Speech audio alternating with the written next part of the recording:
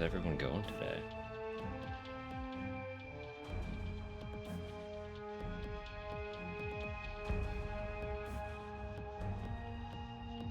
Well, hi.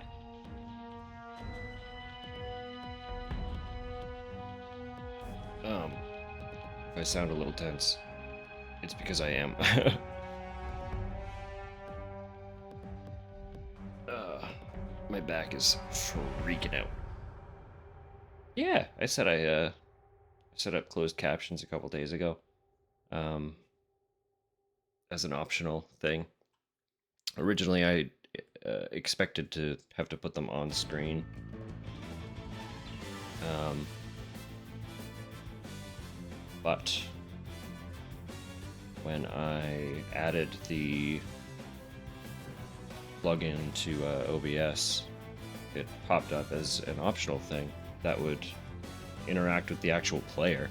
I didn't expect that, so it's like, cool. I don't have to figure out another fucking little window widget. I can just turn it on.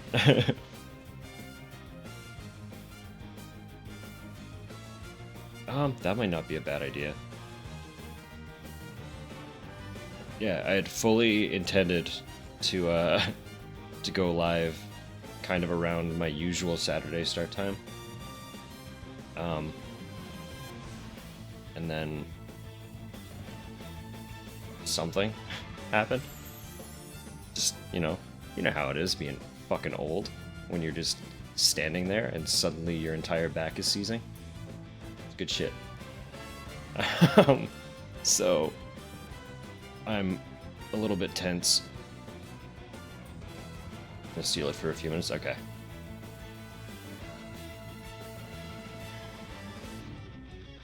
They'll still work with VODs. Exactly. Yeah.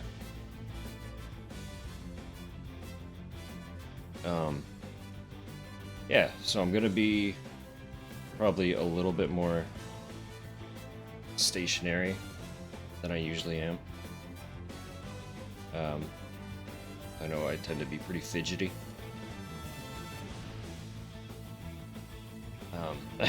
So, yeah, we're having a good time. It's all good. The best part is this is the first day where I'm not like regularly coughing. So I'm literally just trading ailments. I was like, finally, we're fucking through it. We're good to go. There's like a little tickle here and there that I have to cough out. And then, yeah, I was getting ready to start doing all this and got knocked out, so. But we're here. Tupper was just applying some Voltaren, and said that there was like a noticeable lump in my back, so I think something is just completely seizing for some reason. I'm just gonna fucking ignore it, take painkillers, because we ain't no bitch. We ain't no little bitch up in here. I'm not letting no muscle spasm ruin my fucking New Year's plans. Alright, where's my main?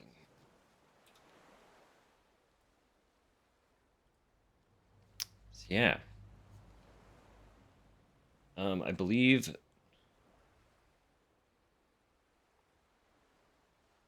Yes, it was said before. Alms and Rose, you're both across the pond, right? So you two, neither of you are in 2025 yet, are you? You're not that far across?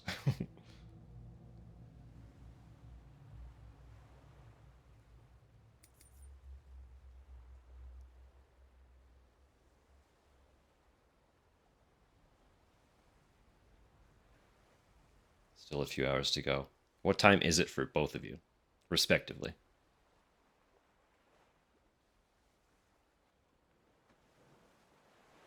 Just past 22. Perfect.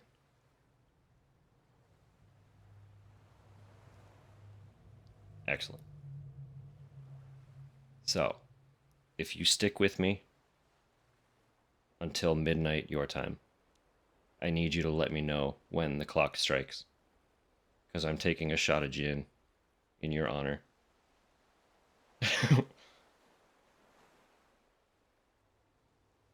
If somehow, spontaneously, a bunch of people start showing up, I will not honor that for everybody, but because you two specifically join me so frequently.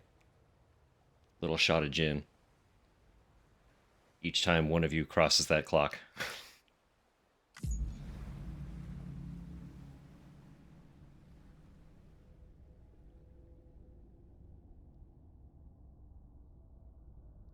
Keep set me in the loop. Perfect. Well, we've got one at 22 and one at 21, so.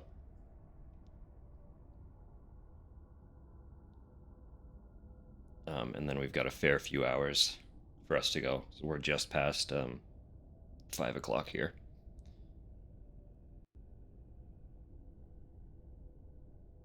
Which would be 17. So.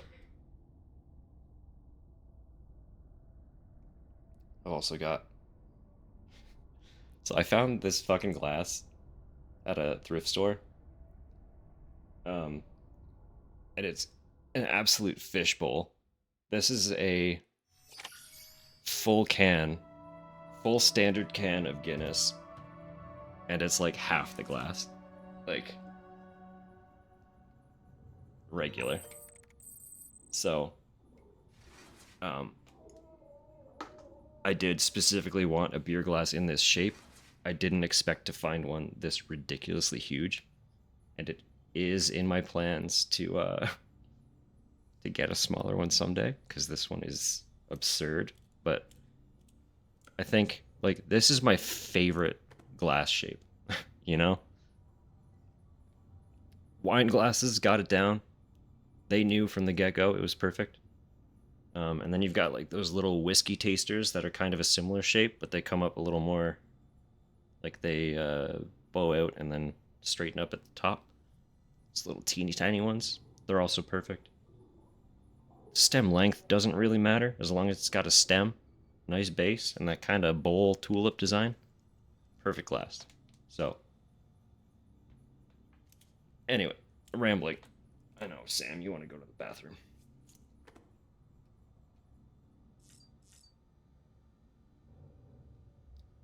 This one, yeah. Like, um, there are some beers that come best served in a similar shaped glass, but it is also similar to like a cognac. There are a lot of very adjacent shapes, but either way, it's my favorite shape. So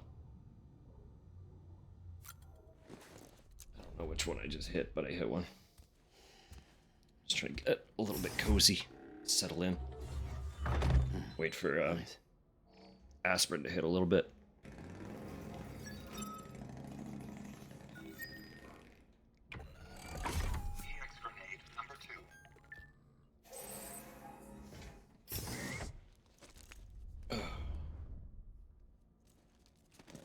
Just need to be like a little bit more rigid, sit a little more upright.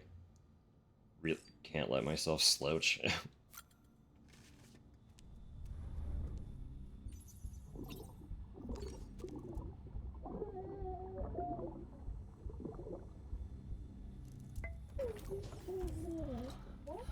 Oh.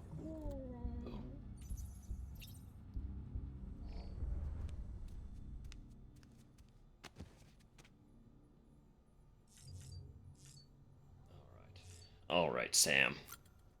We're back to it. I do remember last time we were going to do the V-chip quest.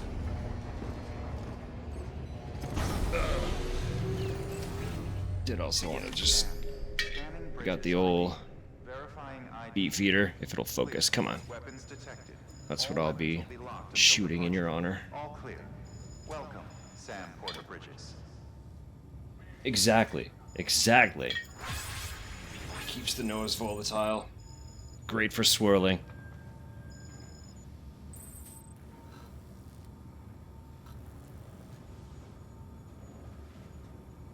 It's a fun thing about flavor. that a lot of people don't realize. Um, your tongue, taste, barely detects anything. Almost all of what you taste in flavor is an olfactory sensation. Your tongue can really only detect the sweet, the salty, like the 5 core flavors. That's all your tongue does. It's like taste is a lot more akin to like a sense of touch. It's almost like the same kind of nerve sensation. Um, like that's why you feel things like spicy and sour so much. The acidity is picked up by your taste buds and all that. But like they don't necessarily have much flavor attributed to them. So having something that kind of directs aromas into the nasal passage will amplify the taste of anything. Because that's where, like, again, it's all your olfactory sense that takes in the actual flavor. And that's why, like, if you, well, if you plug your nose or if your nasal passage is blocked by, like, sickness or something, you lose your taste so much. You can still tell when something is sweet. You can still tell when it's salty. You can still tell when it's acidic. But you can't taste it, you know?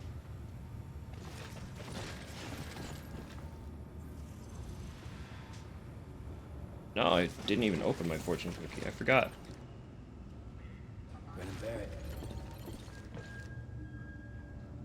No, there were 2. I put both on the table.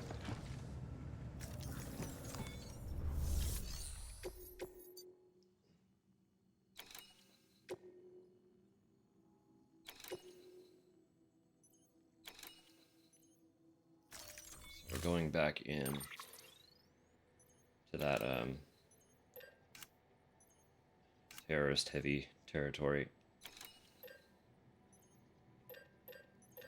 So I think I'm gonna take non-lethal. 2 of them maybe. I will start with the bola. Because the bola won't fuck them up.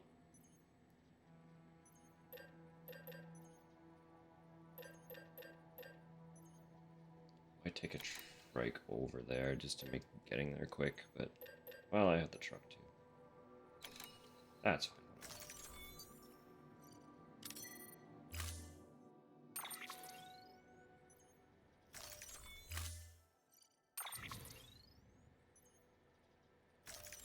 Really don't want to fuck around too much with the terrorists. So I'm gonna just try and stealth neutralize all of them rather than sneak in completely non-confrontationally. We're gonna take them out bit by bit.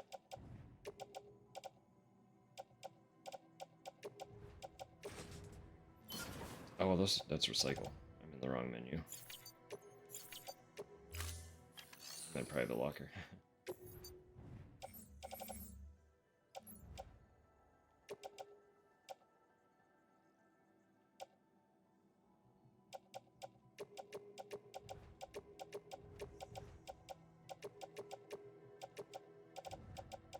I'm gonna retrieve this fucking chip.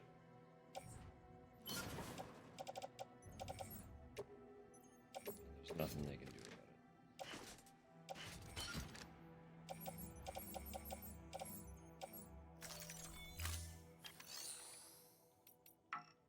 it. Oh, I need to go up.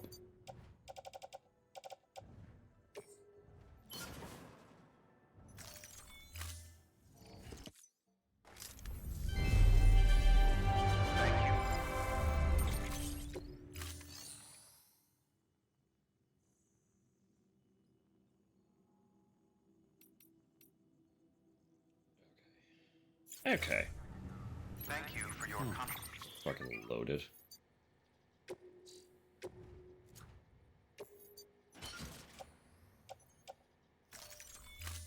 contribution.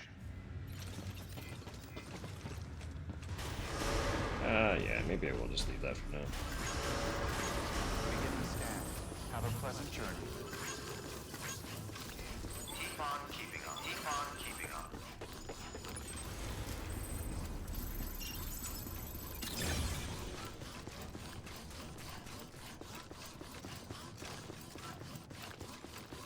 Oh, I said vehicle because it's faster, but I really just want to get drop on them. Sneaky, sneaky. And in theory, looking at this paver, the terrorist camps are pretty similar to the mule camps, so I'm kind of hoping that they'll have store lockers with a bunch of material.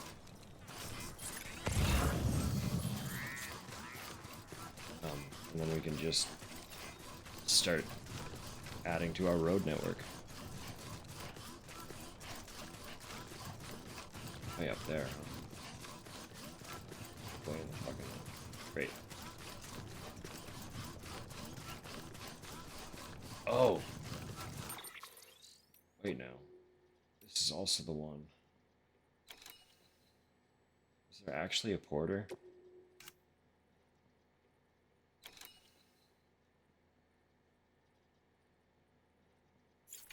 We'll find out. It doesn't explicitly say. His email said something about him sending a different porter to retrieve the chip. Him getting got. And this is also really close to an incinerator facility. So I'm wondering if we'll have to pick up and dispose of a body before it pops.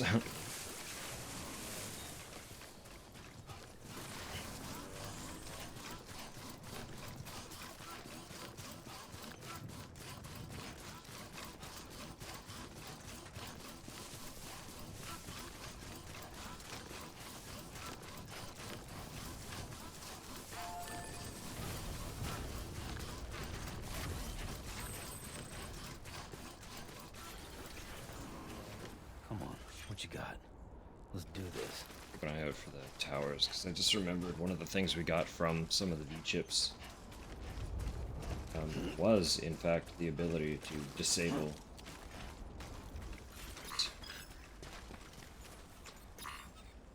Yeah. Really forgot about that. So I have the means to neutralize through scan. I can counter scan.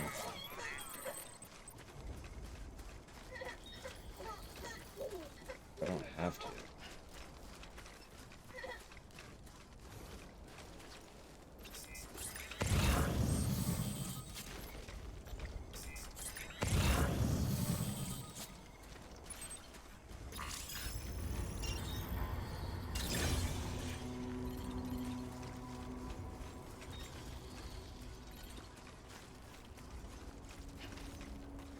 Second. Disable mode. Oh yeah, they're all out. That's incredible.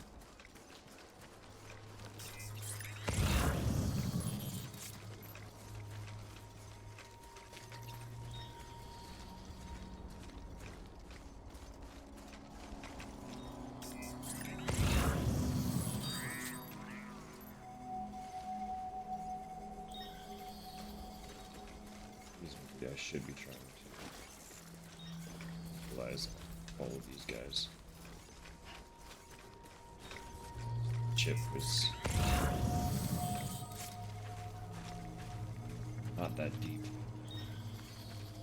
Range.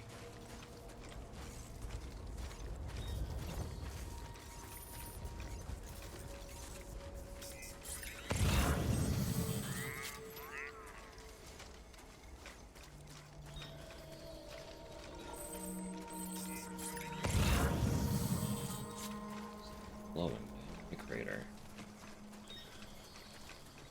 More intel on data chips.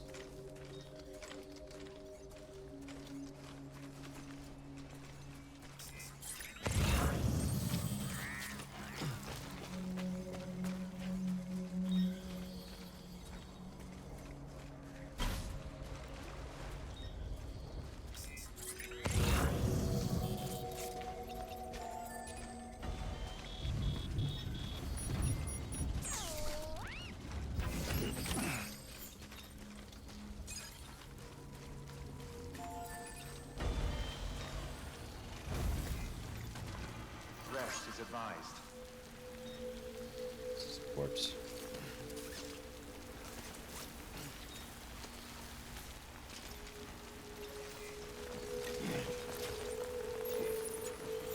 Easy.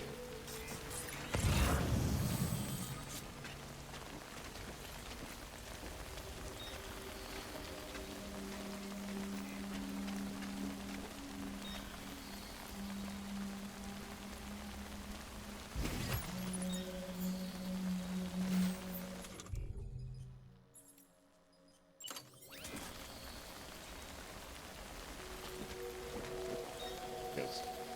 Bring all my weapons.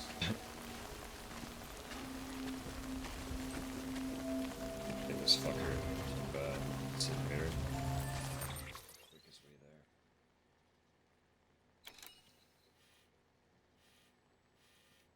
Carrying people always makes you giggle. It looks ridiculous. This one is a little stressful.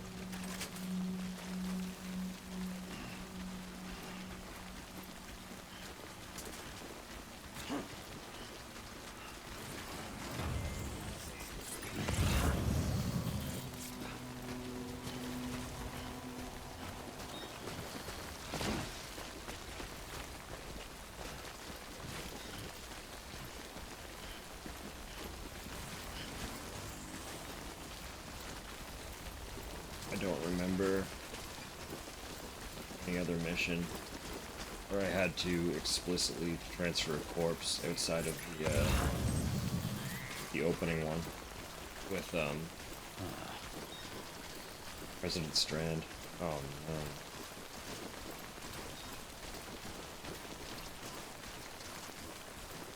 Don't see. And I'm not here.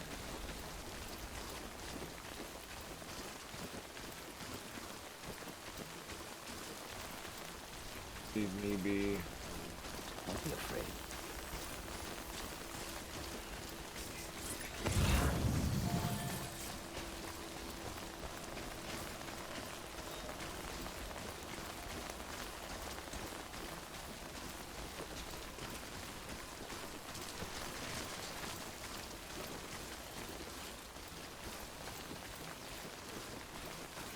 Those are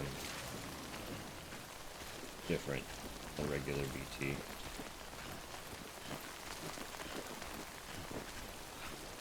You get close to them, they begin to track you.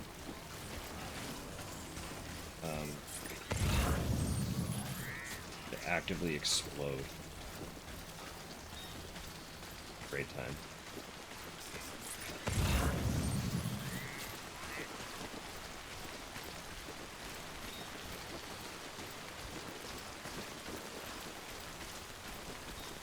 We saw them way off in the distance a little bit earlier. But evidently they're getting more prevalent. It's actually over there.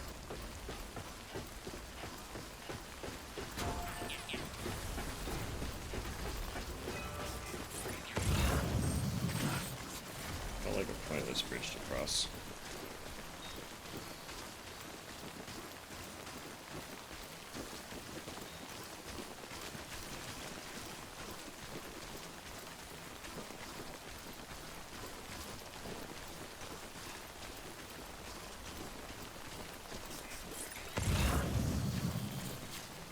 I am. So I was speculating. The mission that we got to retrieve the V chip for an upgrade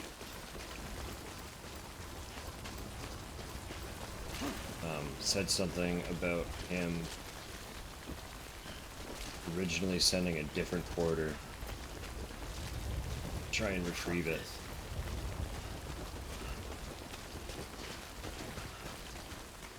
He got intercepted by the terrorists, and he made the assumption that the porter had been killed.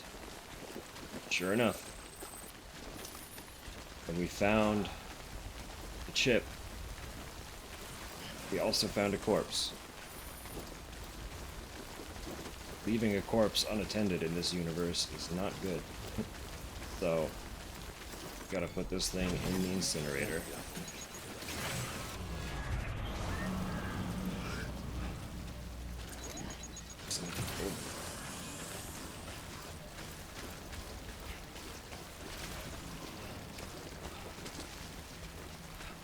Stuff away.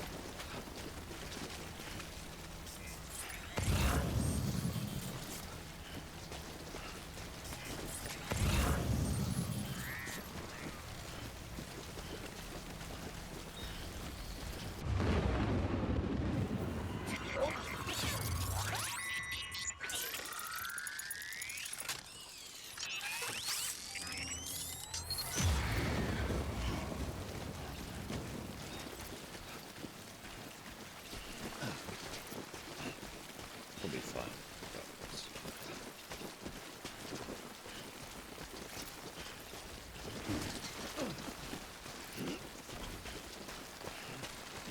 No wiser.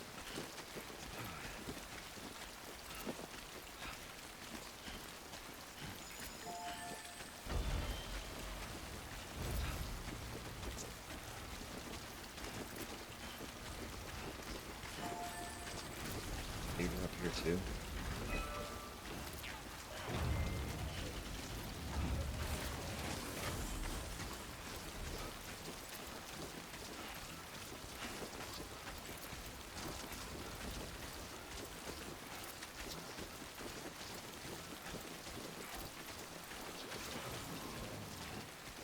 So fun, yeah. You can just walk right around the edge of this little BT zone.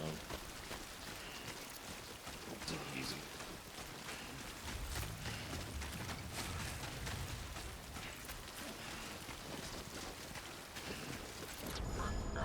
Like nothing.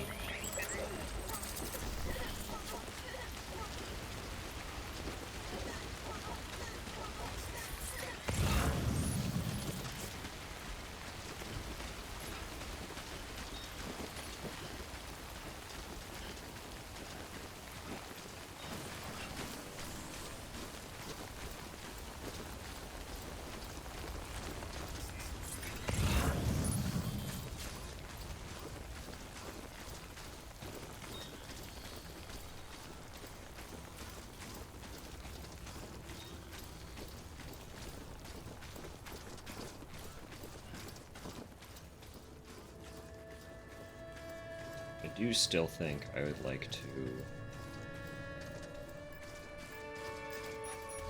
equalize these terrorists. So I'll probably go back roughly the same direction to get my weapons.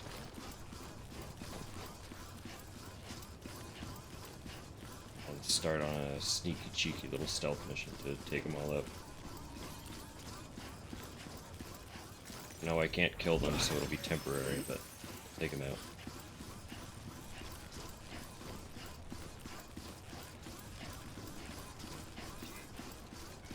I'd say I could kill them, but I won't.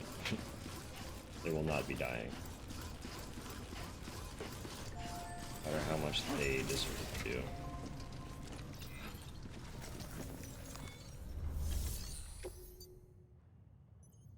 So sorry, buddy.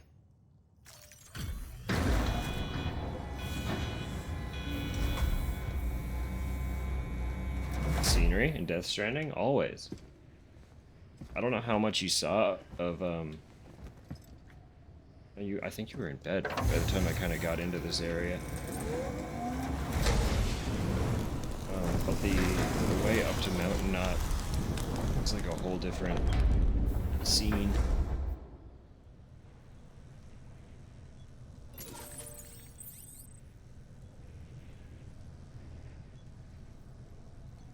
He was dead. We had to cremate him.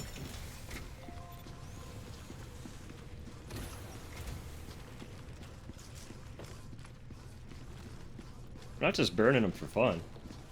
If we don't cremate the body, so what happens? Basically, like, when you die, your soul crosses over to the beach. But because of the Death Stranding putting the world into its connected state with the beach, the soul has a means of trying to come back. So the corpse will begin to go necro, which is basically a sign that the soul is attempting to cross back over. And the soul being, well, the BTs, anything from the beach, being antimatter, coming into contact or consuming the matter of our plane will cause an implosion. A massive, devastating implosion. There we go. Which is what they're referring to as void outs. Anytime they're alluding to void outs or craters, that's what's happened.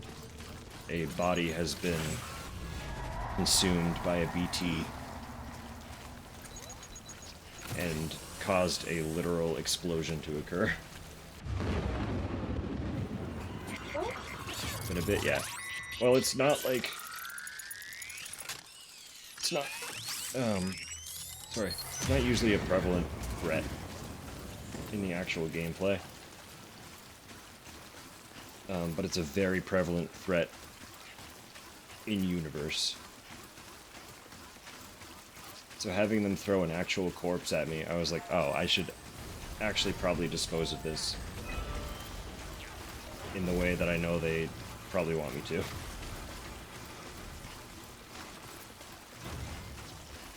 Lest we get another void out. Ripping a massive hole into another part of the country.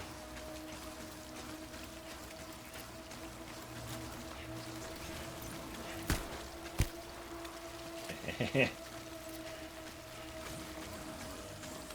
of like popping a balloon, huh?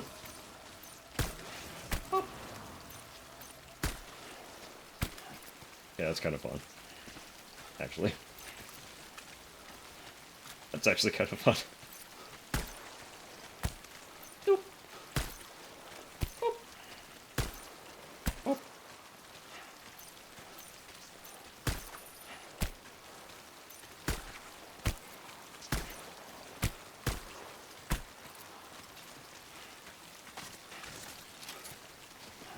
Guess, does make sense. Forbidden jellyfish? Aren't they all kind of forbidden? I think you're just talking about jellyfish.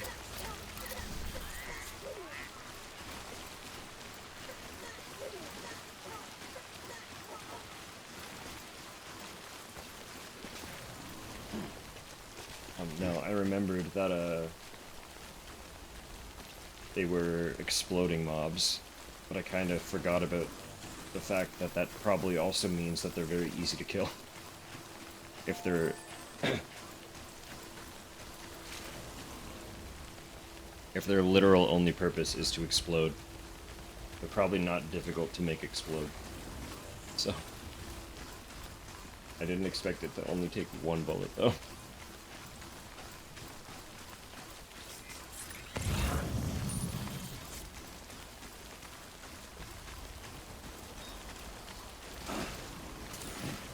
Wanted.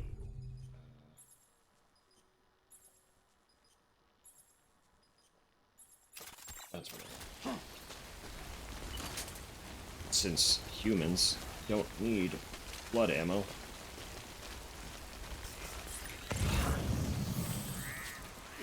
Probably shouldn't waste my blood.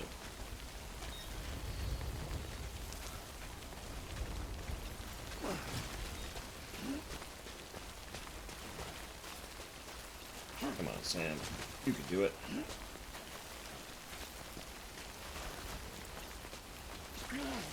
Come on, Sam. You can do it. Okay. To go up any further. Okay. Take all these back. Rest is advised.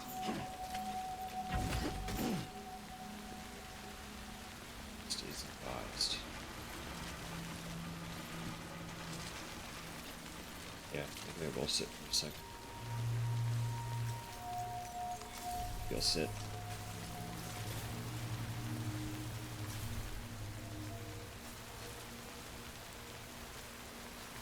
Stamina replenish.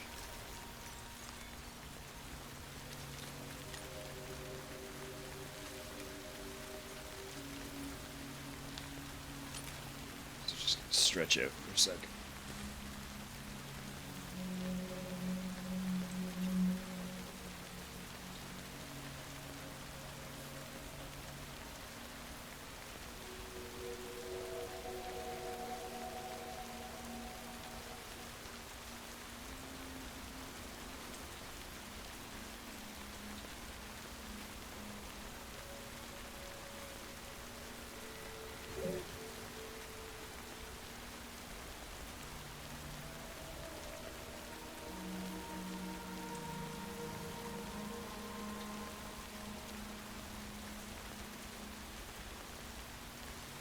What a sensation. I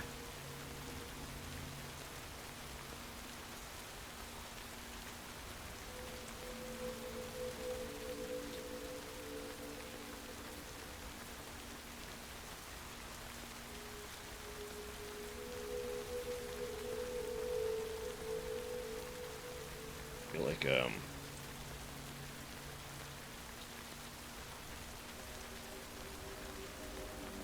one of those fucking what are they called? Can't I remember the term? Burning like a sigil into something. Big hot iron. I feel like that would fix me. You know?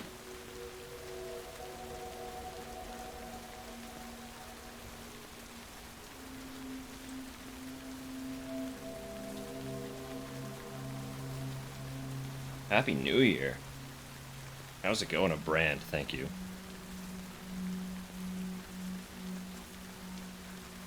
Just the hot iron, you know?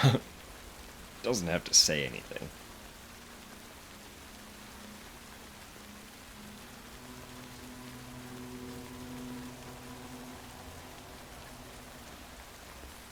You're sticking around, Zug. Take a shot in your name when we hit midnight.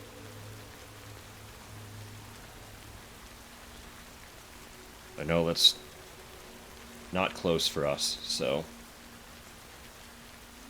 no pressure. I'm taking one anyway.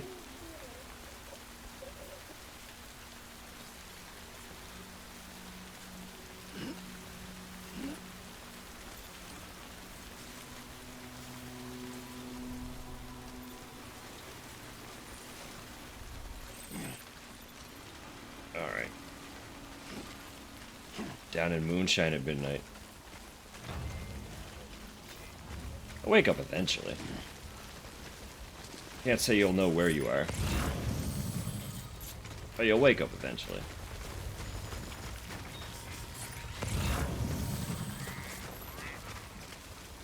I need a plan. They have a truck. Truck's not good.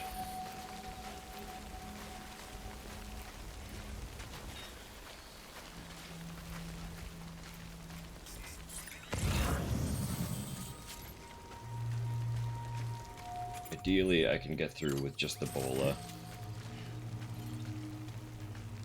Bola doesn't make noise. Cooler. I'm going wireless for a minute. It's driving me crazy.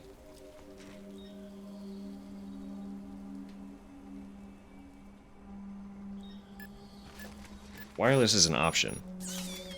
These things just like, you know, Sony controllers don't last forever.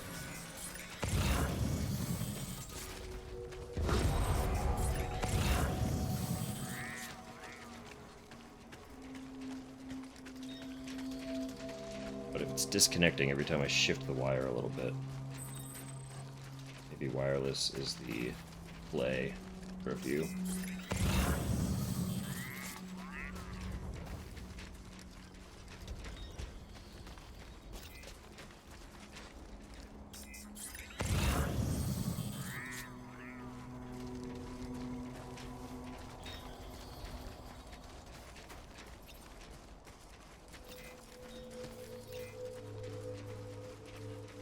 Don't know who's gonna be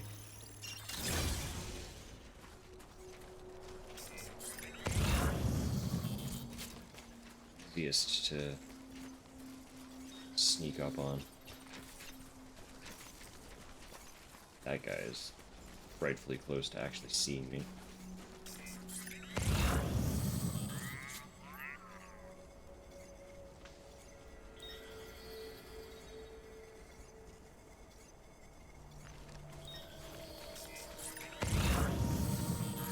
Just don't like how much their paths are crossing in general.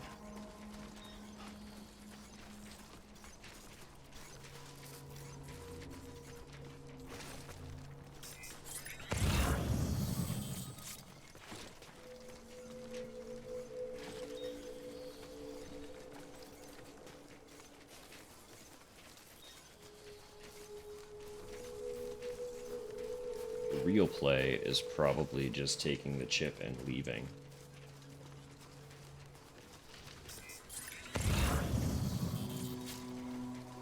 But I suppose if things get dicey, we'll default to that, but you want to try to open up this zone for a little bit, because there will be probably a fair bit of passing through here this session, so it would be nice to not have to think about them again.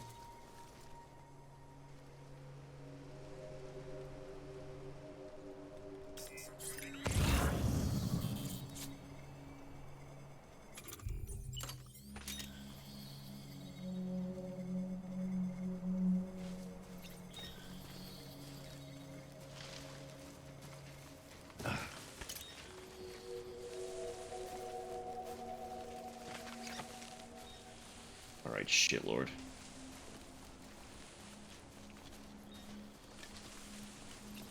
Suck dirt. Good night.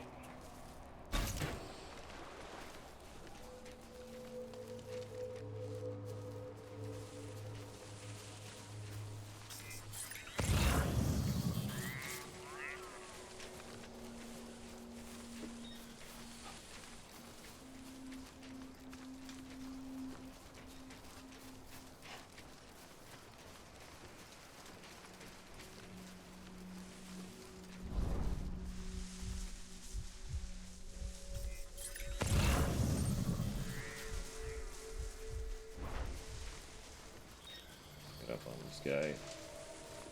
Very little to worry about.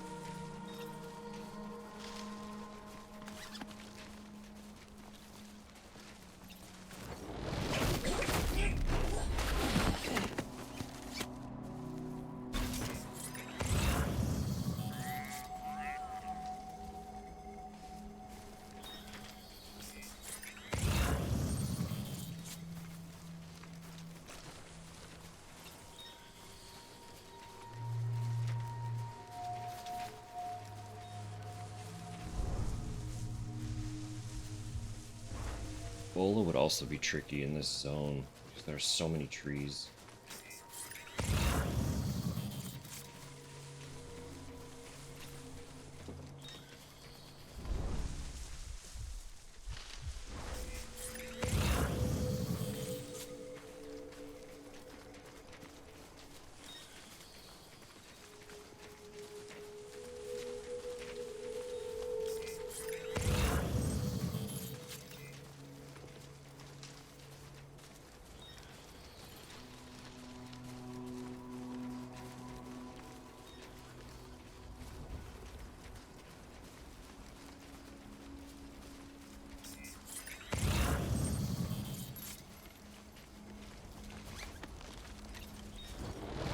That's right, lay down.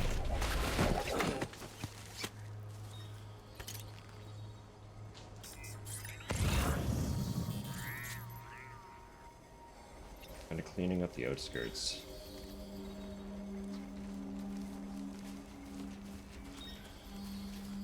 Slowly working our way in.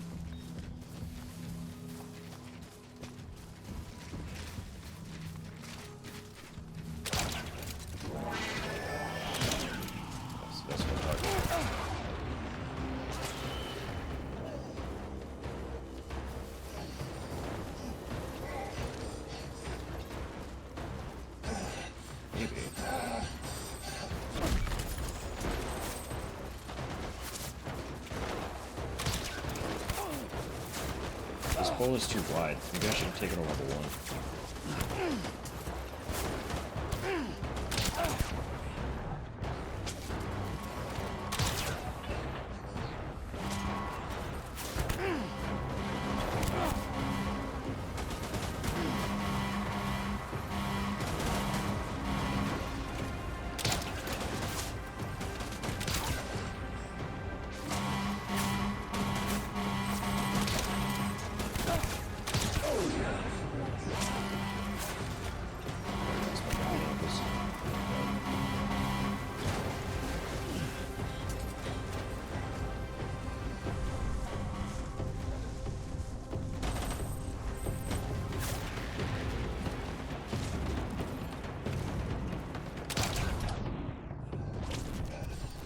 Or sneaky.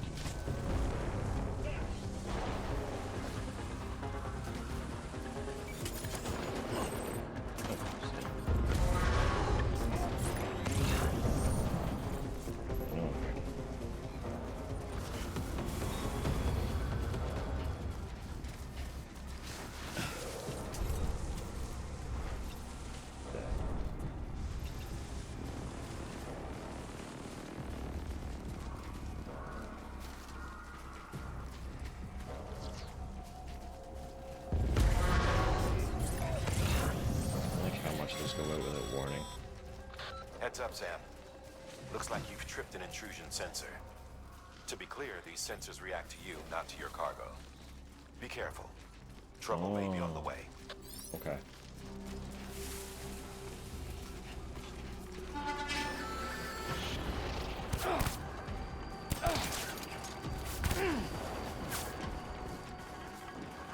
I actually didn't know that the sensor is different. Really good to know.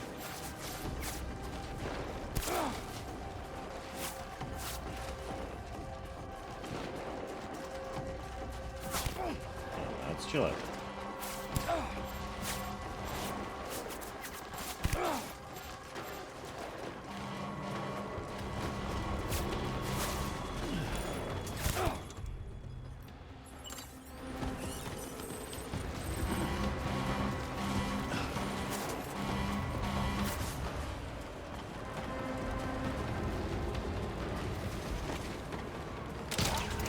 What?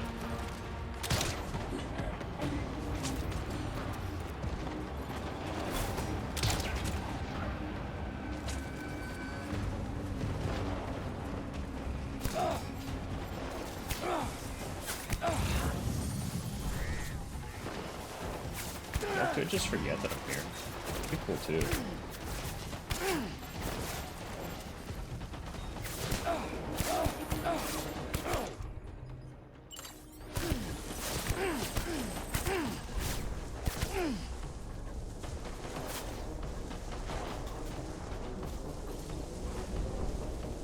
Didn't realize that they were shooting up the beach ship. That's not good.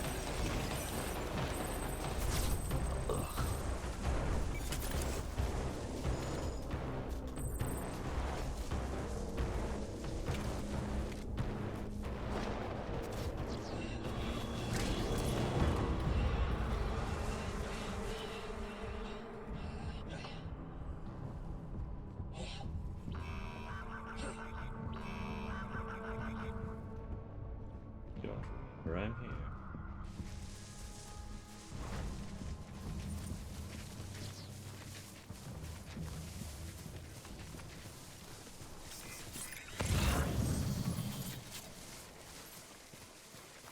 It'll affect the score I get for the delivery, but it shouldn't affect reward.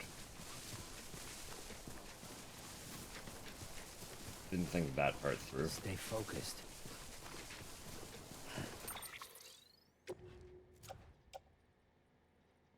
it got real roughed up. Shit. Oh, there's another C. Bye-bye S.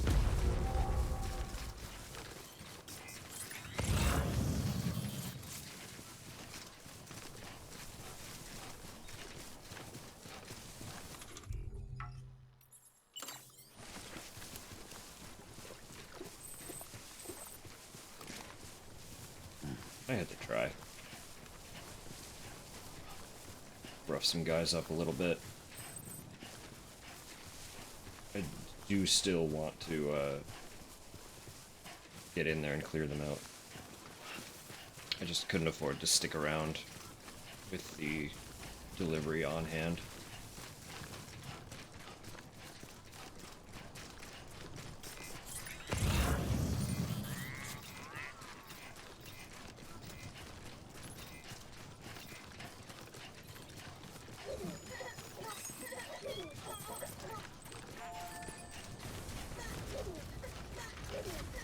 Good to start taking some supplies.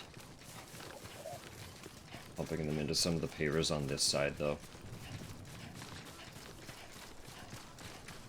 Another, kind of meet in the middle.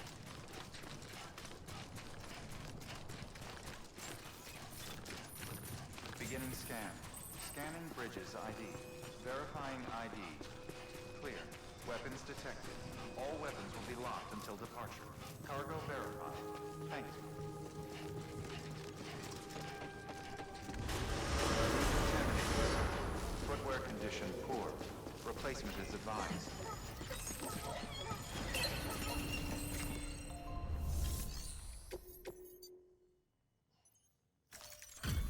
Sorry, it's in rough shape, V. Or J. You're J. V-Chip, you're J.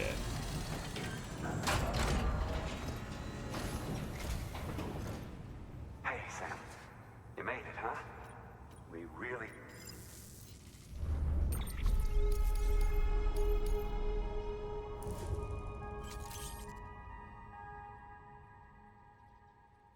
Temporarily short-circuit enemy objects. What does that do?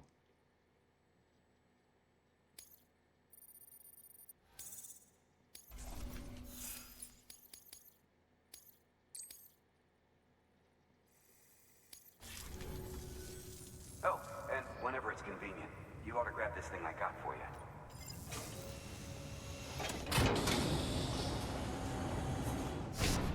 Oh, nice. Those are fun.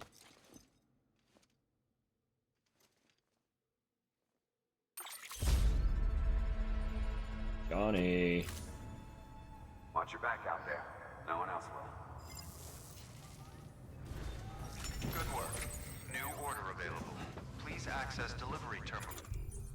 I don't know if I ever said, but I did look it up and confirm that this, like, the V-Chips are a, Cyberpunk tie-in. 100%. It's no longer just speculation.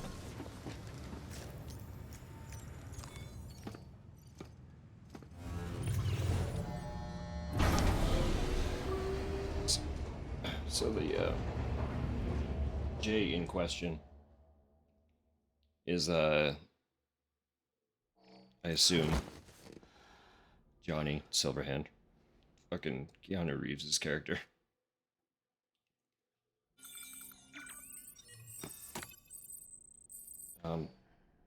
Unfortunately, could not tell you anything beyond that. I have not played that game, but we're looking rough. Good morning, Sam. Blood collection complete. Thank you for your generosity. By the look of it, they wouldn't have even had to stick me to get that blood. Scrape it off my shirt.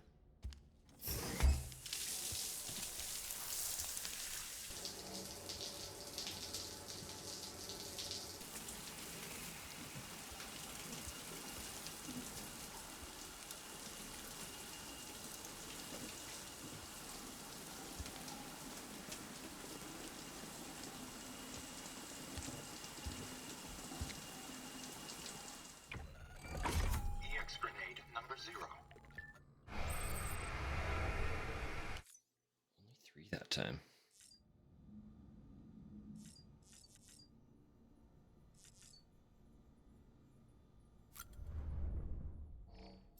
A whole collection of glasses going. Only 2 of them are on the table, though.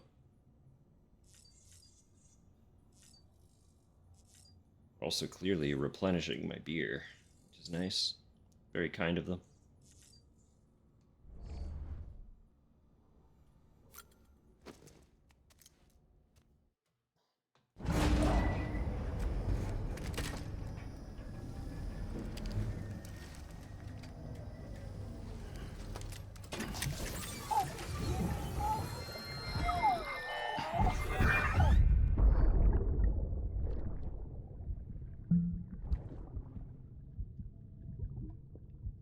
Oh yeah, the wine. Or champagne. I think it's just wine.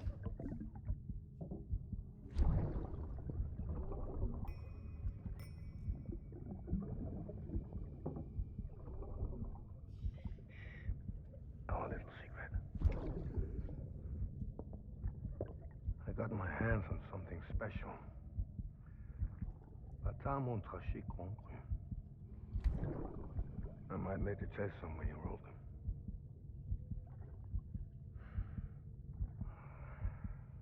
A toast to Lisa.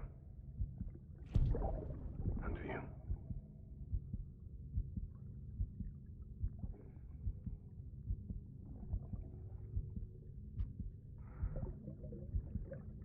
Not bad. Not bad. Oh, Cliff.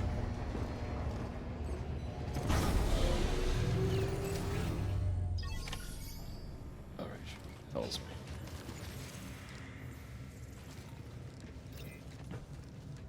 I'm supposed to go say hi to Mama.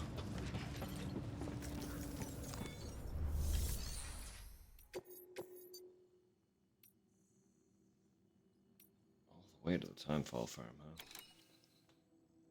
I don't think I can do that right now.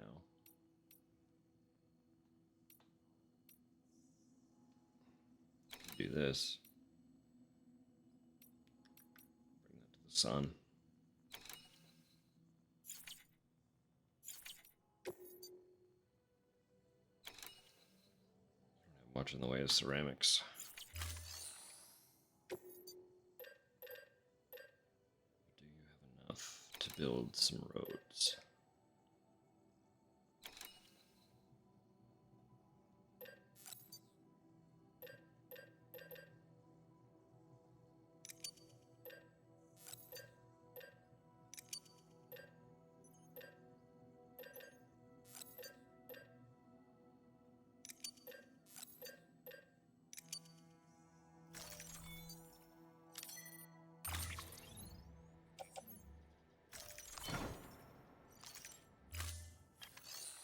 I was probably always right.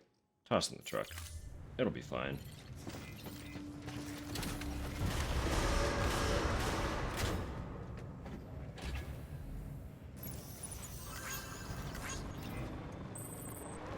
Beginning scan.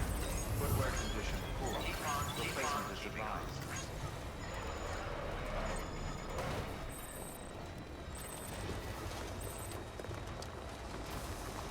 Weapons restrictions lifted.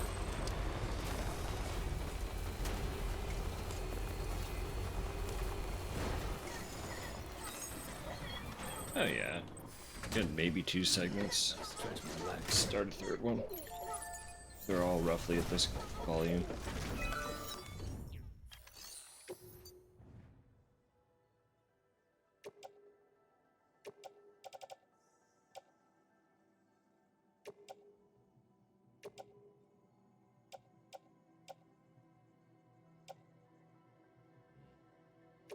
That's tragic.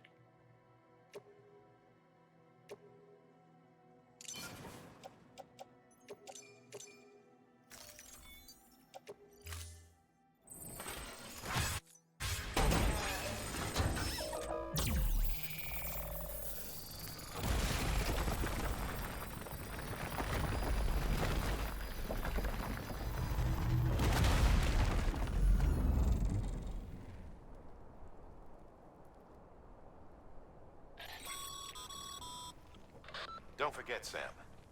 Most facilities have materials you can requisition to fabricate structures and equipment. Just stole a whole bunch. Who do you think I am? We've been doing this for so long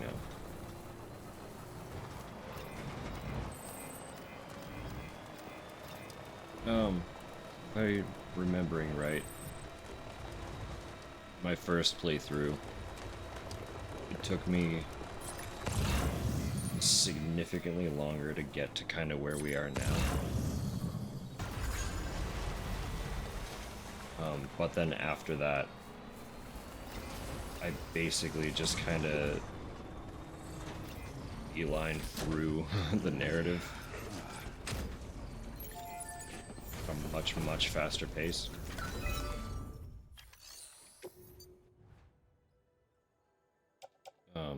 So I thought, like, what's spurring this is I looked up how many chapters are left, and it's many.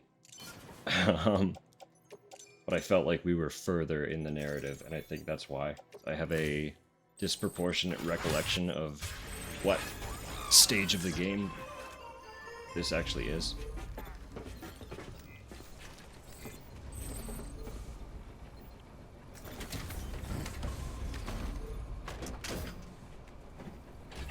But we did spend, like, an absurd amount of time in the first portion of the game.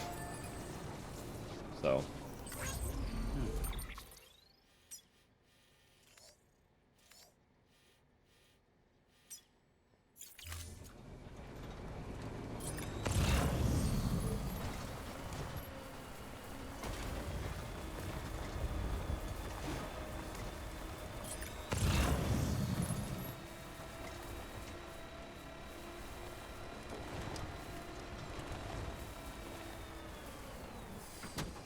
They just left their truck.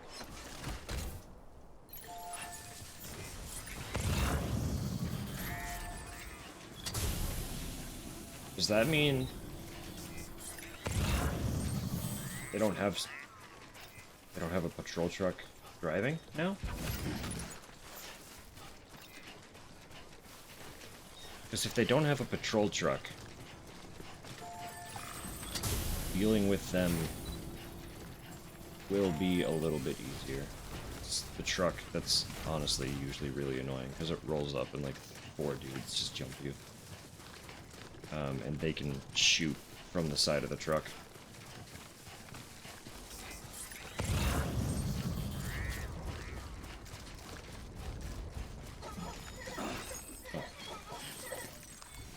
That's what I want. There we go.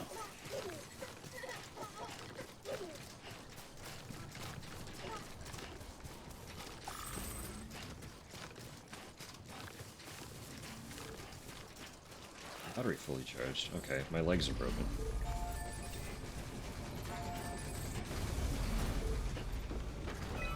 But I stole all the ceramics, so I can't make new ones. Whoops. Doesn't finish that segment. It's close. It's so close. Just gonna offload.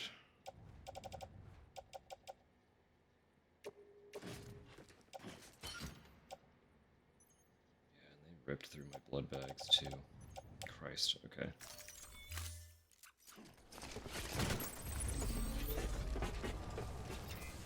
Be more mindful of the fact... I knew they could, but I'll have to be way more mindful of the fact that they... walk up on their unconscious allies and become alert. I did fuck up. Because I made a very poor attempt to take that guy out before he woke up the other guy. When I could have just let them wake up. And remain undiscovered. But in trying to save my tiny little bit of progress, I undid all of it. Naturally, so.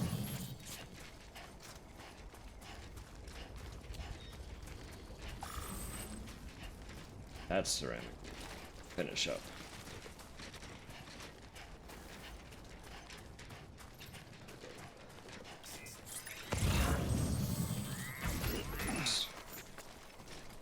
No, just leave it here for now. 'Cause anything extra is just gonna weigh me down, especially without the power legs.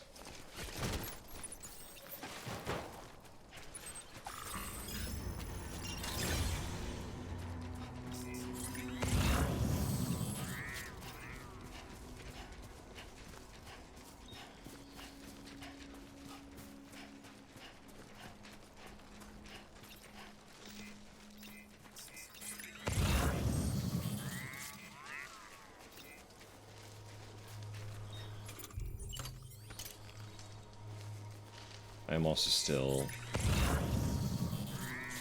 wholly convinced that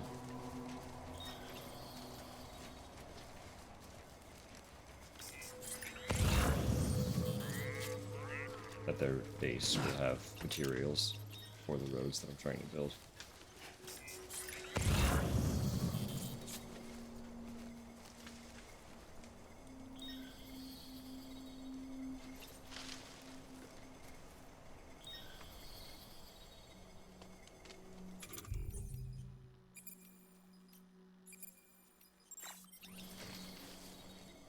Sweet.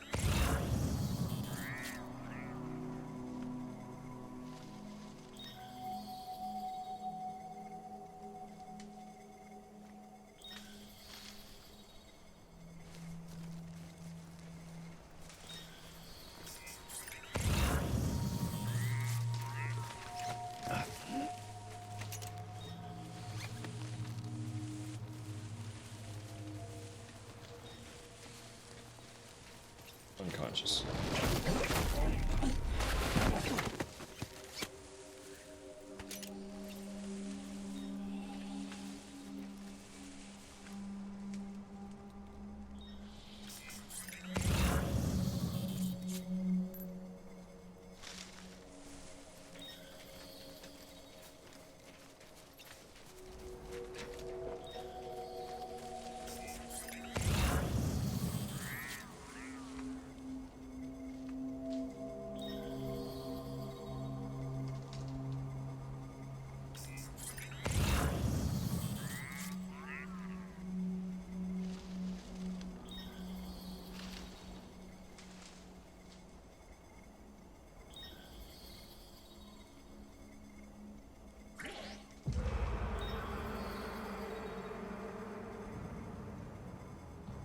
Crazy.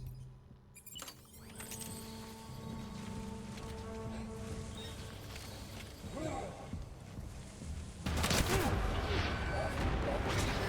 don't like how he saw me. That's not cool. For a moment, I'm still hidden.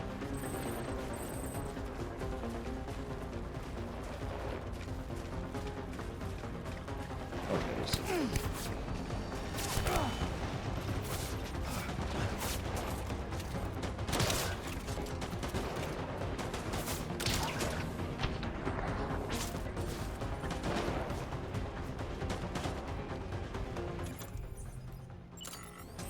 I don't need blood bullets.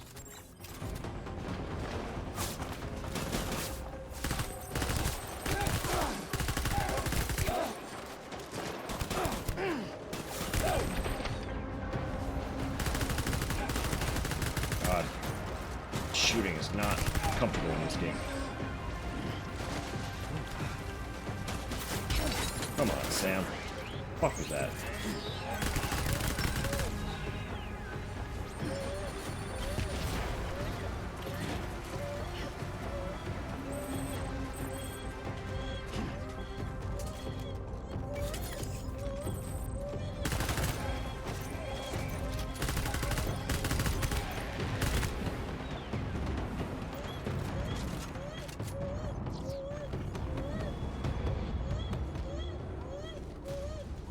Rubber bullets work quick. That's really good to know.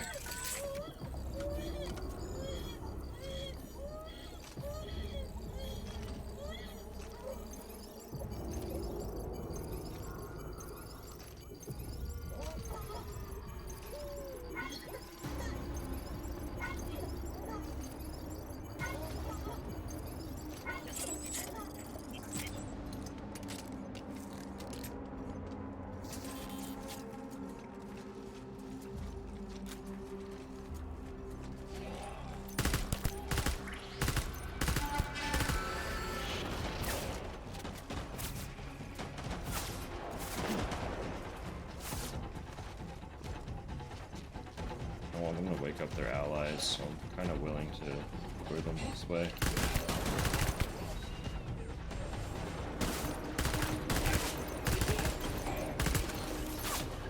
Okay.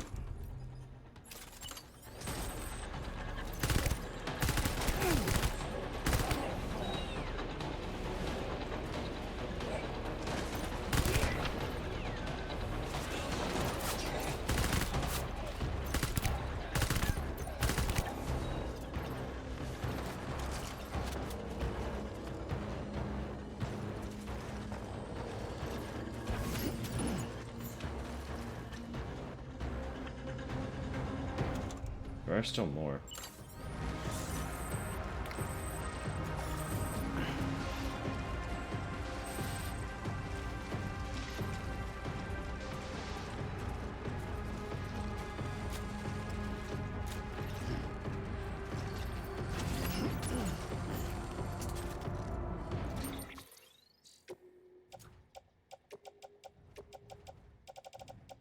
Just optimize all this shit. Putting this stuff on the ground.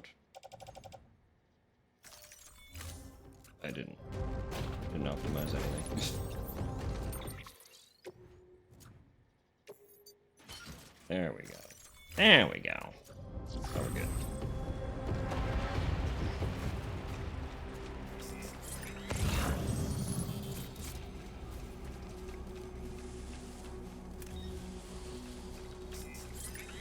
Blood bags.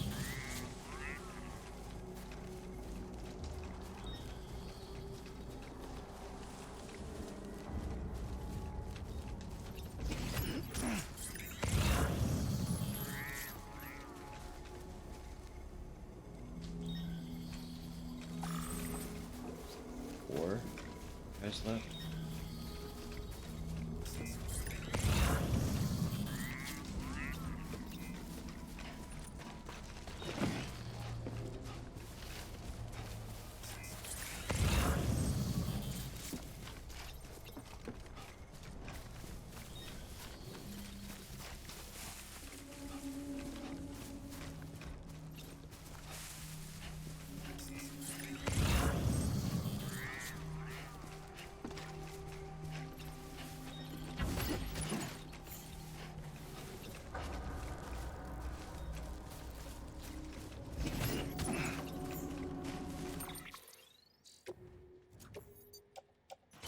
Gotta love fucking video games where all blood is universal.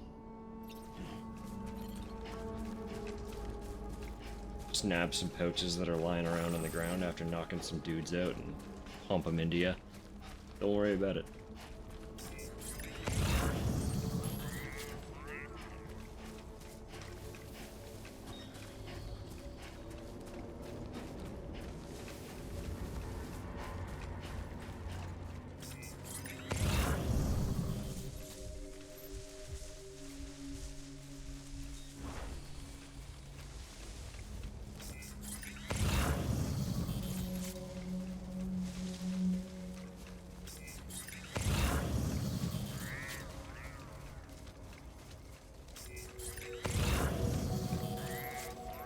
Perfect world.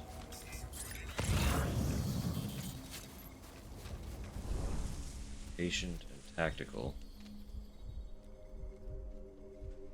Odd considering the blood type batches, They acknowledge that blood is very prevalent and that humans have many different kinds of blood. And yet, here we are.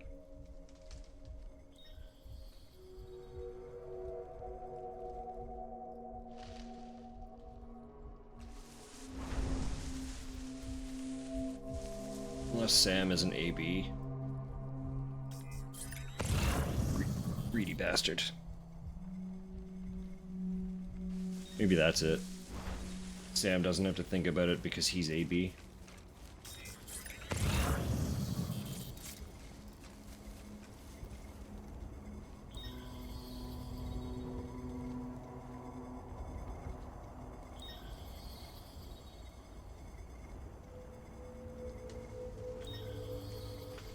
I also assume the patches are in there as kind of a way for people to be like, this is my blood type. Honestly. It's like, I know people do, but does the average person know exactly what blood type they are off the top of their head? Is that a thing that, like, people just have? I sure could not tell you mine, so...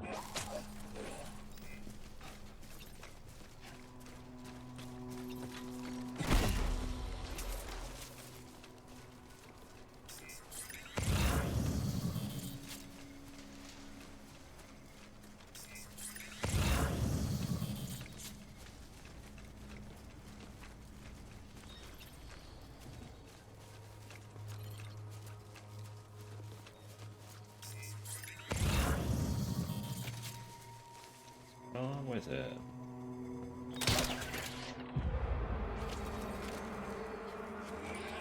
Weird. What happened to that guy?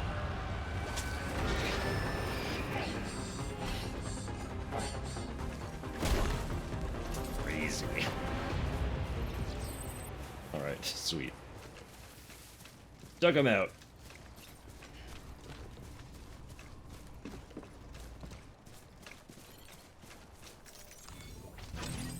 There we go.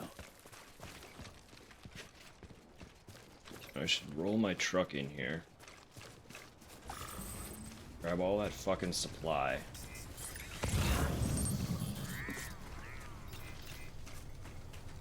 Does seem like it's mostly ceramic they have. So hopefully there's some metal in their lockers.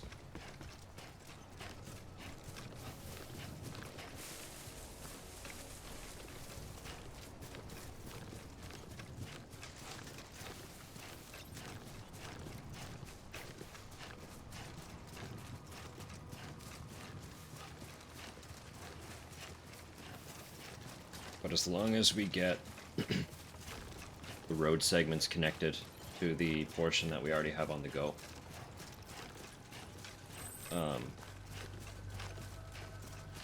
we won't really have to worry about this territory in general anymore. The road will take us right past it.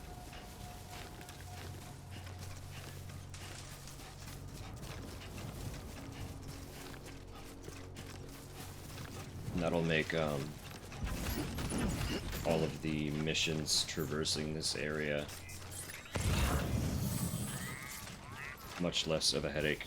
There are going to be a lot of deliveries coming to and from the section that we've been working on in this new area.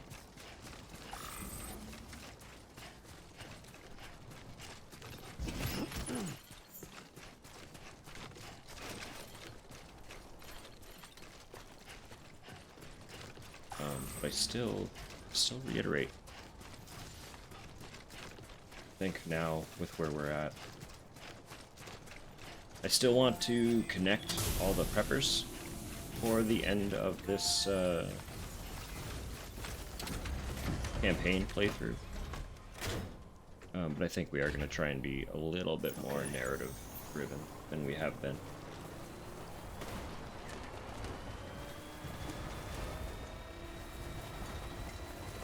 Still kind of mentally prepared to commit January to this game.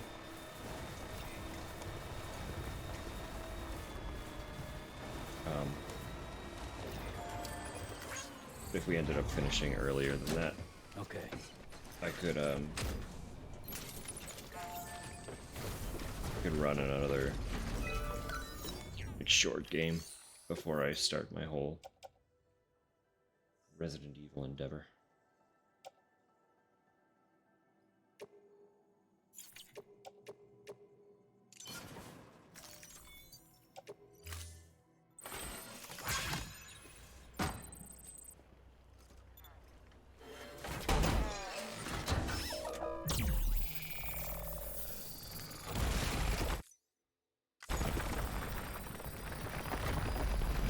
How to play.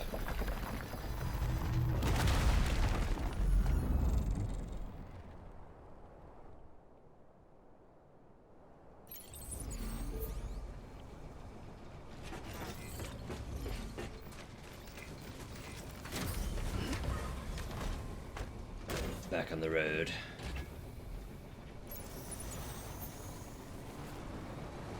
Just realized we didn't beautify Dear Sam, did we?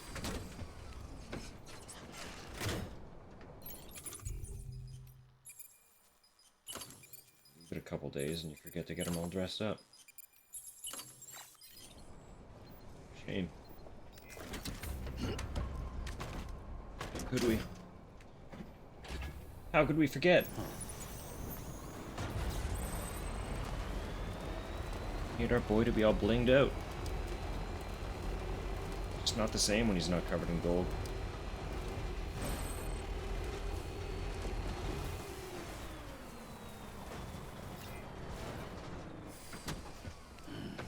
Try to relax. I parked too close.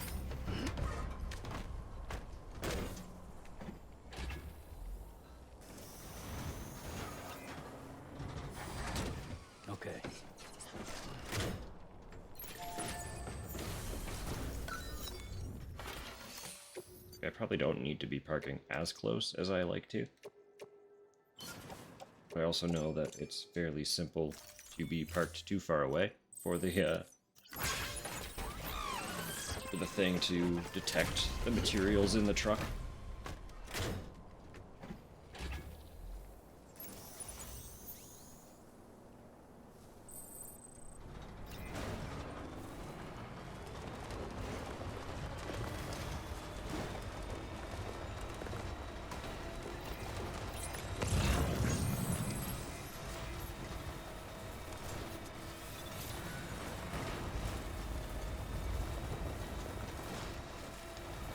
First, we loot the bodies. Some of them had materials that we want.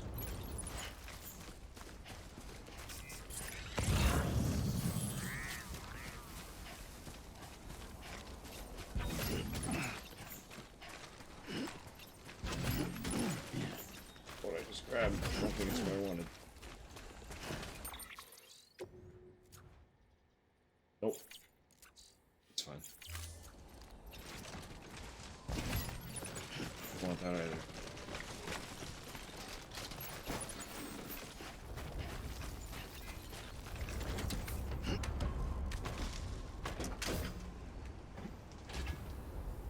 Okay.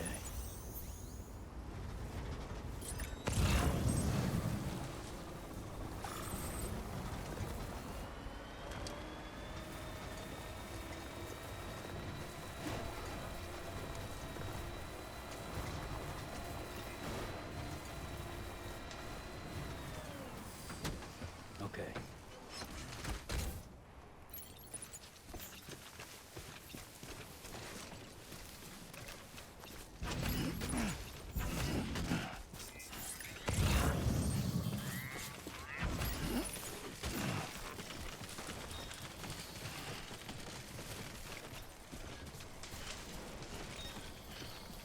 Pump these. Truck and then go check the locker. I will pump them into the truck, but I should take the truck over to the locker just in case it has way more than I can actually carry. Right I on. have to remember that I don't have my exoskeleton.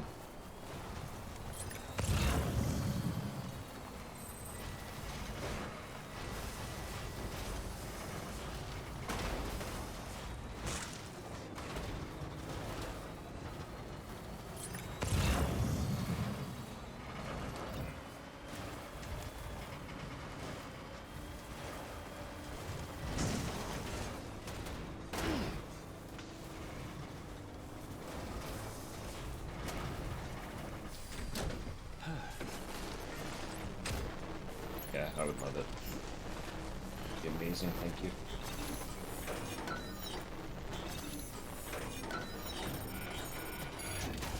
Getting how long it takes for that menu to actually open. Yeah, look at this. I would not have been able to carry that on my back.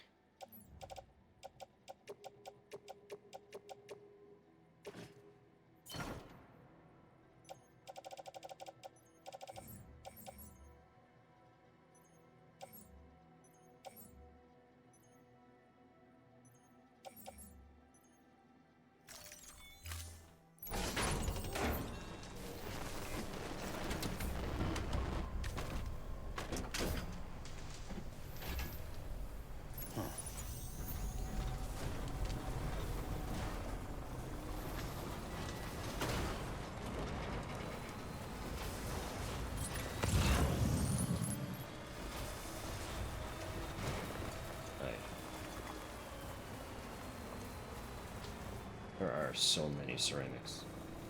Just kind of lying around here. They get them all. Okay. What are they doing? God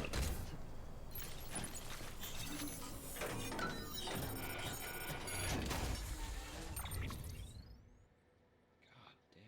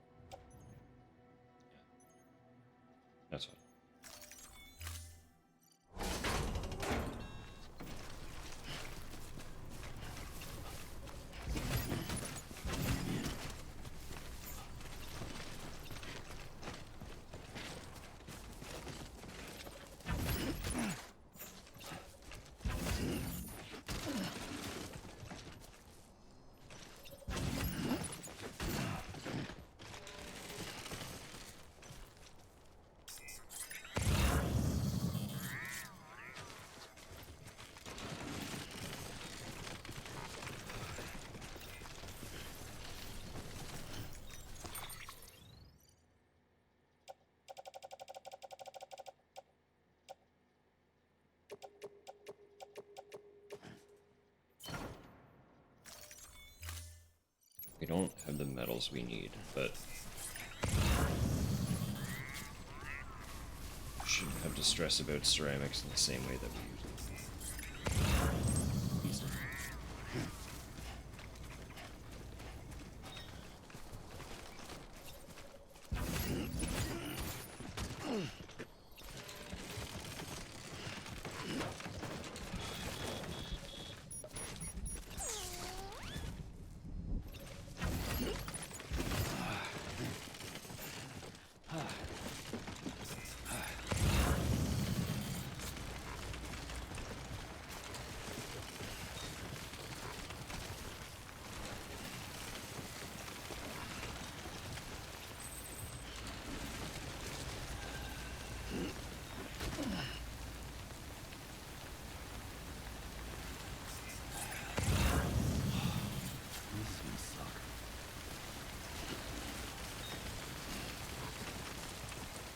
You see what I see? So, please, Sam, there's no way.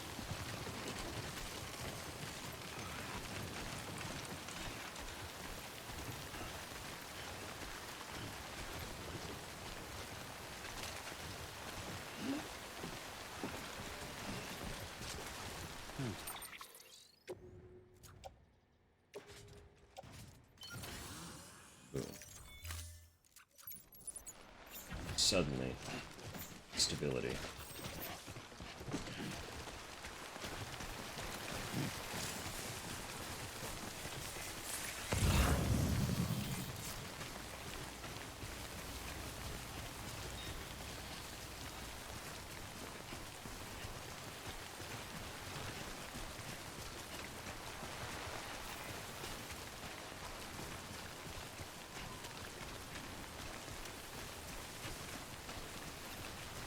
You know what to do, Sam. Yeah, Sam.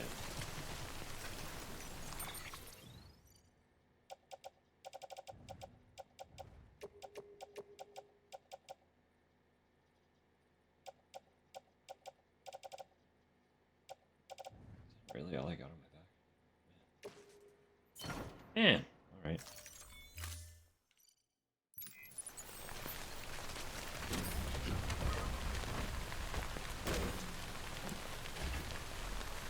Right, time to move. Okay. Bye bye.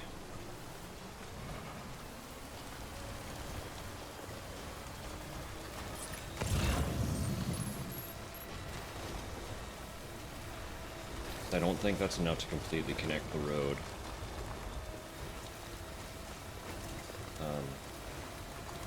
Means that it's still a benefit that we knock everybody out. It's easier to drive through where they have their base set up when there's no road than it is to get around them.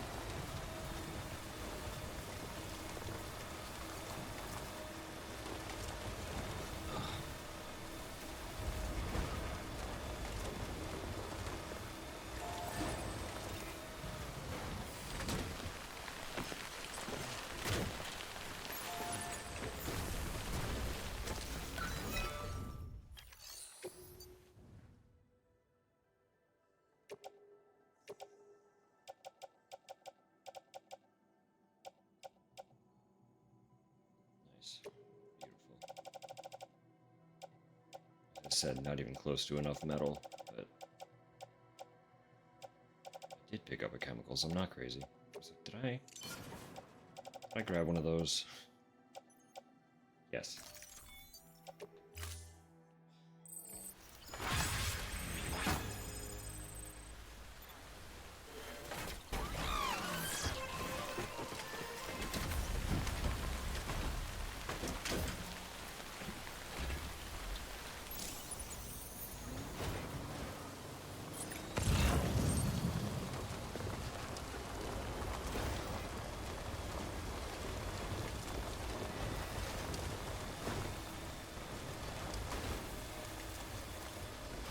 It's a lot of rain.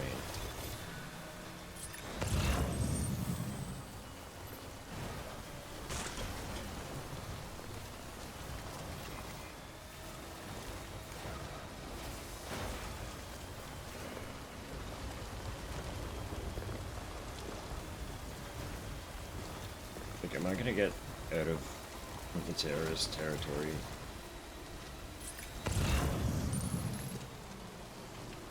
Land directly in. So.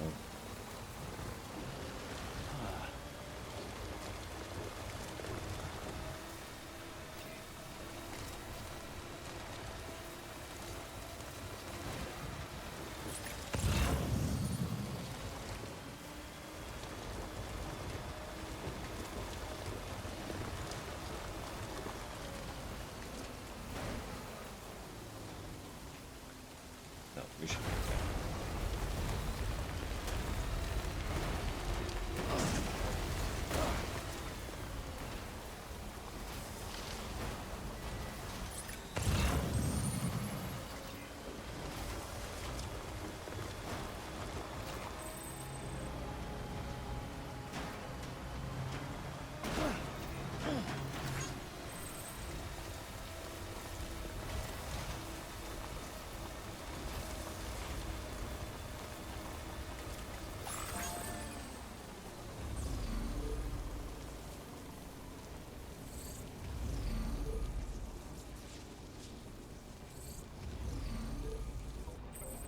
Charged up.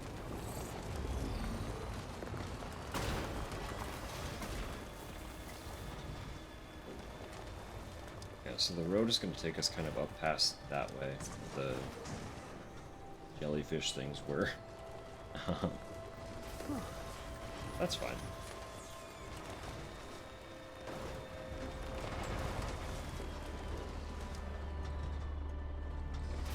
Could be wrong, but as far as I'm aware, all of the roads are safe from these.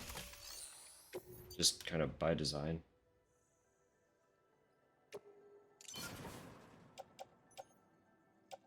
So it shouldn't be a worry.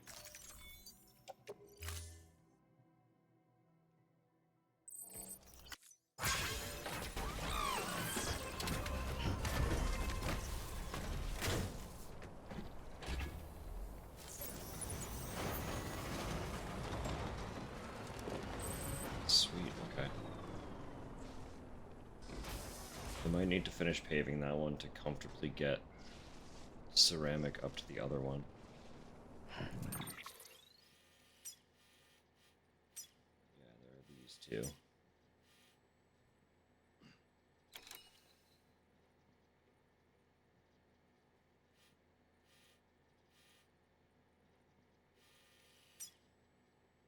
That's cool. Like, you can literally see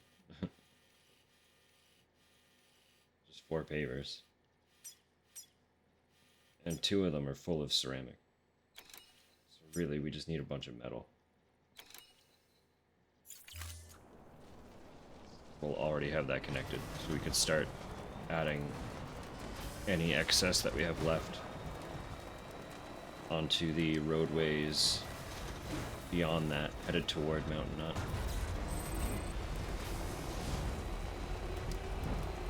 Oh, but there was also the road here. So this is going to become a complete circuit. And the whole thing will just circle around the mountain.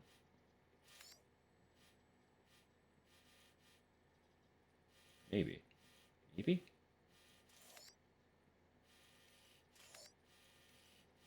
I guess I probably can't see all the pavers because I don't have all this connected to my territory yet. So can't fully take in what's required. Oh, I do actually, while I'm here.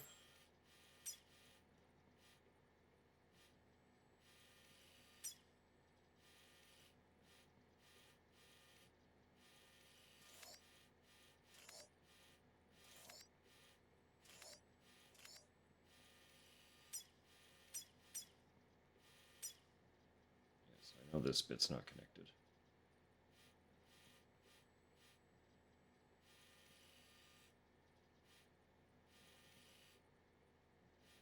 We're doing pretty good otherwise.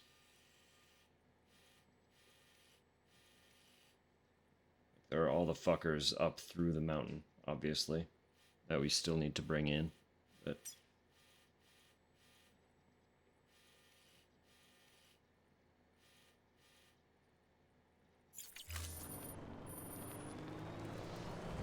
our goal is in sight. If we're just focused on connecting the preppers,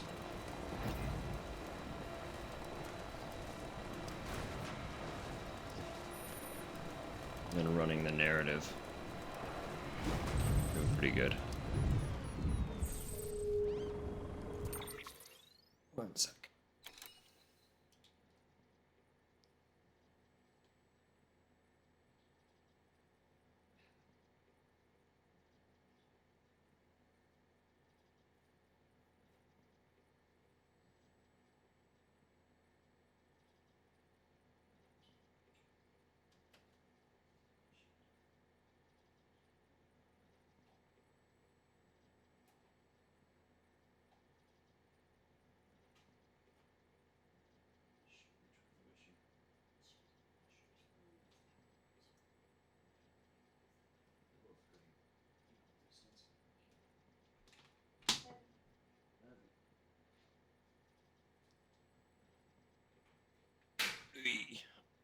Heat pad. Get this tucked behind me.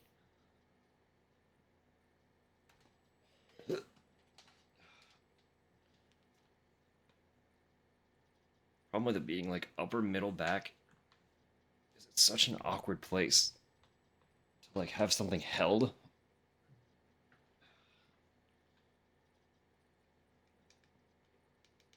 And just fucking crank it.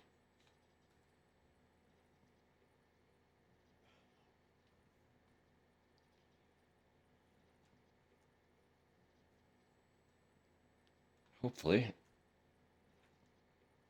it does something.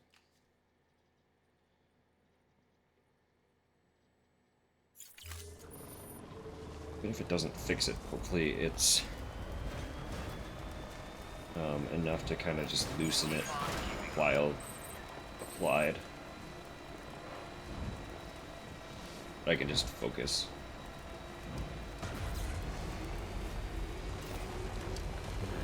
What can't you do?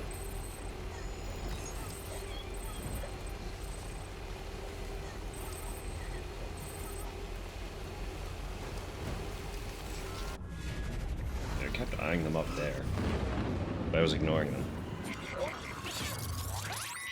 We had no reason to get close to them yet.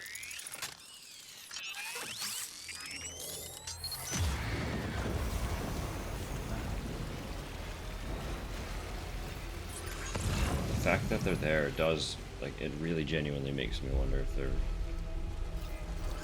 like something kind of hiding behind them that's of any importance.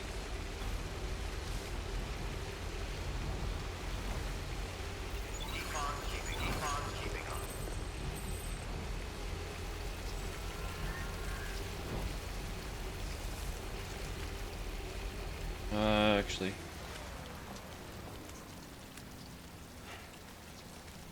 this is metal.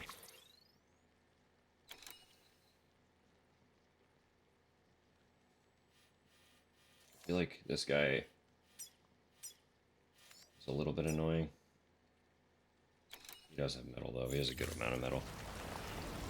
It's a little bit annoying to get to. Just because you can't get there on the road.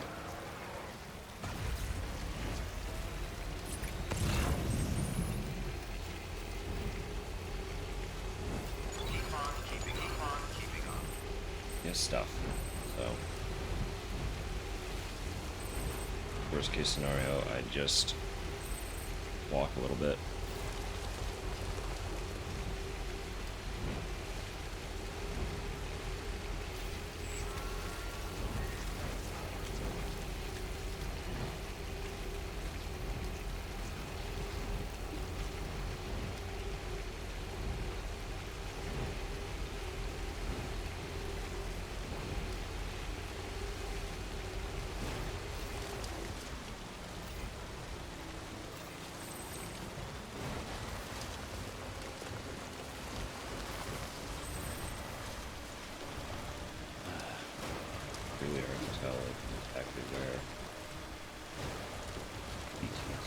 spawning. Okay.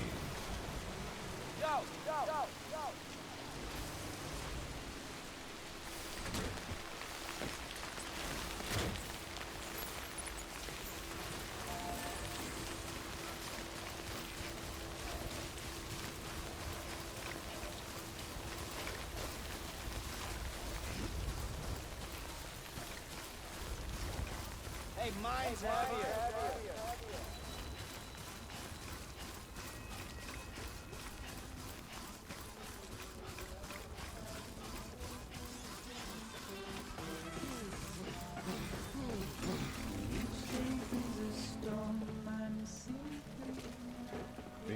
And today's game.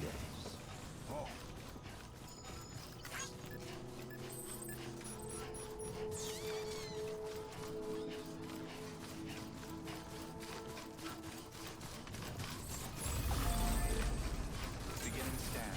Scanning bridges ID. Verifying ID. Clear. Weapons Hello, detected. sir. All weapons will be locked until departure. All Give clear. me your metal. Welcome, Sad Porter Bridges.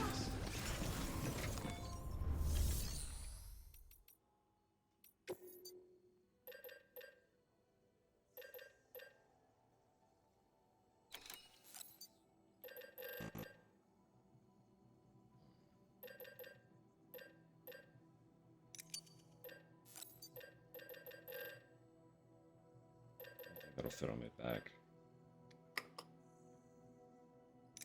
I don't know if 5 and 5 will either.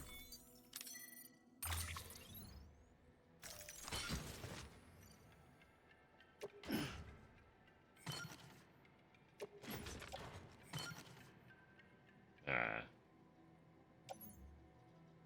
This is the 10th. Come back for that one. No. You can get rid of some stuff.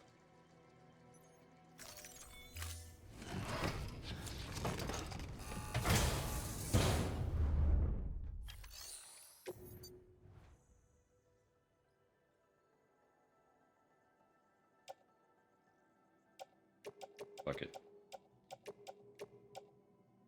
Fuck it.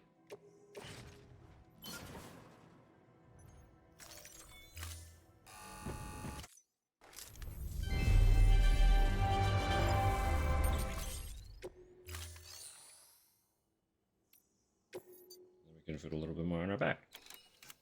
Right?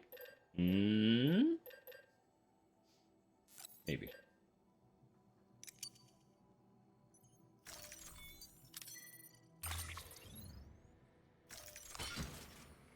Probably made a mistake taking that one, actually.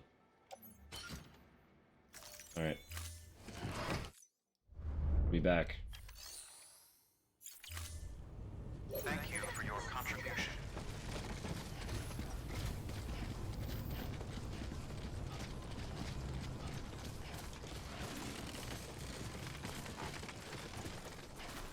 This is so much shit. Hello. Weapons restrictions lifted. Hey, yeah. Yo.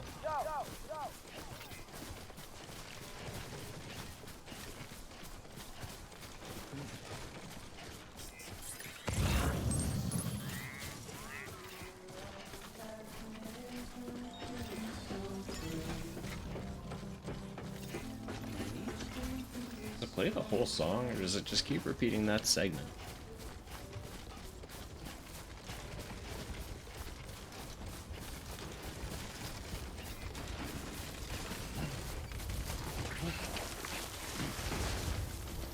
So fine.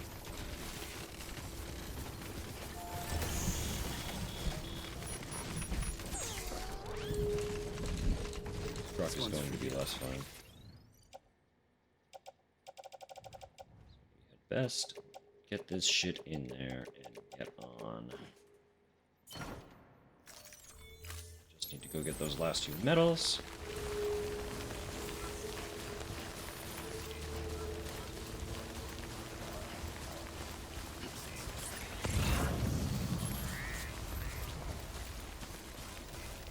Let's get this show in the mouth.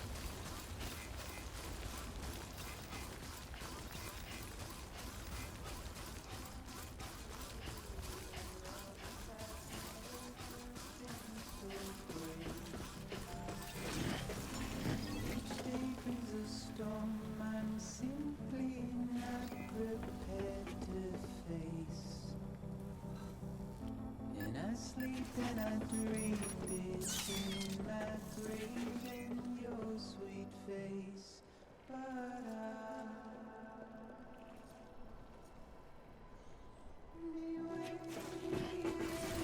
Just keep going. If I just stand there.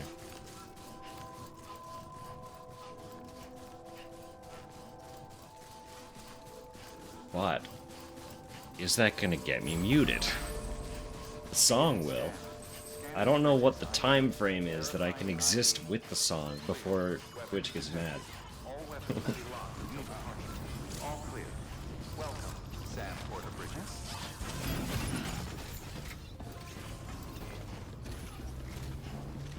That one is another bop. It's called Waiting.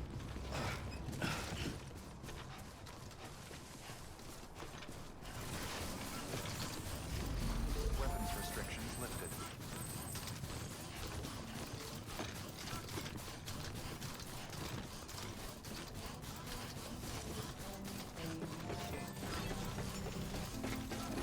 It's just like it starts playing, and you get a certain distance from it. Kind of so that it sounds like you're coming up on it mid-song.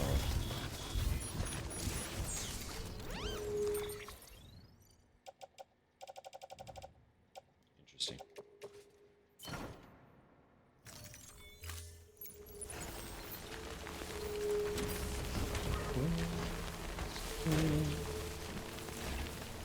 Can't do that. Okay. Too much tension. Yeah. I just want to enjoy my bops, you know?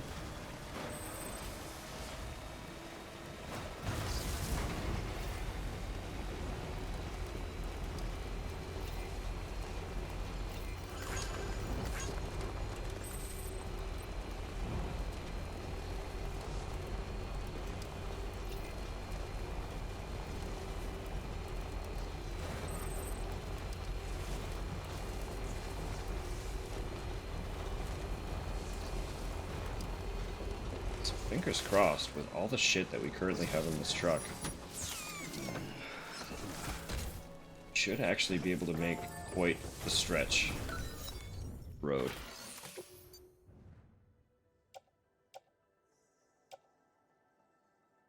Perfect.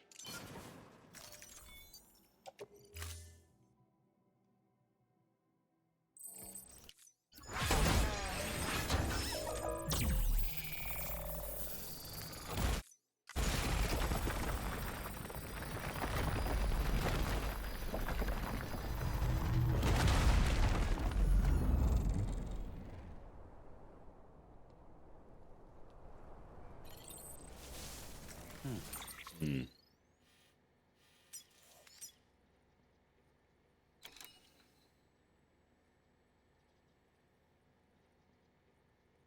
might have to carry that on my back just to get it up there.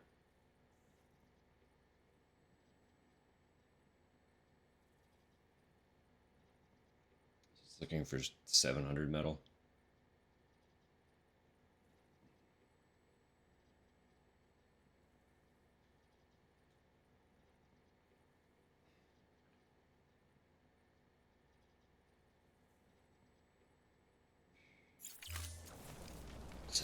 Metal. Like 500 ceramic.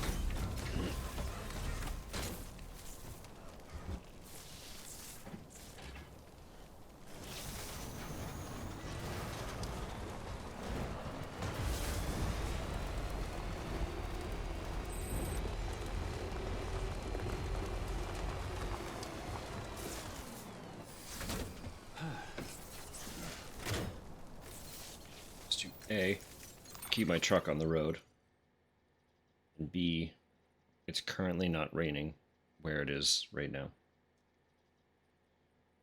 I'll leave it here. What did I say? 7 and 5?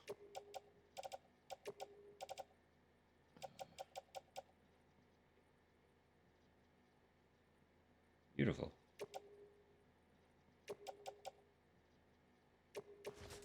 Sure.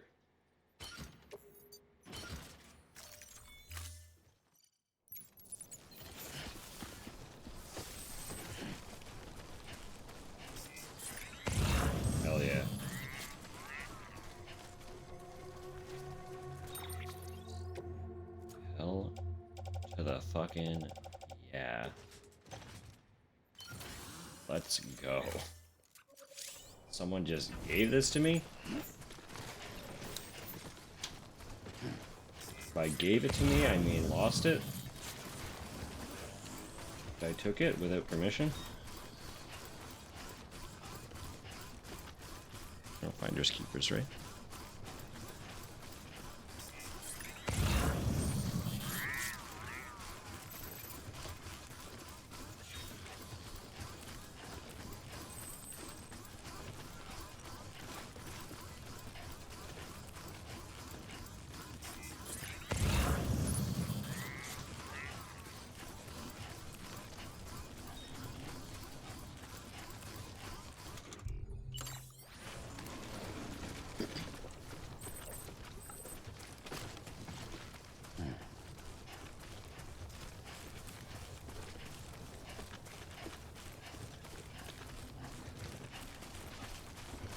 Might have actually been able to drive up here. Fireworks? Someone's popping them off? Or does the city do it? Oh, it's time, huh? Right outside the window, so someone's probably doing it. Alright. Oh, my friend. Look.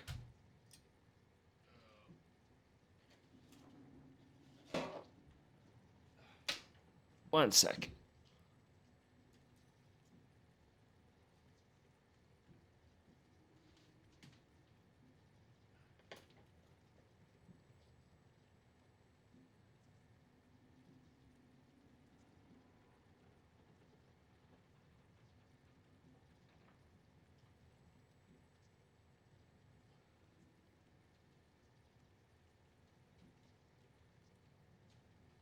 Oh. They do be going off, huh?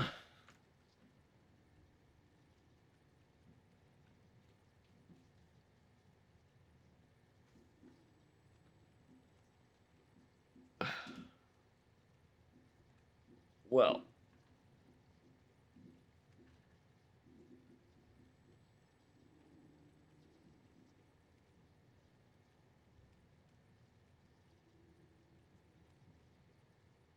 It's very faint, but the mic is picking that up slightly. I don't know if it's loud enough to actually hear it. But some of the pops, I can see my mic responding to.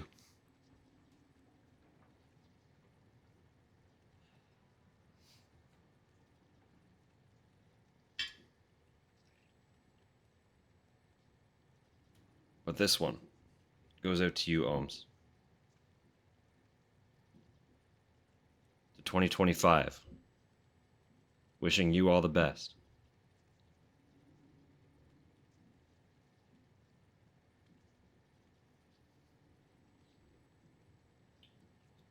I hope this year brings you everything you could hope for and more. Kids sprinting down the street, that's awesome.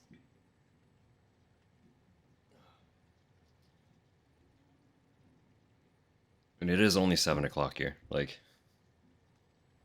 it's a great time for people to be out enjoying them. They're really going, huh?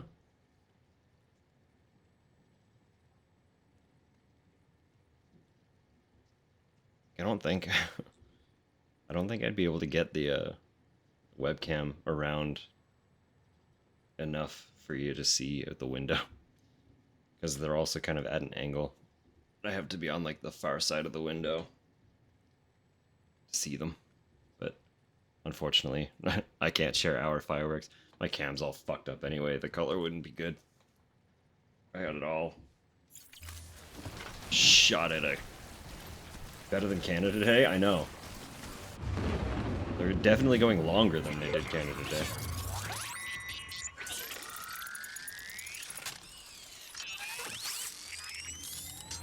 To be fair, surviving a whole year is a bigger feat than Canada becoming established, so.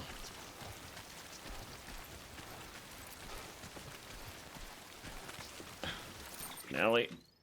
Okay, give me one sec. I don't know. Yeah, I'll be a little slow. Give me 2 seconds.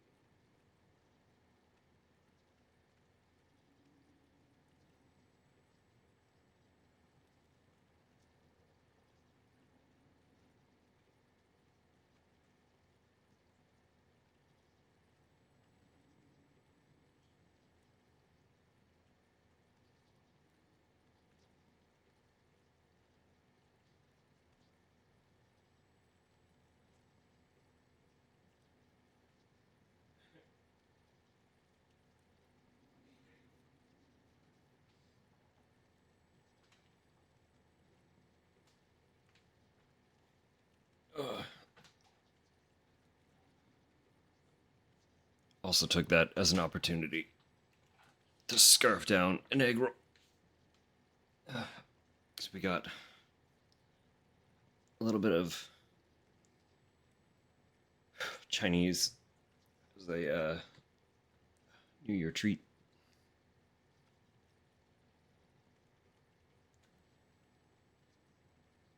Naturally.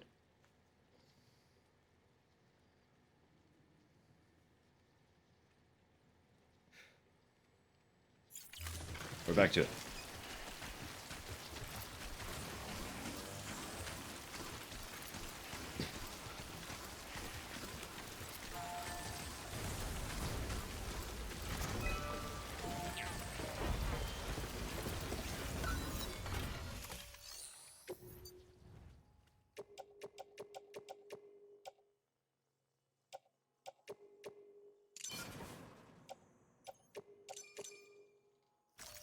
Road.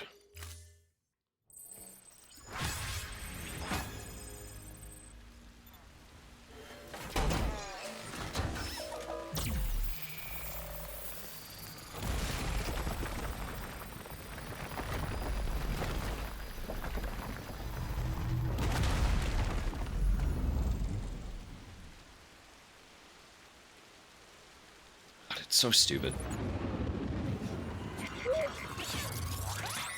I wish I could say I was doing something when my back freaked out. But I wasn't. I was literally just standing. I was in the bathroom shaving. That's what I was doing.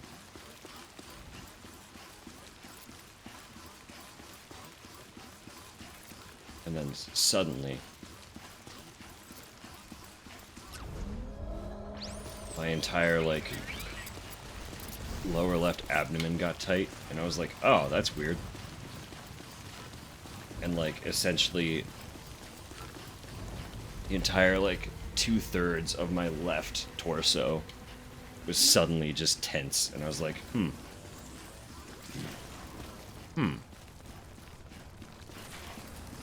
That's strange. Probably not something that should be happening, huh?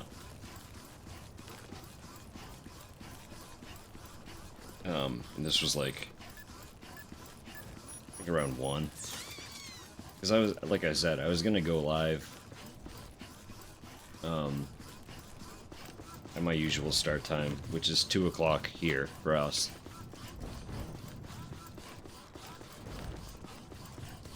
So I was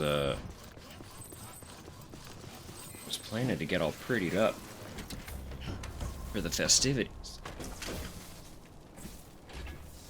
You know? Time to move. To feel good. Feel good, look good.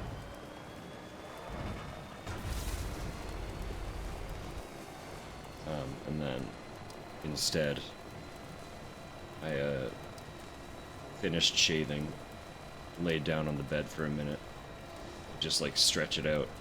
When I tried to get up, I was like, uh-oh! So instead, I spent an extra hour and a half downstairs on the couch with a heat pad. I got to watch the rest of your stream, bros, but I did plan to start earlier. At the very least, thank you for the company. But the circumstances that led to that extended watching were unfortunate.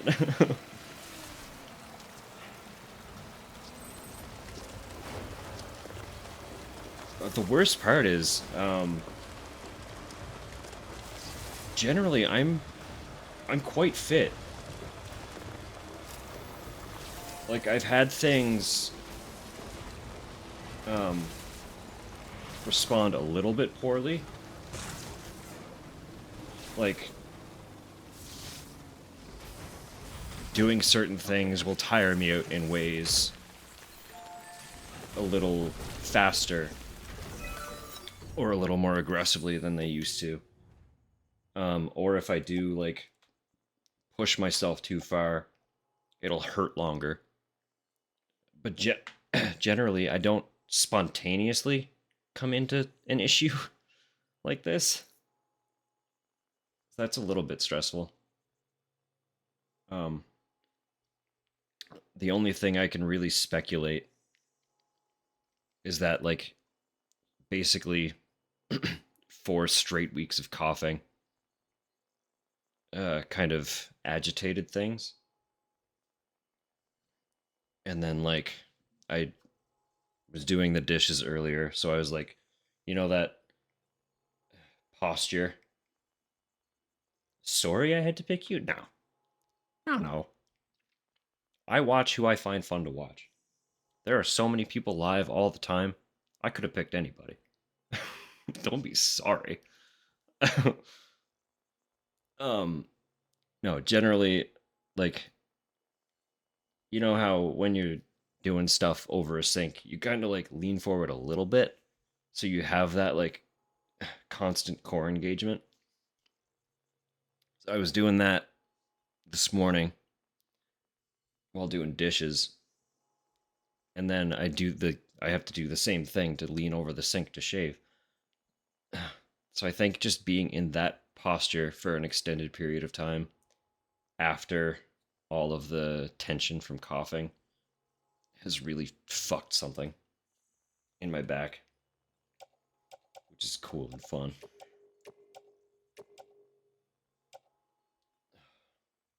But here we are.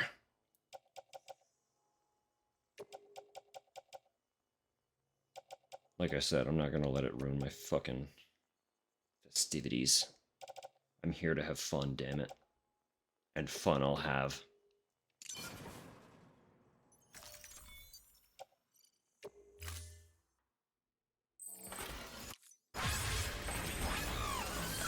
I forgot to put the crystals in.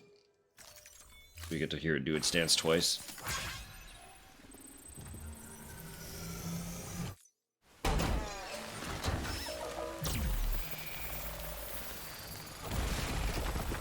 Except I skipped the cutscene, so we didn't get to hear it do its dance twice. Sorry.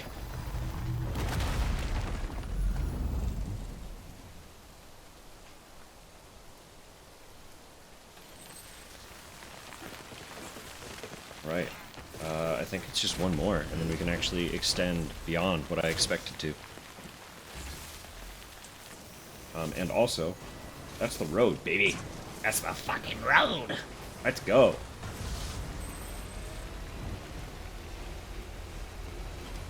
Oh, jeez. Ah.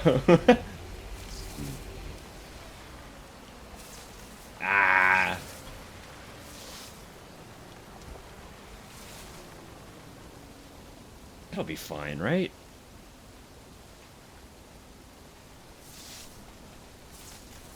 It'll be fine, right? It'll be fine. It's fine. Truck's okay.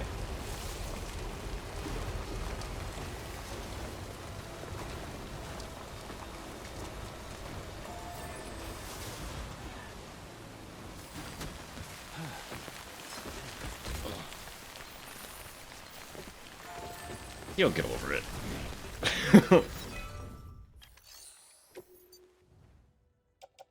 If the truck had no issue, Sam can suck it up.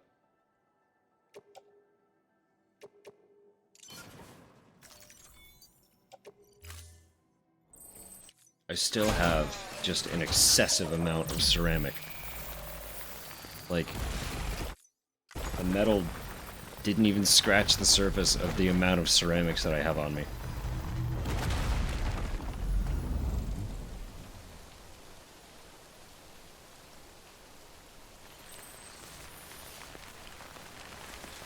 That's so much road.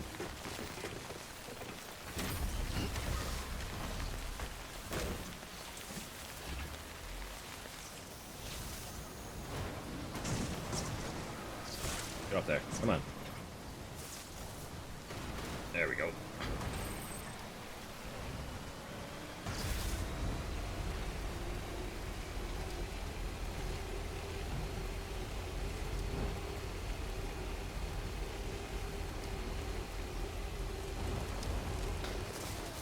Sorry.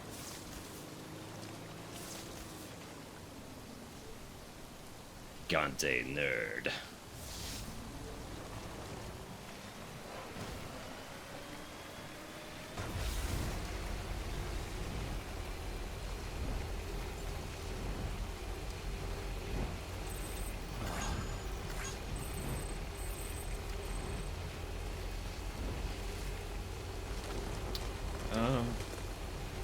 I'll try to see how many other pavers are accessible. I guess worst case scenario, if I can't get to them, to put the ceramic into them, I can always just put the ceramic into this facility for now. And then they just have it, and I don't have to worry. That's not bad.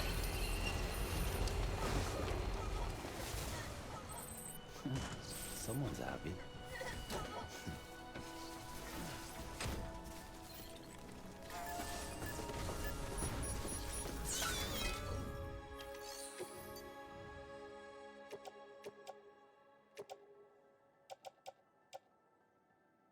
Nice.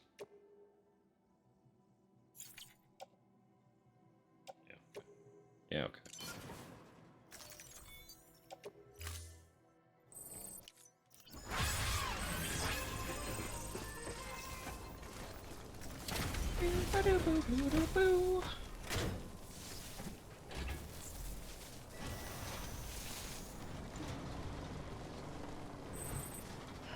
Where is the next one?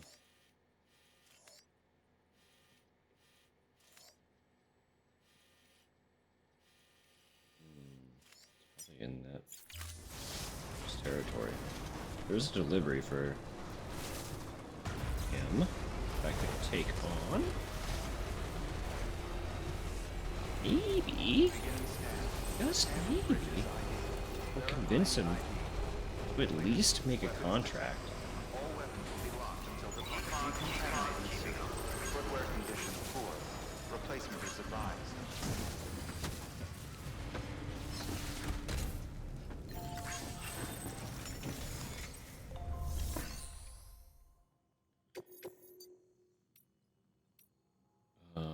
Yeah, so we'll do this. See if he connects. If he doesn't connect, we'll just move on.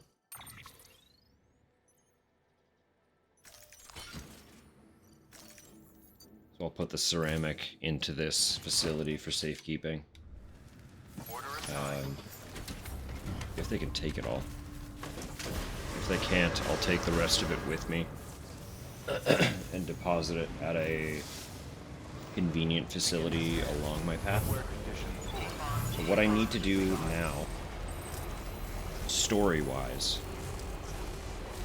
is go visit Mama.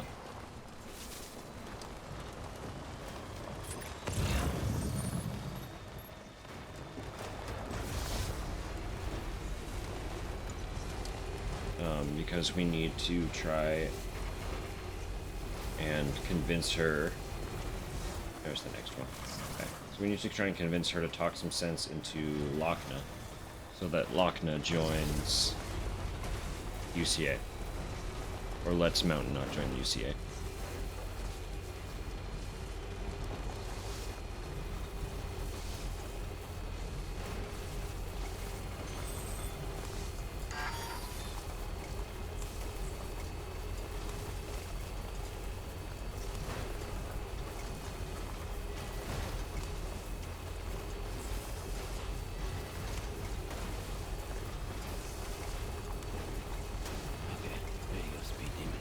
Here's some live music across the harbor. I imagine you know where. Well, no, because they wouldn't be open. I don't know.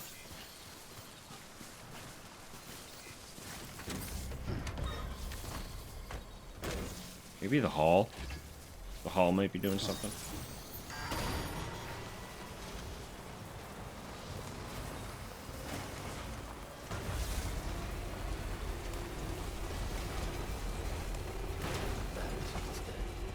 Oh, battery's almost dead. Get it, Sam. Beginning scan. Scanning bridges ID. Fragile Express ID verified. Weapons detected. All weapons will be locked until departure. Hey, buddy. Got something for you. You want to make a contract?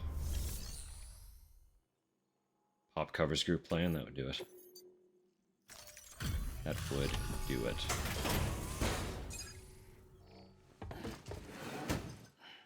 Delivering cargo. You look good, Sam. Up and ready to go.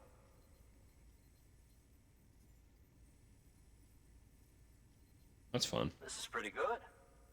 Better than good.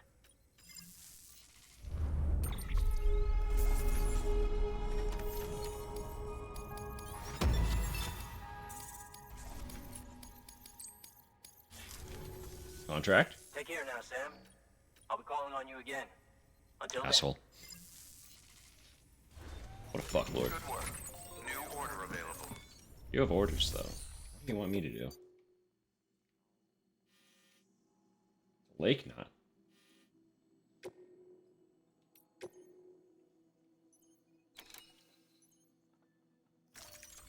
Well, okay.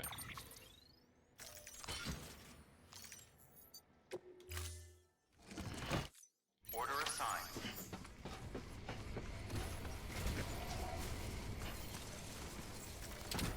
I also have I have a fucking pizza that I need to deliver. From Weapons restrict. Beginning scan. South Knot. Restrictions lifted. All the way to Peter.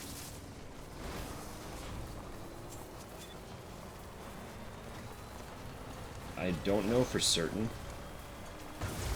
but I feel like Peter's whole shtick Better stop spinning. Shark's battery's gonna die as far as I can with it, and then I'll build a generator. No, I feel like Peter's whole shtick is that he won't actually join UCA. How did juice? until you've done all of the pizza delivery quests. I don't know how many there are. I'm pretty sure he is one of very few preppers that I did not bring onto the grid. My original run. I really don't think I did. As far as I'm aware, you're not required to actually finish the game. Even though they make that out to be your entire goal. I don't think it's like a literal actual requirement to bring everyone on.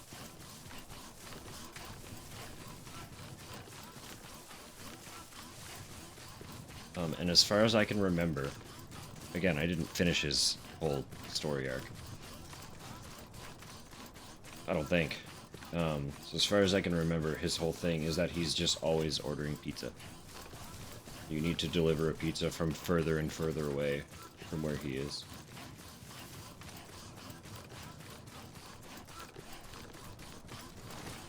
And that might change after a handful of missions, but I'm pretty sure the last one that I did for him was a pizza delivery. Last time I played. So.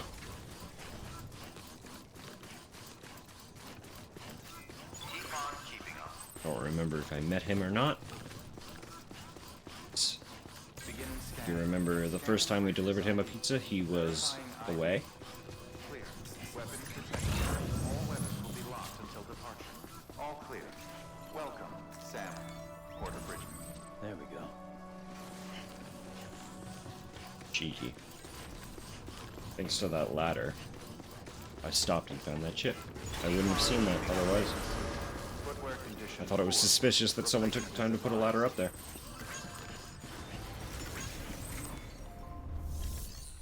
All the way to the Timefall farm, huh?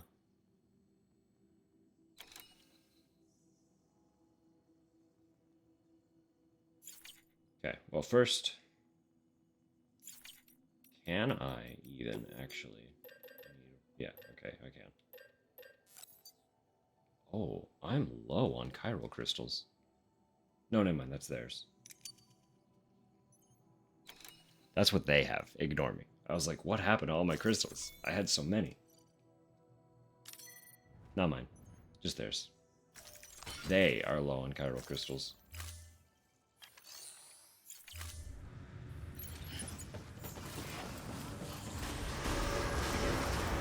Footwear condition poor. Replacement is advised. I know my footwear is poor. I have more. It's fine. Stop reminding me.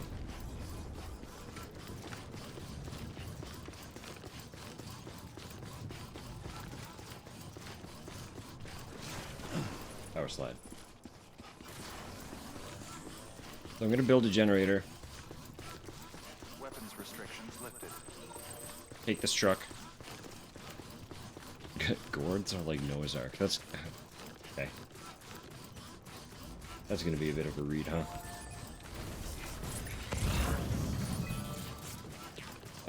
Yeah, I'm gonna build this generator.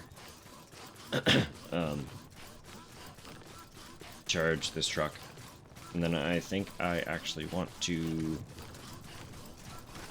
either repair that truck or make a new one if I have the means to do so. But the facility might not have enough material because I stole it all from roads. I don't know what materials are required to make the vehicles, so...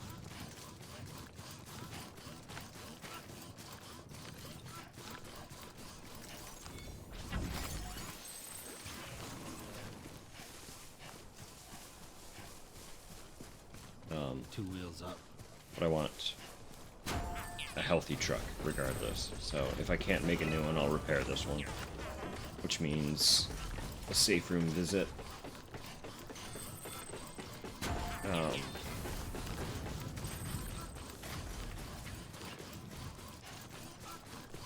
then I'll take on a couple deliveries from the distro and make my way down to Mama. Make my way down to Mama.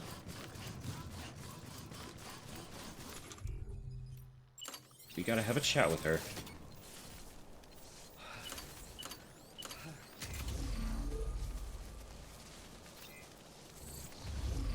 Oh, I can't build it. That changes things. It's this fucking novelist. Son of a bitch. Doesn't want to join a goddamn UCA. I can't build my generator.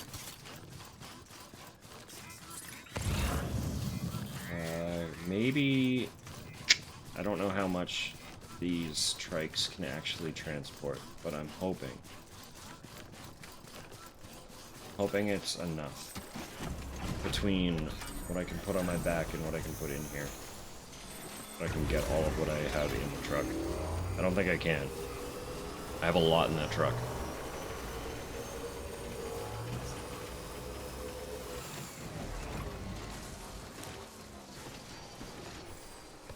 Okay.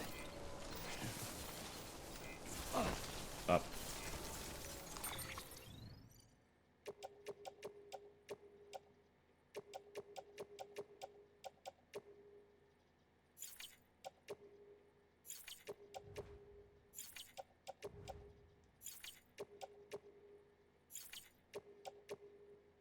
Am I even close enough? No, I'm not. Okay. That explains so much. Come on, let's roll.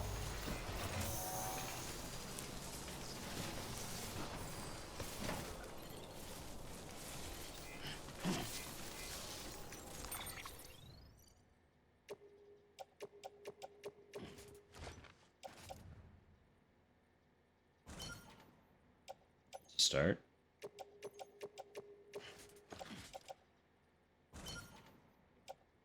Good.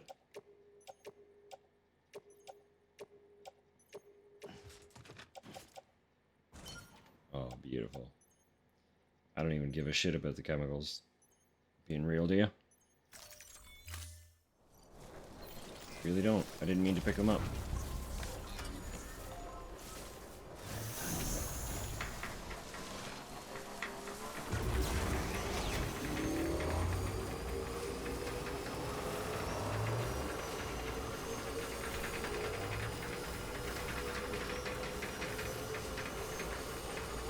It does mean we gotta fucking hope that we can make a new truck.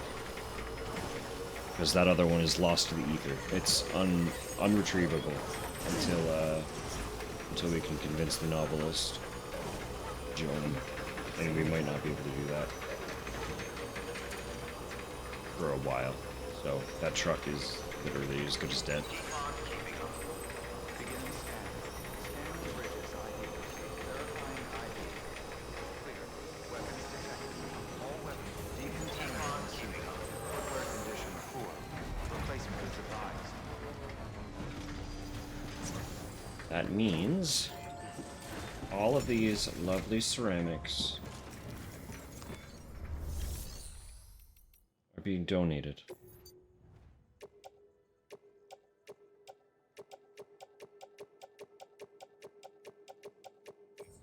Merry Christmas. Merry Christmas. I could. Worst case scenario, I could steal one from them. The only problem I have with their trucks is they have, like, maybe a quarter of the capacity that one of the trucks I can make have.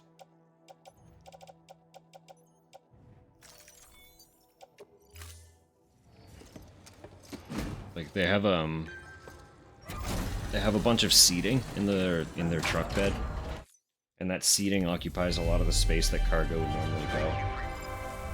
So they can't really fit a lot in them. But worst case scenario, I will absolutely take one of theirs, because it's way better than nothing. So I'll see if I can do that first. Be a truck.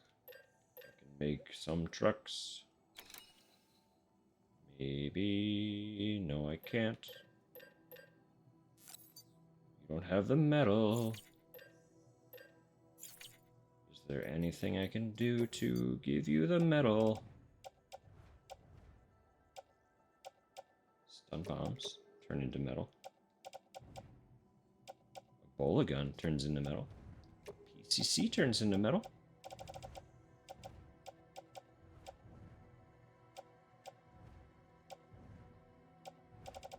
Be it though. I don't know if it's enough. It's enough. It's enough. It'll do. It'll fucking do.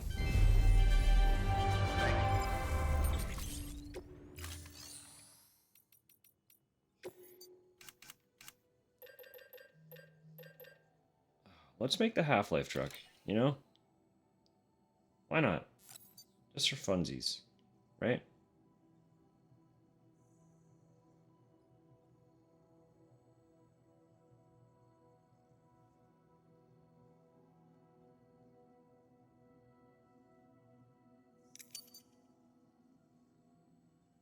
I don't care if I already own 4 vehicles, destroy one.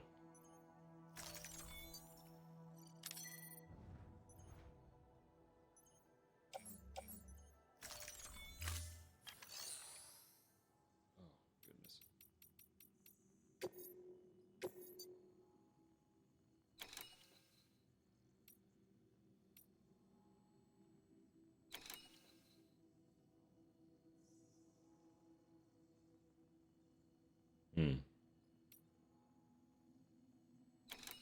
Come back to that.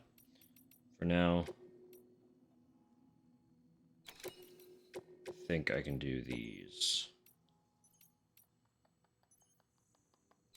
I think.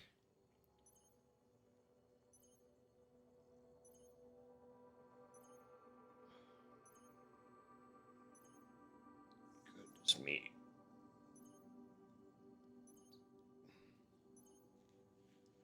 One of these bases set up a chop shop. Yeah, basically.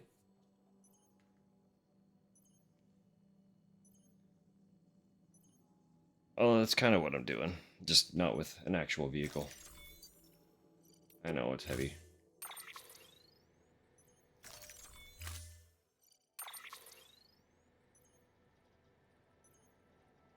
Half-Life truck.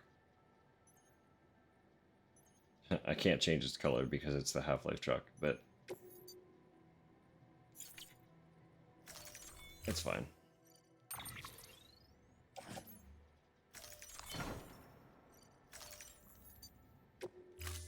Big deliveries. Thank you for your contribution.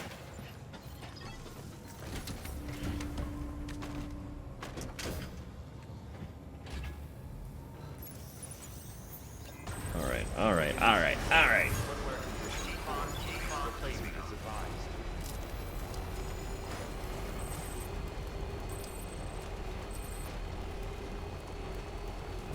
Weapons restrictions lifted. Yeah, so first is that way station. Brand new, super shiny truck. Bright fucking orange. If I didn't pick the Half-Life truck, I could have made it gold, but I wanted to see it at least once. We earned it. It also has a really good battery. What can't you do? This one specifically has an extended battery and a higher defense than like one of the normal trucks do. So, you know what? Just this once. Just this once. Let's get the shiny, fancy Half-Life truck. And the next time we have to actually make a truck, I'll make a fucking gold one to match our gaudy aesthetic that we've already got going on.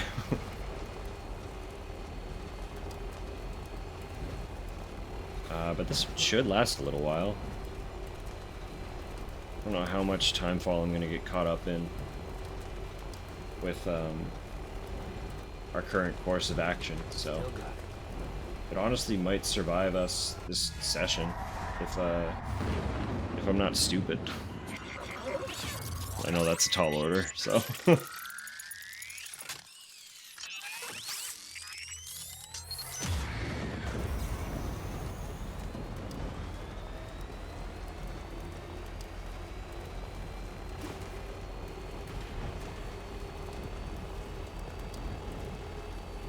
those guys are literally just chilling. It's not even raining, and they're just vibing. No time fall at all. And the jellyfish are out.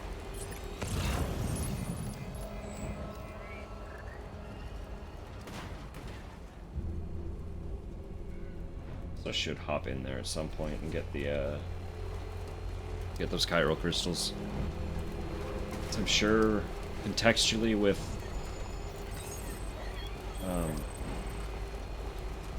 chiral density that kind of surrounds the incinerators because of what they are literally designed to do. I can only assume that those are all fairly large chiral crystals hiding in there too. Be very useful. Very useful to keep on hand, you know?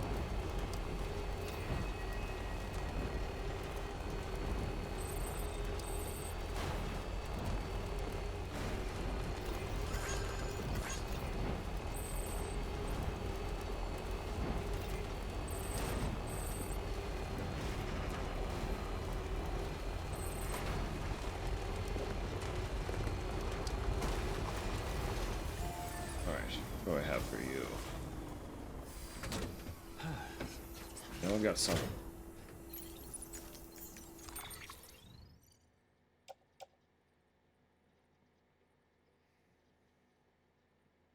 That's quite a bit. Hopefully I can carry it.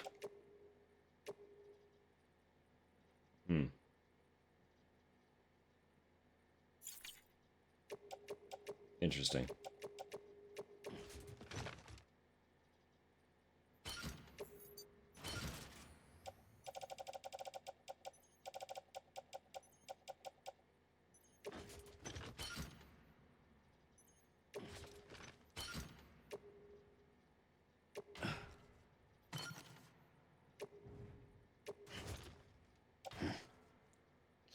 Okay, fine. So we got two more. It's just barely too heavy.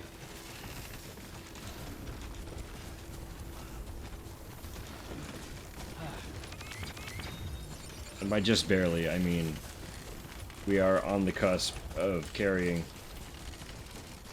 no, we are currently carrying just over 300 kilo. And there are still two more containers that we need to take up to the station, so...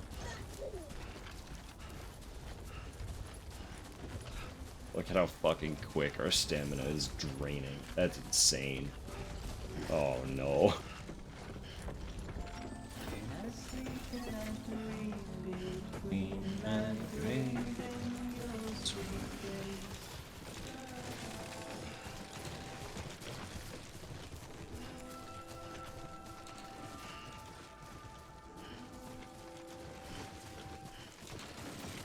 Thank goodness.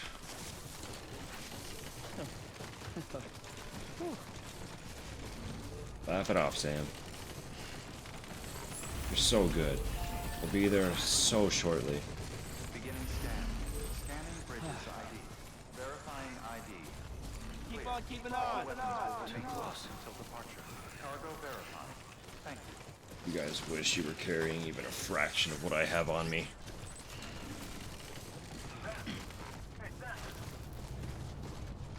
Yeah. I know footwear is damaged. What else do I have?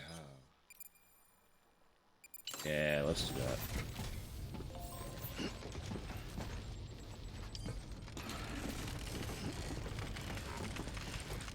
Stand still. I just need to offload. Please, Sam.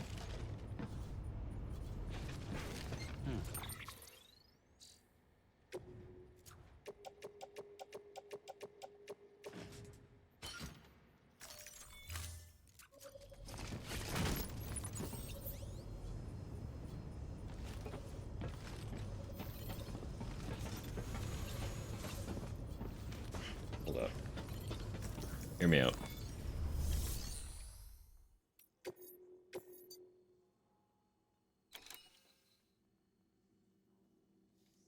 Oh, that's an urgent one. That would be great, but I still need to take stuff up here.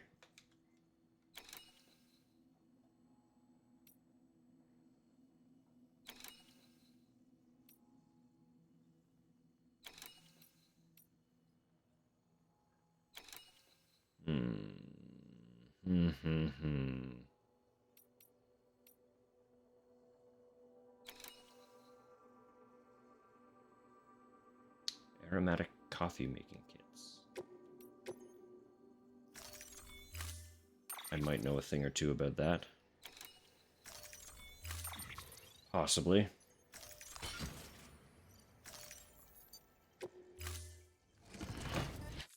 Order assigned. Nope. Put that down, Sam. Fancy fucking magnet gloves grabbing everything all the time.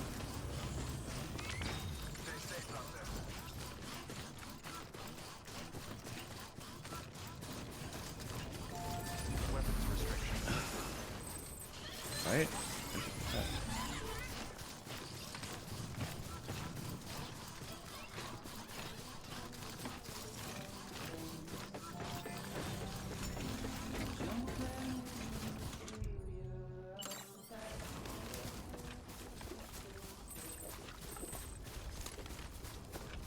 Today brings a storm, I'm simply not prepared. These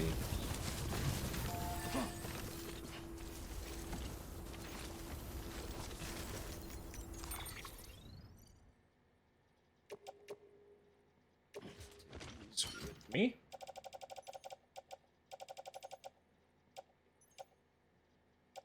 Put this in truck.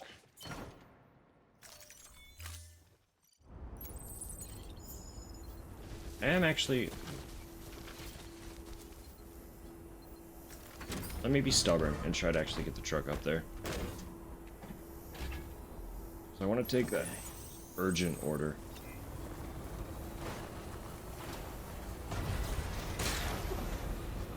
Come on! Oh, let's go. It was dicey, but we got up. Alright.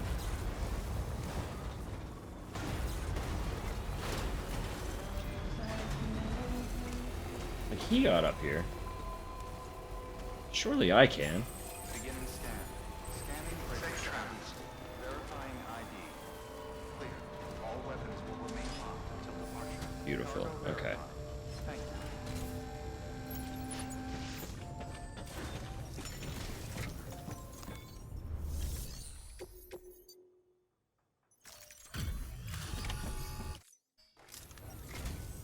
Hey, it's Sam Bridges. Good to see you, man.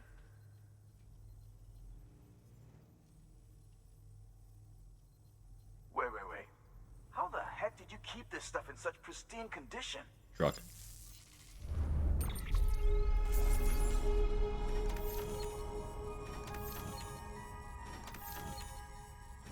The answer is truck.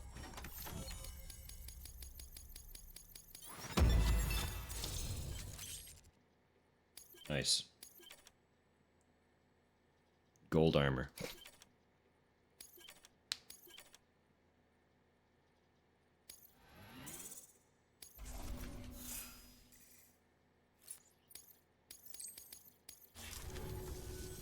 Guess I'll be seeing you around then. Sure will. Bucko. New order. Alright, now we take that urgent one. And we'll scoot straight there.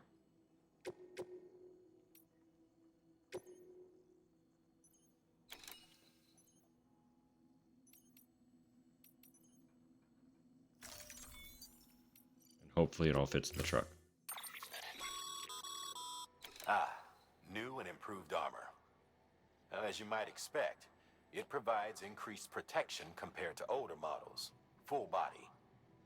Damage from gunfire is further reduced through a battery-powered system. Oh. And the more pieces you wear, the more effective the protection they afford will be. Now, that said, if your battery runs dry, the mitigation systems won't kick in. So you'll want to keep a close eye on your power levels when using this gear. So it's like the fucking shield in Halo, kinda. It's like a full body force field that deflects projectiles until it breaks.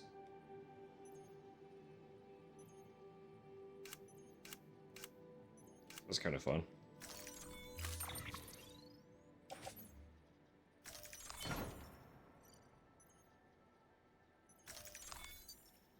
No.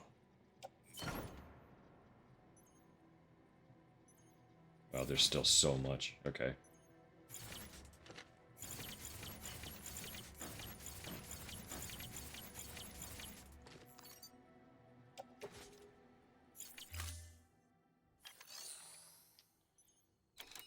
I guess we're not doing that yet.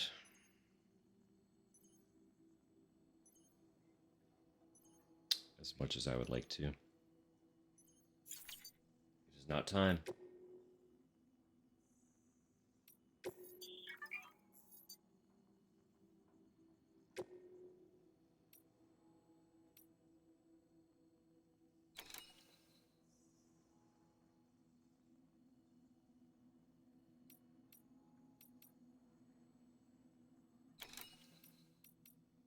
Yeah.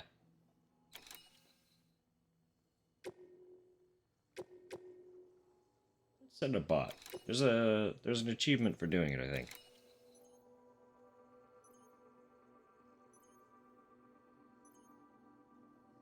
And I can always do that mission Autonomous delivery another robot. time.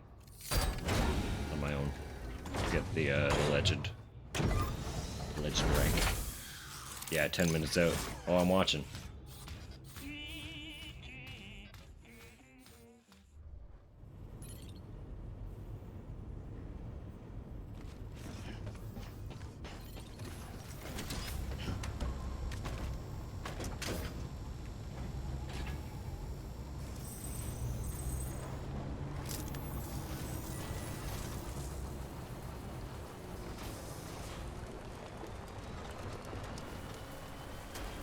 Weapons restrictions lifted.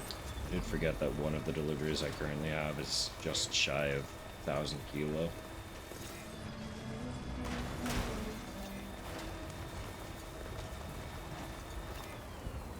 I knew I had a big one, but I forgot how big it was.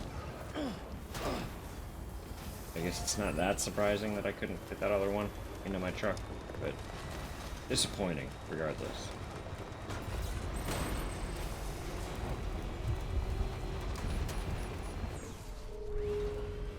Keep on keeping on.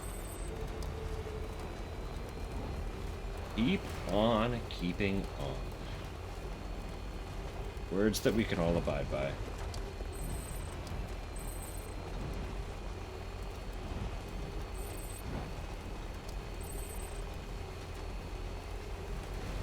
If nothing else, keep on keeping on.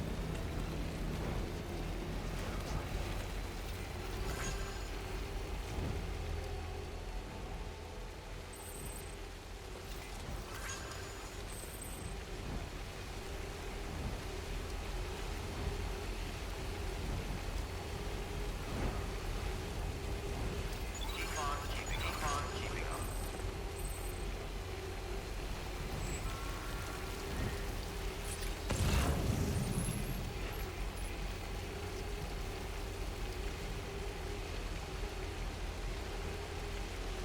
Right. There's some more ceramic in that little area now. Crazy. The thing that we need is the metal, shockingly. Enough already. Keep on keeping on.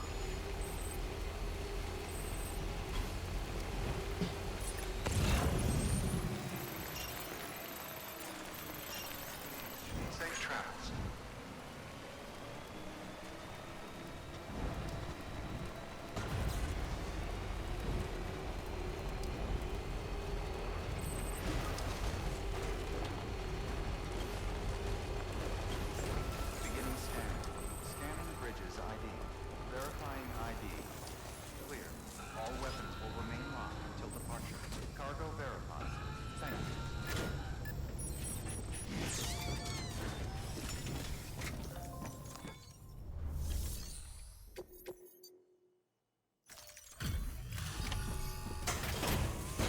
Guess I should have asked, but we got distracted by fireworks.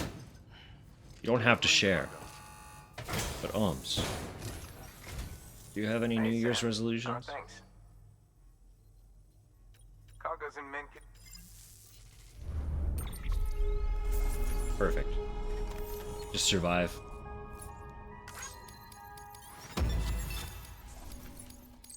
Seeing the year through is plenty resolution enough, my friend. Just so you know, I've put something aside for you. Go ahead.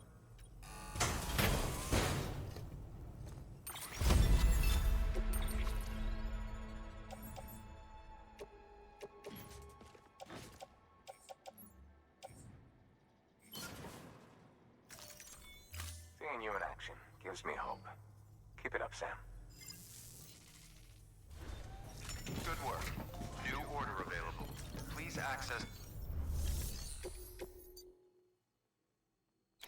To be totally honest, too, I've never been that much for resolutions anyway, so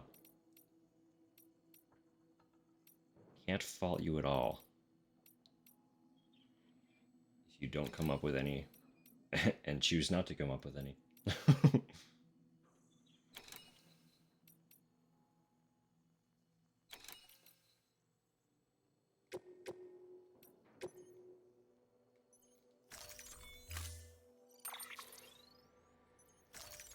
I don't need an armor plate right now. It's okay.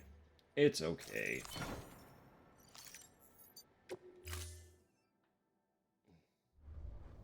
Order assigned.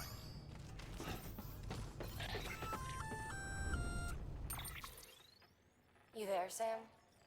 This is all my fault. I kept the truth from Lochna, and it cost us our relationship. I need to see her. Will you take me there? What about the kid? What happens if you leave? I know. But this thing's bigger than us now. Come back to my lab. Being beckoned. I was gonna make my way there.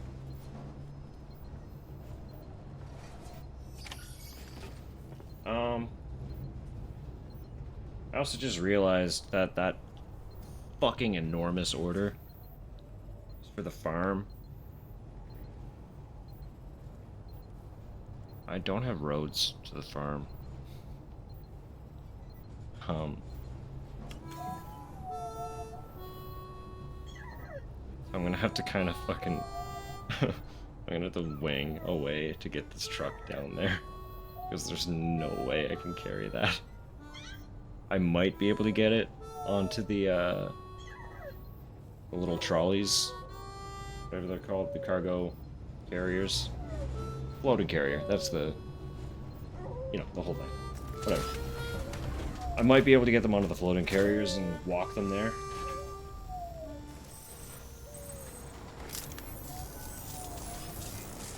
I'm also so happy. He's still playing.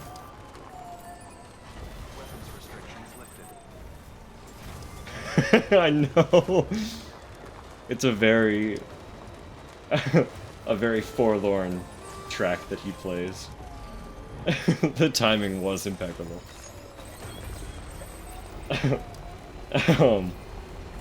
Yeah. We'll figure it out. I might have to build carriers and walk it there. I'm hoping I can find a way to drive it all the way over there, though. But we'll see.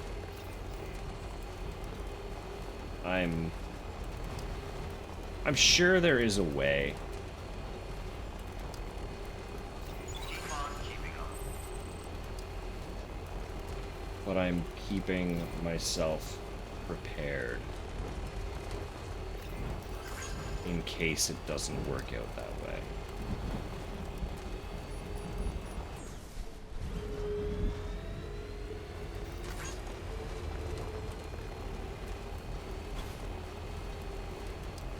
Okay, there you go, Speed Demon.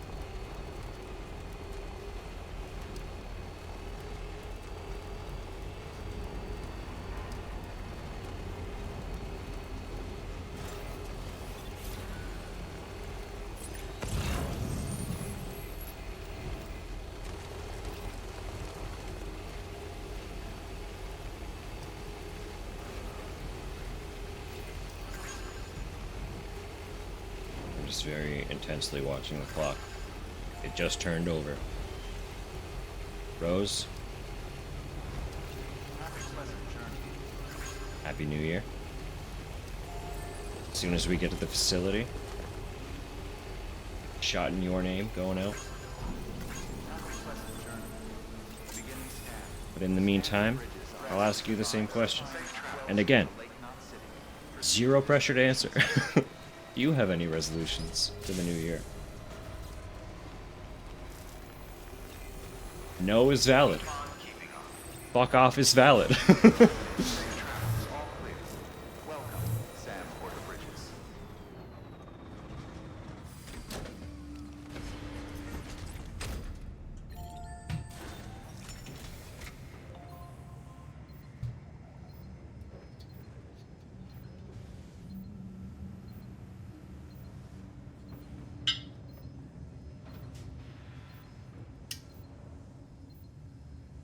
Cheers to you, Only gonna get harder. 2025. Joking when to stop sending 12 dozen indie game recommendations. Hey, you know, pester away. The amount of times that we share games to each other, just like we basically force feed games. We, I mean, this entire friend group. We just force stuff onto each other all the time. Like, hey, so and so, this one made me think of you specifically. Here, check it out. Whether they actually bother, I don't know. But like we we genuinely do that all the time too. So this one goes out to you. Get it done. I hope this year continues to just 2024 for us has been genuinely probably Too soon. the most stable of years since Tupper and I have known each other anyway. Certainly the most stable for me. There have been a lot of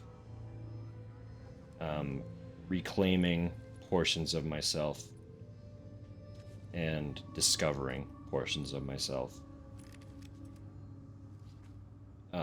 Probably the healthiest headspace I've personally been in.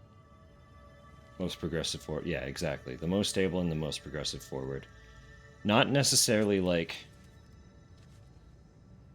It hasn't all been like the best, obviously. There have been lows. There have been downs. But overall, probably the strongest year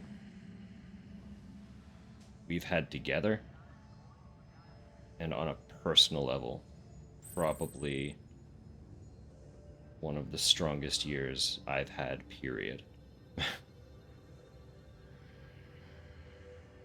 Anyway, it looks like I'm delaying the shot. I'm really not. I'm not scared of gin. I love this shit, so. Cheers.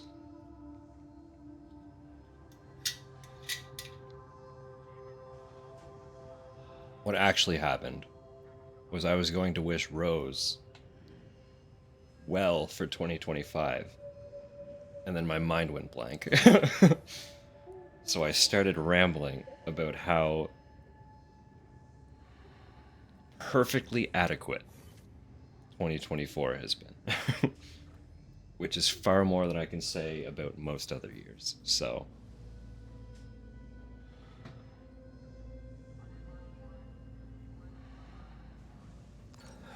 Sam went to sleep all by himself. Wowee. Okay. I was like, man, this kid talking. No, getting engaged was a high point. Come on now.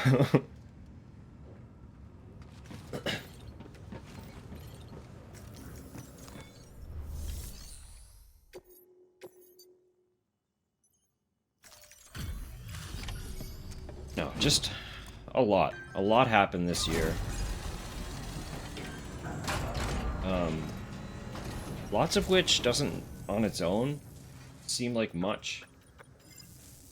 But once everything is stacked together, you kind of realize how much Always a pleasure, sir. good actually came about. Good work. New order available. So I am, in spite of everything, quite hopeful for what 2025 has in store. Feel the most clear and most focused, most hopeful. Yeah, exactly.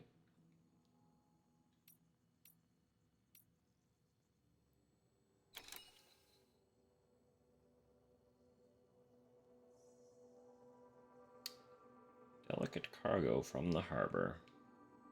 Sure, there's not much. Okay. I am also going to the distro, so I can take that. I should see if these will fit in the truck. I should see that first.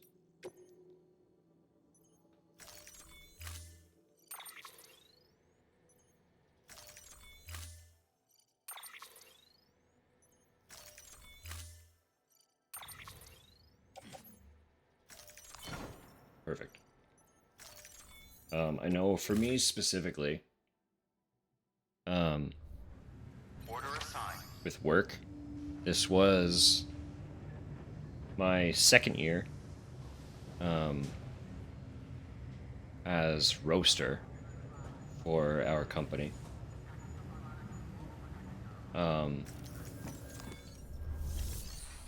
But as of June, it was the first time that I wasn't also behind the bar. So end of May was my last time having any formally scheduled customer service shifts, which was way bigger for my mental stability than I would have ever realized. Because I've done customer service my entire working life. As long as I've had a job, it's been customer service. So I didn't really expect. I didn't realize how much it was weighing until I no longer had to do it to get paid. I can say with confidence that I wouldn't be here doing this right now if not for that. There are a ton of other factors that led to this right here. But specifically energy-wise, I would not be streaming if I was still doing customer service. I think I mentioned it before. Tupper knows. I would get home from a shift. If I was lucky, I would eat. But mostly, I would just sit on the couch, pass out, from just being completely burnt out and exhausted. And then wake up long enough to get ready for bed and then go to sleep. Only gonna get harder. And I did that for years.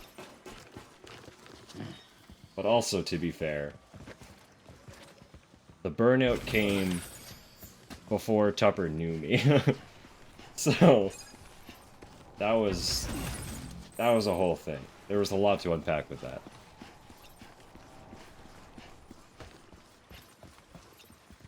Burnout stacking, basically, like anytime I changed jobs it was indirectly a way to just change the source of exhaustion. Like, for, like, a month or two, I would be okay. I would no longer be stacking burnout from work. 10 minutes in and London Fireworks are still going. Yeah, man. They just rip. No, the burnout was, like, constant. I would get to a breaking point, and instead of breaking, I would change jobs. And then I'd be okay for a month or two, and then it would start compiling again. So I was never really, like, processing and unloading the burnout. I was just stalling it. And I did that for, like, over a decade. It weighs on you. I don't recommend it. If you're in that, I'm so sorry. I know what it's like. Do everything you can to get out of it. Please. For your own sake. Even if it feels impossible, there is a way. There is a way.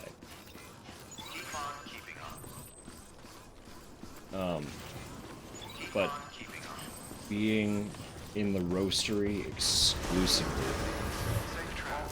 and not being behind the bar, as much as I love this thing, I fucking love being a barista.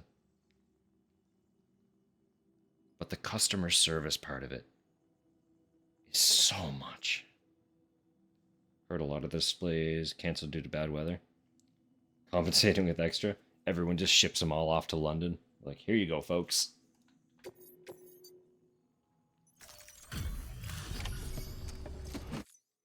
Hey, Sam. Good to see you. Wow, this is way more Exactly. Didn't even realize until you stopped doing it. Yeah. Just like, all at once. So much of your own personality comes back, and you're like, oh my god. Where was I? What was I? And like, you know it's bad. When I was doing a job I love. Like, being a barista is fun. Have a pleasant journey. And then suddenly... suddenly I'm not doing it, and it's like, oh, fuck. Oh, I'm way better. I'm, like, not irritated all the time. And don't want to die. I mean, you know, don't always want to die. That's neither here nor there. Loved your work. Still do. It's like... The unfortunate thing is it's like... If I could do the job without the customer service part...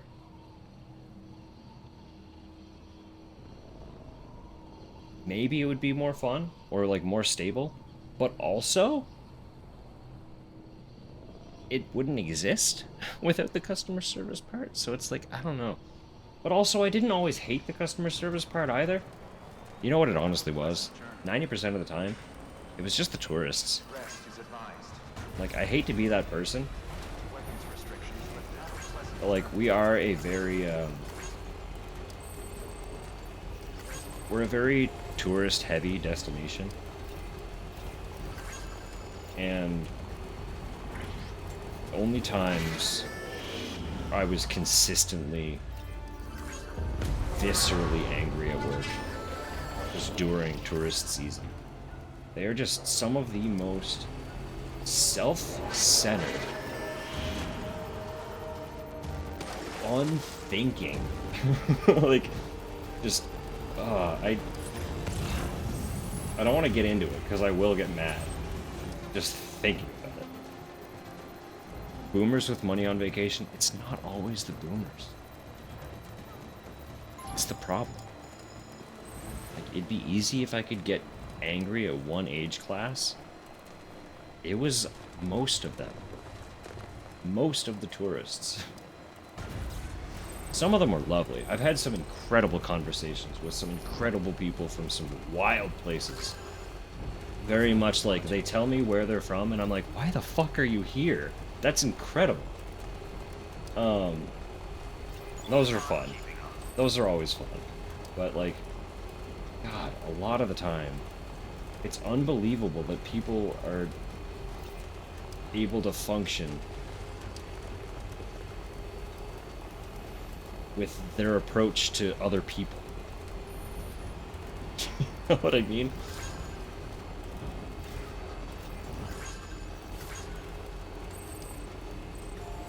Post-COVID, bad folks started to outnumber the good. Yeah, yes and no.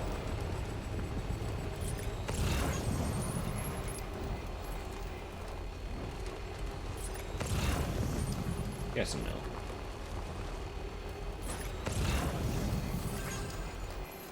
Anyway, before I get too heavy into that and start just ranting and fucking getting livid, getting out of customer service wasn't the only thing that was good for me. Just with gaming, a big thing happened. I made a small post about it on Blue Sky. But I spent the duration of this year keeping a list of every time I got a basically finished a playthrough of a game. So I didn't have to, like, there was no pressure to 100% complete it or anything. It was literally just get a credits roll. If I got the credits, the game was finished. I added it to my list. And there was no stipulation to repeating games either. So, like, I think a couple of them show up on the list 2 or 3 times. It's just a matter of, if I finished a playthrough of the game, it went on the list. So for a very, very long time, I was in, like, a huge live service sinkhole. And I did have fun, but that on top of the job burnout, the gaming kind of felt like a chore. Like, I had to tune in, I had to log in, I had to do, like, the daily, I had to XYZ. It became just, like, a thing that I was required to do, more so than a game that I was playing for fun.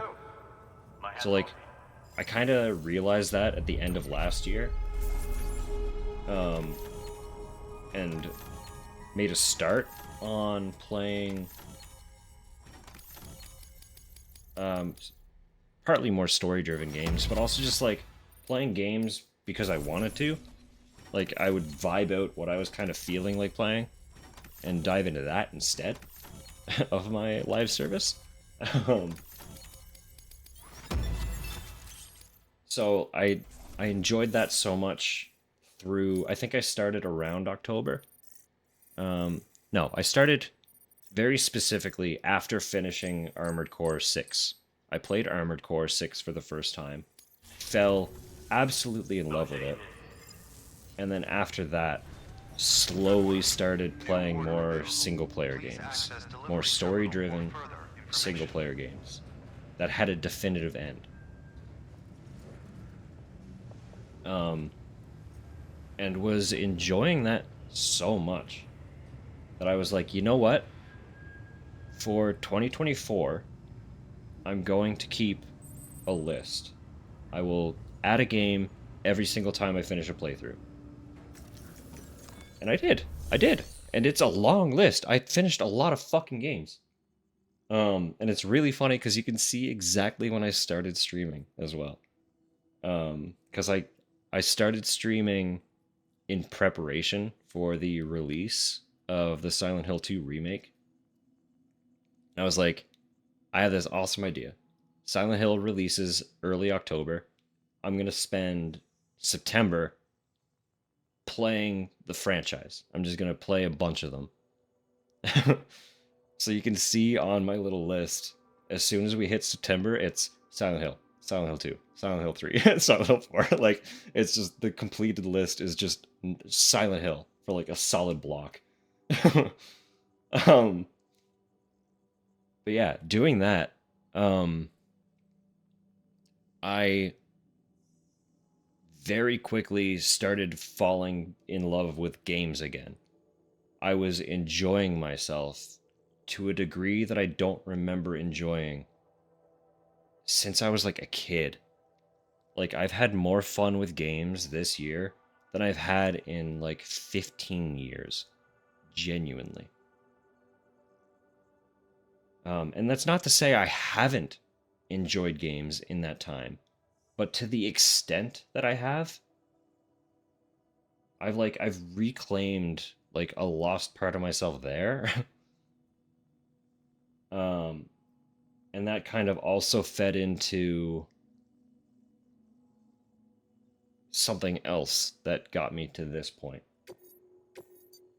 Um, so with Twitch specifically, I stopped using Twitch like 2015, 2016. Um, I used to be on it quite a bit. Before that, I would basically like get home, just watch Twitch, play games. I tried to get into it a little bit as a streamer. I've talked on that a little bit before too. Um, there were a few things that kind of made it difficult to do that. Part of it was hardware. My computer couldn't really keep up. So I got a capture card and I was limited to streaming console games because the console didn't put stress on the PC, so the PC could stream while the console did the heavy lifting with the game. So I did stuff like that for a hot minute. But I never really got into a flow because for a handful of other reasons that I don't want to get into right now because it's I don't want to I don't want to make it heavy. Um, I just like I didn't really have much of a personality and I couldn't maintain anything consistently. So I fell off as a streamer and then eventually fell off as a viewer and just didn't really look at the platform at all. Um, and that also fed in a little bit with the fact that I was getting tired of games kind of as a whole because of how I was playing them. And then um, he's been doing it for a couple years now. But my youngest brother has been streaming pretty consistently. And I would tune in just to watch him. So most of my viewing in like the last 2 years, prior to like the last like third of this year, was all. Haven't seen me get frustrated at a game in recent memory. Yeah, because like I'm more stable. And if I get frustrated, like it still happens. If I'm having a rough time with something, I'll vocalize it, and if it's really bad, I'll stop playing for the evening and just like pick it up another time. Um, but I haven't really been playing anything that's been that frustrating either. But no, I would tune into Twitch explicitly to watch my youngest brother. I didn't I didn't branch out. I didn't watch anyone else. I wasn't using the platform. I was just watching him. um, and then because I was getting back into games, um, I was watching more gaming content in general, like on YouTube and stuff. Um, and explicitly with the Silent Hill hype. Because like all the Silent Hill stuff was announced in 2022, for context. So it's been building. But I discovered a YouTuber, um, who I really enjoyed their videos. Found out that they stream, and like, like a couple months before I started streaming again, I started tuning into her streams regularly and was like, oh shit, I'm having fun just like being in a community again. So I started interacting like a little more on Twitch again, trying to like relearn the ins and outs a little bit. And was like, cool. Actually, this is like all this shit's really cool again. Um, and then eventually it was just like, you know what? September. I'm gonna try it. I think I made the decision of formally like mid August. I was like, all right, I'm gonna start trying to sort some stuff out, get this all organized. Um, and we're gonna run Silent Hill for September. And like it it went so well and I was having so much fun with it that I just like out of curiosity looked at the affiliate requirements and was like, "Oh fuck." Like this is the same account I started with like 10, 12 whatever years ago. So I still had like a little bit of a follower base. I don't know if any of them are active and like at least a half dozen to a dozen of the accounts are like old accounts that my brothers used to use and then changed accounts into newer ones that they also no longer use. So like we're probably looking at like between 6 and 12 accounts that belong to just my brothers. Most of them are dead accounts. But you know, like I realized I was like, sitting at like 40 followers or like 30 something followers out of the 50 that are required for affiliate. So I was like, shit, that's attainable. I can hit 50 followers. I looked at the stream time requirement and was like, me streaming a full playthrough of a Silent Hill game once a week put me over the minimum hour requirement in like 2 weeks. I needed to maintain, I think, 12 hours a month, and I was streaming like 9 hours a day or a week. So I was like, oh fuck, that's also super easy. Shit. Okay. Uh Third requirement was days, and I think I needed to have what's it like 7 streams in a month. So if I was doing every Saturday, that's 4. So I just need to add an extra stream at least once like every other week. Like, right? Yeah, 7. Okay, yeah. So I was like, if I streamed one extra day for 3 out of the 4 weeks, I could make 7 days. Easy. Cool. So the last stipulation was literally just viewer consistency. I was like, fuck it. I'm having enough fun. Let's keep it rolling. So Silent Hill came and went. Game launched. I played through it, had a great time. I was like, cool. Let's hunker down and just play some horror games. We'll rip through a bunch of them. And now, like, eventually, we got here. So from September to literally the end of November, it was just play horror games, vibe, have fun. And a couple of you stuck around. And now here we are. We made the affiliate. I expected it, like, even though the requirements were basically already achieved after the first month, I did expect it to take a lot longer because building an actual audience just generally takes a lot more time. Like, finding people to sit with you and actually participate isn't always easy when you don't have numbers, right? But I've said it 1,000 times. Even if we didn't get there, I'd still be doing this. I've been having too much fun. It's been such a great excuse to sit down and play through a game. And like, as you've seen, it's not hard for me to sit down and play for 10 hours and just enjoy the time with the game, right? So if a game takes anywhere from 7 to 10 hours to play, I usually finish it in the span of one stream. And if I don't, then I finish it the next day typically. So it's been a great excuse to get through tons of games that as a horror fan I should have played long ago.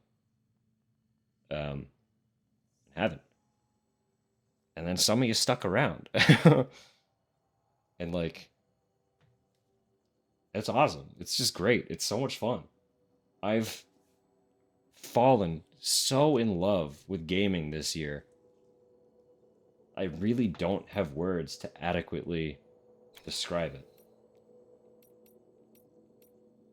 It's just been really, really cool. And I'm stoked. I'm stoked for everything that could come in 2025.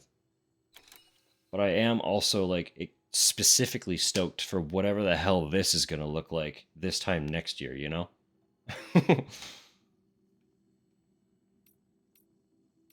It's just fun. It's just fun and cool.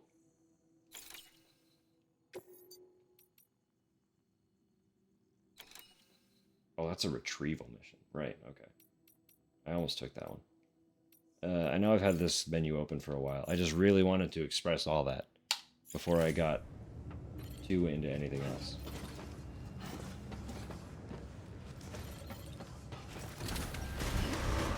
Also, if it's not clear,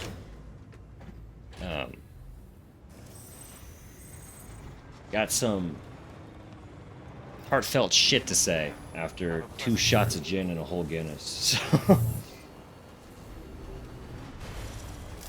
we're just vibing. We're having a good time. We're here for the new year.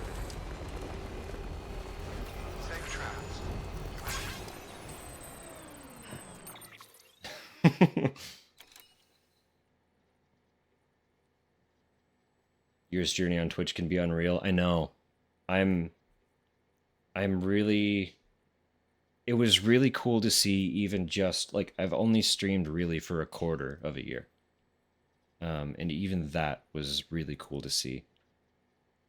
I am stoked to see what the review is going to look like, both as a viewer and a streamer.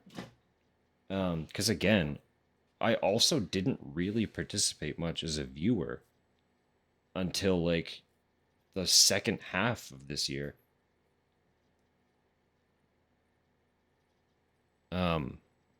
Other than my brother's stream. So like he's got dramatically more viewed hours and chat participation than anyone else I watch, but like just as a whole, I'm excited to see what the recap is going to look like now that I'm back on the platform in like an actual capacity.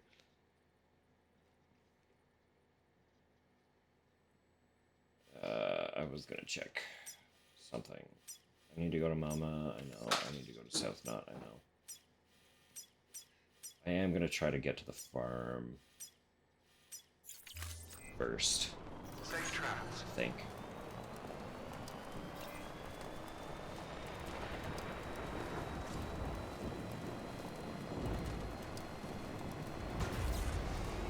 I'm just worried about like the BT area.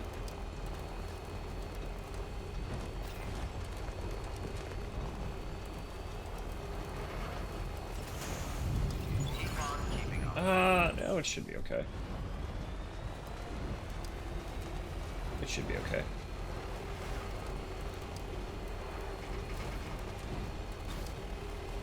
But no, like, all that rambling was to say, this year brought a lot. It brought a lot more than it had any right to. In literally every sense.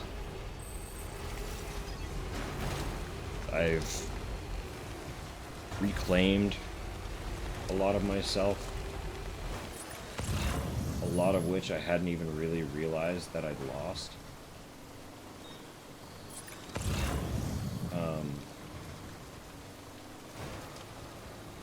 I discovered a lot of myself that I hadn't realized I didn't know about. It's like, it was a big year for revelation.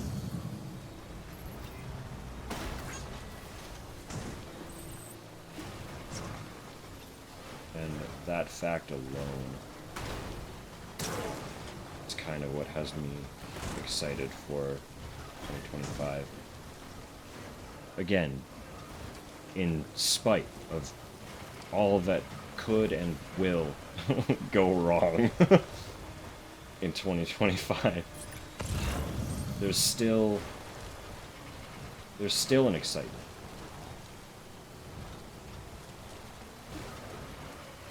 Just because of all of the actually good that did come from this year. In light of all of the shit. Well,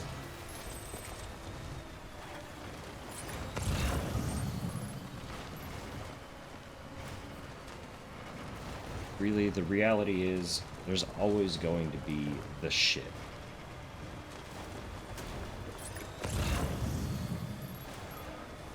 But if we let that rule and destroy everything that we have, we're not really living, are we?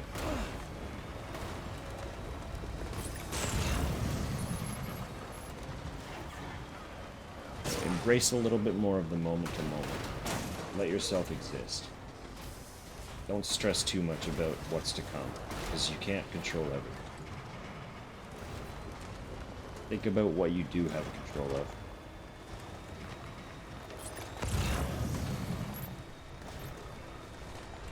Let that be your driving force, right?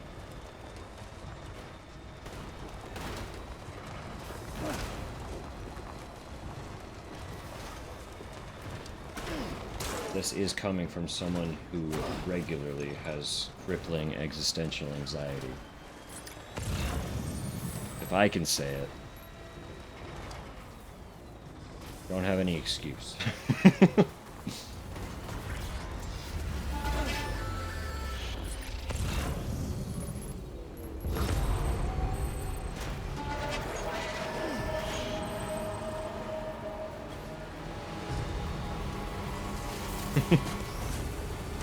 Love you, proud of you, excited for you.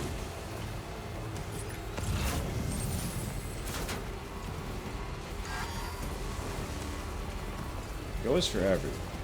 The year is going to be good for all of us.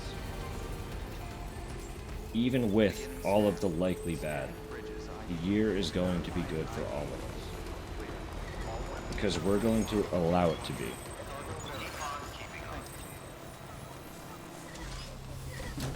Someone's happy.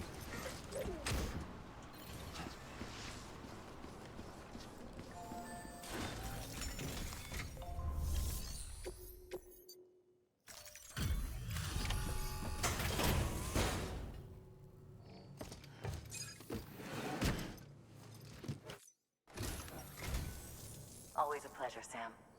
Was it a rough trip this time? It wasn't that bad, all considered. I was expecting it to be way more of a nightmare to get down here with that truck. Look how much there is.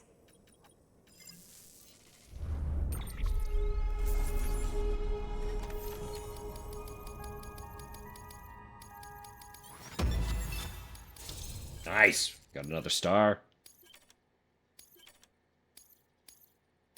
Also said I got a hologram for a goose. Oh, before I forget. I don't know if there's a character named Goose that I'm unaware of, or if it's actually just a goose. But I want to find out.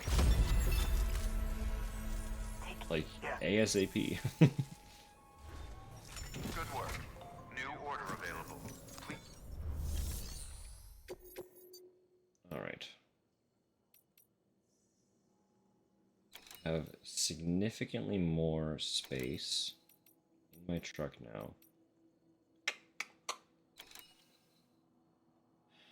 But nothing is going where I'm going.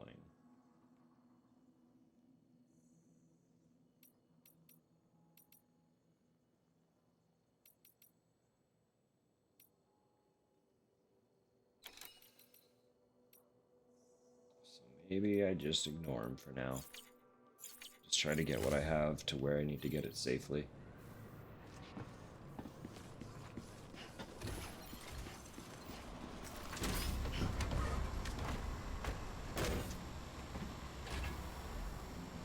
My resolutions? I'm thinking about them. It's not even 9 o'clock yet. I got time. Keep on keeping on.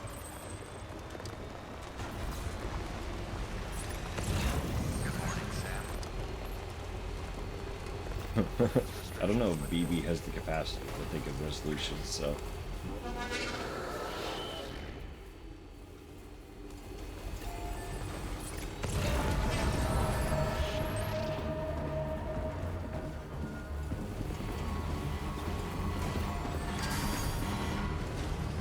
Should have charged this truck, so I did make a mistake there. But look, a generator!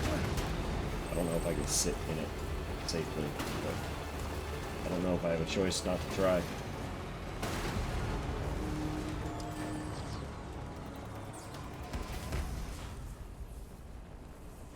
Patience, patience. Resolution is to continue living in the brine. Fair and true. Continue living, period, probably. Alright. Full charge. Protect more BTs. Make sure Papa Sam is safe.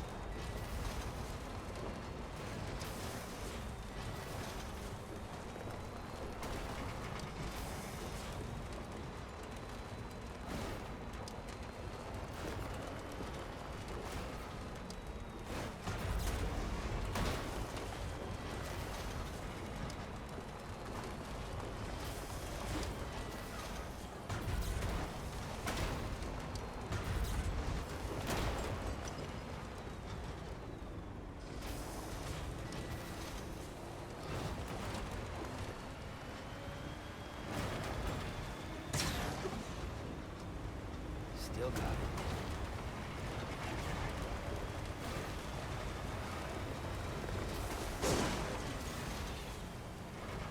Nice, okay. So good. So fine.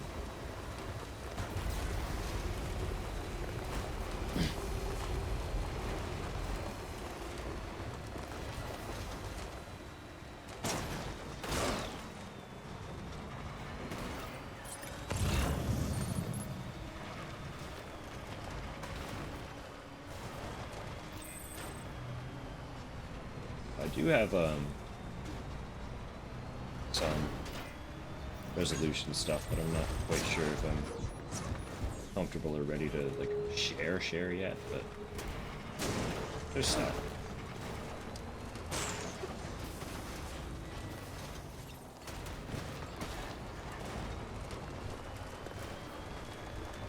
It's a lot of just like learning more about and claiming more of me, if that makes sense.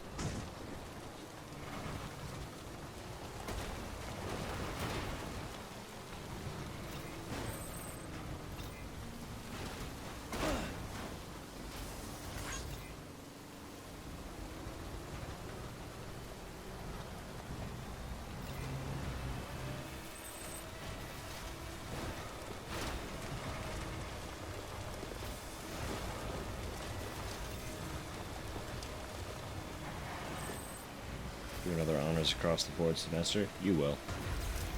Without a doubt.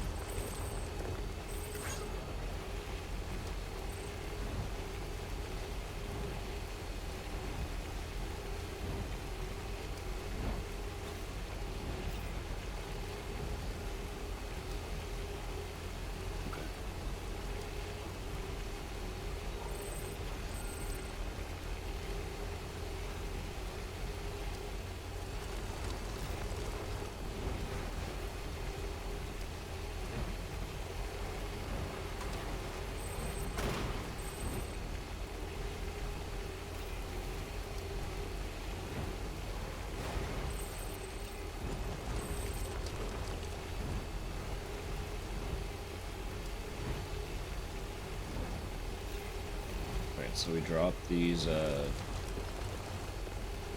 South Knot deliveries. Delivery. I don't know how many orders I have. Then we're gonna go get Mama.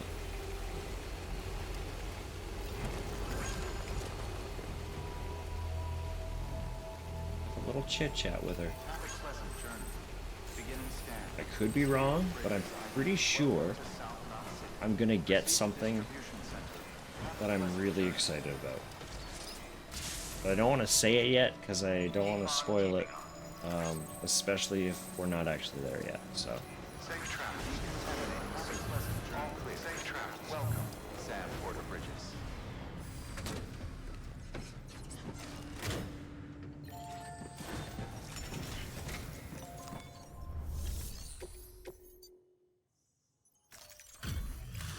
So it was 2 orders, but one of them was teeny tiny. A delivery? Oh.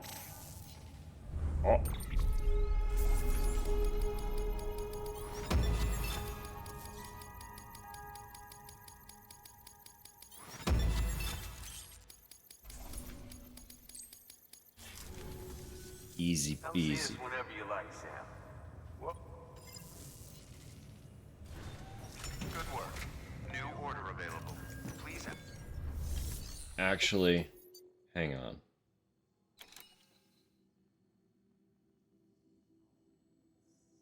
There's the pizza.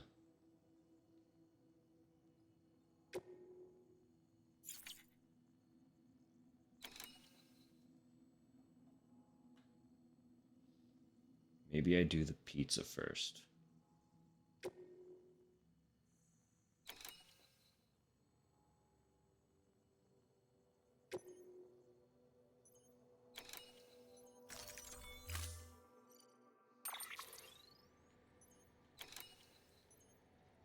I need to keep it flat, so I need to have something on me to put the pizza on top of.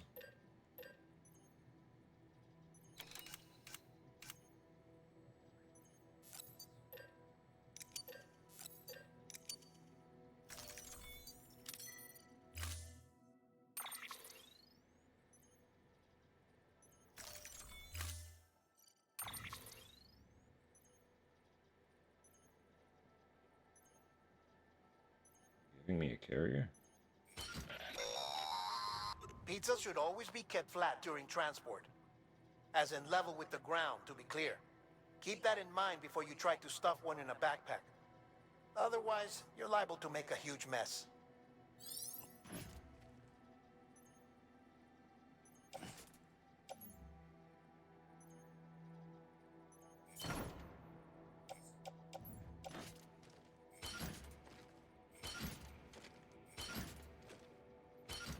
Perfect. And then right there. Right fucking there. Flat ass pizza.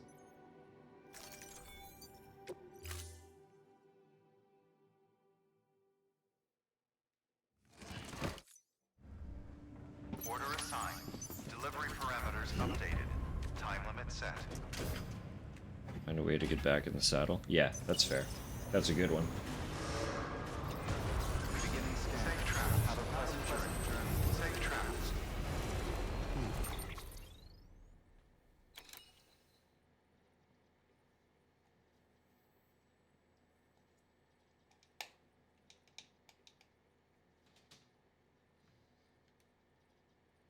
Heat pad turns off after a certain amount of time. I didn't know that. Like, why is my back suddenly very cold? Have a pleasant journey. Weapons restrictions, but have a pleasant journey.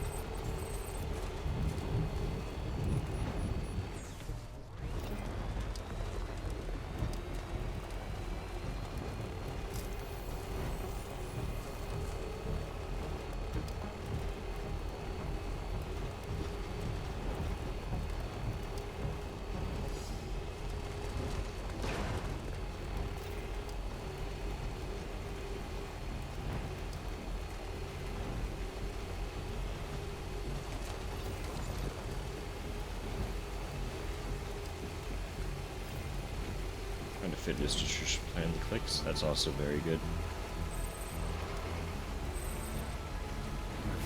Makes perfect sense.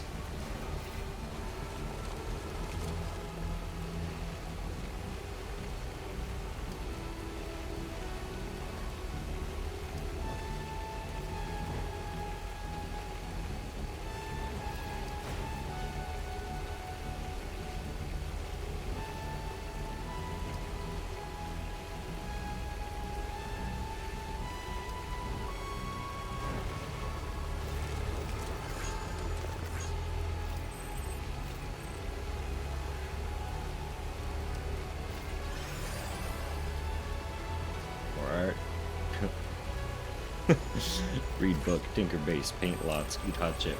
Yep. Valid.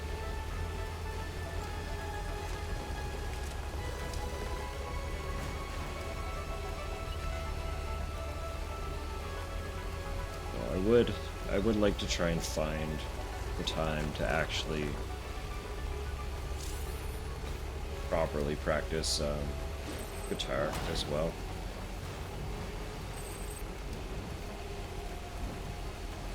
I'm still in those stages of the hardest part is learning the fundamentals.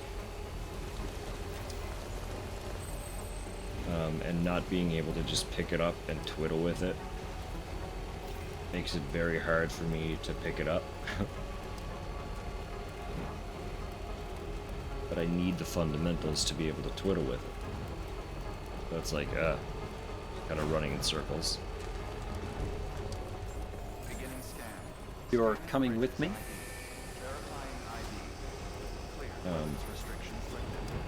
And the emotes have been a very good push so far, but I also would love to keep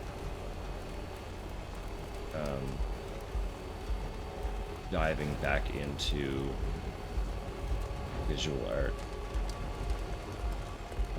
At least in the digital painting sense.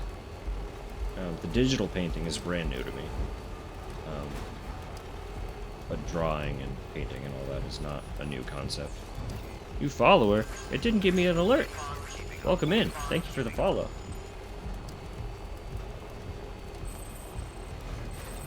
This fucking app, let me tell you. It successfully plays on stream. It just likes to break on my end. Sometimes I don't hear them. But thank you. Thank you very much. Hope you enjoy your stay.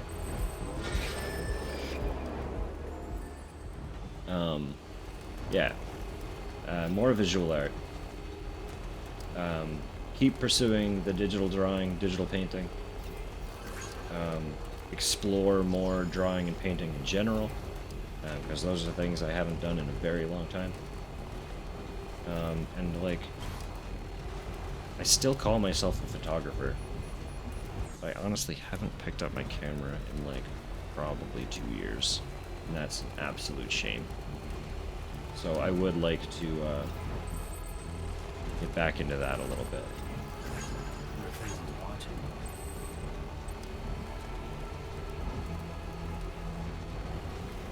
Actually, that is something that I've kind of been rolling around in my brain a little bit. If I occasionally did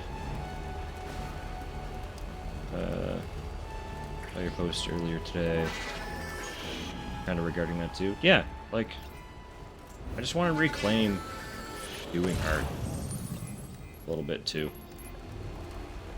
No, I've been rolling around a little bit the idea of some of the evenings when I'm just sitting down to like try and draw out some emotes and stuff. Would anyone hang out if I went live for that? Because it wouldn't be hard to set up. I'm not a professional digital artist, so like I don't know what I'm doing. Full disclosure, like I'm not like it wouldn't be an art stream from an established artist. They have such a vibe, and I know it would not be that. But if people would hang out anyway, I could go live for just like a couple hours while I twiddle around. Make it kind of like a low stakes, no pressure stream.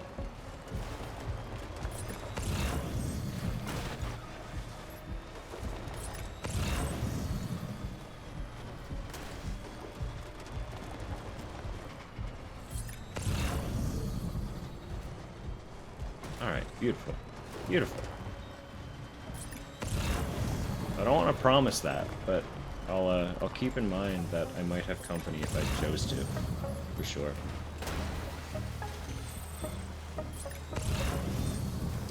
Because there does also come the getting over the anxiety of, again, not being an established, skilled artist. It's a lot of having no idea what I'm doing. And doing things in very inefficient ways, but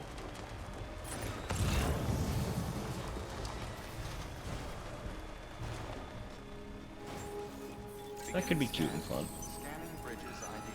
Fragile Express ID verified. All weapons will remain locked until departure. Cargo verified. Thank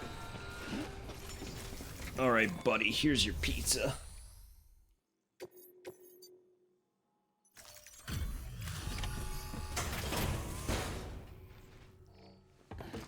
Goodness. Delivering cargo. Delivery complete. Displaying performance evaluation. Still not here to greet me. Good old Peter.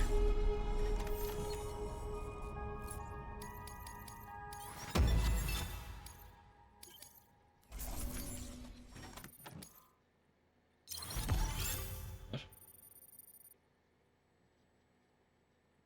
Oh, the bot, right. I forgot I sent a bot out. I was like, what is this? Thank you for your continued support. Good work.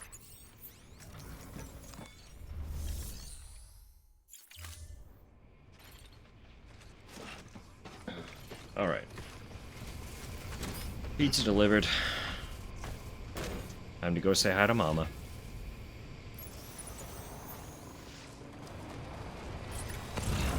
Weapons restrictions lifted.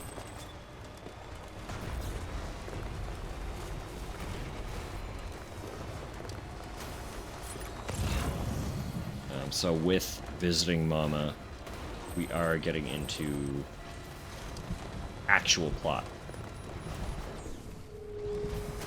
Truck rusting away real quick. Yeah, a little bit of rain will do that. Fucking time fall, huh? And it was so pretty, too.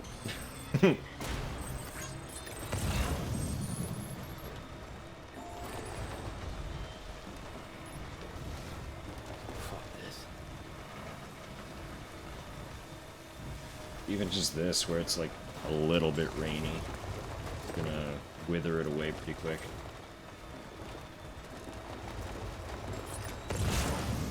Ow!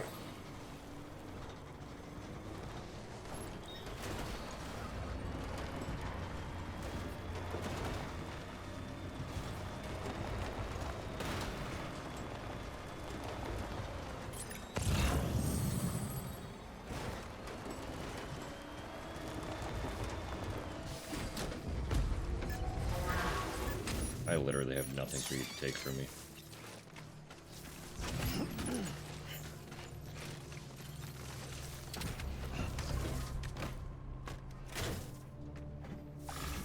Jump to do a Dan call. Oh yeah.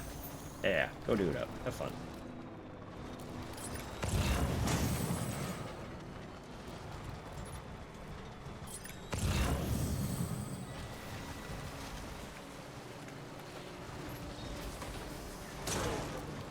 Please, truck, go up.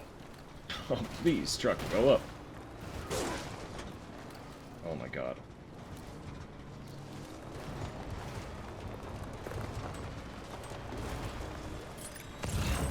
Telling you, sometimes the physics.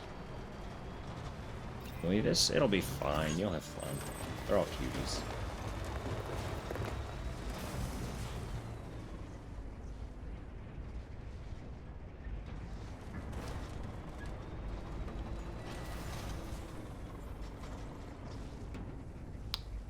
It's the gold.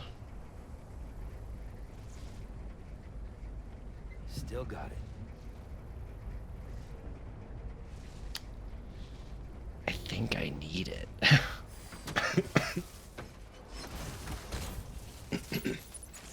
Half-Life is fun.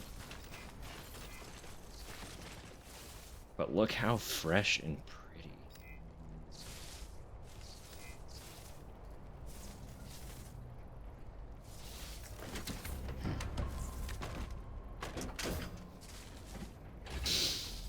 Alright, time to move. A moment of silence for the Half-Life truck. You were appreciated. You'll be missed. But we found gold.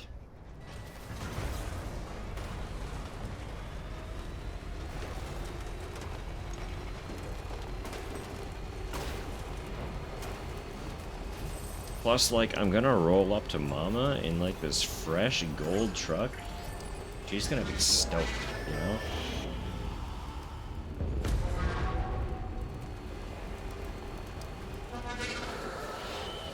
Trying to ping me, but I have nothing that they want. I'm just taking the road. It's fine.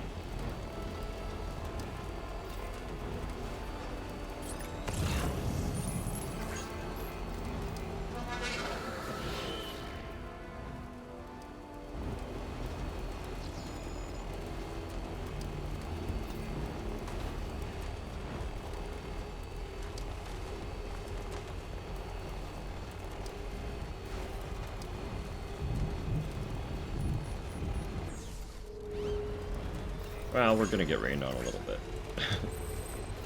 Hopefully it doesn't look too banged up by the time we get to Mama.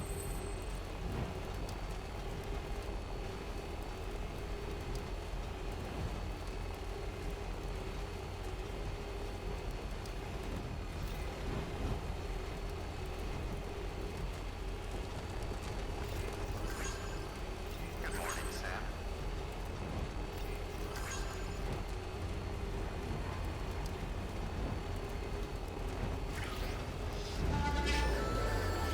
What? It's fine. I'm over here, you're over there. Find yours.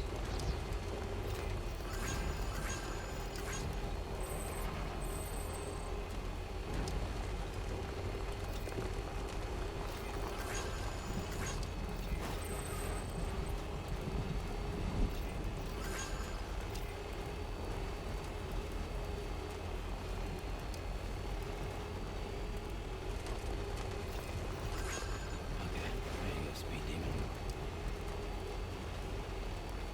Keep on keeping up. Keep on keeping up.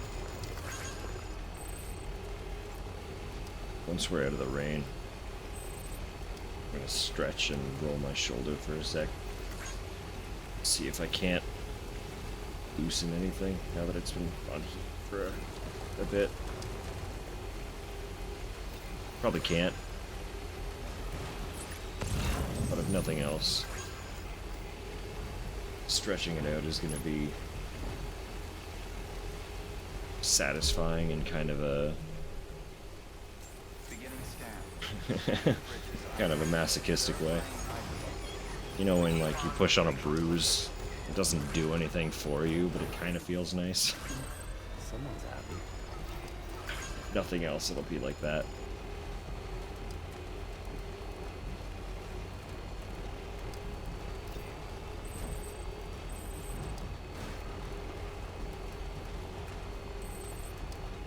Just like this weird adding pressure kind of alleviates pressure,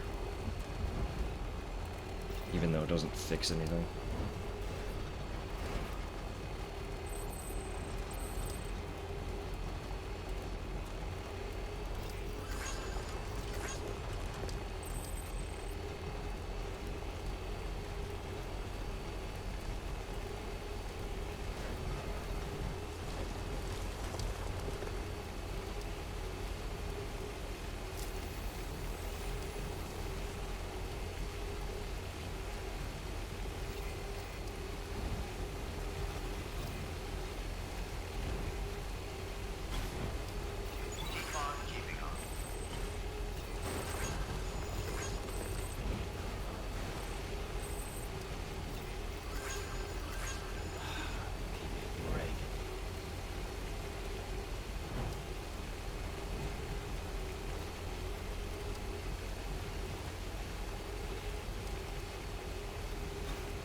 There she is.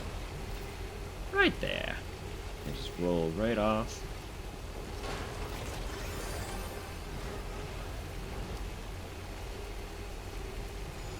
Hey, her it isn't.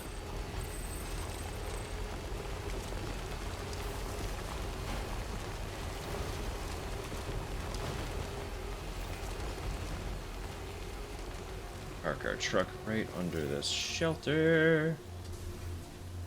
Keep it mostly safe.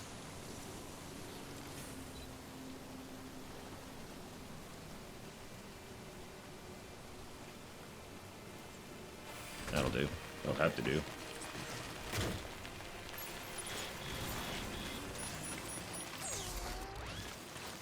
Fucking otter hood.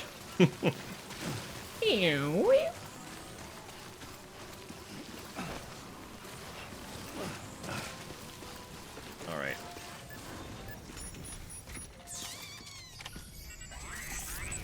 While they yap, I'm stretching.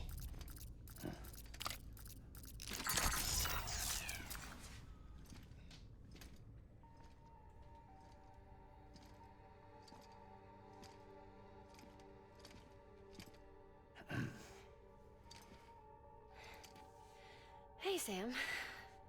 Thanks for coming back. Got something for you. These are your new cufflinks. Oh, hell yeah.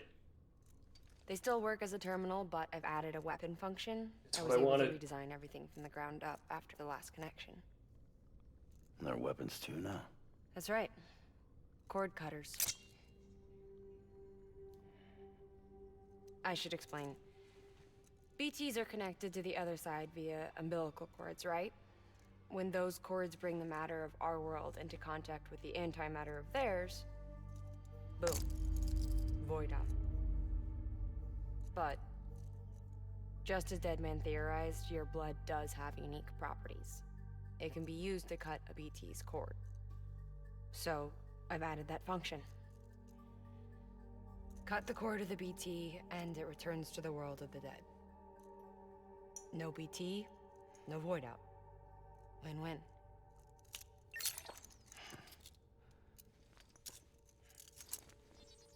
I've been waiting for these. These things can cut them loose. If you can get close enough without them noticing, yes. Cord snipping, super handcuffs. Right. Let's try them out. Cut the cord connecting us. Yep.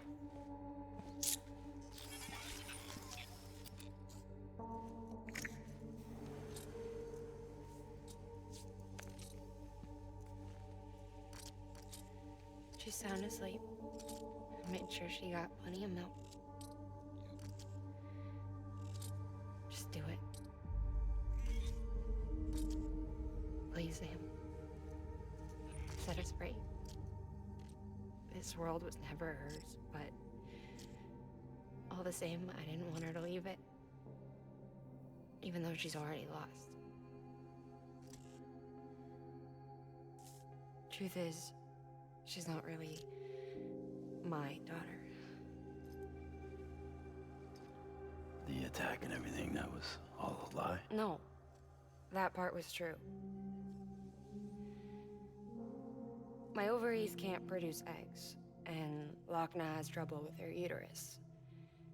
Long story short, neither of us can have children. I was alright with it. I mean, children, who needs them, I thought. But my sister thought differently. Lochna wanted a child, someone to carry her genes. She fell in love with another member of Bridges, but he died in an accident.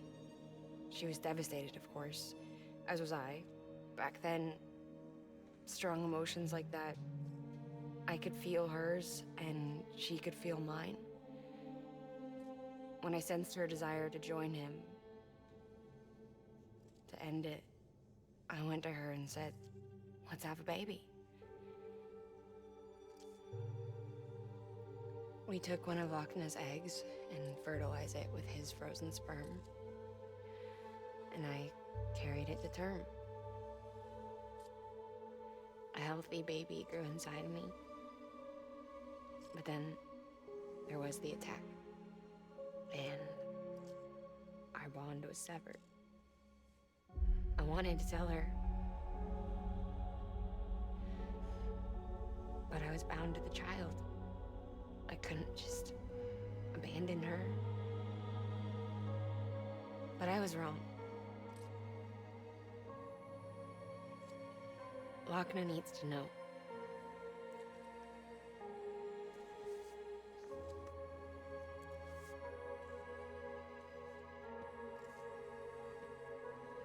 You have to break some ties to forge others. Can't be tied to everything. If we're going to reconnect the world, I need to reconnect with my sister first.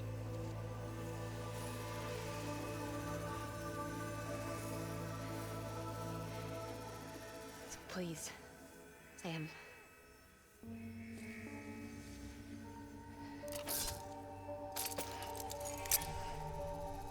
Do it.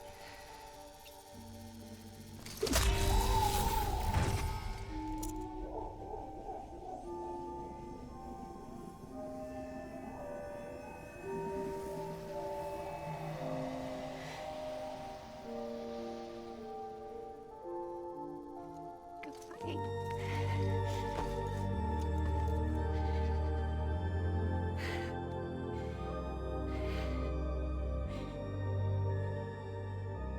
All right, Sam. Take me home to Lochner.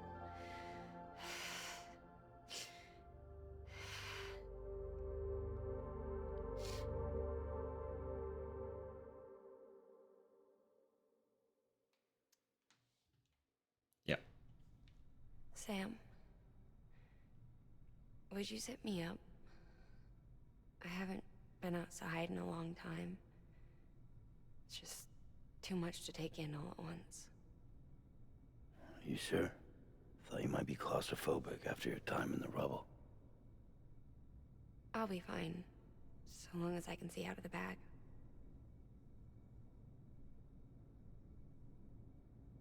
The warmth of the light, the touch of the wind, the scent of the world.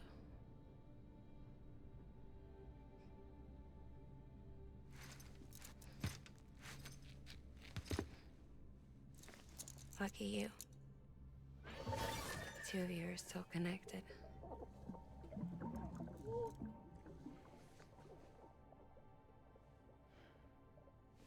Okay, Sam. Let's go.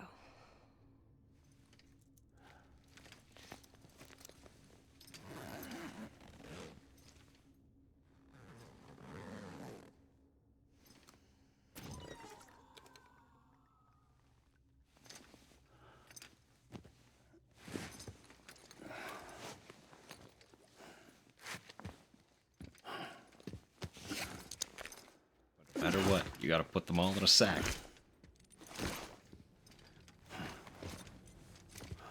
Carry them like they're fucking cargo.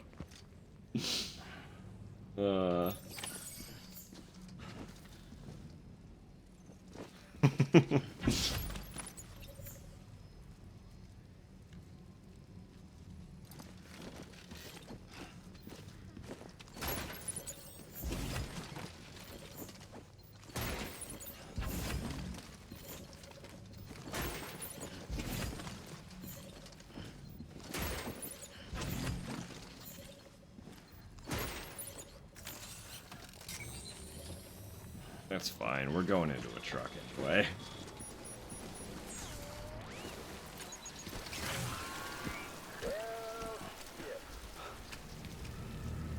I had a special surprise prepped and everything. But it looks to me like your hands are full. It's no biggie.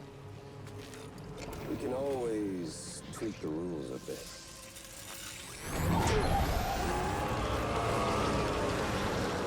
Be ready, Sam.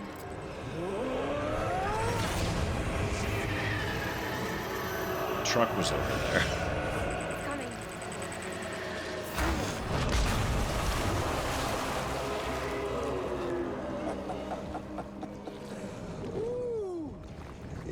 looks hungry. All you gotta do to make it out alive is not get eaten. Sound like fun? Of course it does.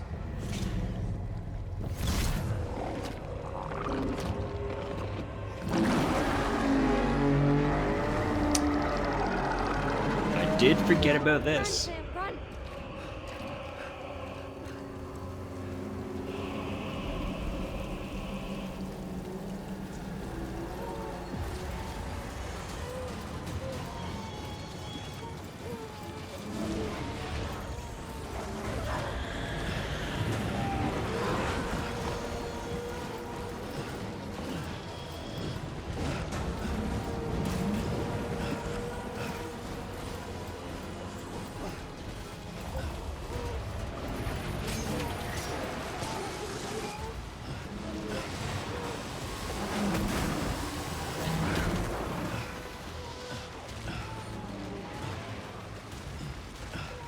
Oh, this wasn't a great place to go. That's fine. We're good.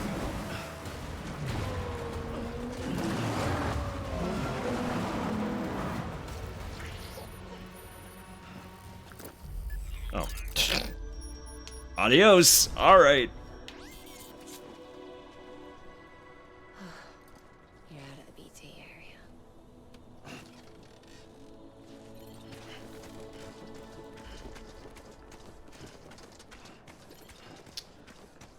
I expected more, but let's go take a peek, see if our truck's still there, shall we?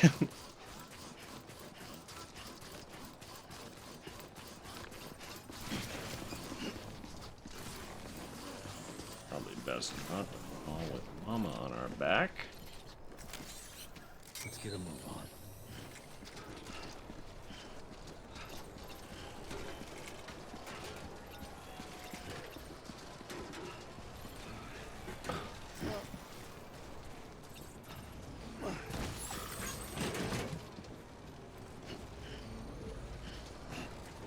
Golden truck.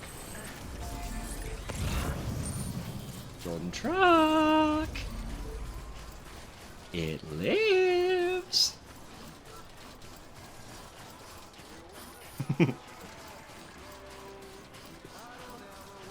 Oh, it's in rough shape.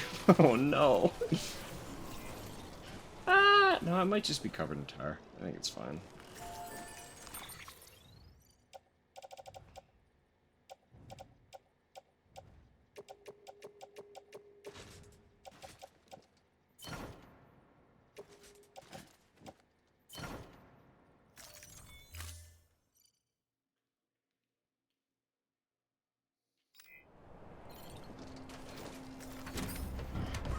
Nice. Like, I hope she's in the passenger seat. I don't know what I would think if she wasn't.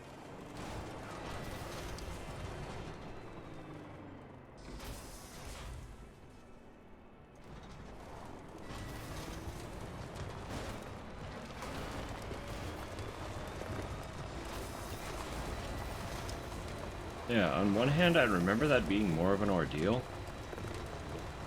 But on the other, I also completely forgot it happened. So I don't know. I don't know.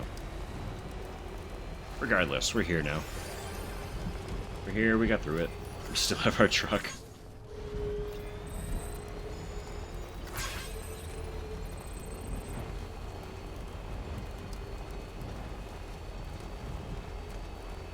Fucking Higgs, though, eh?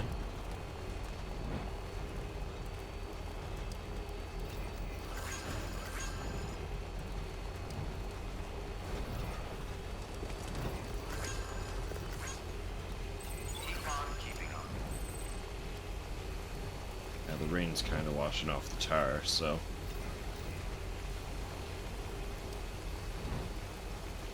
The rain's gonna bring rust, so is it worth it?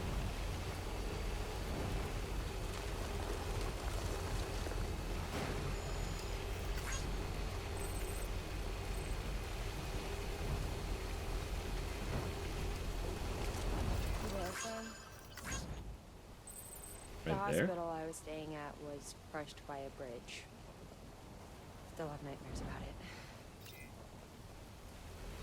Still hear the crack before it all came tumbling down.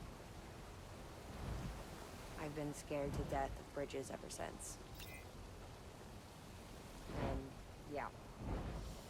I know how that must sound considering our employer. I'm scared of the dark, too. Don't sleep anymore. Can't.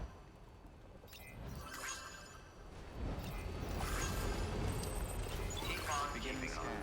Scanning bridges ID. Except you were asleep when I found you, so... Clear. Weapons restrictions lifted. That was a lie. No, I know. I get it. I understand.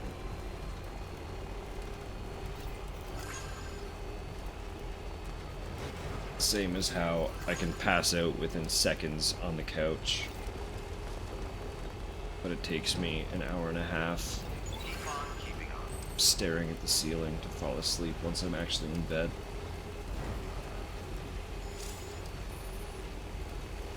Whole mood. I understand, Mama. Insomnia is a fickle bitch.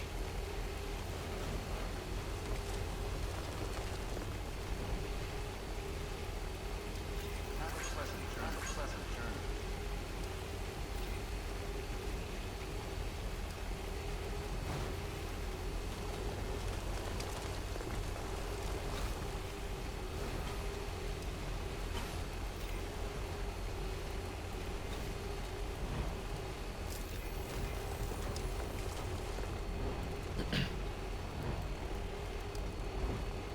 I know I probably could be taking a whole bunch of other deliveries, but I feel like, considering the context of this current narrative beat, it feels most appropriate to kind of just focus.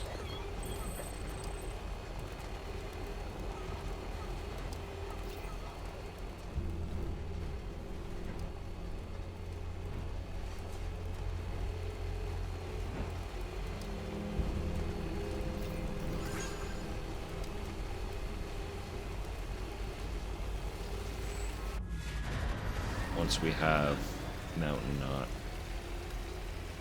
we can put a little more emphasis onto gathering new preppers and forging connections.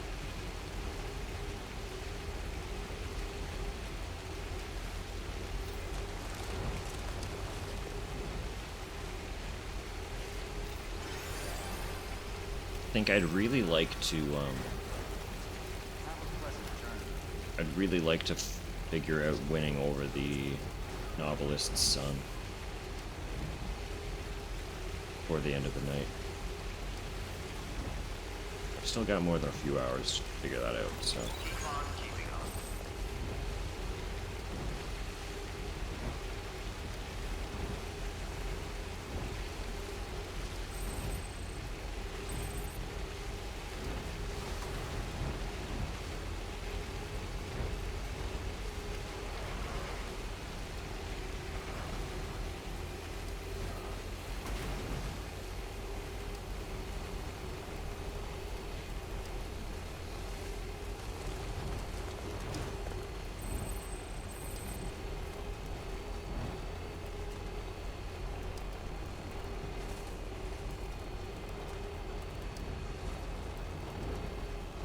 Really wants to roll? Ah, it just likes doing little tricks.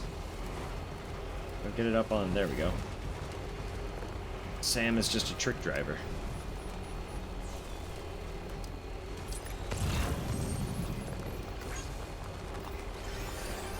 This might be a good one to do it. Yeep. Nope. Not sharp enough, never mind.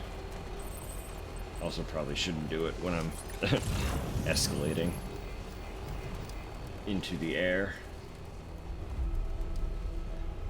Not with Mama on board, anyway.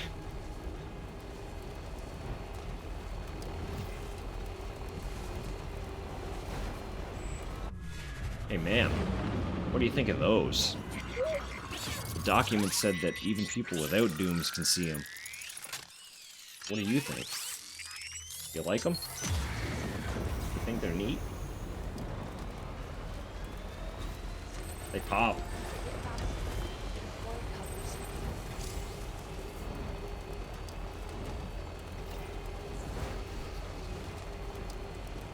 Pop real good.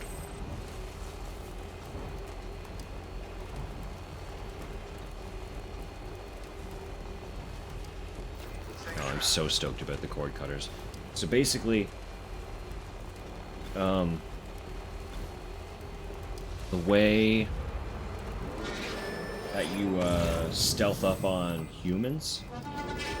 Oh, they're waking up.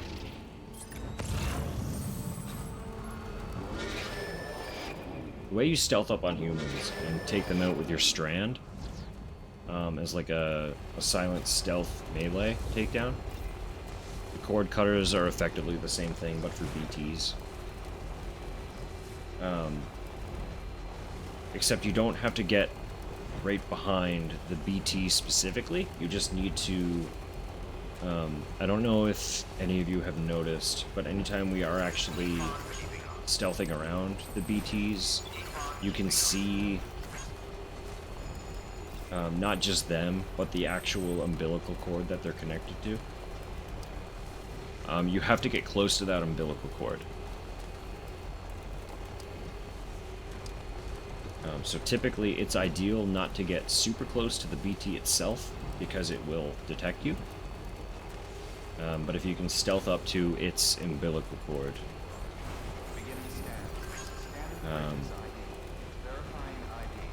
these modified cufflinks let you sever that cord. All clear. Welcome, Sam Porter-Bridges. So much like how I was killing them from a distance with grenades and stuff, I don't need supplies to fight them now. If I happen to stumble into a BT zone without weapons, I can still remove them. I don't have to just stealth. I can actually sever them from the equation. And just straight up take them out and open up the space to being less stealthy. So Beginning scan. Have a pleasant journey. I should take at least the ladders.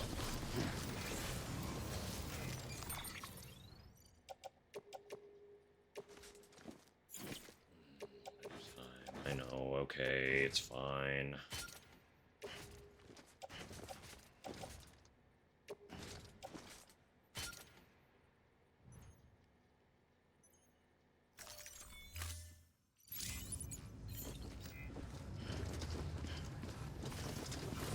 Beginning scan.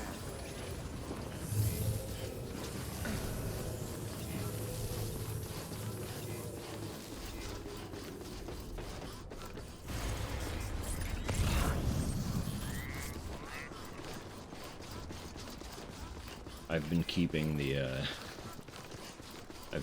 the cord cutter a quiet little secret literally since we started the game. The very first time we encountered BTs, I was thinking about how excited I was to get to the point where I had the ability to stealth up on them and cut their cable.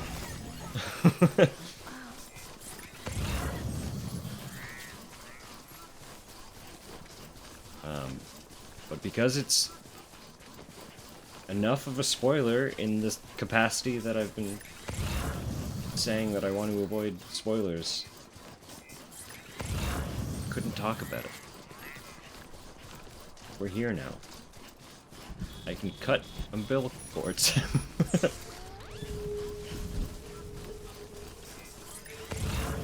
With my freaky handcuffs.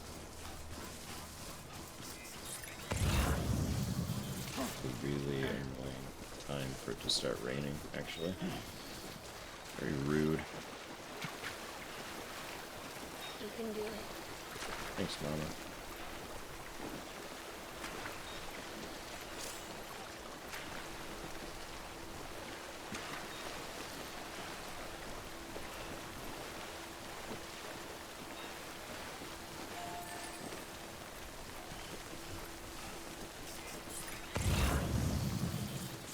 honestly, the little waver in her voice every time she says anything to me is kind of devastating.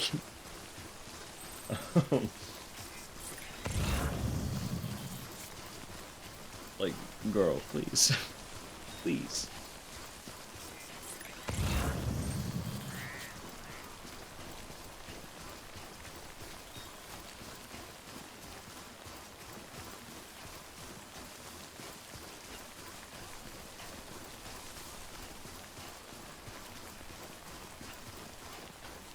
Hey, you okay?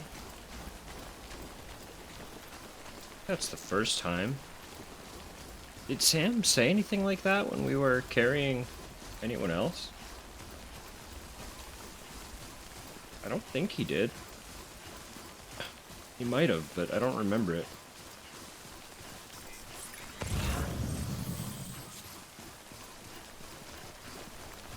Got it.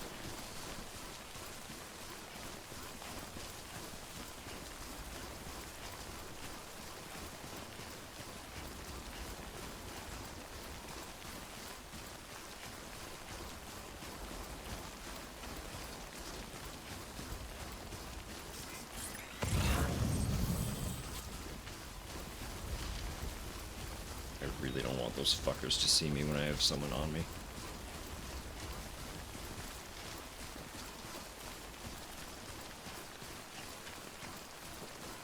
Irony that after the explanation of how the cuffs signify connectedness, have ones that specifically disconnect. Uh-huh.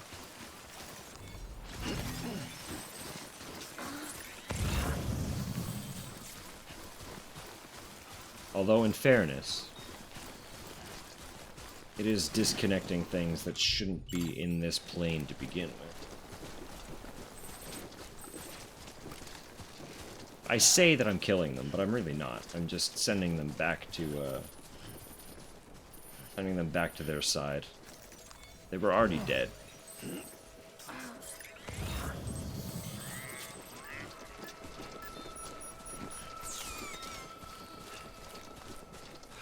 Sorry, I'll try to make this quick.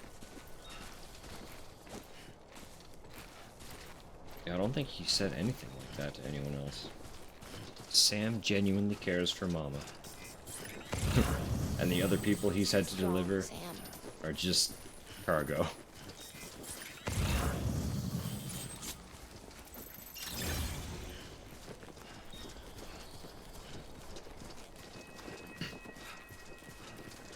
But in general, on that note, you will find that this game plays on that topic a lot.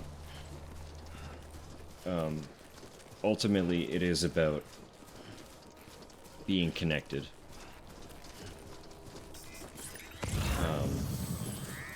And supporting one another to get by. But it does frequently ask that question of whether that's always the best thing, or if disconnecting isn't always the wrong choice. Is it sometimes better to sever a tie?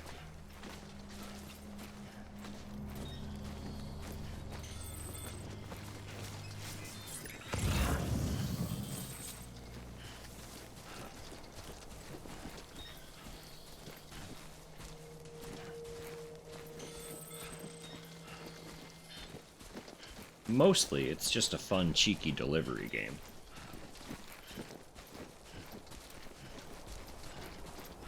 And then there's heavy-handed doses of philosophy and existentialism. And that's just how it is. Doctor. Not met you.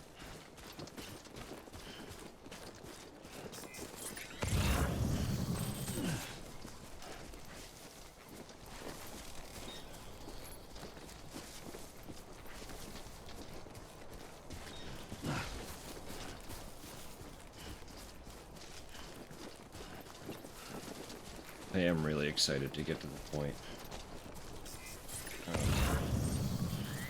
where we can watch the second game's trailer. All right. Delivering the heavy thoughts while you deliver the cargo. Exactly. It's like, hey, you thought 300 kilos of cargo is heavy? How about this?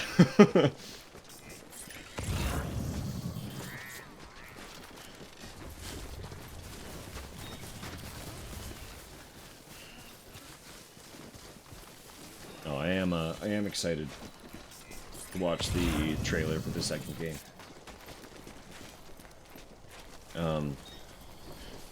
As it does also play on that whole topic. But again, I don't want to get into it because the trailer itself kind of spoils things for this game, being a sequel. It teases things that it expects you to have already encountered aspects of in this game. How else would it deliver hype, right? If it didn't pose new questions for players that already know what kind of went down.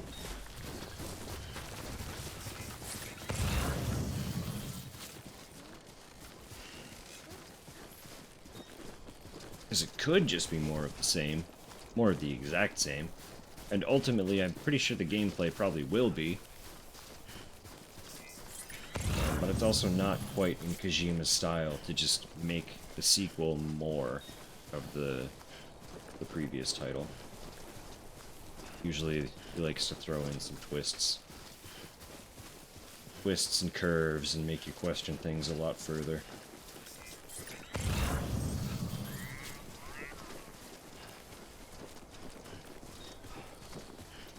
Hey, Sam. Do you remember your own birth? Me, I remember being inside the womb. Alone. I could hear my mother's heartbeat. Hers and Lochner. We were conjoined twins. One and the same before we were born. Then they tried to separate us with surgery.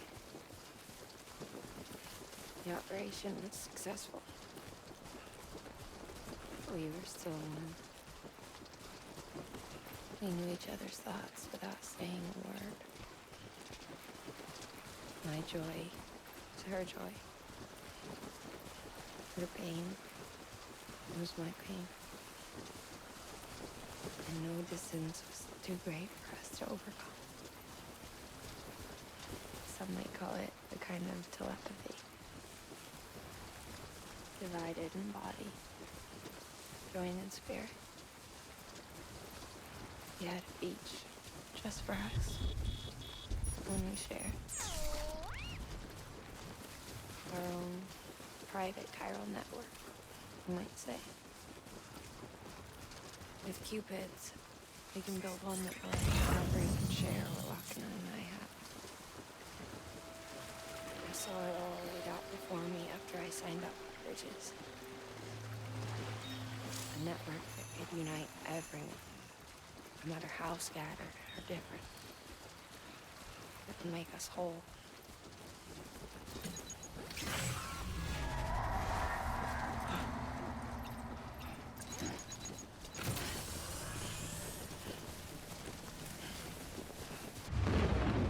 Oh, you fucking would.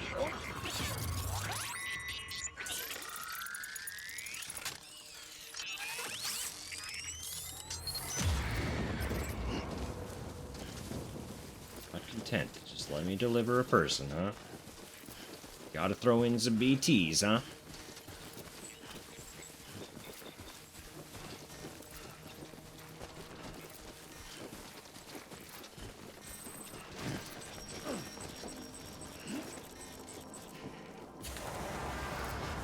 This place does look kind of wild, to be fair. Something definitely happened here.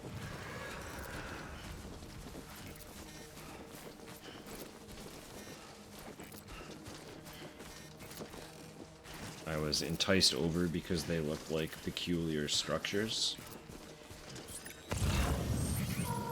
Like something that may have been purpose-built. Kind of like totem poles or something. Evidently, no. They are building supports, and all that remain of whatever buildings that they supported. So,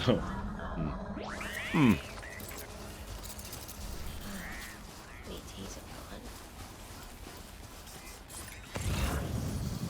the fuck? Sam, Come on. it wouldn't be about bringing people into line.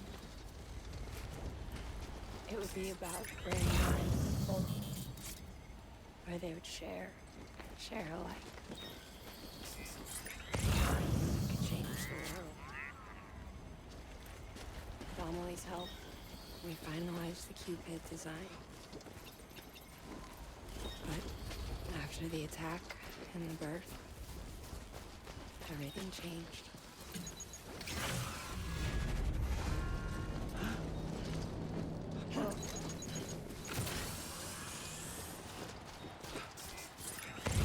Sorry, Mama. Hold that thought.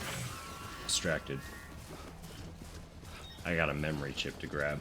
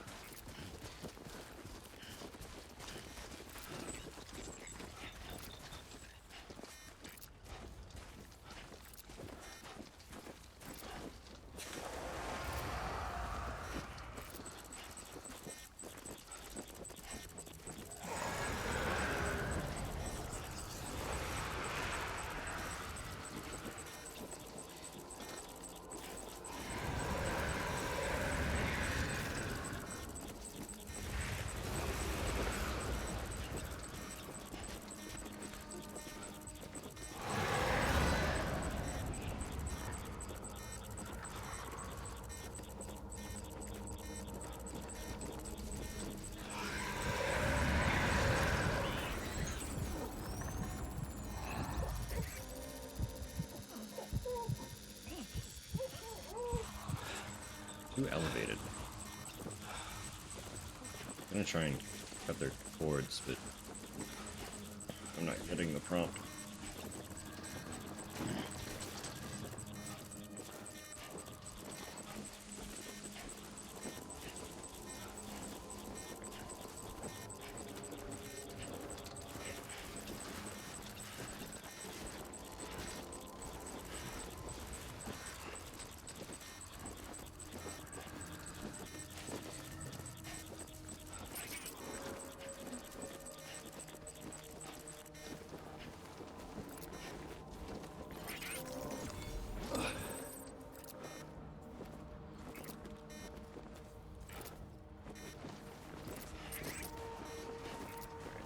I won't fuck around and find out while I have Mom on my back.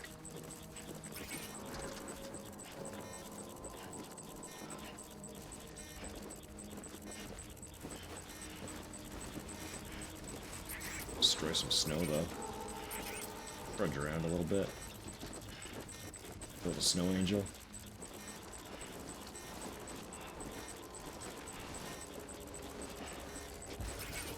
Get exhausted.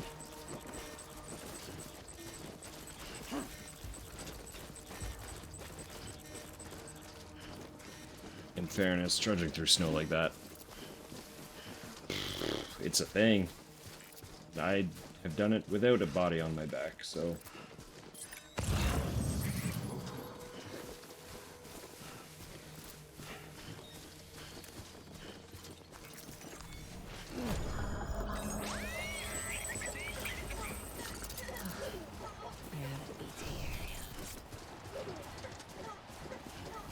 That's just,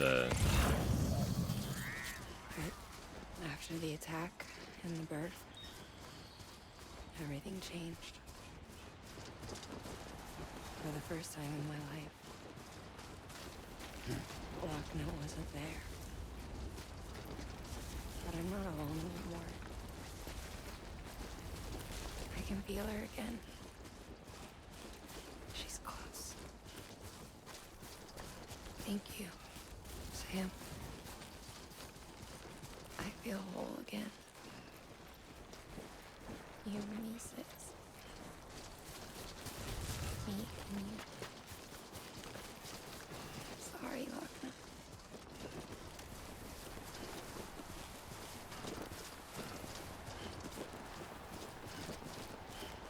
No, it's been less so in recent years, unfortunately, tragically. Certainly very acquainted with trudging through like knee-deep snow. Good old fucking Canada.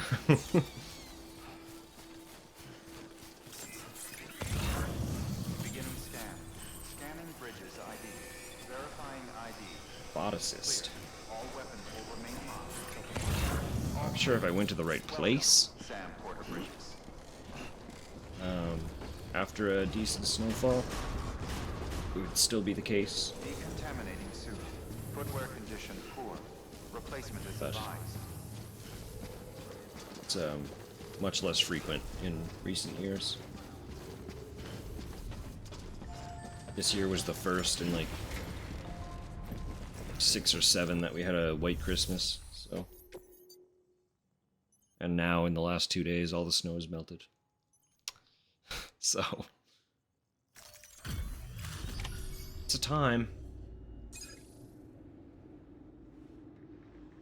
Tell you, any climate change naysayers don't fucking live in Canada, because I can see it.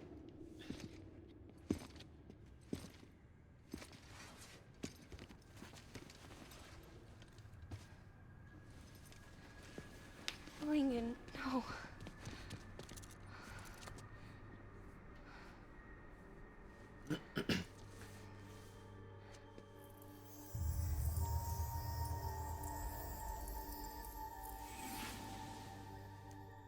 I'm sorry. I'm so sorry. I love you so much. I love you so much. It's good to hear your voice again.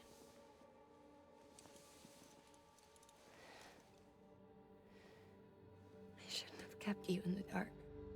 Tried to save her. I couldn't. You don't have to say it anymore.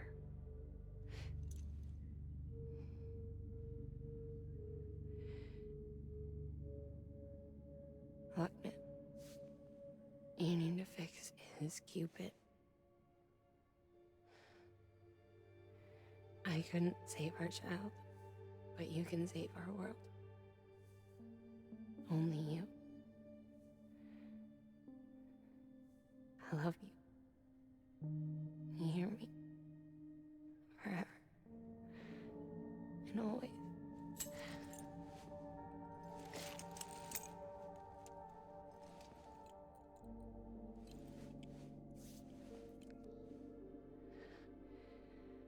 Now, make the world whole. Okay? Just like you make me.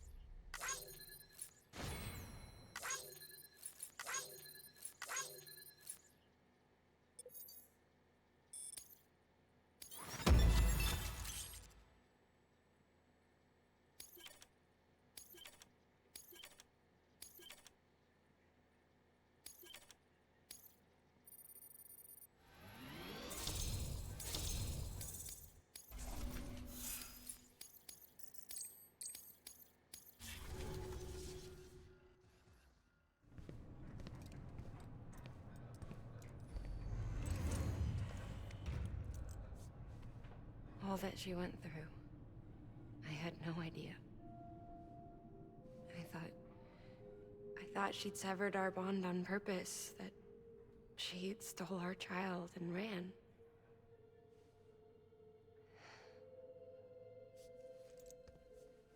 I fixed your Cupid like she asked. The limiter should be functioning properly now. There is one thing. Before I sat down to work, I took a long, hard look at the code. I'm pretty sure someone's tweaked it. Either that, or my memory's going to pieces. Someone rewrote your code? Rewrote might be overstating it. Let's just say it wasn't the latest version I released.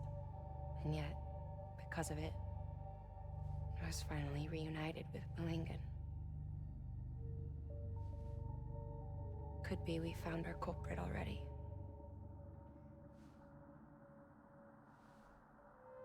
She died beneath the rubble, with our child still inside her.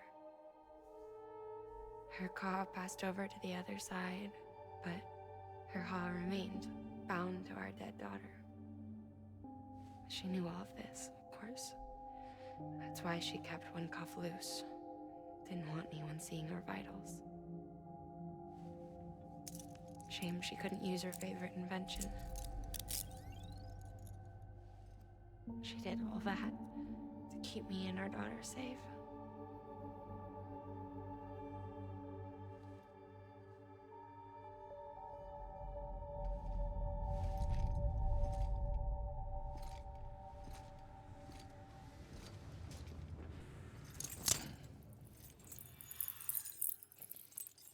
Fuck it, Sam.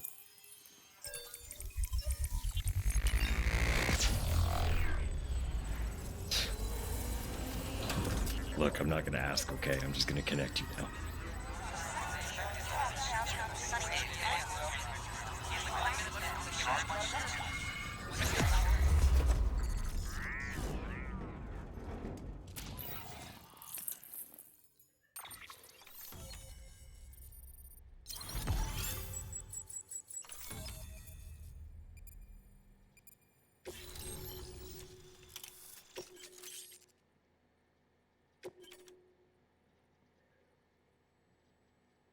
Stabilizer.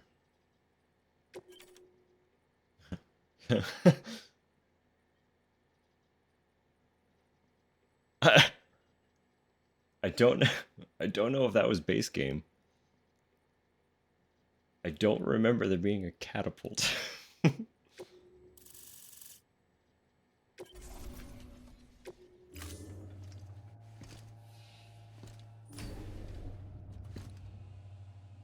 Sis?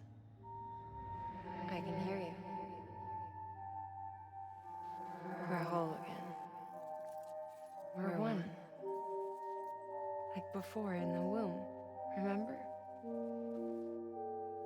Malingen. Lochna.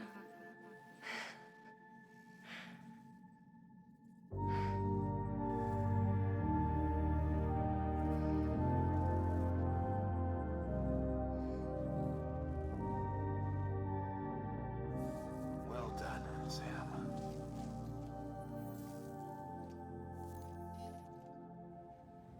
Thanks to you, Edgenut City is finally within reach. And you, Lochna. Your work will help ensure that the Chiron network remains online. Together, we might just make it all the way west. Now then, Sam, there's something else you ought to know. We've been studying the data from when you claim you encountered those soldiers. We had audio, which doesn't paint a complete picture on its own, but the languages, the names, and terms we picked out, the munitions we could identify, everything seems to indicate that you were on a battlefield over 100 years ago. World War I, to be precise. It wasn't a dream. Wasn't a hallucination. Maybe you were spirited away to another dimension or something. And given the time discrepancies, maybe you were sent to a beach. Can't say anything for certain. That said, I've never heard of a beach turned into a battlefield. But beaches are shaped by the will of the people who inhabit them. Perhaps Hartman can offer a more rational explanation. Beaches are his specialty. Unfortunately, he's still outside the chiral network. Anyway, get some rest. No use dwelling on questions we can't answer yet.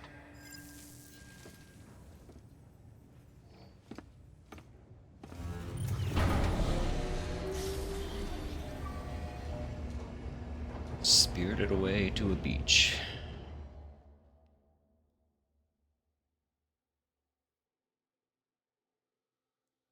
A beach that doubled as a battlefield. And we know we fought Cliff.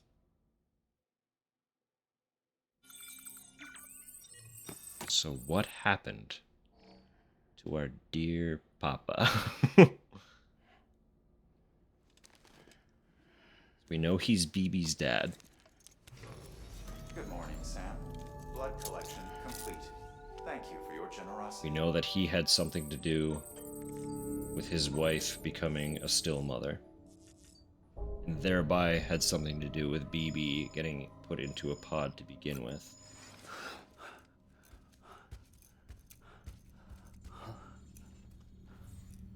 Lou? Ooh, looking for this? Surprise. Fragile warped me here. I finally got to visit the beach. Well, her beach. Don't worry, I didn't come all this way for the sightseeing. Your beloved BB has a serious issue.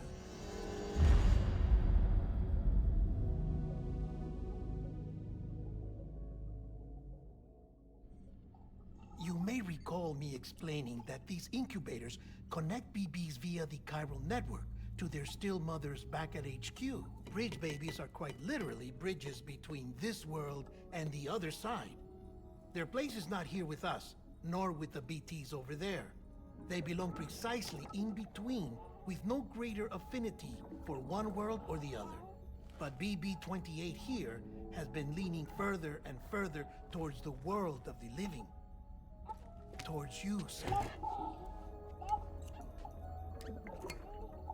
It's because we're partners. Partners? Sam, a BB's a tool, not a human being. Bridge, yes. Baby, no. So tell me what the problem is. This tool, this weapon, is transforming into a living being. It's gaining weight. Its brain activity is increasing. It's accumulating memories. BB-28 is becoming self-aware, becoming an actual child.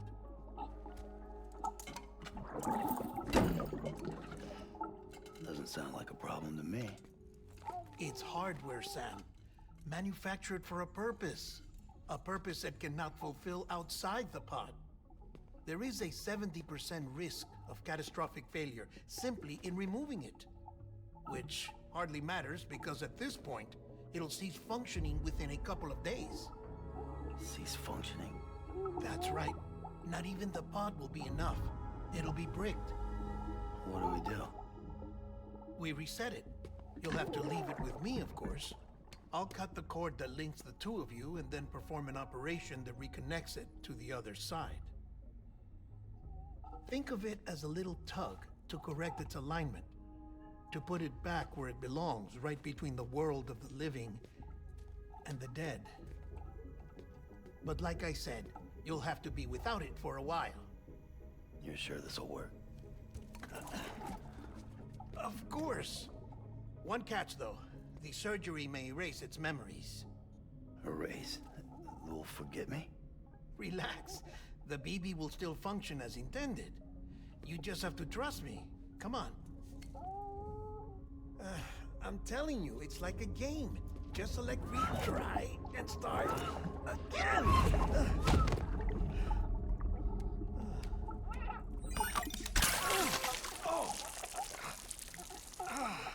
And this is why I hate these things.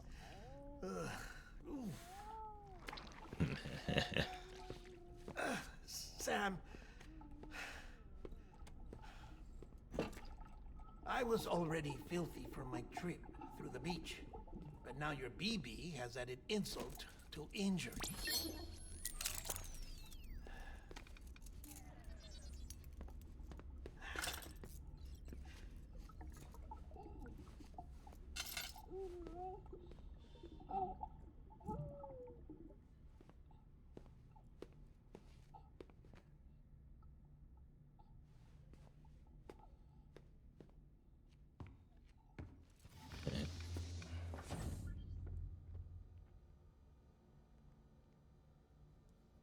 He's not being subtle, Sam.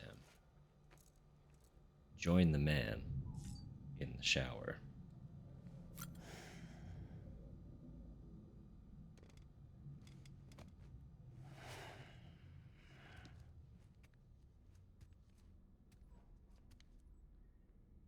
He removed your cuff so that he can speak to you in private, sir.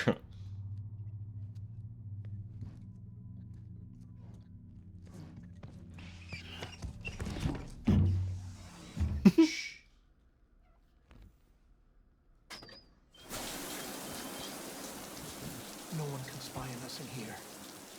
It's just you and me. No audio records of what we say.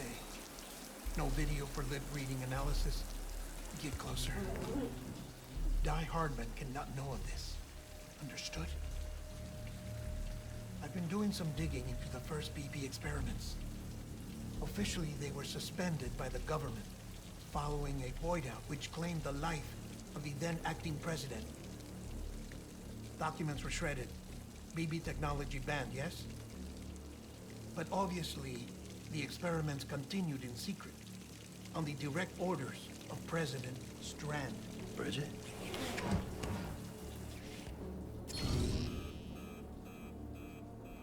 The BBs were essential to solving the mystery of the Death Stranding. Oh, she had big plans for them. They weren't designed just to be BT detectors. She wanted to incorporate them into the chiral network to facilitate travel to the beach. But none of her plans ever came to fruition. And now BB Tech has fallen into terrorist hands. What's Die Hardman's part in this? I'm afraid to find out. I don't know how long he was working for Strand. I don't even know his real name or his face. I thought you might, since you two go further back. He was already wearing the mask when I met him. Something about burning his face. Right. Sorry. Any data we have from back then is classified at the highest level. As far as I know, the director is the only one with clearance. But the chiral network presents a new opportunity. By compiling fragmented data in the public domain from all across the country, I might be able to piece together a little more of the puzzle. Be careful, Sam. They're watching.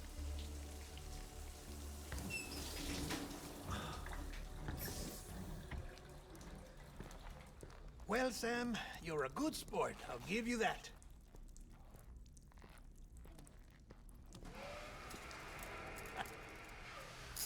Still, it's a fine way to get out of doing the laundry.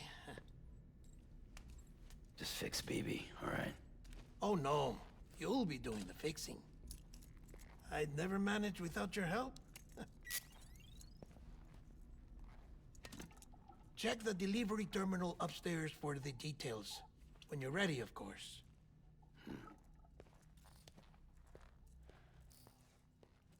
Like the whole time he's in the shower.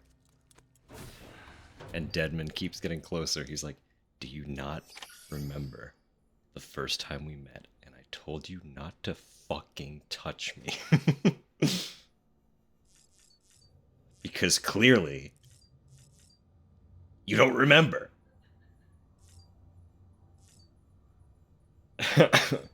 Alright. We are just over 5 hours in.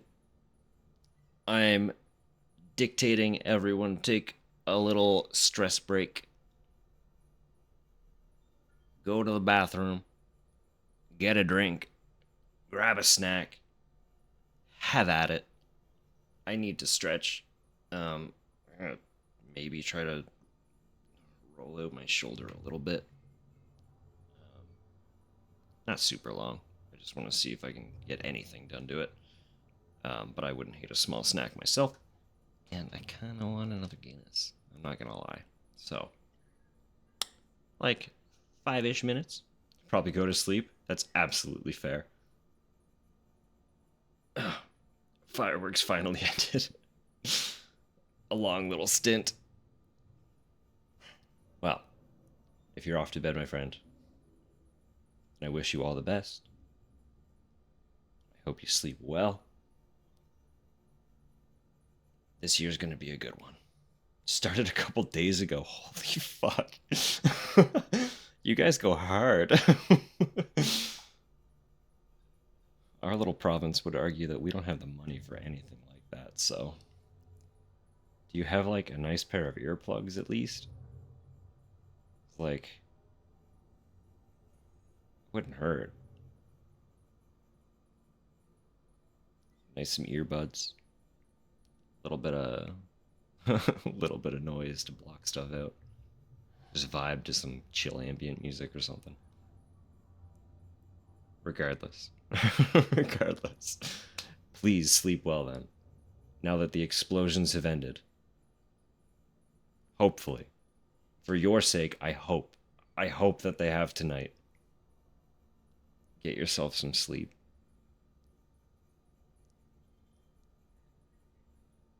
Illegal explosives, yeah, we get some of those too around various celebration times. As far as I'm aware, we're not allowed private fireworks at all. I'm pretty sure they're illegal in our province. Pretty sure. So as far as I'm aware, no one sells them. And if no one sells them, that typically means you can't, or you're not supposed to be able to get them here, but it never stops people. I'm pretty sure the next province over, they're legal to buy and use in your own privacy. So people just go get them and then come back. But, you know, it is what it is. That's what happens when it's provincial and not federal. If you want them outlawed, go to the big man. But it's not going to stop anybody. Between New Year's Eve, 10 in the morning, New Year's, right? No, people never care. You're never going to stop the people from bending and stretching the rules. Unfortunately. Fireworks are fun, but they should be in very controlled doses and circumstances. Because they kind of fucking suck outside of very specific windows. For the exact reason that you are suffering through as one of them. But really, I do hope it's the end. Only licensed professionals, honestly. But, you know, people blow their hand off and then they never use the fireworks again. And that's karmic justice of some sort. It's tragic, but, you know, something we always say is play stupid games, win stupid prizes.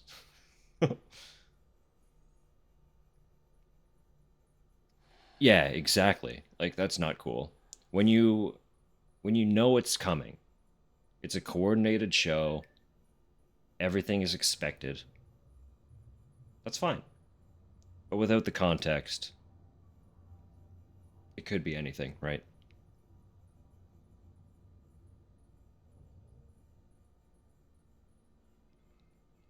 And that's just for the people.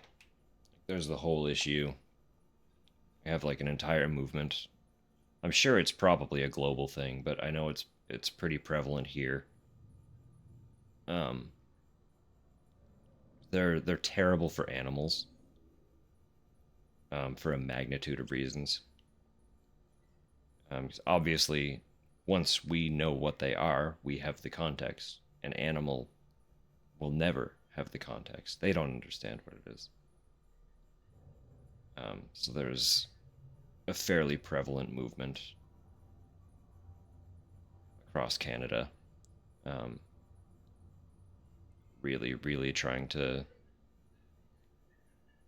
get people to fuck off. But there's really only so much we can do, right? So people are going to do what people do, unfortunately, for better or for worse.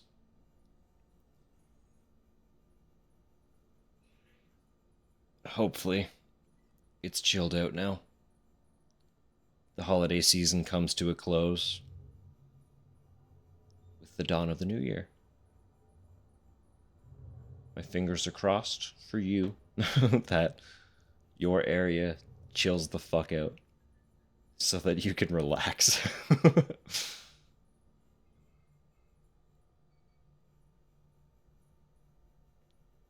Wishing you well. I'm gonna get up and do my stretch. If you're heading off to bed, sleep tight. Of course, my friend. Plenty more.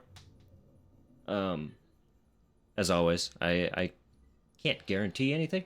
There might be another one before Saturday. There might not. I'd like to think there will be, but time will tell. I am back to work standard on Thursday, so we'll have to kind of see how I'm feeling at the end of the week. But either way, I'll be back Saturday. So if I see you then, I'll see you then. Until then, sleep well. The rest of you, if you're sticking around, do your little stretch. Get a snack, get a drink, whatever you got to do. I'm just going to run to the washroom. Probably refill my water a little bit. As I said, grab another cheeky Guinness. And I'll be back. So, sup? You caught me just in time for a break. So, I'm putting on whatever fucking song is already playing. Little Klonoa. Fuck you. Fuck you. No. I gotta stretch real bad. My back is freaking out, so.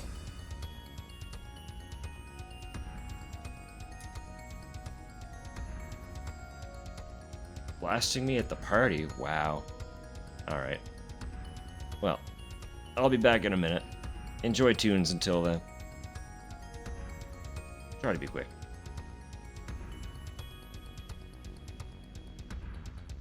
Say hi to who? I'm trying to get up.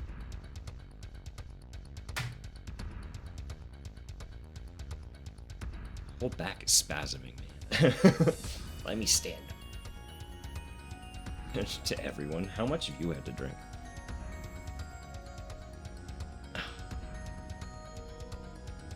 I'll be back to play more Death Stranding in a minute. Just let me do my stretch and it'll go by quick. I'll be right back.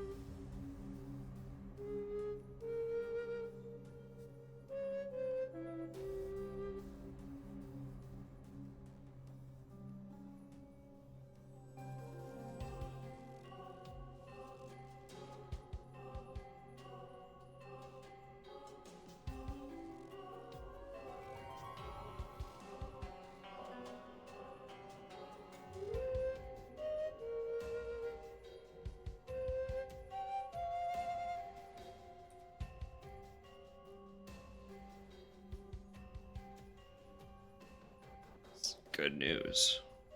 Rolling my back did nothing. But I got some chocolate.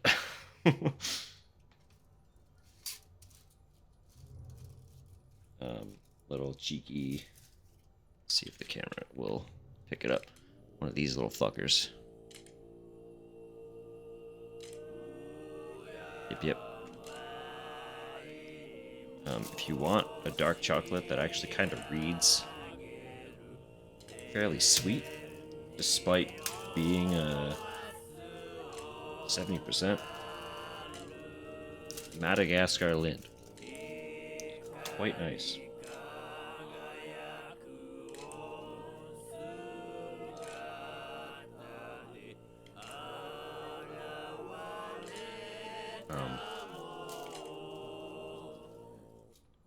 Though I am typically kind of like I enjoy a nice dark chocolate.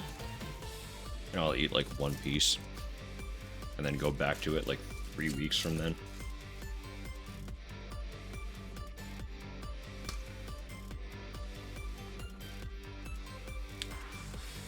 I don't dislike sweets, but I'm not like a huge sweets person anymore.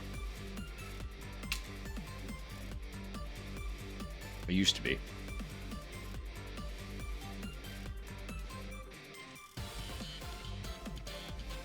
When I was a kid, it was like the biggest sweet tooth. Point I don't really have a descriptor for.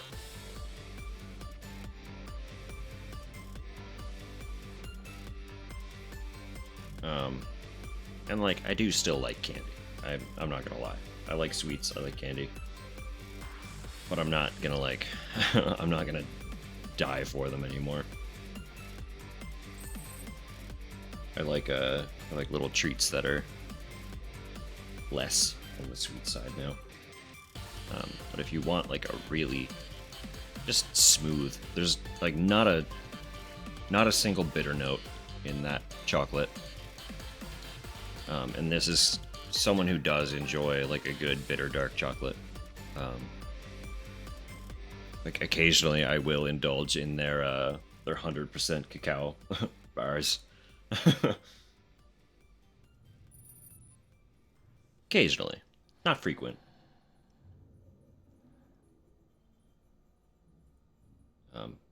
But that's probably the smoothest of like any of their dark chocolates. As far as just like their straight chocolate goes, anyway. I know they have a bunch of dark chocolate bars that have like fun flavor additives and stuff. But that's just chocolate. That's good shit. Oh. I don't know how long I was gone. I know it wasn't super long, so I'm kind of stalling just a little bit to give people time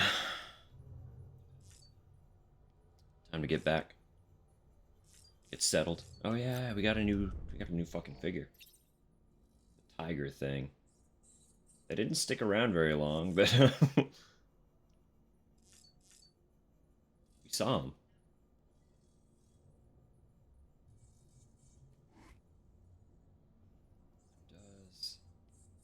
Yeah, Mama is on on my back in that little figure.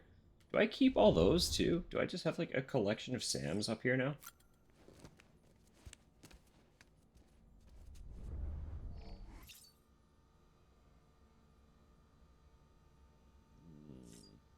No.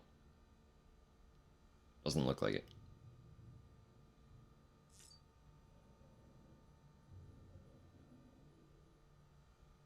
Got a whole bunch of BTs. Yeah, it was really cool. It's just unfortunate how quick that segment went by. Like I don't know if I cheesed it with the direction that I went, or it looks really cool. I just like how like I mean all the BTs in general kind of have that little bit of an Eldritch thing going on. But the golden ones specifically that Higgs summons, just beautiful. Lovely, lovely touch of Eldritch Horror. Oh, fuckers just partying. Come on, focus, camera. You can do it. Pathetic.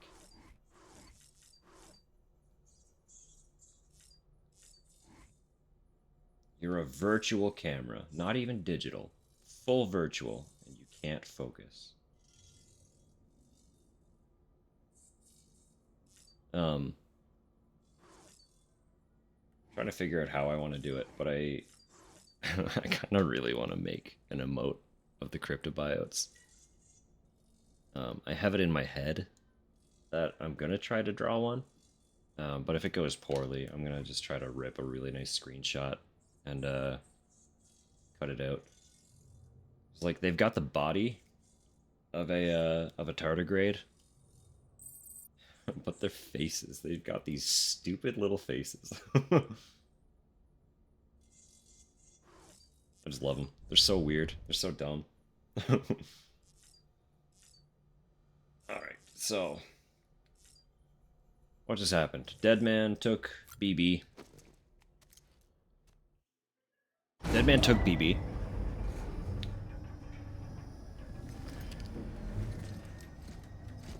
Poor Sam.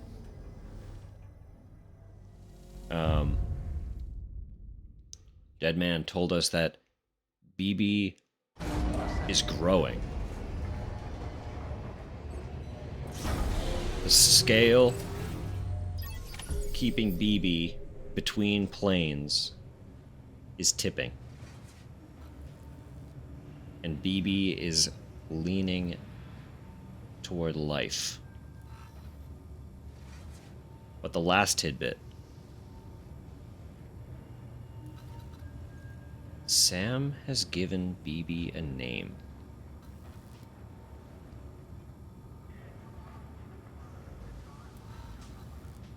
And explicitly stated that we are partners, after being told not to get close, not to bond, not to get attached. Deadman tells me your BB isn't performing to spec. We'll have to put your primary mission on hold until we restore its functionality. It's our only Dooms-compatible unit. And you're gonna have to deal with more BTs as you head further west. Case in point, Emily's informed us of a tar belt outside of Edge-Knot City. A massive region crawling with BTs that Higgs supposedly summoned. And as much as we want you to get her out as soon as possible, you'll have a snowball's chance in hell without your BB. So your first priority is to help Deadman restore it to working order. And since he's on site, maybe the two of you can discuss it in person. Sam, I'm a little busy at the moment, so I hope you don't mind if we stick to Hollow. First, I need you to link up a few preppers in the area so we can increase local chiral density. That's to bolster the connection between BB-28 and its still mother. Then, as I explained earlier, we need to correct your BB's alignment. To facilitate that process, we need to quite literally put some distance between you two. Keep it here while we send you out.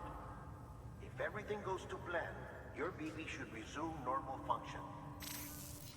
Fortunately, this plan advances our other objectives. We want to integrate this region into the chiral network anyway. So build relationships with the preppers by making deliveries and convince them to come on board. It's not easy to make a home for yourself in those mountains. Even so, plenty of people had a mind to try. You'll find shelters scattered throughout. We've got a whole list of orders from them waiting to be processed. Remember, though, that you're dealing with folks who chose to live out there. Folks who probably value their privacy. Don't think for a second it'll be easy to win them over. You'll have to earn their trust, bit by bit, job by job. Another thing, Sam. You'll be making runs without a BB for a spell. That will vastly diminish your ability to detect BTs. So keep your eyes and ears open for anything out of the ordinary. And stay the hell out of the rain if you can help it.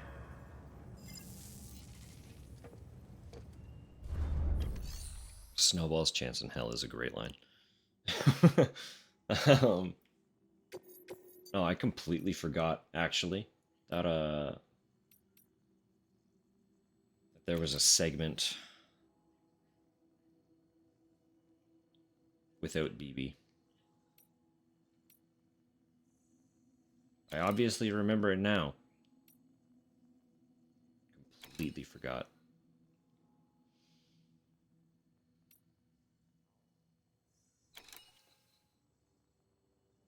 So make 2 deliveries and then retrieve our poor friend lost in the mountain.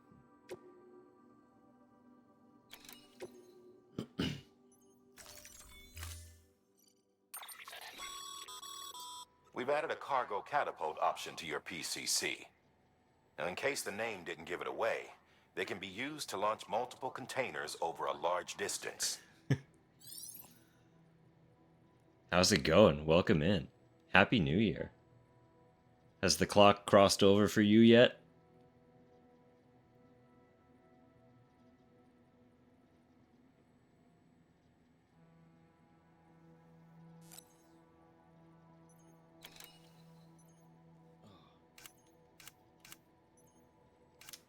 What do I need?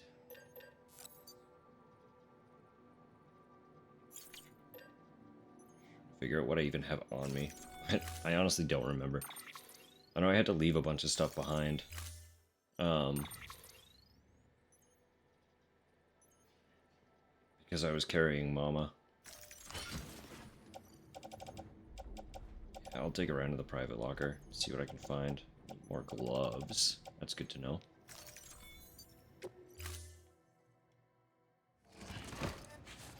Oh yeah, I completely forgot about the no BB segment. Oh, this will be right at home in my collection. Thank you kindly, Sam. I'll treasure it. You don't know how long I've wanted this. Thank you. Also, you brought friends? Well, welcome in. Welcome in. Thank you for your contribution. I don't know if any of you caught. Well, I mean, okay. So, if you're new here and have not seen this game, we're like around halfway through the narrative. So there's like a lot of shit that's happened. So I might be dropping some bombs that you have no context for. Sorry in advance. If you are familiar with this game, the other thing I need to state is don't talk about anything that hasn't occurred yet, for the sake of people who are not familiar. That's all I. You're coming with me? Thank you for the follow. Welcome in. So I am about to drop a little bit of a bomb. Those of you that were here when we, well, I guess I don't have to well, yeah, no, I kind of do for context. When I delivered Mama, did you notice? Oh, I'll try. I'm so sorry. I'm dealing with a back spasm right now, so I can't, like, I can't align properly. So my posture is going to be kind of shit because I have to sit in a way that's, like, not aggravating. Rick Scott? Call what specifically? The posture?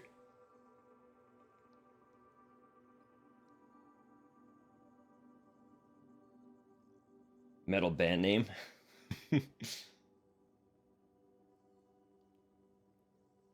Oh.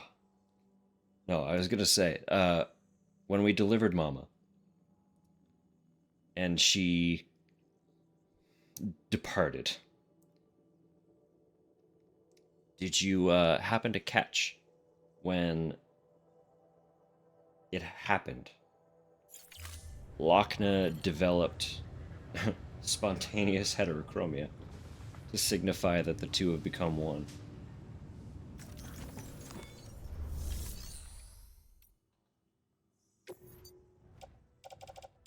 Lochna's eyes were a vibrant yellowy hazel, and Mama had soft blue eyes. And suddenly she had one of each.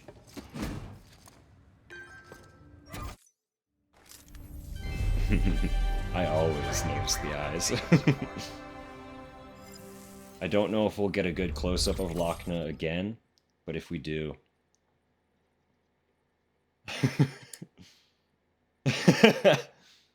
I wish it resulted from something that exciting.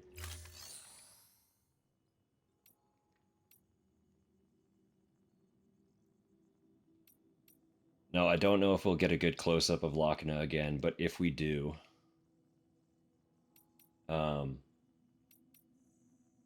take a look at the eyes. And if she's on screen and I have any control over how long she's present, I'll let it linger for a sec. Private locker, that's what I want to look at. So I do have some anchors. Screen capture of Lochna's eyes.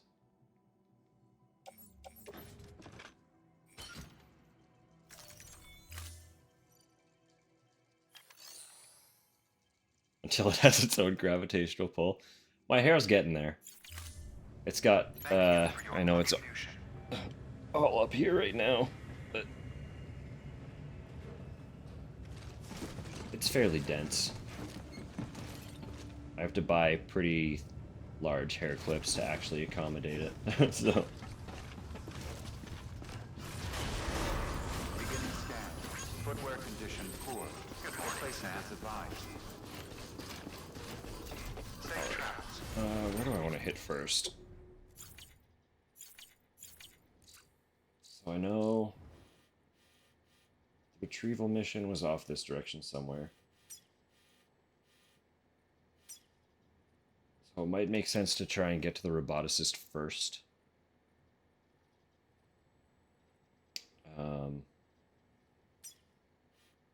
Considering that is the furthest. Although, no, you know what? Take that back. Because this is a nice circle, right? Start with the doctor, move to the roboticist, grab the porter, and then hit the facility again. That's a solid little, you know? That's what we're gonna do. So, dear doctor, go down there. Off we go. Please. Sam? You read me? Lochna? Uh-huh. Calling you via a Bridges dedicated line.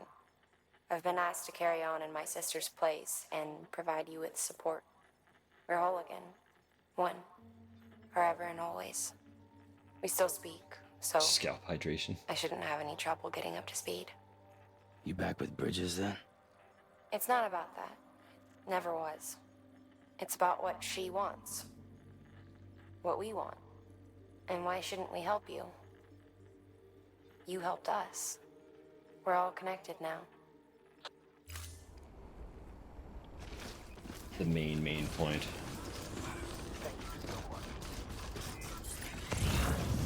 And I know with my whole heart that if anyone knows anything about big, healthy hair,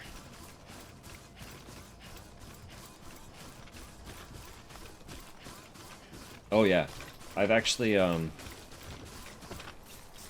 got my hair fairly oil trained.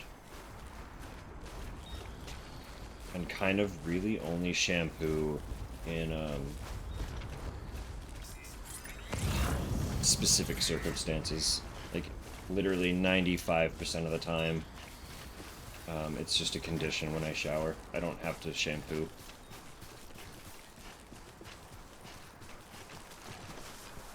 Anyone who has touched my hair can vouch for me.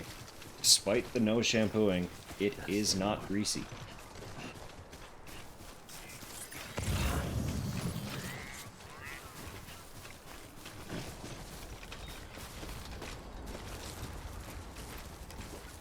Unfortunately, they took our fetus. So it's just Ritas now. But he's still going. And he is still a hunk. It's okay. I'll get the fetus back, I promise. But for now we're just Ritas. No, it's not a lie. They did take my baby. Snatched my baby right out from under me. No, it wasn't a lie. It was a miscalculated half-truth. Beginning scan. Scanning bridges ID. Fragile Express ID verified. All weapons will remain locked until departure. Cargo verified. Thank you. Did we just give the baby up for adoption? Not quite. So the baby, much to everyone's chagrin, is a tool. Delivering cargo. And as a tool, it's broken. A delivery? Oh, good. There's two people Excellent. here. Everything appears to be in perfect condition.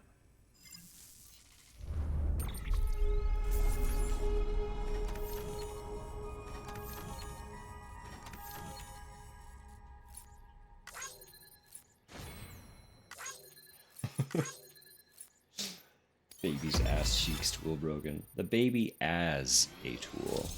1S.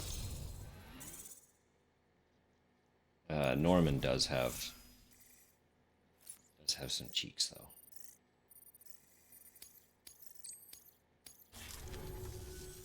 There's something I've been meaning to ask. Would you help me join the UCA? You want in? If me Just like that. being a part of it ensures more people get the medical attention they require, then it's well worth the hassle. Come on in, Doc. Welcome to the party. Once I finish my circuit, connecting these folks, I will do a cheeky little ass show of our dear Norman, just to prove that it's not a lie.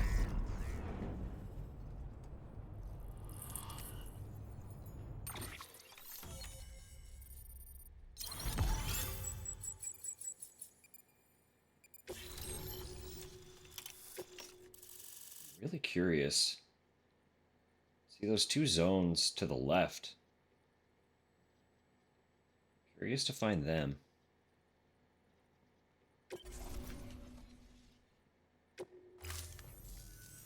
Thank you for that. I might not be as young as I once was, but I've still got plenty to offer. Oh, by the way, I came across something I thought you might find useful. You're more than welcome to it. Thank you. What's this? Is that a larger canteen? Or a second canteen?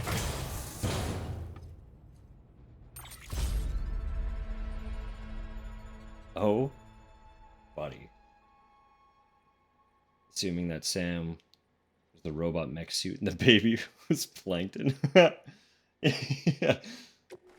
Yeah, the whole time. Deliveries have saved lives. And, as you know, every life that's saved is one fewer BT to deal with.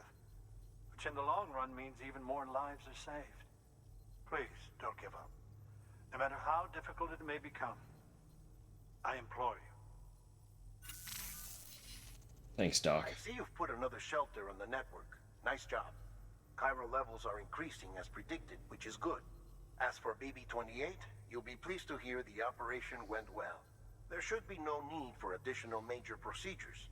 We're not out of the woods yet, but I think it's safe to say that the worst is behind us. All that remains is to continue expanding the network, monitor changes as chiral levels increase, and make adjustments as necessary. Drug therapy should suffice. Keep it up, Sam. Good work. Y'all are wildin'. Mecha Sam.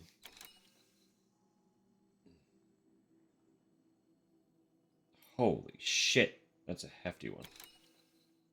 That's gonna have to wait until we actually have a road running out this way. For now. Just power. Oh.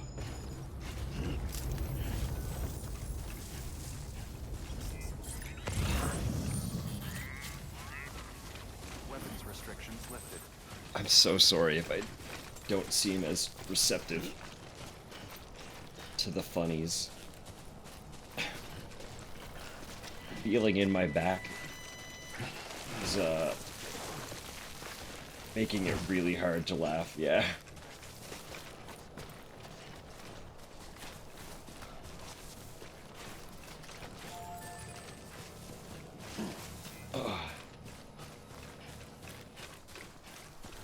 I really just wish I knew what happened.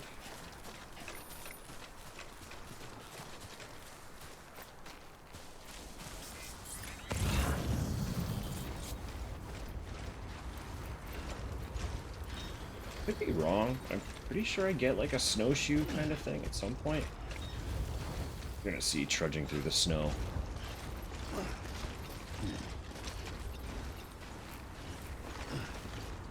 July, 90 degrees.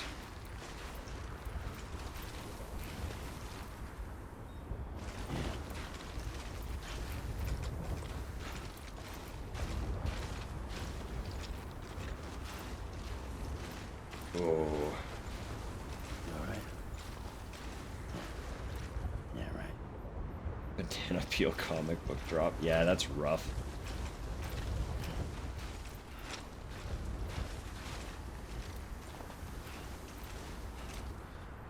I'm pretty sure mine is literally just muscle. Full muscle spasm. And Tupper did say earlier she could feel a pretty notable bump in roughly the spot. How does heat feel? Not unpleasant. It's like sort of like Band-Aid relief. I don't think it's doing anything, but I feel a little bit better when the heat is on than I do when it's off. But pretty explicitly only when the heat is on. Once I remove the heat... yeah, exactly. Once it's off, there's no difference. Like, once I stand up, or if I have to shift,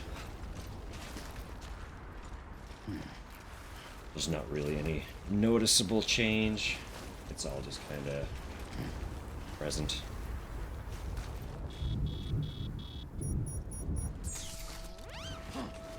I don't hate it. I'll just be cold.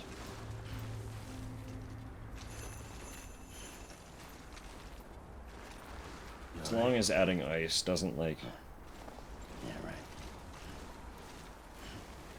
problematically increase tension.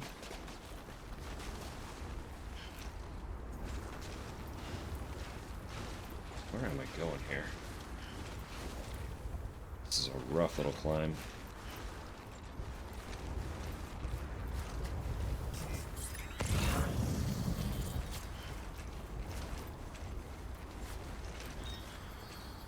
Fuck this. Sam, the mountain goat man.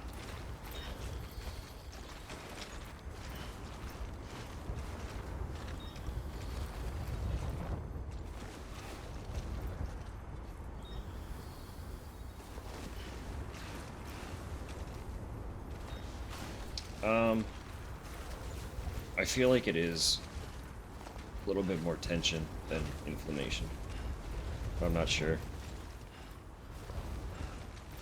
Refusing to use roads in Skyrim, honestly.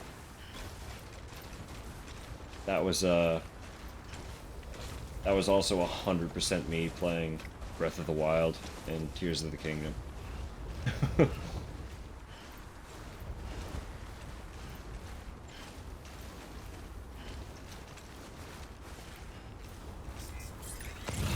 This path sucks.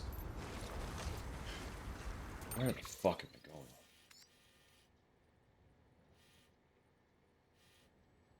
I don't know if I can scale that, even with a ladder.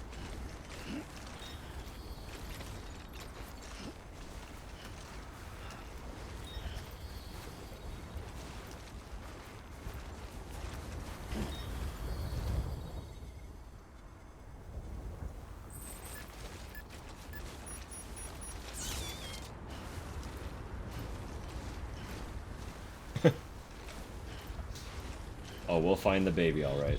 Don't you worry. I mean, well, like, we didn't lose the baby. We know where the baby is. It's being recalibrated.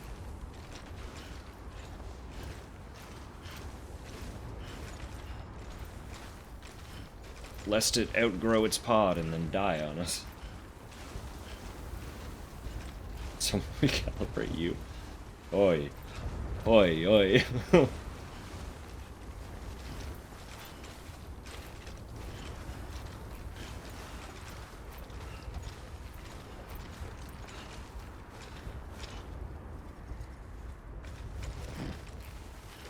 Recalibrate me, sung to the tune of Leprous' Contaminate Me.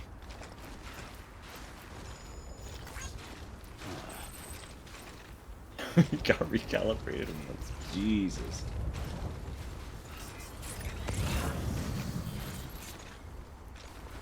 Gosh, but the effect, yeah, the effect is pretty fucking similar. That would do it. Come on, Sam, you can get up there.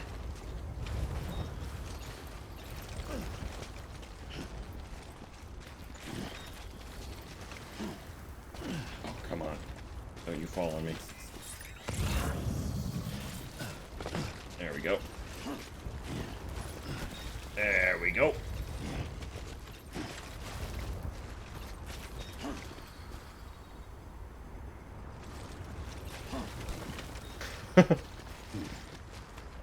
Definitely not featuring me.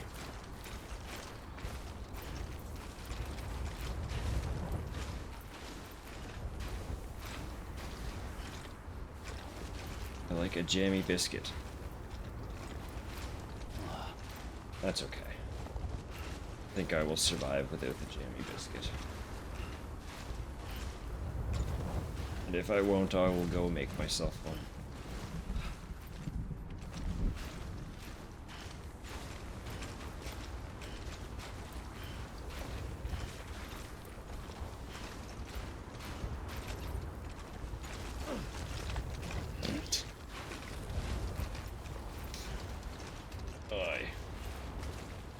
Oh, clowning. Fucking clowning hard. New Year's Eve. Or New Year's Day, I guess. Good handful of you now.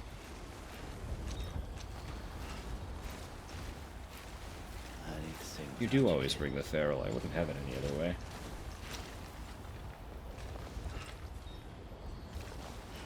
You need something to balance.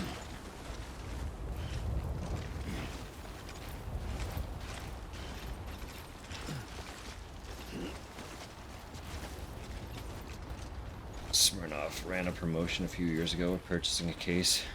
Get you a free fedora. How long ago was this?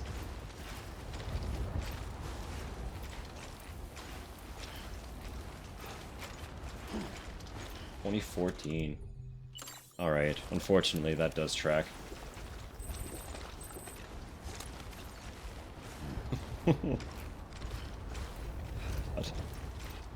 God. I don't know if that one would even convey if I tried to repeat it audibly.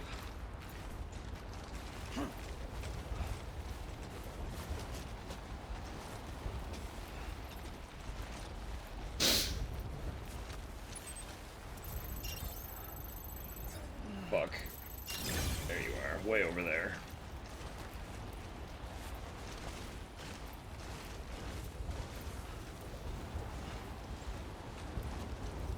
I'm gonna regret not making another pair of boots before heading out.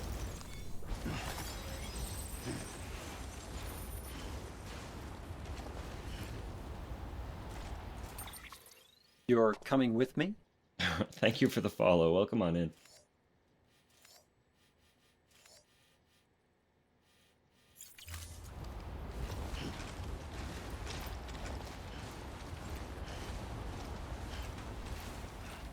Gonna just keep going up. Further and further upward momentum.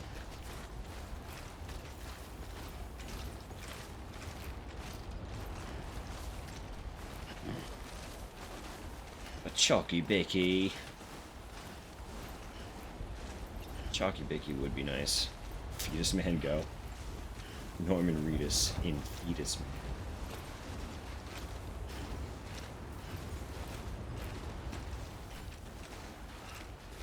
If you're not familiar with this game, it's got quite the fucking cast.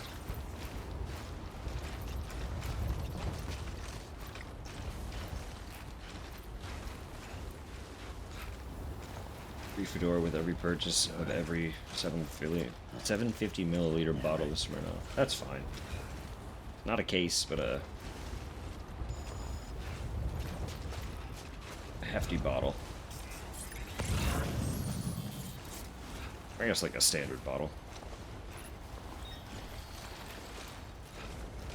Reedus Jackson.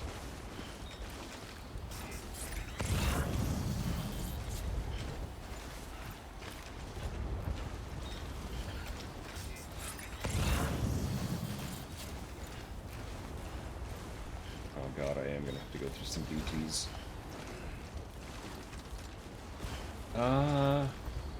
As long as my Audra deck works, I really shouldn't have an issue navigating the BTs. Memory chip down there. Just Vitas, exactly.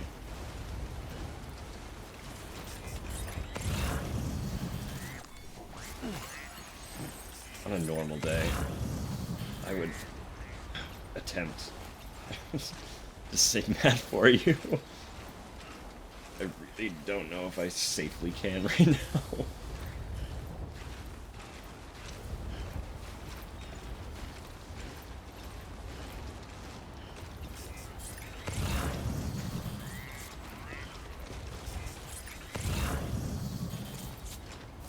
Probably can't make it up this wall. They are hard to duplicate, but I could at least get into a pseudo falsetto and fuck with it a little bit, you know? I could fake the notes. It just wouldn't sound like him at all.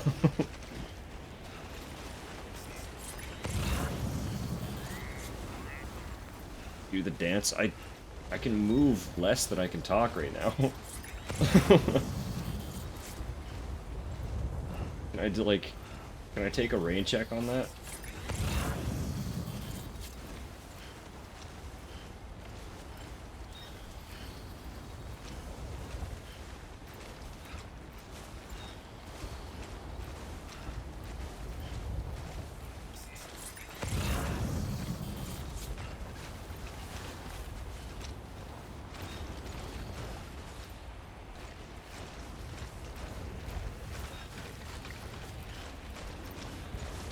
We're not meant to come here yet. But if it wasn't clear by the massive heart-shaped lake, this is Hartman.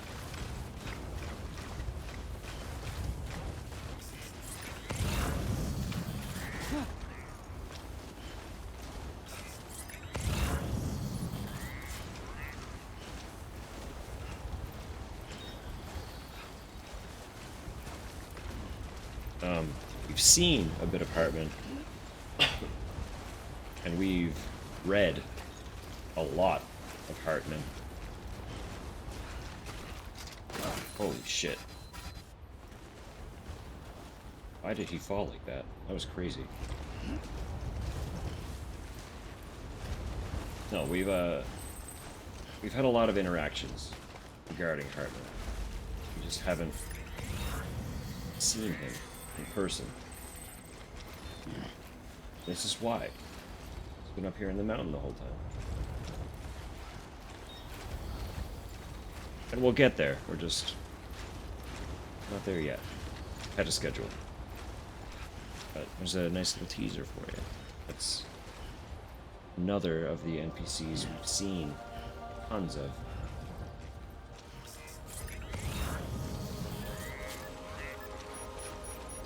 Time's coming. Come on, Sam. Come on, Sam.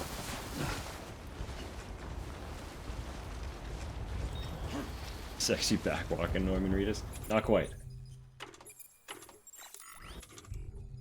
Unfortunately, he doesn't have that ability.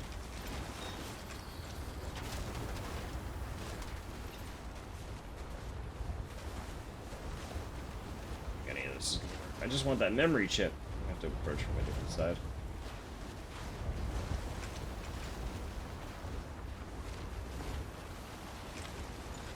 Well, maybe. This might work. Fortnite? Yeah, I can build things. Just wait until you see me build a watchtower. Oh, that might not work.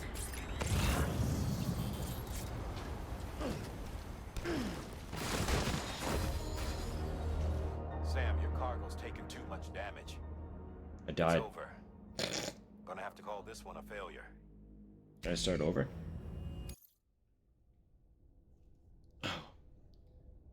I've literally never gotten that message before. That was brand new.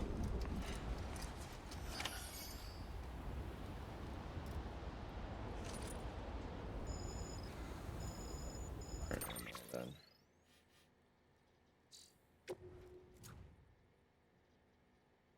They punished me a little bit. Still not that much.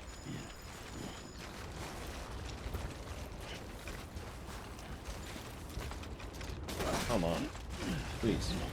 Or no, they probably didn't punish me that time, because I fell in a similar way that just happened before attempting to climb that ladder. Baby is dead. The thing with the babies... You're not correct, but you're not wrong.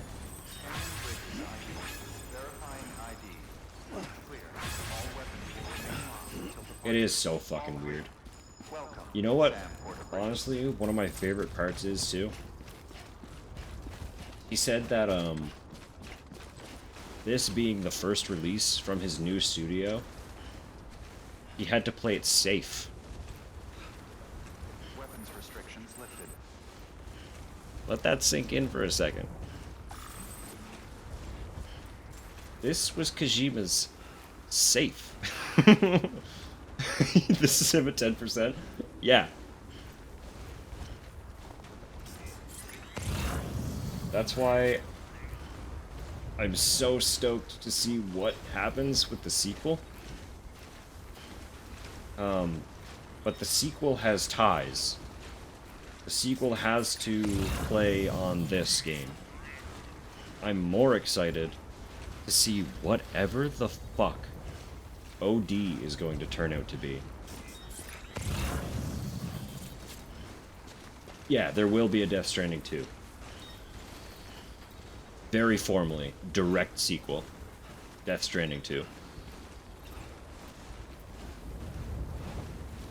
It's not going to be for a while, because I am only like halfway through this game. But once I finish this, I'm going to rewatch the trailer for the second game live. No, I can't. I can't watch the trailer until the game is done, because it reveals too much. It reveals too much about this game.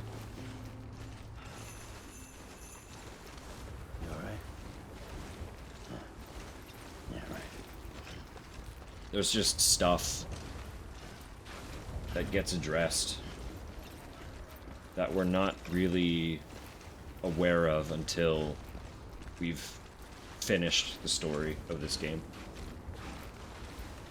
So there was there was one of these streams where I almost pulled up the trailer and thought about it for a second and was like, no, wait.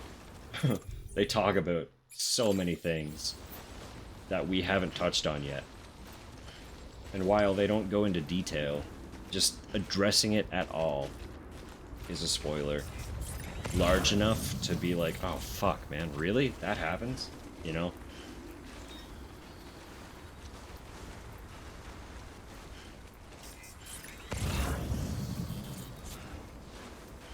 Even just, talking about... No, I can't say anything. There's too much that still has to happen in this game, so... But once we get there... It's just like... I love to yap about games that I love. But for the sake of anyone who might not know,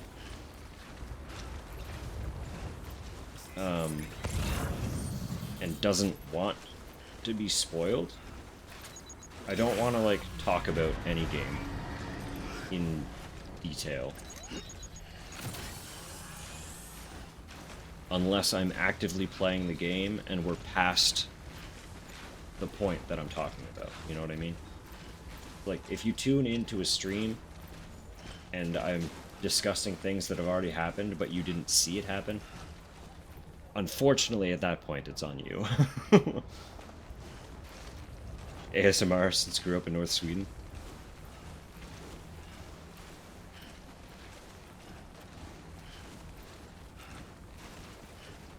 It's just, it's considerate, right? Like...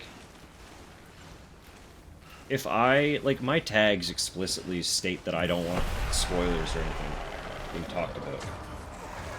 Wow, so the Audra deck doesn't happen at all.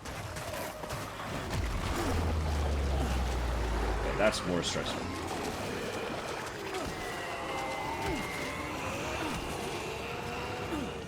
Don't worry about it, it's fine. We'll be okay.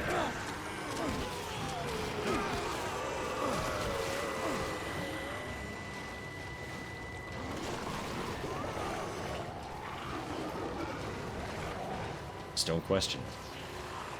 Just don't question it.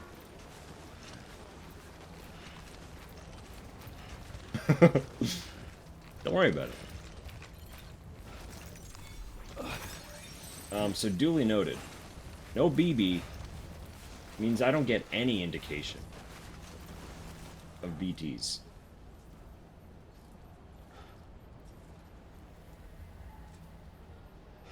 That's way more stressful.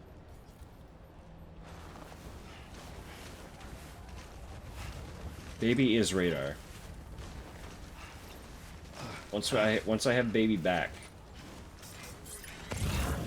I will be able to show in detail.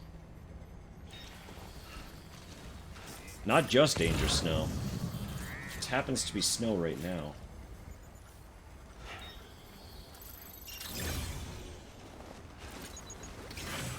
Danger precipitation. Rain or snow. Bad. How the fuck do I get around you then? I have to go through there.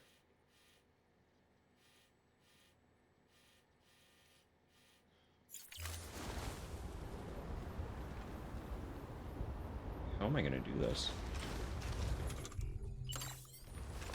This is genuine confusion.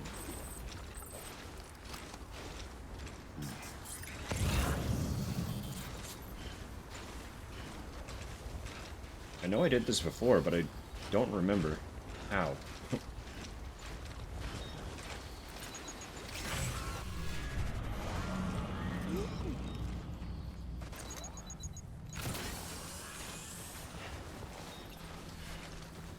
I guess for some context, like, I have played the story of this game before. Not the director's cut specifically. I have played through the standard edition of Death Stranding.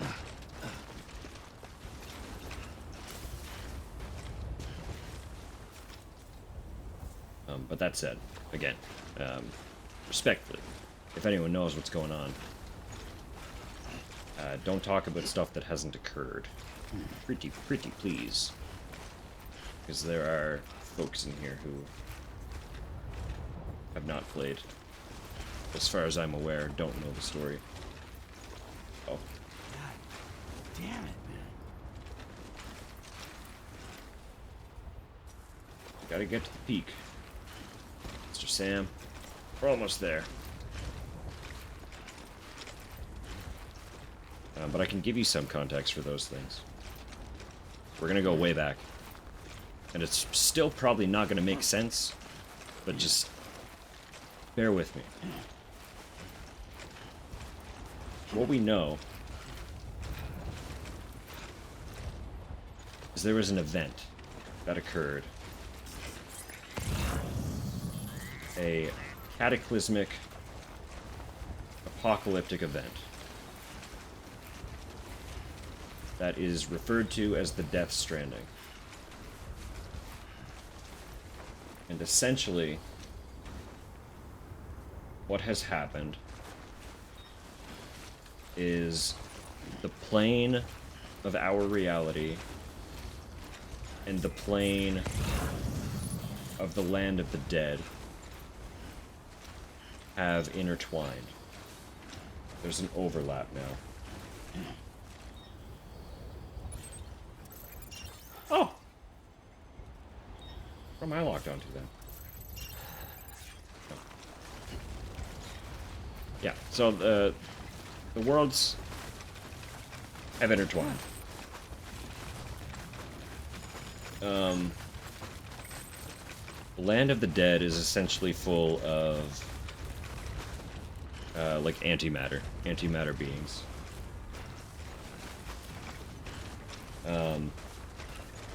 And now that they are able to cross back over to the land of the living, they are seeking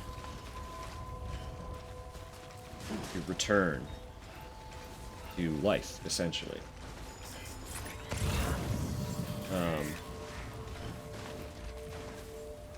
You're running down the side of a mountain when you stumble. Multiple dragons spawn. Yeah, that's fair. Same reaction and everything, just oh!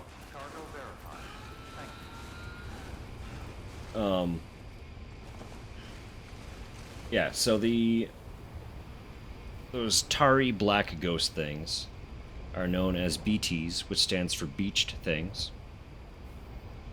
So for context, the land of the dead that we have stumbled upon and have a connection to now is a little more akin to like a purgatory. So it's known as the beach. It is literally represented as a beach. And when people die, their soul awakes on the beach, and should they pass into the water, they move on. Upside down in Stranger Things? Kind of. A little bit.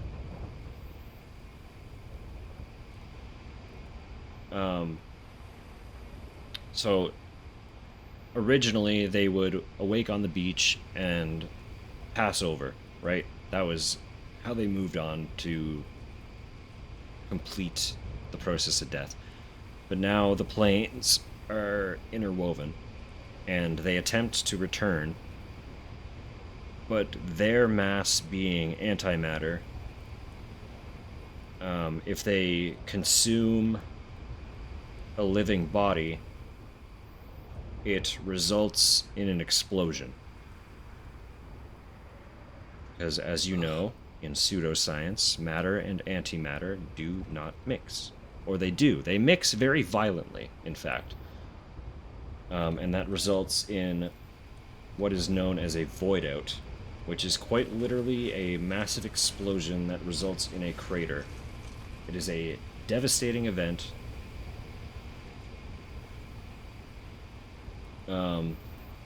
So they mix, but in an explosion. Yeah. So like right here, this giant fucking crater is the result of a void out. I don't know if I have access to any more.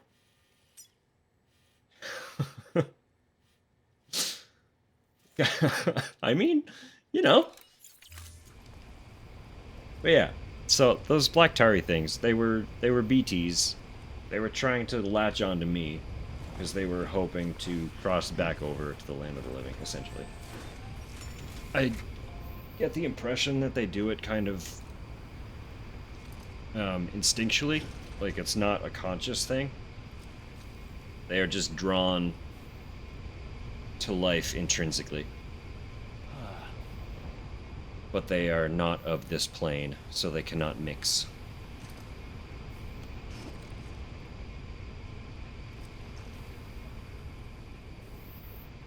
Yeah, kind of. I wouldn't be surprised if there was a little bit of inspiration, but there's also just like, there's so many allusions. There's so many different books and movies. I couldn't begin to tell you how many different things probably influenced the concepts in this game. Delivering cargo.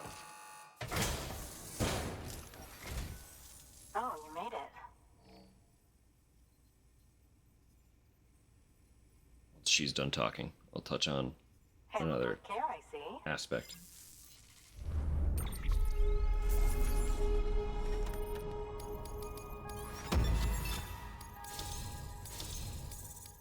You gonna join, or do you need me to do something else for you? I hear you're the one to talk to about the chiral network. She wants in. Is it true that a contractor let me access your schematics and so forth? I want Sort to of. share my research with everyone. She wants half Let in. them read it. Let them learn from it, like I learned from their work. Make me a part of the UCA.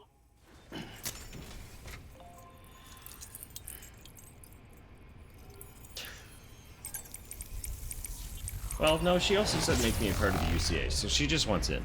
She's in. She's joined.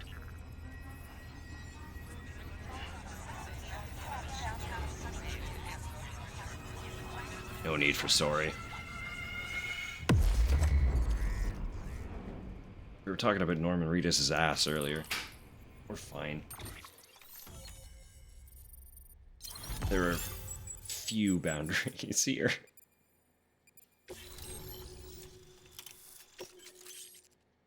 There it is. I need one of them.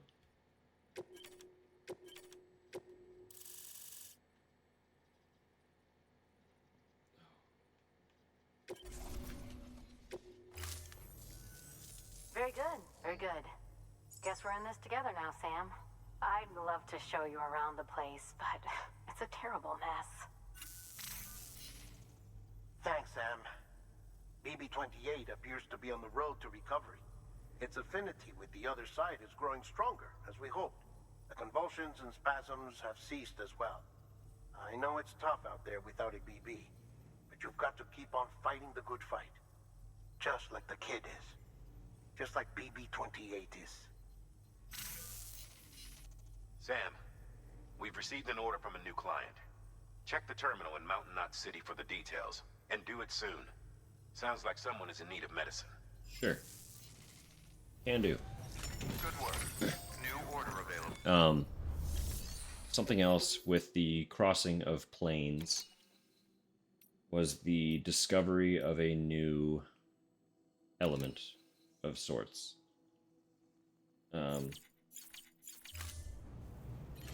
Which is chiralium. It manifests in little golden crystals that take the form of hands. Feral folk gather in packs. Get this pack. Your name before I joined the voice chat. Yeah, exactly. It was Tupperware, and then we had Tupper what and Tupper how. And it all kind of deteriorated from there. Weapons restrictions lifted. No, the Beginning scan. Scan bridges ID. Verifying ID. Weapons restrictions the crystals manifest as little golden hands, essentially.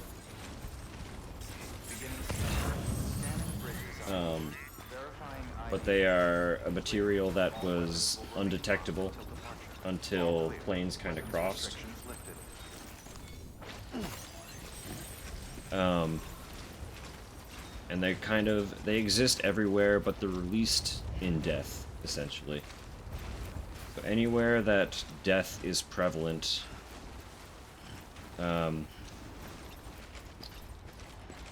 crystals or chiralium is in ready supply. But anywhere that chiralium is dense, we get weather. And the weather that it brings is not good. Because something else in this fucking universe is that after the Death Stranding occurred, how did the planes cross? We don't have explicit detail. We just know that when it happened, it was described as an explosion. And assumedly that explosion is referring to a number of void outs that spontaneously started occurring as a result of people getting, or as a result of matter being consumed by BTs and causing the explosions. The matter and antimatter thing. I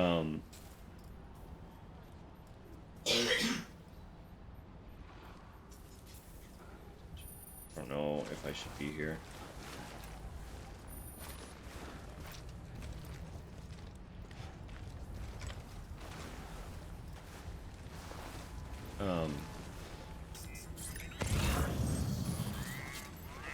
Yeah, we get weather patterns like this, and they're problematic because precipitation does two things now. The density of chiralium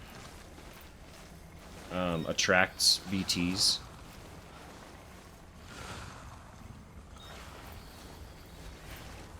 So anywhere that there is dense rain or snow,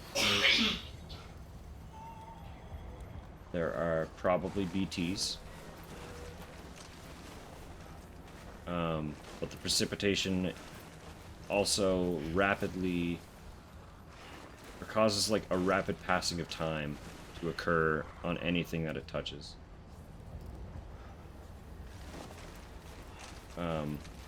Which is why I have like an auto-deploying hood, because if I'm just out in the rain and have physical exposure to it, I will age rapidly.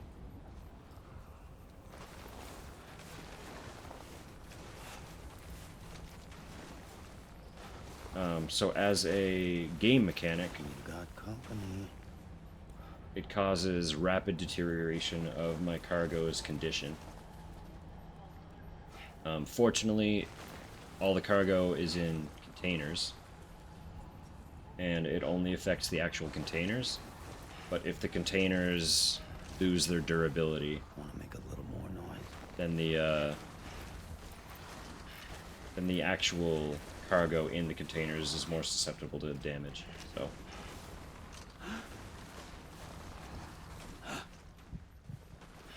everything around ages quickly. Yeah, exactly. Obviously you can't see it with the snow, but if I get down into a spot where it rains, and you watch the ground, you can see plants and flowers rapidly springing up and then deteriorating.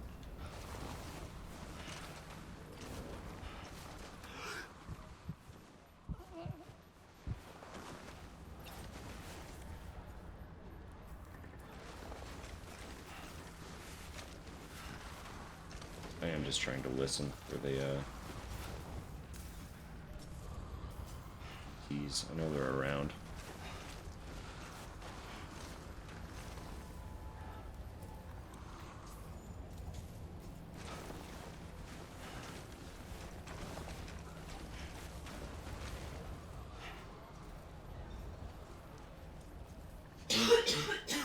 Tupper's physically dying. Stealing my water. Lest she expire.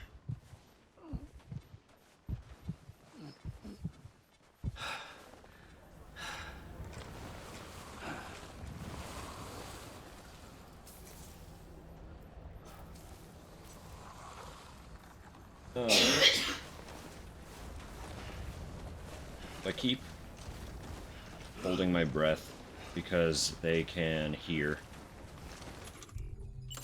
They can literally... Good.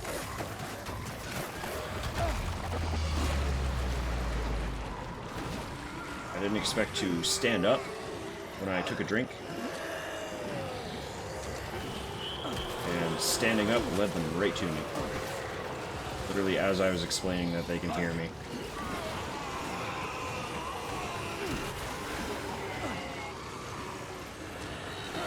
I don't have any actual cargo, so it doesn't matter that much.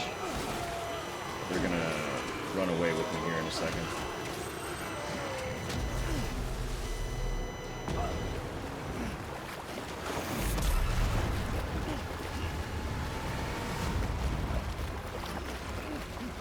Where are you taking me? Hello.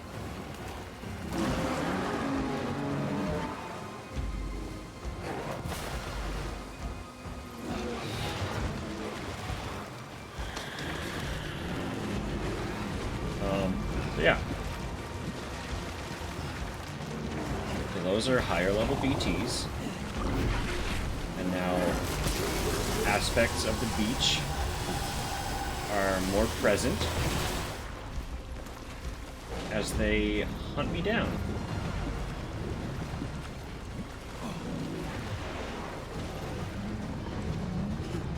Hence the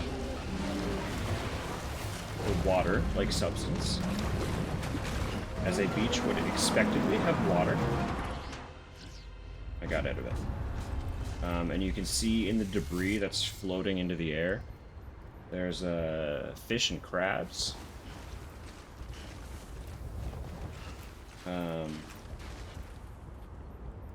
Had the ground not been covered in snow, you would see fish lying around everywhere. But fortunately, because I got caught, and high-grade BTs manifested, once they disperse, they take the weather with them. So this zone is temporarily BT-free, which is nice. It gives you a little break, basically.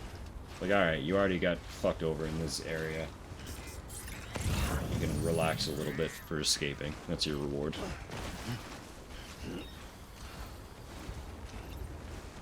I want to explore this structure for a second, because it looks like it was a building at one point. It doesn't look like there's actually anything in it. It's just kind of cool looking.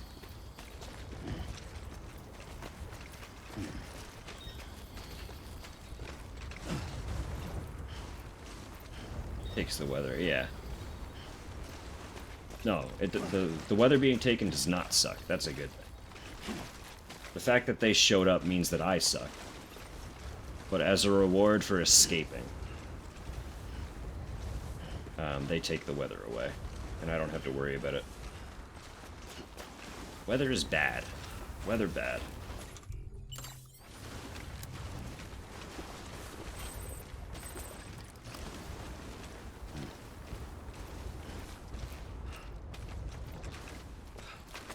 And I don't really have anything important on me, so it doesn't matter. But when they grabbed me, that would have knocked everything off of my back, which would have damaged my cargo. Another mechanic is if you've noticed, anytime I deliver whatever I'm delivering, the delivery gets graded, and cargo condition is a prevalent grade. So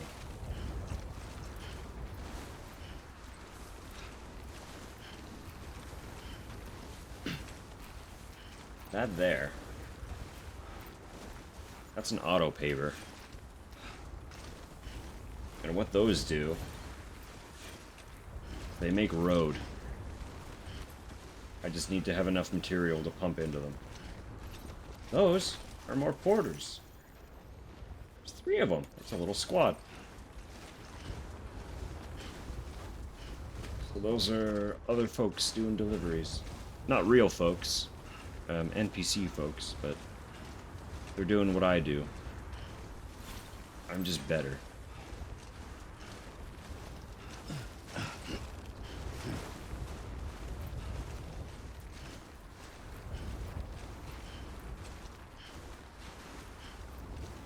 I'm just better, they say after being stolen by BTs.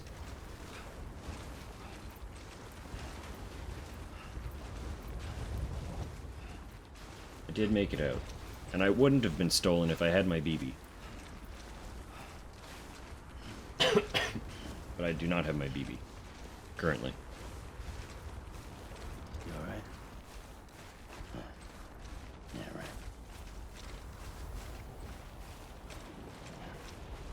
right. You can kind of see it here. These are the chiral crystals that I was talking about. Ceruleum. They're harder to see under the snow, but you can see that they are like little hands. Grabby hands. Ugh. 1/2 of an incomplete BB-less hole. Yeah.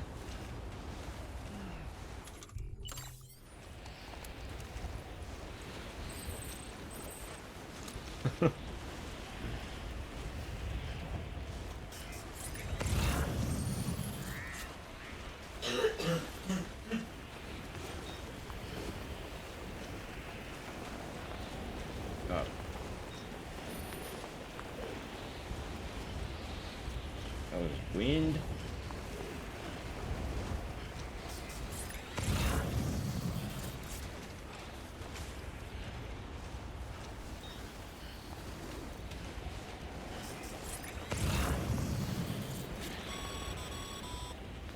Sam, have you found our friend yet?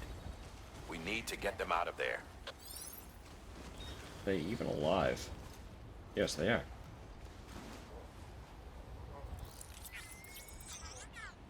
Hey, buddy. Wakey, wakey.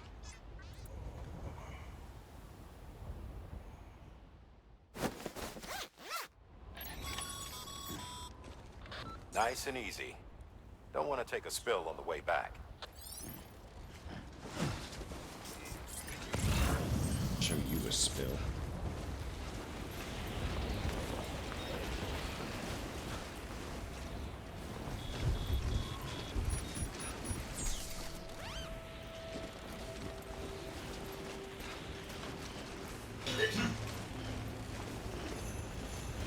Oh yeah.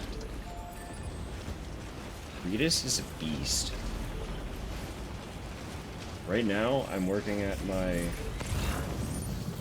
so like my exoskeleton legs increase my carry capacity, but they're broken right now, so they're not doing anything. And I can still carry up to 150 kilo. Just casually on my back. I mean, wait, not casually, but casually enough.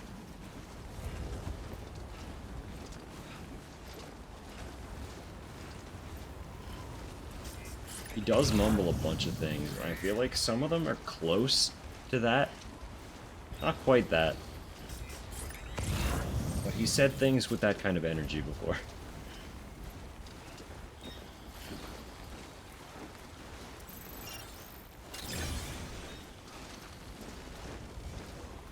Star Wars references? I don't know. I don't think so. I'm not sure how much of a Star Wars fan Kojima is, but there are like a lot of just references in general to so many things. There could be one hiding in that.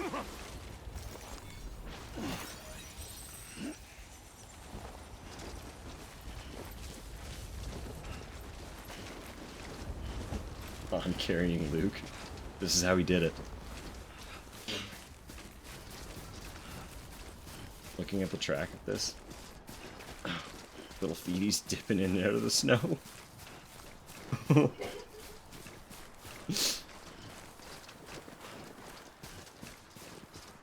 What, you saying you wouldn't huddle up nice and close to your homie in the guts of a tauntaun?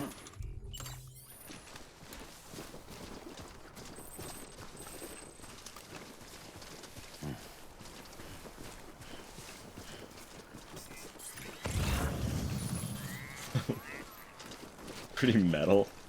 The most metal spooning you'll ever receive.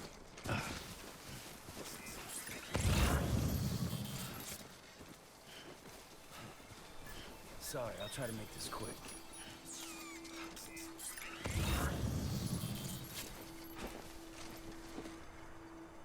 I still have a ladder. That'll work. No. I do have an anchor.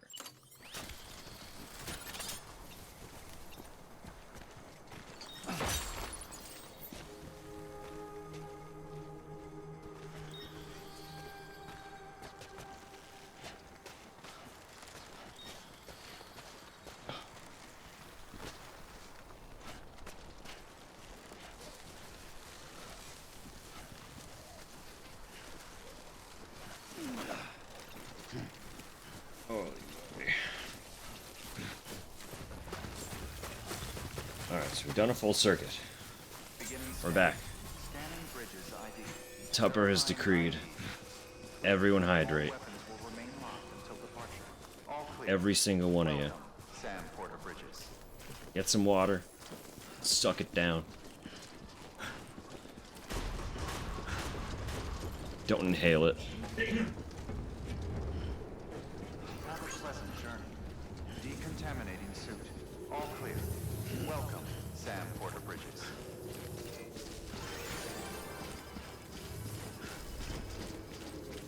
Time to just deliver the dude. Here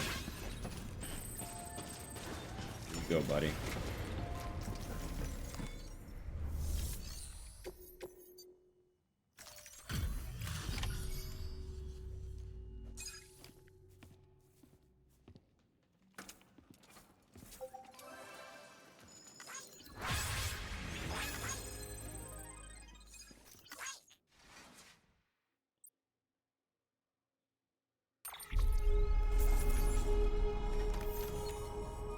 We are very close to New Year's here, yeah. It's almost time.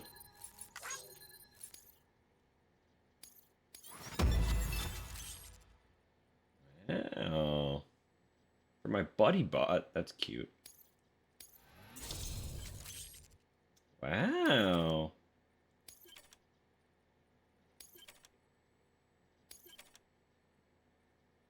That's a lot of material I can take.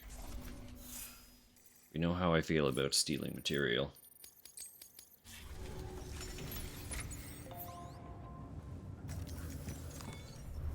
First, I have so many things I need to get rid of, because they're just... Everything's broken. Everything's broken and bad. You know what? Yeah, even the boots. Make new boots.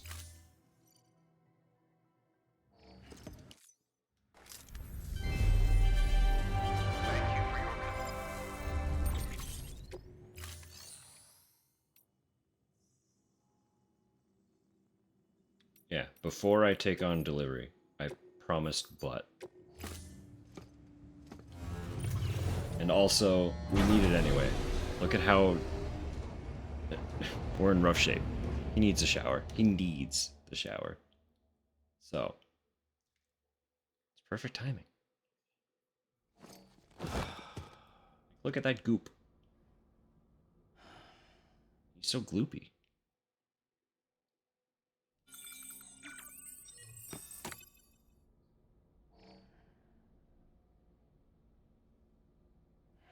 Imagine just sleeping like that. So tired that you just sleep in the gloop. Blood collection complete. Thank you for your generosity. Those fucking hands, too. Like, it's rough, man.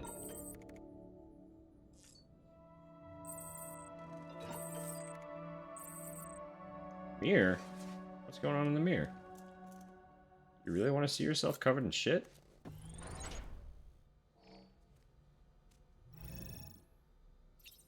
There it is. It's you covered in shit.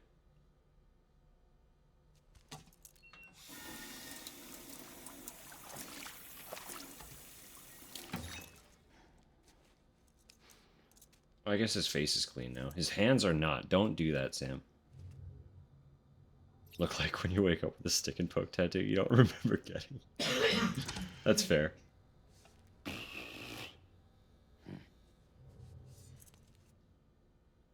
I don't know if it's fortunate or unfortunate, but I don't have anyone who will just randomly stick and poke me. All my shitty stick and pokes were done by myself, so...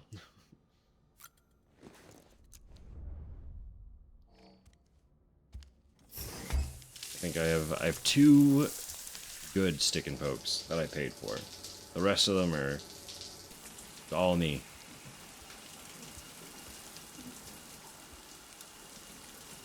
Keeps asking. That's fun. I like a good dumb tattoo.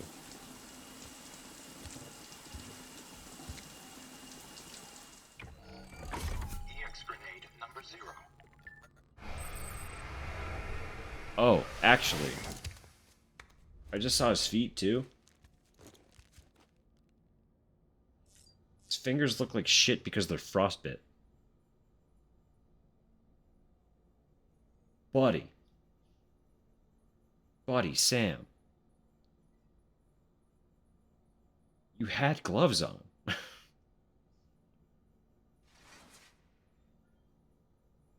What happened, fam?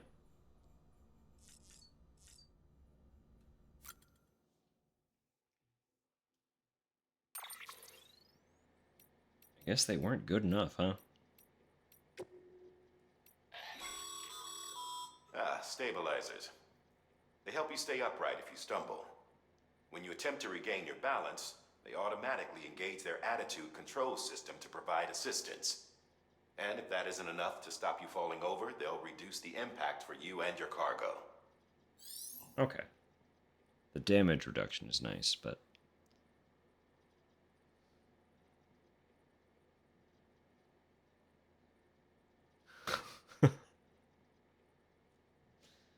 He won't lose a limb.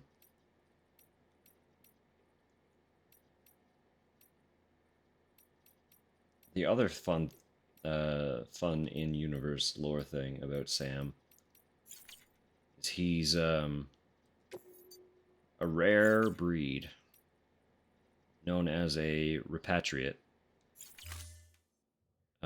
which basically just means that if he visits the beach, which is to say, if he dies, he gets to come back with no explosion.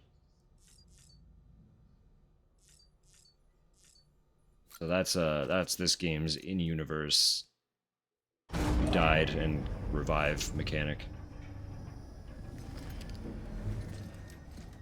Oh, he's not the only repatriate, so he's not quite chosen one bullshit.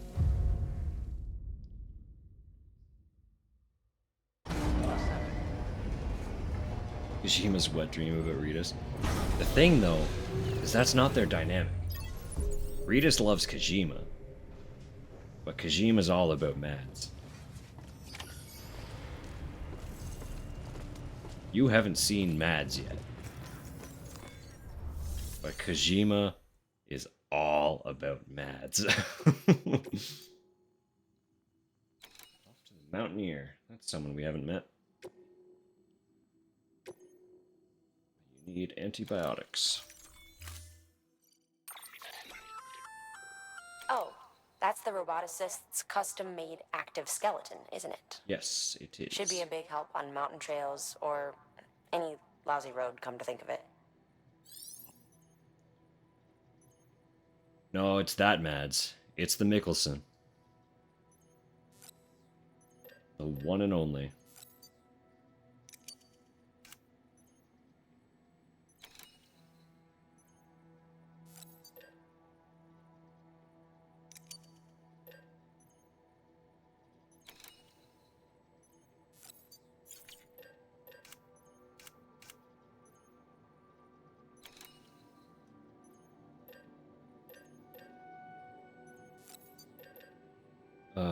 I know.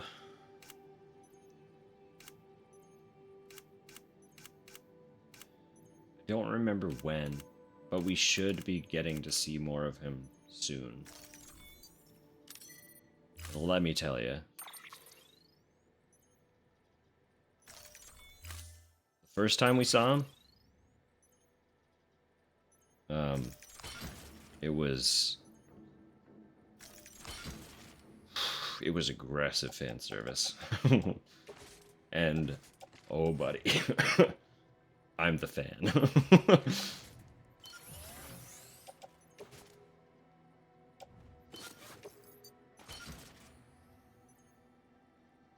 I really want to find that cutscene, actually.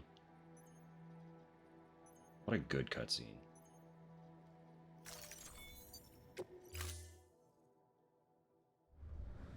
Order assigned.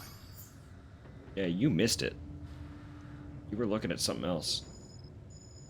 Give me 2 seconds. I need to see if I can find it. It's something special. It's something special.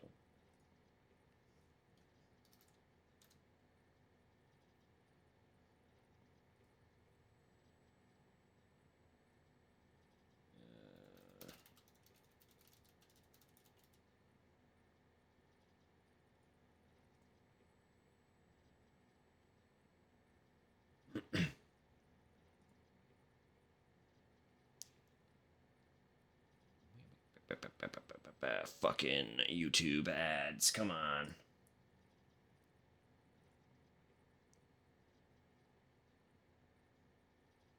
Beautiful. Okay. Excellent.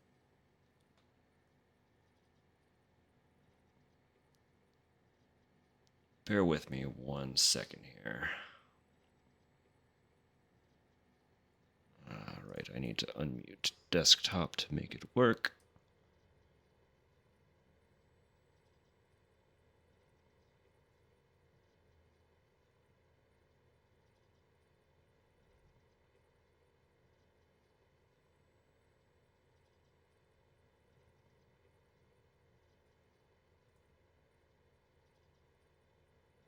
Alright.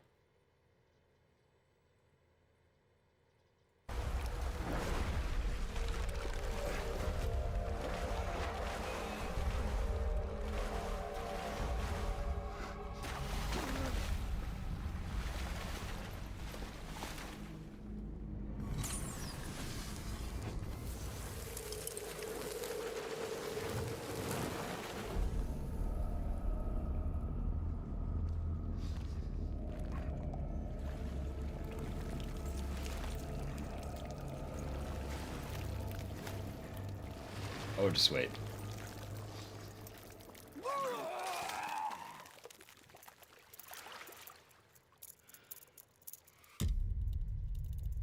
It goes from fucking weird to...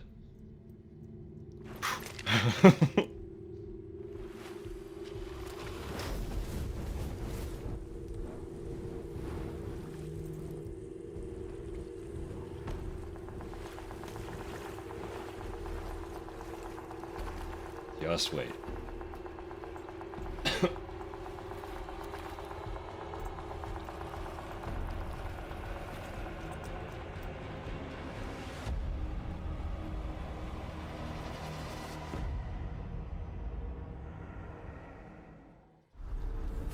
No, no, no. Come on. That wasn't it. Was it? Hang on. Let me hide that screen again for a sec. I need to scroll ahead. Oh, no. Okay, it is the next one. The next one did play.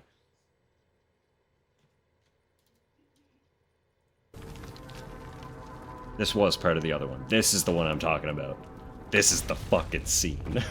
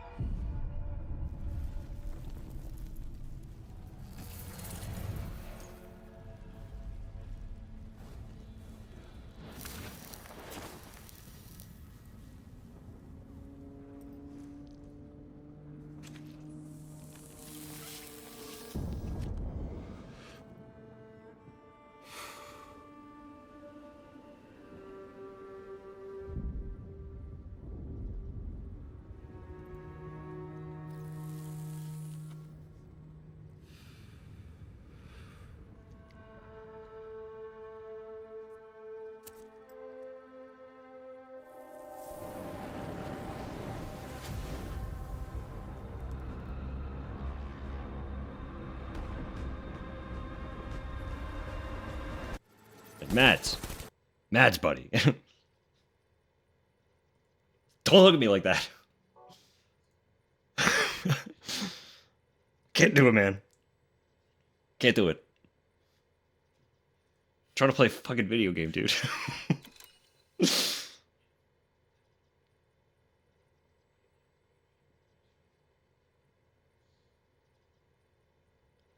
like, oh, Mads.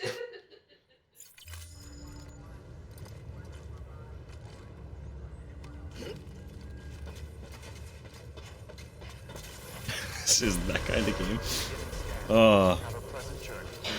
And that's all we've gotten so far. Oh, hang on, sorry. I've got stuff flared. I forgot to remute audio. What if it was that kind of game? Kojima would be in a very different market.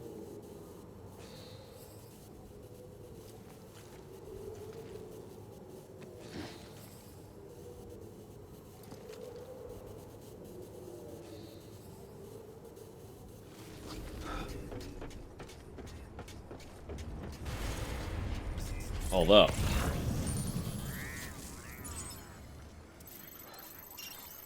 he does have an absolutely massive collection of mocap celebrities now. What am I drinking? It's a Guinness. Cheeky little Guinness.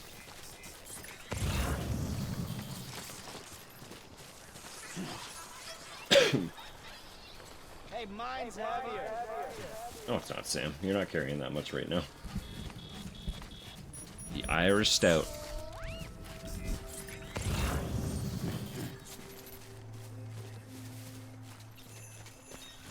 A rock mocap.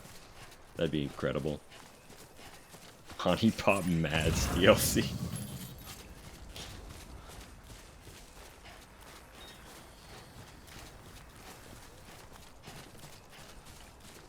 Oh, jeez.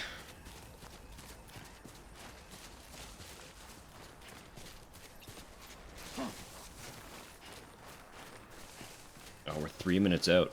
It's almost midnight.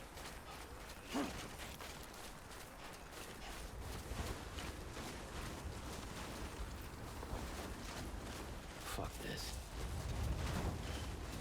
We cross the pond and play as Mads.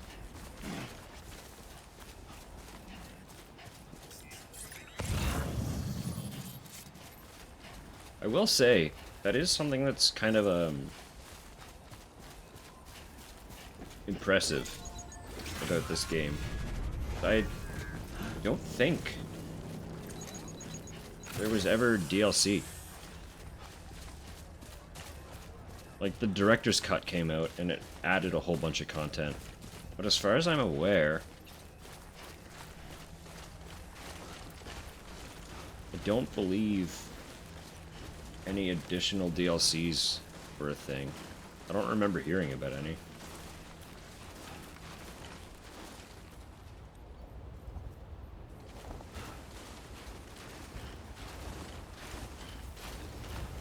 Yeah, exactly.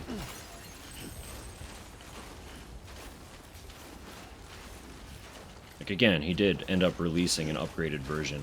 But, like, he's been doing that since Metal Gear Solid. Like, that's nothing new.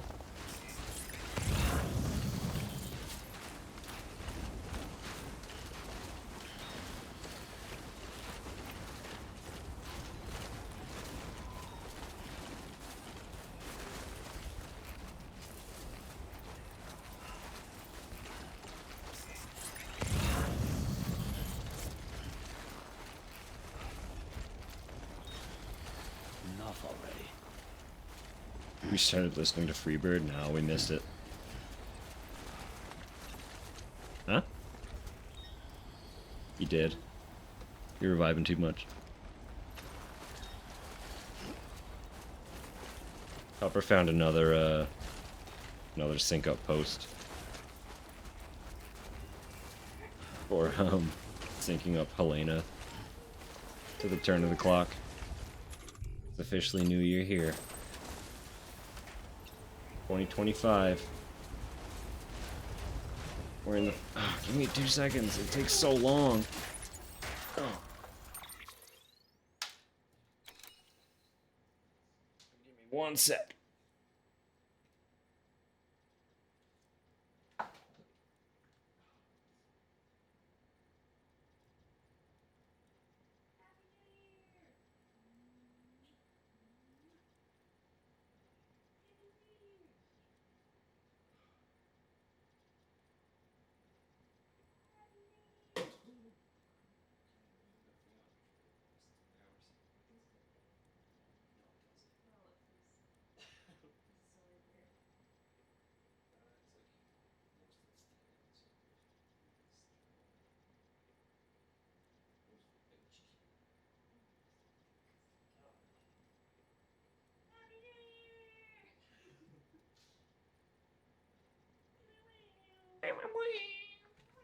Oh.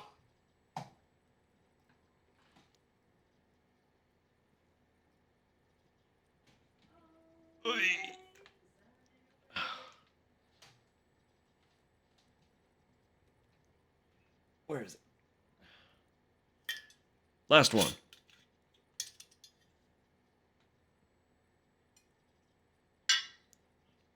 One final send off.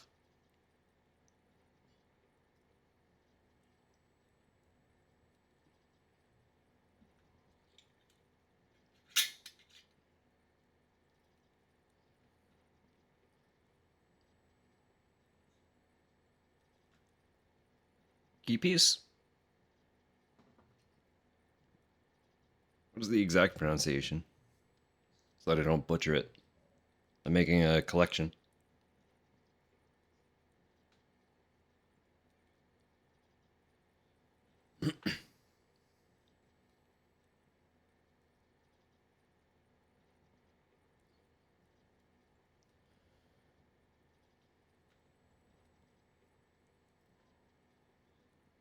Gippus?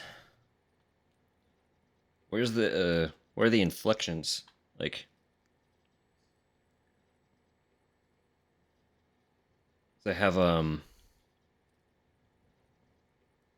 Gippus? Perfect. We have a good old slancha. It's a fun one. What? That's a documentary. I can't talk. Documentary about why you shouldn't collect fins.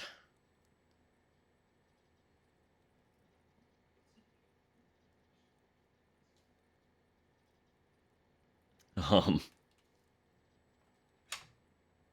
Yeah, and if you want to go much further east, also got Kompai.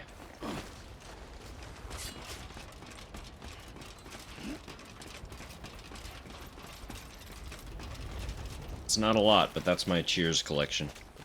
I had a couple others, but I don't remember them.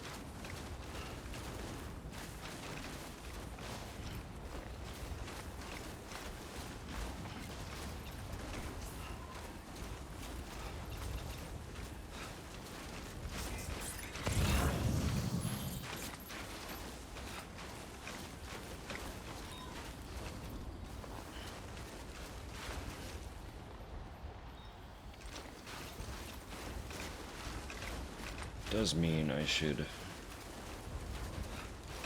reasonably start trying to figure out a stop point, but I still have like half a Guinness to drink, so we'll roll for a minute. We'll roll for a minute. To get down here. I have anchors. I don't have to wade through it like an idiot. Hello? I can wade through it like an idiot. Shouldn't kill me. Do this. A little zigzaggy.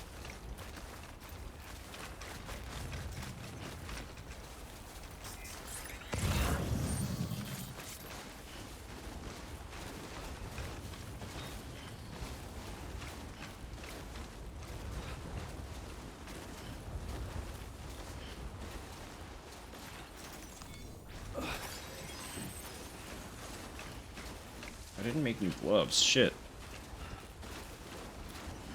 Sorry, Sam.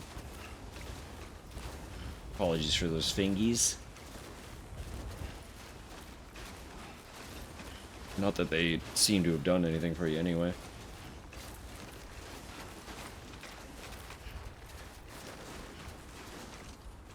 I'm still wearing gloves. Just got them on.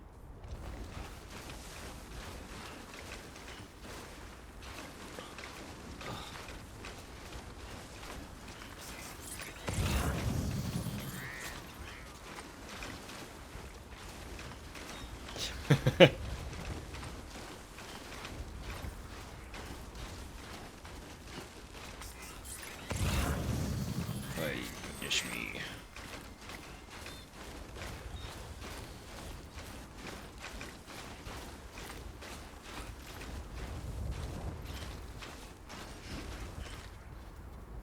I'm gonna come back for a sec.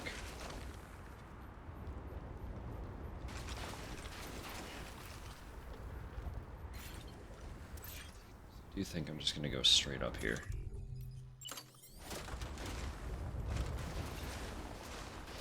It'll let me. It really let me last time.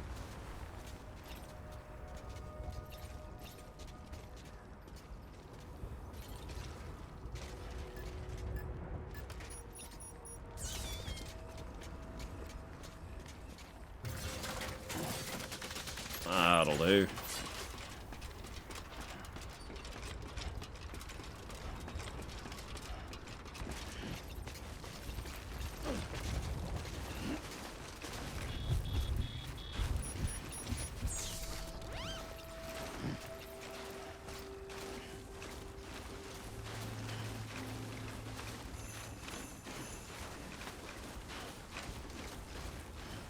I don't remember if those little twinkly jingle bells are constant, or if that's because we're still kind of in the holiday season. I don't know if you've noticed, a handful of the NPCs have Santa hats on.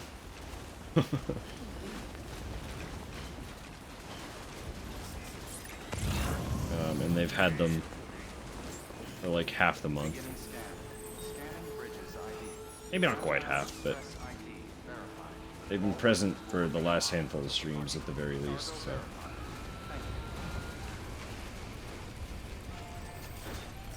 It's not everybody, but primarily it's a lot of the actual Bridges employees, like the major way stations and facilities that we interact with. Thank you. I gave her the medicine. That was quick.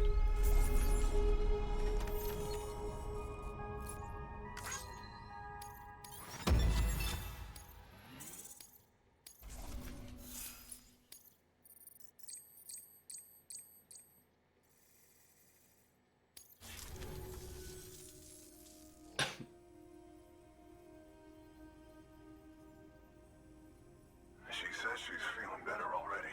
Perfect. But I'm not kidding myself. Even if they did work that fast, the doctor said she needs a lot more than antibiotics. She's carrying our child. I want her looked at as soon as possible.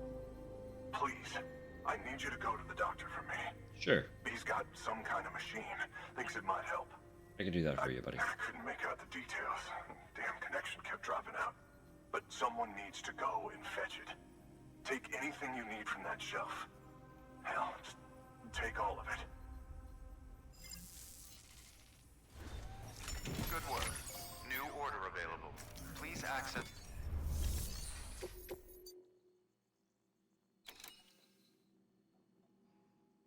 Urgent. Fragile cargo. The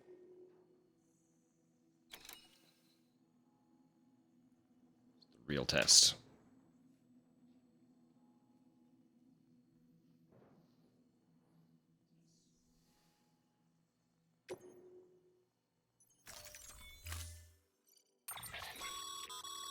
The clients requested that you complete this order as soon as possible. Hmm? In other words, speed will determine your More eval. fireworks. Keep in mind, however, that when operating outside network coverage, you won't be able to fabricate additional items. You'll need to choose carefully from the equipment provided by the client. Now, the clock won't start until you set out. So, take your time to get your gear in order before you do.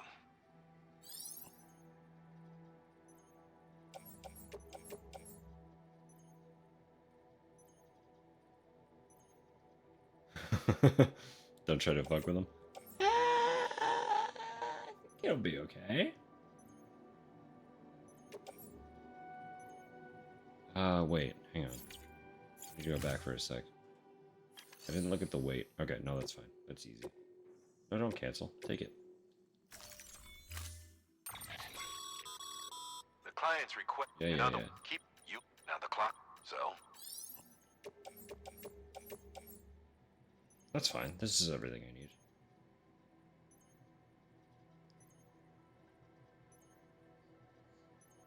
Add passives to it. I can change the color of it, and I can. Order assigned. Delivery parameters updated. Like. Sam, in light of the patient's condition, I've gone ahead and put a time limit on this order. You can still deliver the cargo after it runs out, but I want you to move hell on earth to get there before it does. I know we keep piling things on you, but your BB unit can wait a little longer. And besides, beefing up the chiral network there should help it get better faster.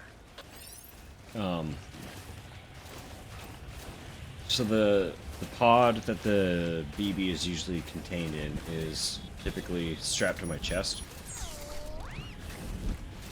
And not only can I, but if something occurs to upset it, I have to take the pod off of my chest and rock it gently. That is an actual gameplay mechanic.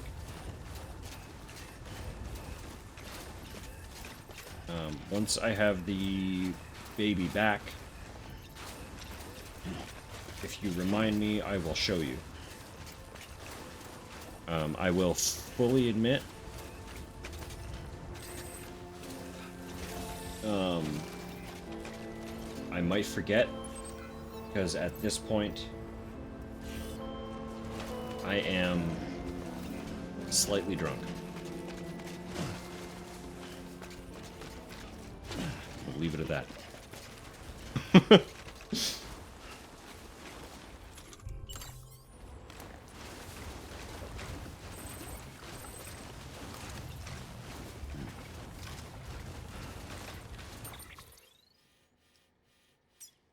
So, the decision to be taking on a dire urgent quest.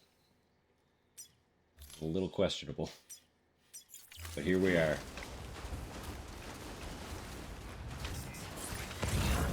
I may not be the Sam they wanted, but I'm the Sam they got.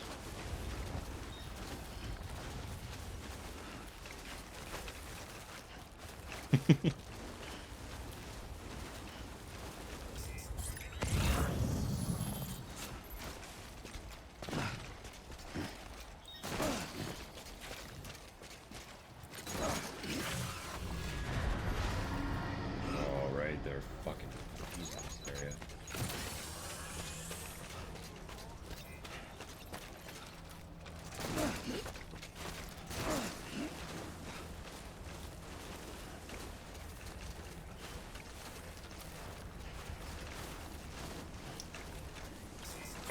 So much stuff.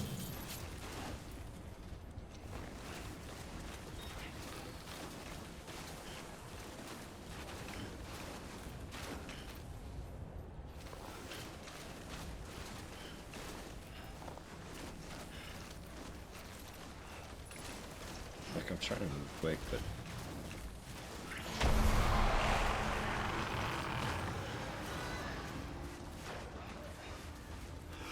I get away from him this time. Noticed me, but it doesn't know that I'm here. You know what I mean?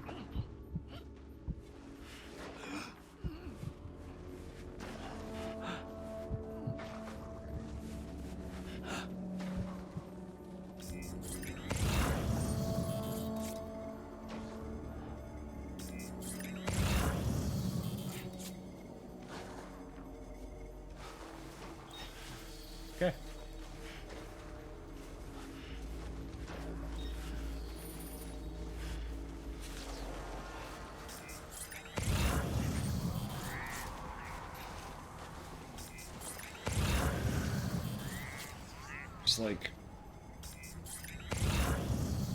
I don't have the BB to detect. My 5-ish dash handsome disappears in the blink of an eye. Oh, the positive check. I'll try. I'm sorry. Normally, it's so easy. It just... Ah, it hurts. It hurts so much. It's not like pain. It's just, like... I likened it to pressing on a bruise earlier. It's that kind of... No, just pressure. It's pressure and tension. Oh.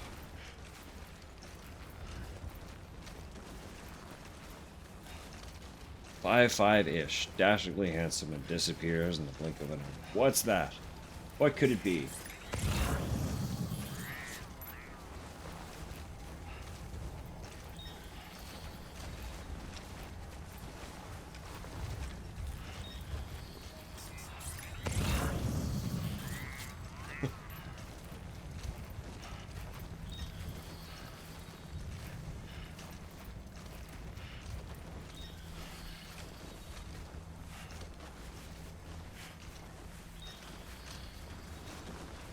Tad on his way to getting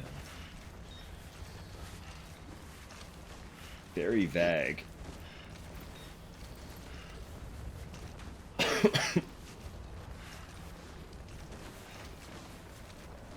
Implying that they are all 5-5-ish.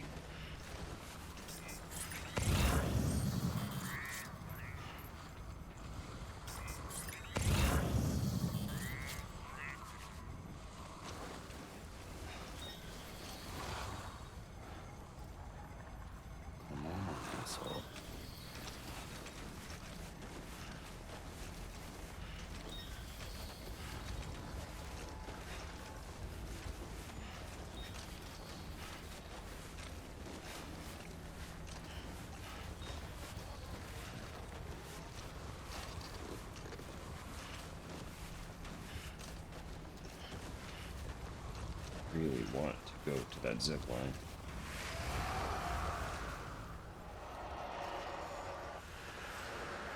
Did I see you all? What was that?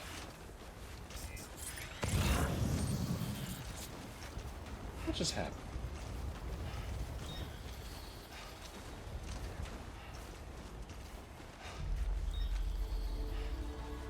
Oh, the weather cleared. That's what happened.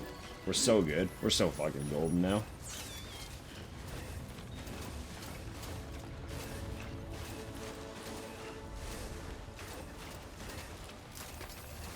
Back is very straight when I carry milk.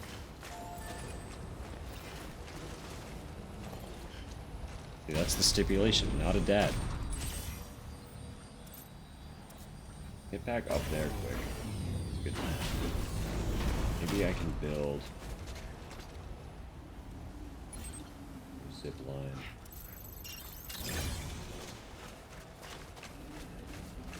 Kind of on this way. Oh, I'll show you. Just you wait.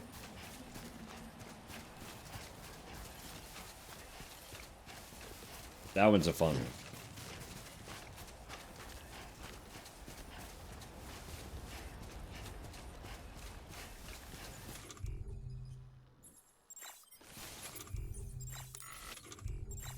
Wait, should I not?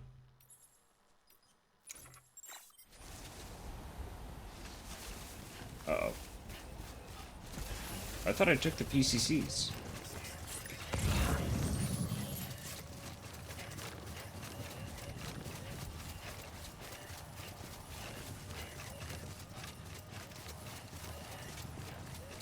Fine, we're gonna fucking mosey now that there are no BTs.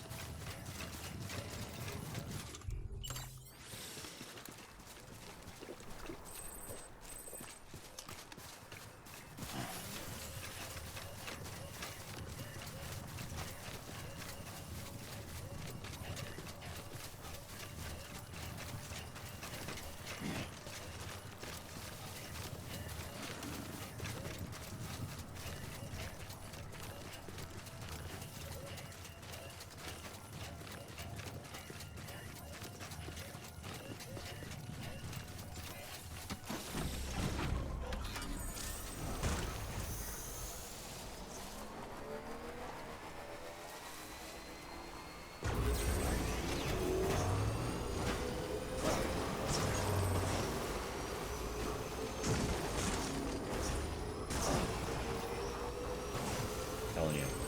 We're gonna fucking mosey now that there are no BTs. Sam, access the delivery terminal. I know how this works. There you are. The Mountaineer just contacted me. The treatment I prescribed isn't working. We need to act fast. I hoped the antibiotics would alleviate the worst of the symptoms, but it looks like we're past that stage. An infection like this so late in the pregnancy can cause any number of complications. Even if she survives, there is a risk she could suffer brain damage, even brain death. Now, I need you to deliver this prototype bioprinter and remote medical terminal to the Mountaineer. Oh, we say mosey all the time. If you can connect them to me via the chiral network, I can use this equipment to diagnose the patient's condition and provide treatment. The terminal will allow them to transmit their genetic code, with which I can formulate a DNA vaccine for printing. At present, only vaccines utilizing viruses and other non-living components can be generated in this fashion, but future advancements may free us of this limitation. It should go without saying, but this is delicate equipment. Don't break it, whatever you do. Oh, and, thank you. Can do. Can do, friend. Don't break it.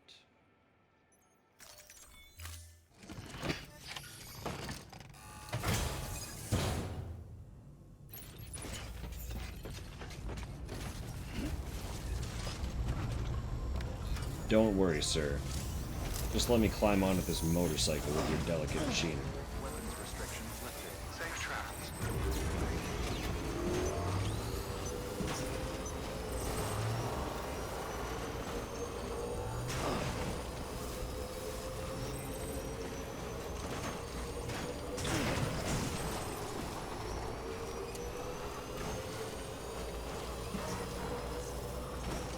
What could possibly go wrong?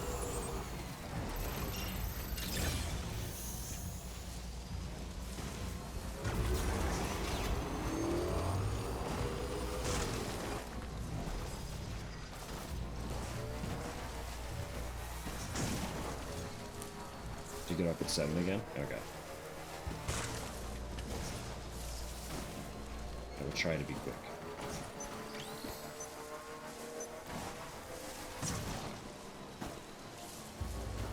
I will have to give myself a little snack.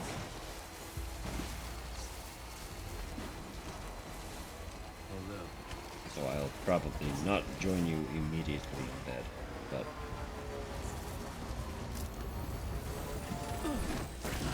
why did you jump off of it, Sam?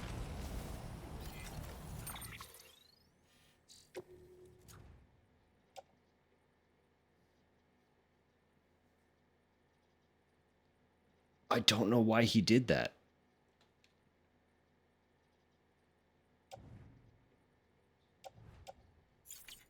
Anyway.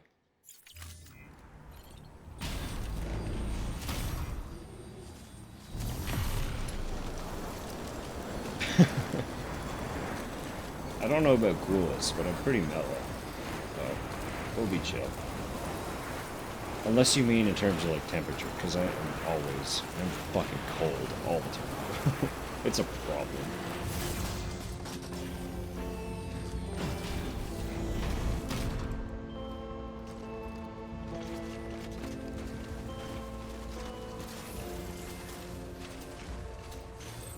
Right now I'm not cold because I have the heat pad directly on my spine.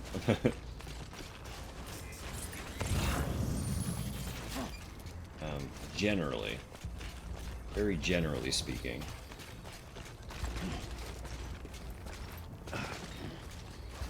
Until the flowers start sprouting. I will be cold.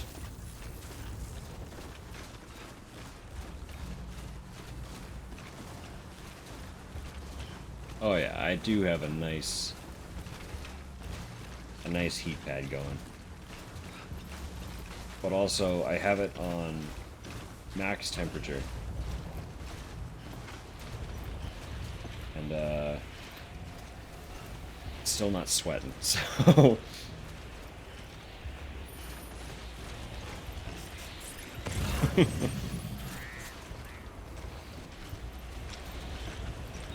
lava bit up the bunghole. Not quite. Not quite that dramatic.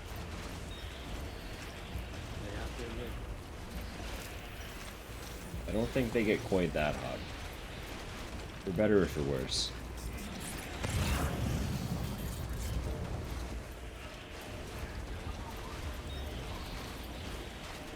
Never use the highest setting even once. I've had it on the highest the entire time I've been using it today.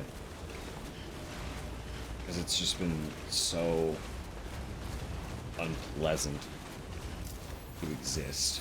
And I was like, I just need the relief. And it kind of relieved me. It was a little bit better when I was lying on it. But our couch is too soft, and getting up was extremely difficult. Delivering cargo. Shocked by a heat pad. Very dangerous. That's a massive arc. Oh, thank God. She's barely holding on. It's a good thing you hurried.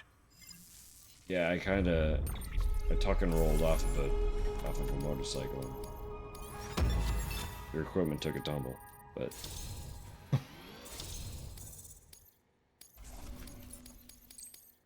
yeah, we'll hope you're not weak to lightning. Oops. The doctor said we need a chiral connection for this to work, so hook us up. We'll join the UCA, whatever it takes. Go ahead. Did not mean to tap through that. Sorry. Extremely weak to lightning. Uh-oh.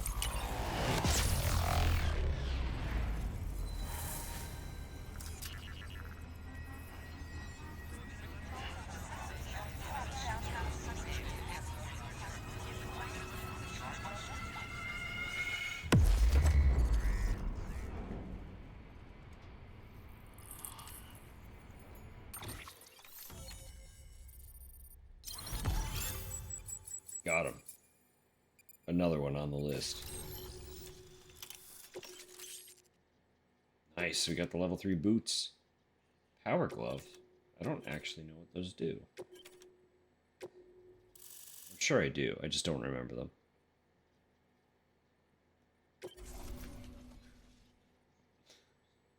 Blubber kinda, it's like, it kinda works. Doctor? Okay, I'll activate the terminal from my end. Just a moment. Everything's gonna be all right. With this device, I can examine her as if I were actually there. The manipulators on the terminal perfectly reflect my movements here. And with a bioprinter, I can provide a custom-made vaccine. It's just a shame my better half hasn't had a chance to build any more of these things. You're looking at the only ones we have. Don't worry, though. We'll do everything we can to ensure your child is safely delivered. Oh, thank you. This is incredible. You should thank him. The network he's helping to build is going to change the face of medicine forever. All right. Let's have a look at you. You've brought us the next best thing to a live-in, Dr. Sam. Thank you so much. Nicely done. BB-28 will be back in action soon. The kid's a real trooper. Stay the course, Sam.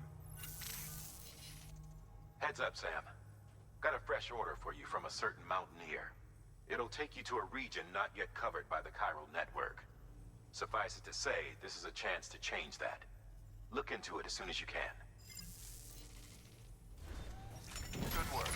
New order available. I Please access delivery terminal. also for forgot further information. that this entire narrative arc is basically just connect them, bring them on, connect them. Like rapid fire segments.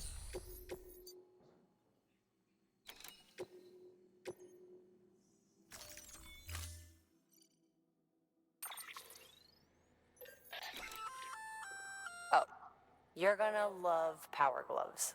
They provide a major boost to arm and grip strength.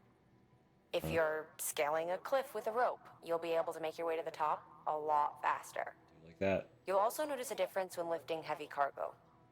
And that's not all. Ever take a tumble down a steep slope? You probably tried to slow your descent with your hands, right? Well, if you've got these on, you'll be able to stop yourself that much more quickly. Nice. Just promise me you won't try punching someone, okay? That's not what they're for. Is it bad that that was my first thought?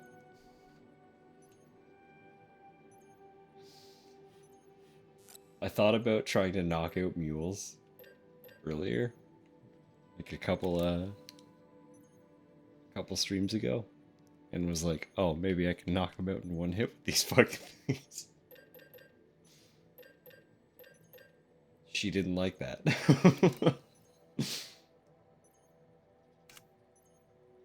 Duly noted. Don't punch the mules.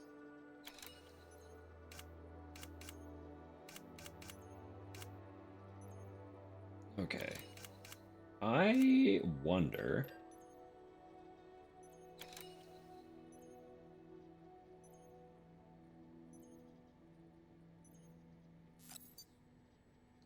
The bola gun can tether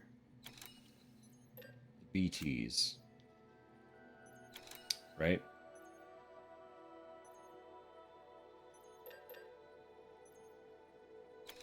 So it should be able to tether them even when I can't see them. Reasonably. They're still there. I just can't detect them. So if I take a bola gun, which has a fairly wide rope diameter,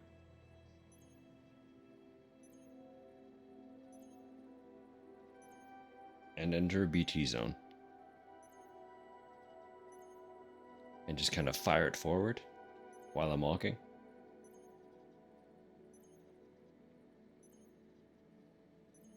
I should know that there's a BT there. Reasonably. Correct? And if I have a tethered BT, it's temporarily safely to approach. If I can approach a BT, even if I can't see it, why couldn't I sever its connection? Right? So, what if I take a couple bola guns?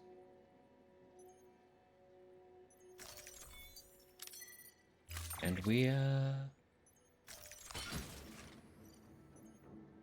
maybe fuck up some invisible BTs, right? Send them back from whence they came.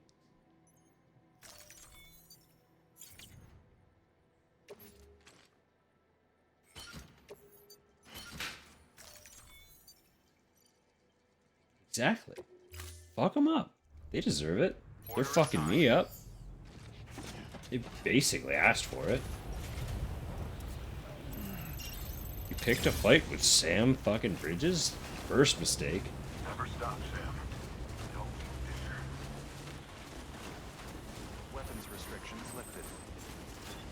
Doesn't matter if you're some weird, otherworldly, incomprehensible, eldritch demon. He's still gonna fuck your shit up. Sam fucking Bridges. Who cares?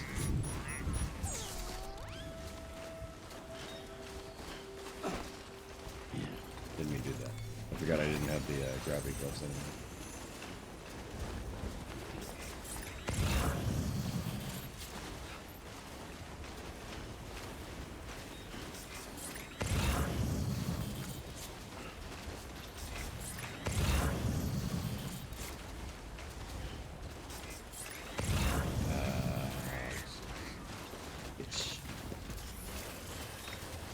Also, check the map. There might be, yeah. I I don't think I'll enter it, but there's a chance I'll have to cross into this. To get over there. If I do that, I will also need to have some kind of means to fuck up some folks.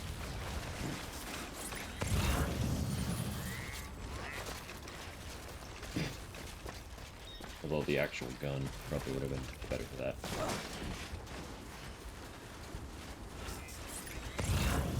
It's fine, we're good. All is well.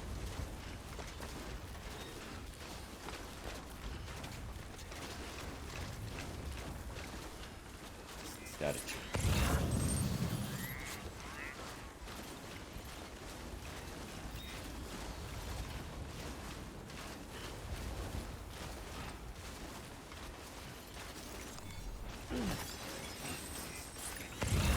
Nowhere not even close. All of them. But I'm a little impressed at how many of these we've found.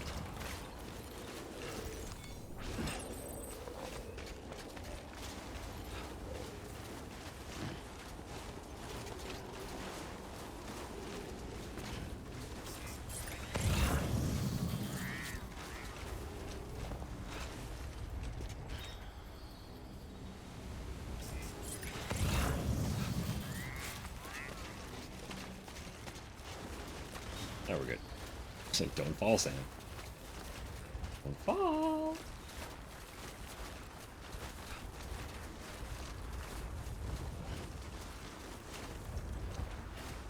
Stamina come back a little bit.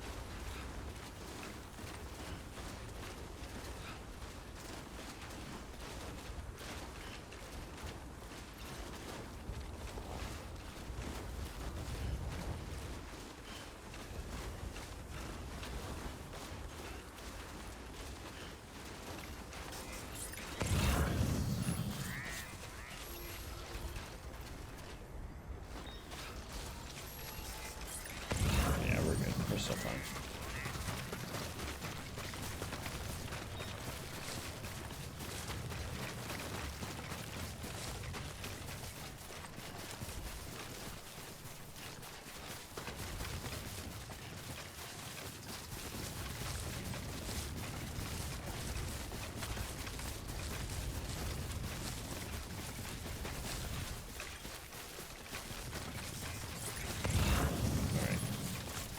Into the snow.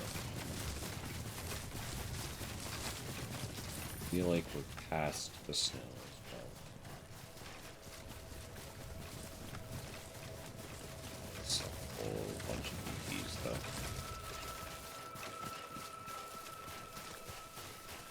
I feel like they're gonna make us kind of choose between BTs and terrorists, which is, you know, the whole thing.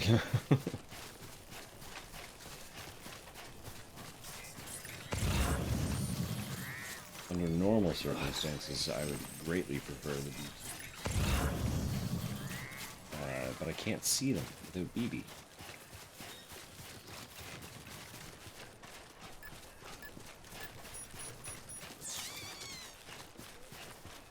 Might be okay.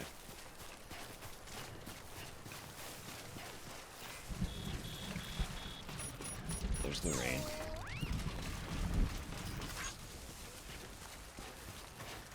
Oh, we love it. I don't know if I will ever fully comprehend what the hell is going on in Kishine's brain, but I'm so happy that we receive the products that we get from whatever it is. And as much as I love what we got while he was under Konami, I'm also very pleased that he is no longer tethered.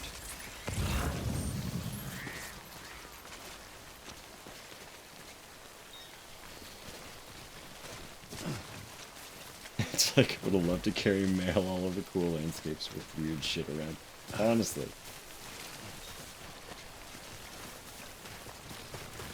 But also, like, it consistently just hits you with, like, out of nowhere, just heavy philosophical story beats, and you're like, ah, man.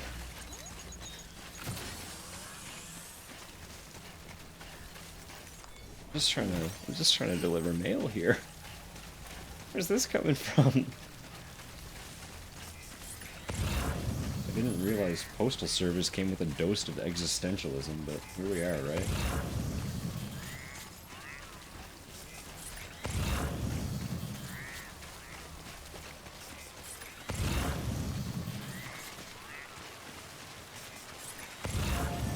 Where can I cross here? Has to be a place.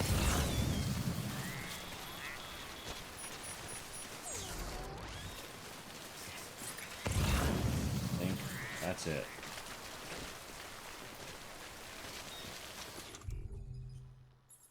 And I don't have a ladder.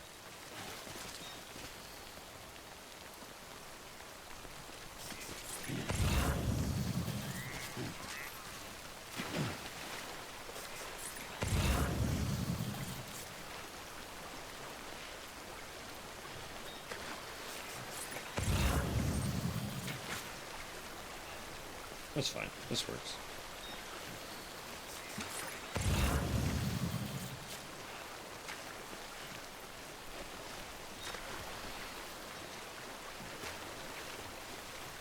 Fill my canteen in the meantime too. Perfect. All works out.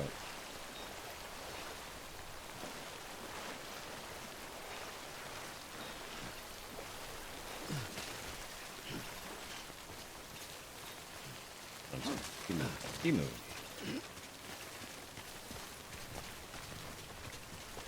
Hello.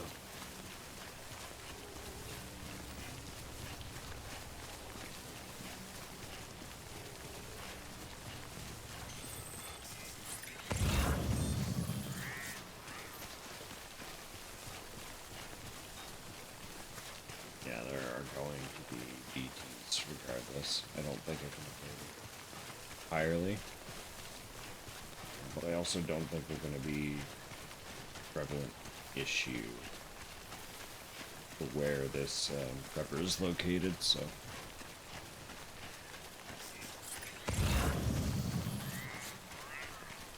He was lovely, consistently. Like,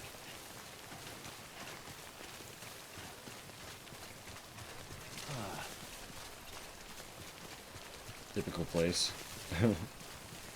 Something's gonna go wrong here. Ah, we'll see. We'll see.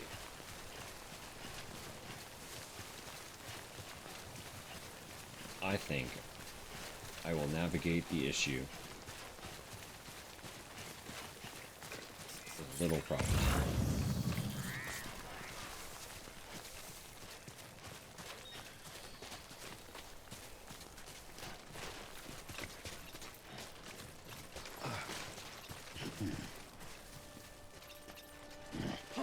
Our dear Ritas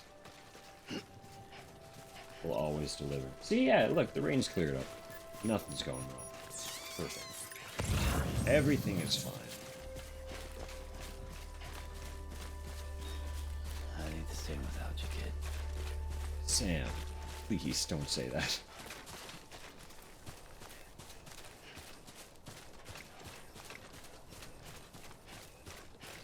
People literally call him the Great Deliverer, so he's got a status to uphold. Beginning scan. Refer to him as a legend. Fragile Express ID verified. Weapons detected. All weapons will be locked until departure.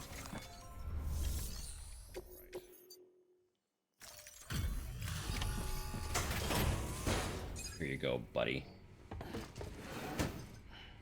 Delivering cargo. You're from Bridges, right? You don't have anything else for me, do you? No? Okay. Never mind. Am I supposed to? Interesting. Never thought I'd receive a delivery in such excellent condition.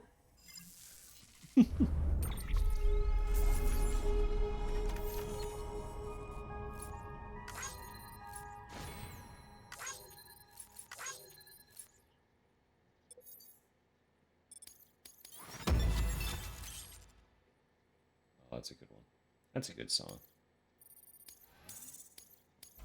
Again, I know I'm gonna say that about every low roar song, but like,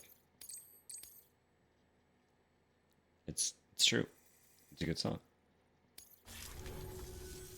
Hey, I have a favor to ask. Ask away. Do you think you could find my father's camera for me?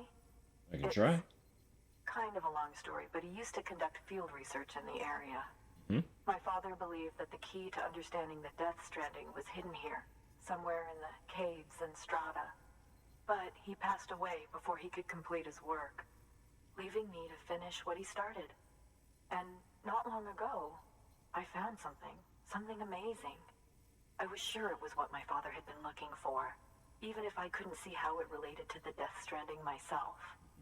What I needed was an expert opinion, someone who could look at what I'd found and tell me what it meant.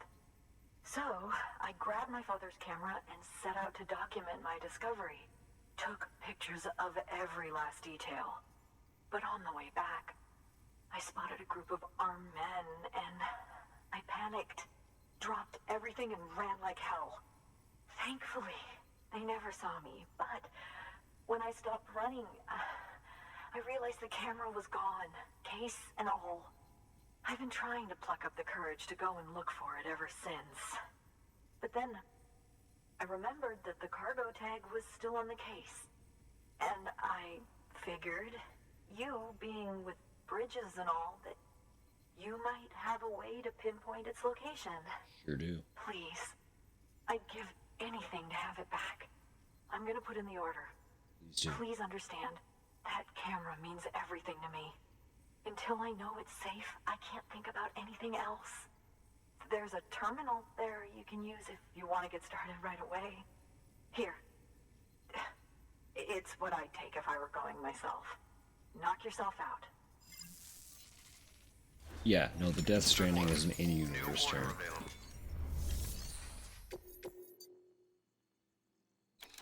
I mean, like, Death Stranding is a term that we use now, specifically. Mostly, it's what happens when a whale beaches itself. That specific occurrence is referred to as a Death Stranding. But the phenomenon that has turned the world into what it is also called Death Stranding in the game's universe. And the term largely comes from the fact that the perceivable afterlife that we have found a connection to is a beach. So in a sense, when we die, we are stranded on the beach, much like the whales in their own Death Stranding.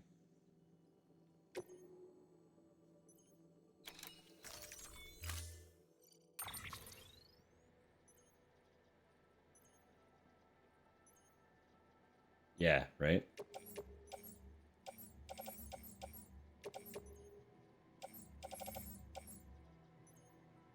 Riot shotgun.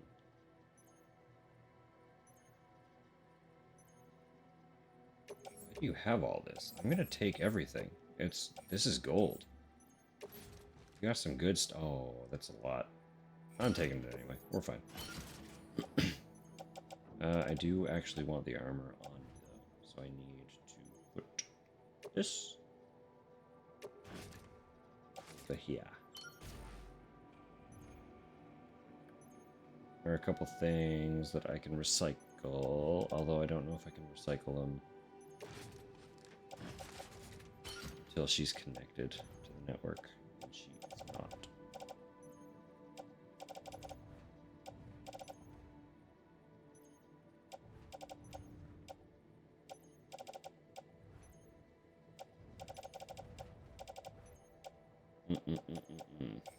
That's fine. This is good.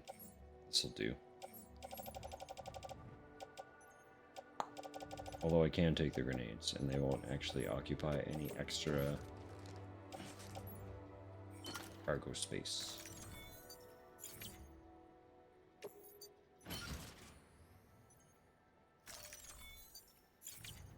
Oh, actually, yeah, no, we're good. We're good. We're so good. All right. Order assigned. gonna go piss about with some terrorists.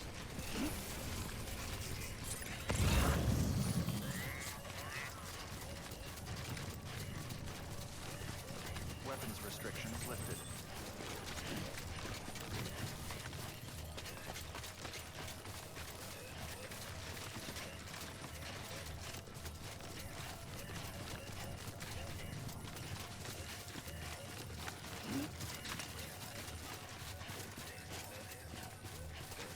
Reasonably.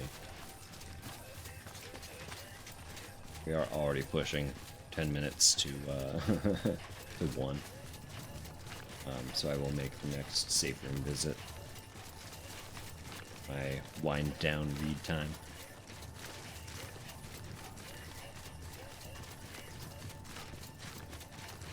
So for some context, for anyone who has not tuned in prior to tonight, throughout the game I get many journal entries and mail from NPCs. At the end of each session, I read through all of the ones that I received during said session.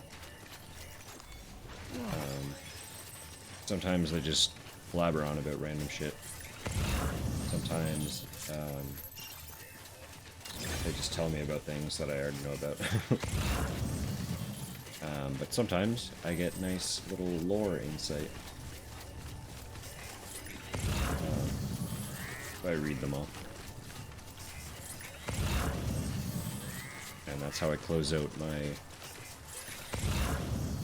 Death Stranding sessions. Kind of just like a wind down time.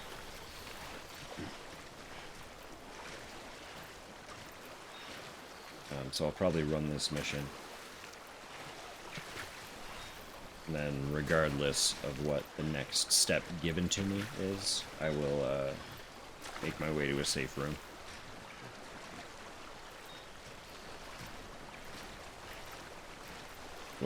Yeah, we're just over 8 hours on stream too, so that's a solid little day. That's not bad.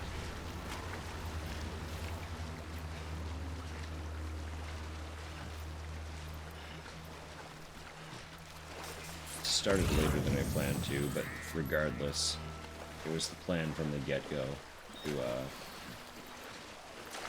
see in the new year. Welcome that. For myself and anyone else I had the opportunity to do so with, so.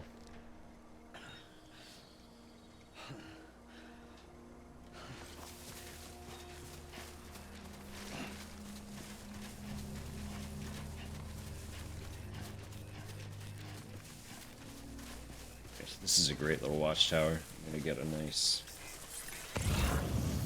lay of the land here. Sam, did you find our missing cargo? Yes. Huh. It looks like someone's carrying it around. Not for long.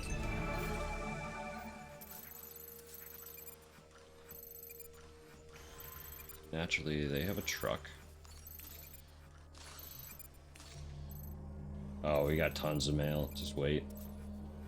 NPCs just send Sam stuff all the time. Like, hey buddy, have you heard of this? It's like, yes, I've in fact been doing that for 4 sessions now, but thank you. Thank you for the info.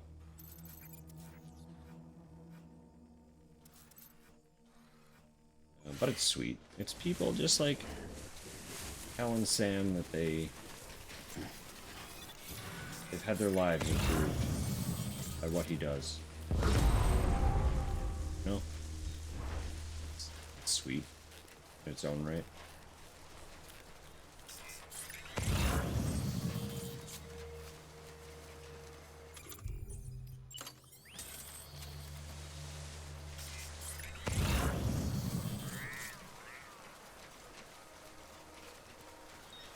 Think what the best direction for this will actually be.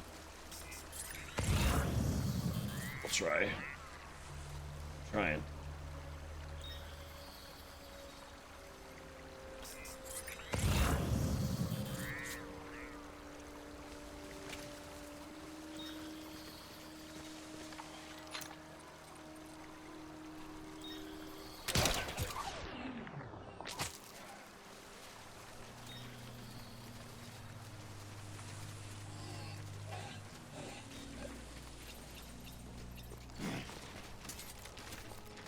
not knock him unconscious like I hoped I would.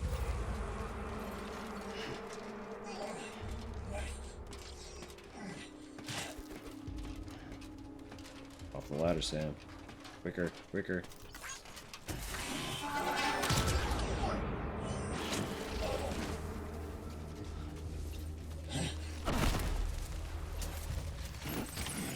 We're so good.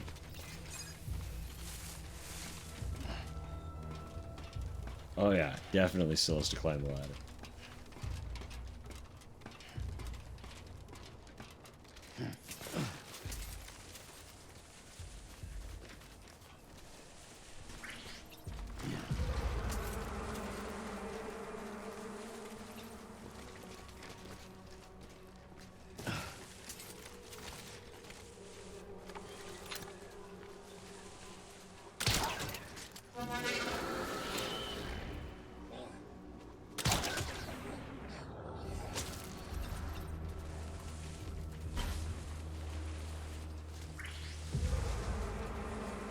They see the guys that are knocked out, but they don't know I'm here. So, we're fine.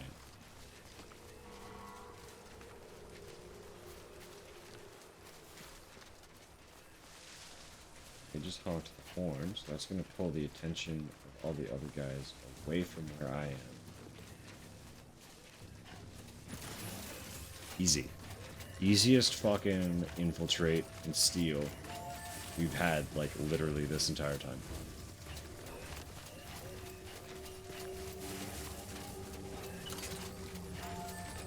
I took all these, all these weapons and all this equipment. Didn't need them.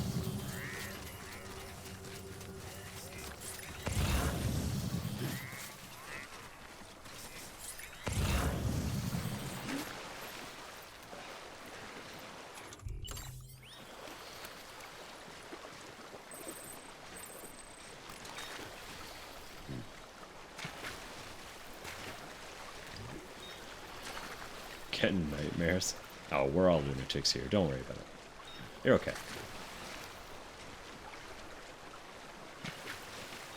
Oh yeah, he's taking a little dip. Look at him go. Oh, I forgot to... Hang on. We gotta bling him back out.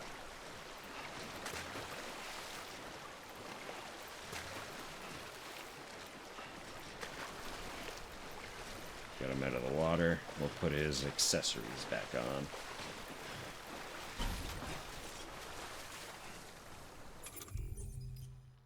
Wearing these glasses, this cap, and he's got a little harmonica. That's our boy. That's our Mr. Sam. Gold on gold on gold.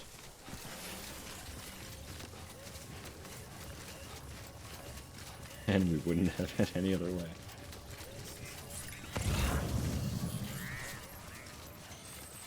This song, okay.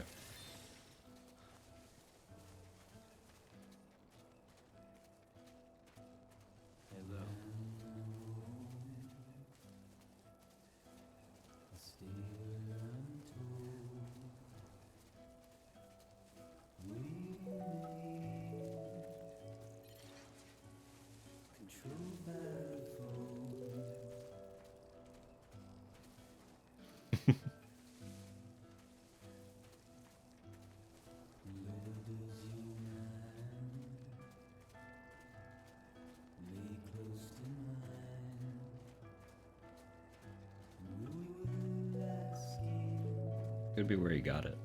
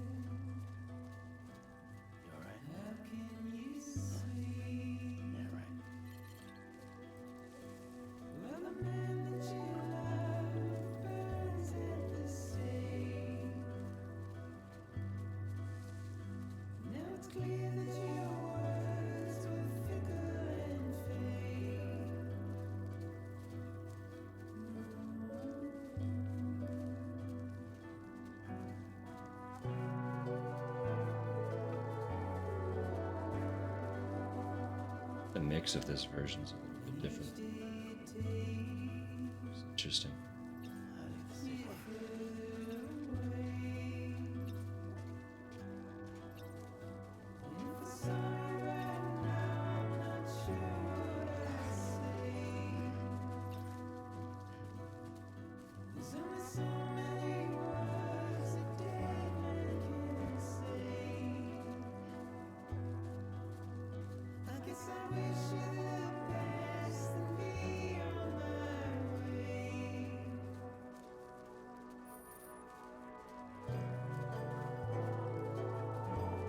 Very familiar with Low Roar. Exceptionally familiar with Low Roar. This is different. Very interesting. I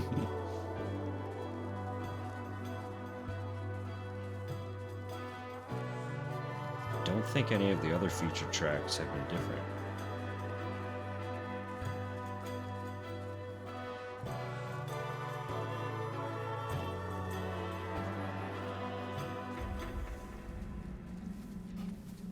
I think it is literally, it was just the mix too. Like, I don't think any of the actual instrumentation or delivery was different. Pretty sure it was just the mix. It's just super interesting.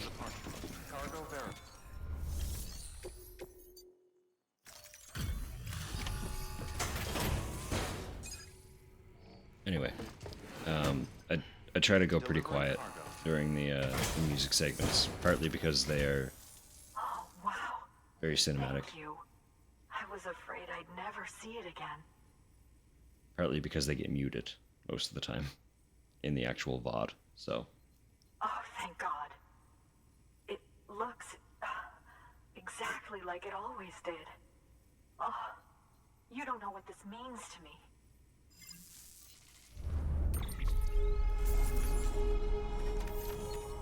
You gonna join up? Part of the UCA?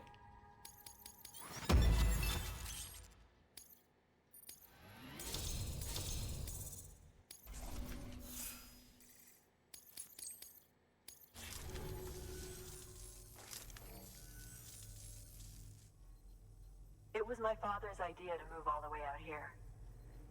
He thought he could get to the bottom of the Death Stranding all by himself. And we were right behind him. But look where it got us. If you hadn't come along when you did, the camera would be gone, and all our hard work would have been lost before anyone had a chance to see it. We can't let that happen. The world needs to hear about this. Someone out there will know what it means. So, connect us up. We want to be a part of the UCA. I like that,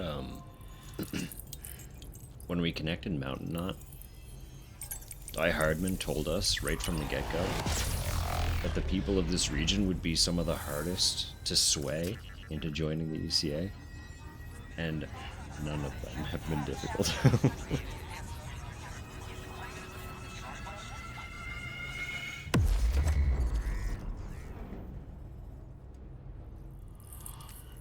Pretty much every single one right off the bat is just like, sign me up, let me in.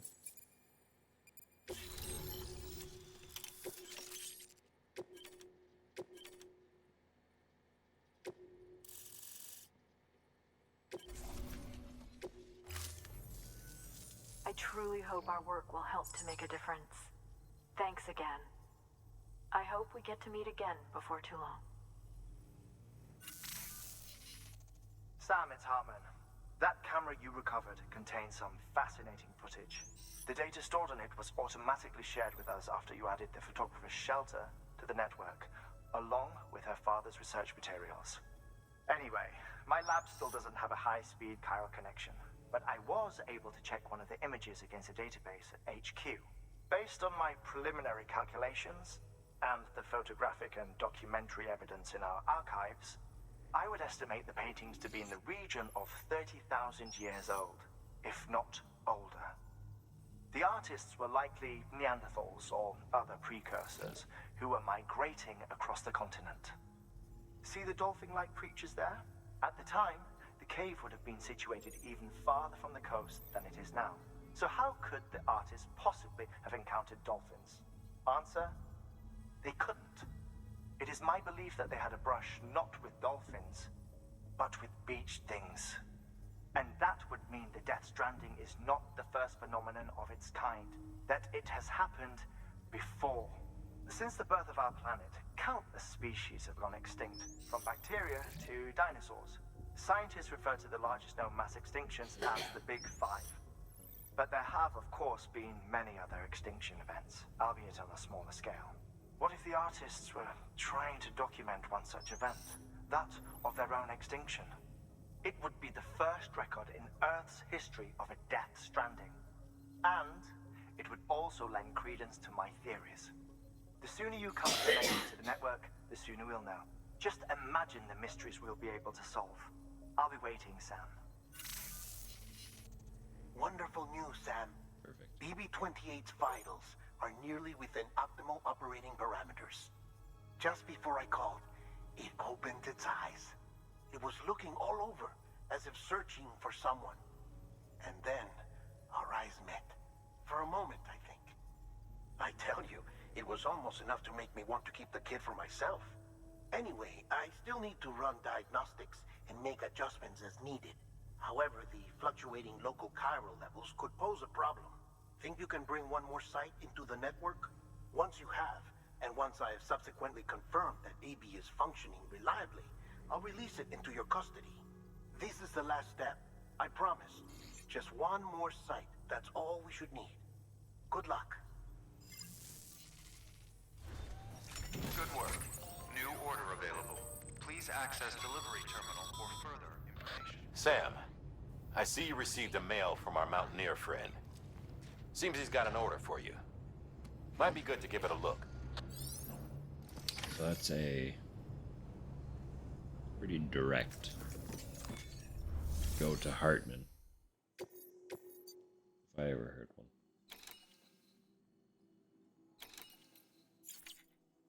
But also that quest to go to. Careful, it gets slippery out there. Regardless, I'm gonna head back to Mountain Knot.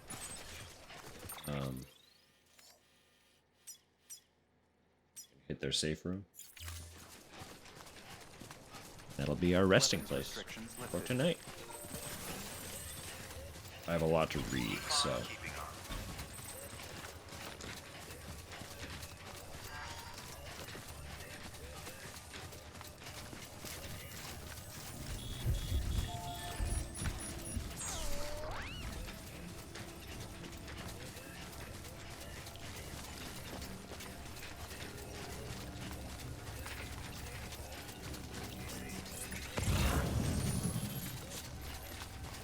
Question having. Yes.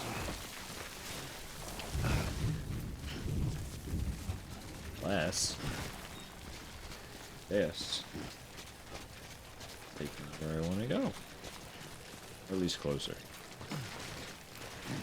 Be nice. Connected to anything. Importance. No. Alright.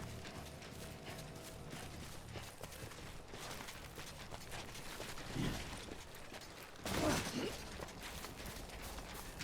do have some anchors, so I should be able to get down with relative ease.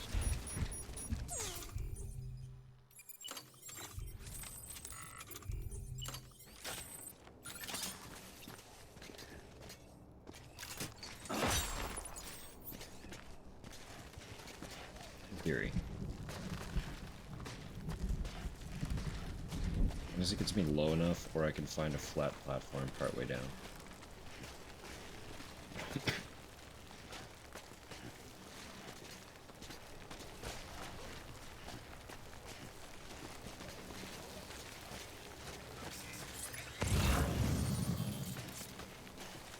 It should be okay. Yeah, this should be good.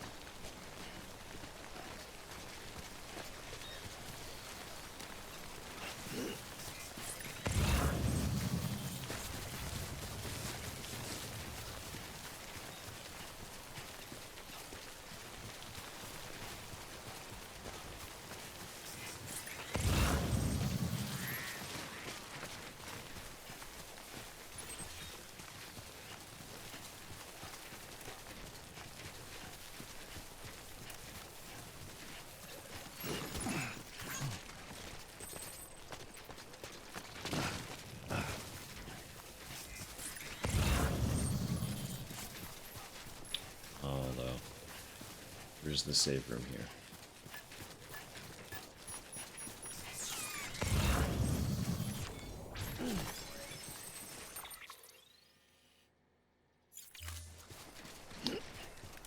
Unfortunately, that seems wiser.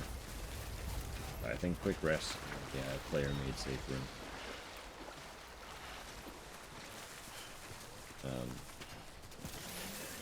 Lightning quick. Run to the washroom while the safe room cutscene plays. It's not very long, so it'll finish before I get back, probably. I want to be able to read uninterrupted. I have to use the washroom, so. Okay, one sec.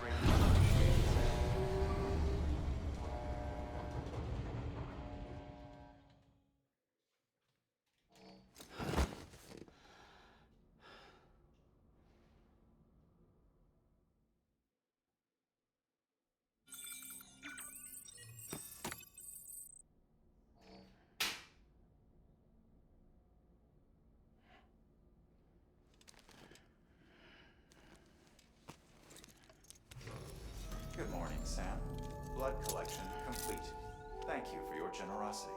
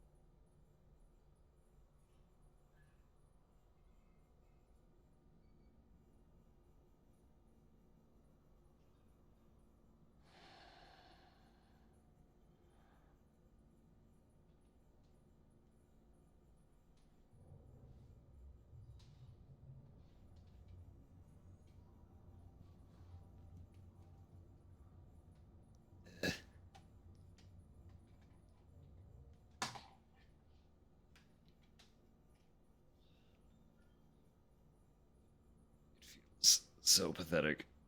Having to exert so much effort just to get into a chair. What a state. This is aging. Yeah, also, the way Sam consistently breaks the fourth wall in this room, I am 1,000% convinced that it's a little more Norman than it is Sam when you're actually in here. So it's kind of fun. All right, I get right to reading since I don't got a BB to interact with right now.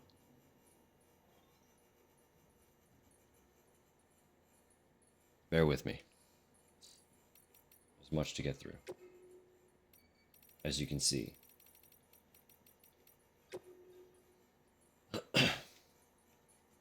Spoke to my parents.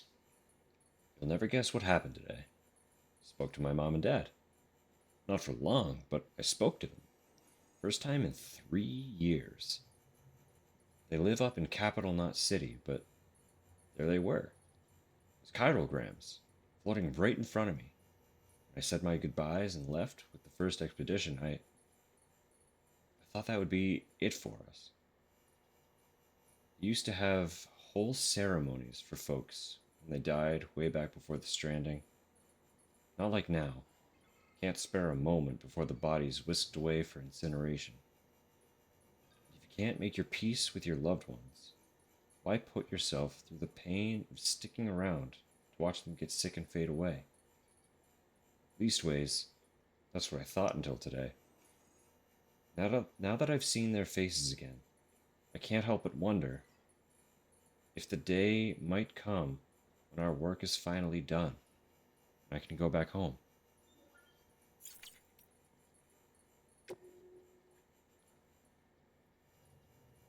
Something glowing down in the crater. Hey there, Sam. Everyone's got something they're good at, right? Well, I'm no exception. Ever since I realized I was stranded here on this desert island of a continent, I've been keeping my eyes fixed up to the horizon. You know what? My vision's gotten better as a result. People have taken to calling me Eagle Eye Charles. Sure, buddy. And that ain't no lie. Sure, buddy. I spy things long before anyone else. Chiral clouds subtly shifting in the sky, porters walking along a mountain ridge, an undiscovered hot spring down in a valley. You name it. What's more, I think I've gotten even better at it lately. I reckon it's because of the chiral network. Or maybe it's all in my mind. Whatever. Anyway, what I wanted to tell you about was something I saw the other day. Something small and glowing down in the crater near where Middle Knot City used to be. I really wanted to investigate, but we don't have any bridges people in that area. Maybe it's something you could look into if you're passing by, if you're ever passing by.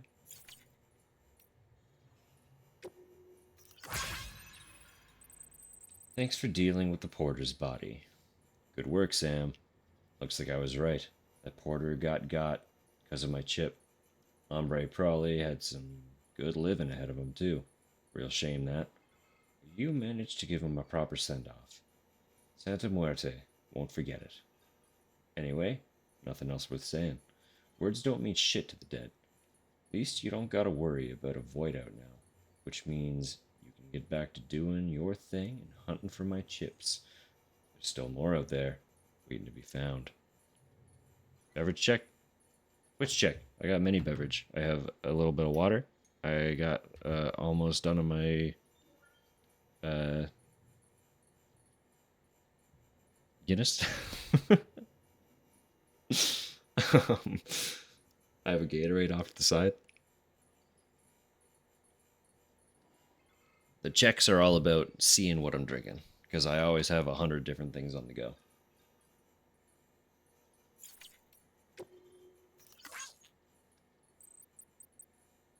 You really are the great deliverer. Damn, Sam, you're a real trooper. Another chip in the bag thanks to you. Shame about the porter, though. He'd still be alive and kicking if he hadn't taken the job. Here's hoping he finds peace in the next life.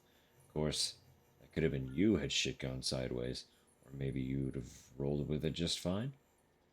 I'm sure they don't call you the Great Deliverer for nothing. We got a few greats back home, too. Legends. Chip had all kinds of info on them. But they didn't work for cities or countries. They were slaves for huge corporations. And then some Panteos kicked off a war between the megacorps, a war that dragged everyone and everything into it. Maybe that's how I ended up over here? I don't know. Dunno. All I've got to go on is a record of a memory of a memory.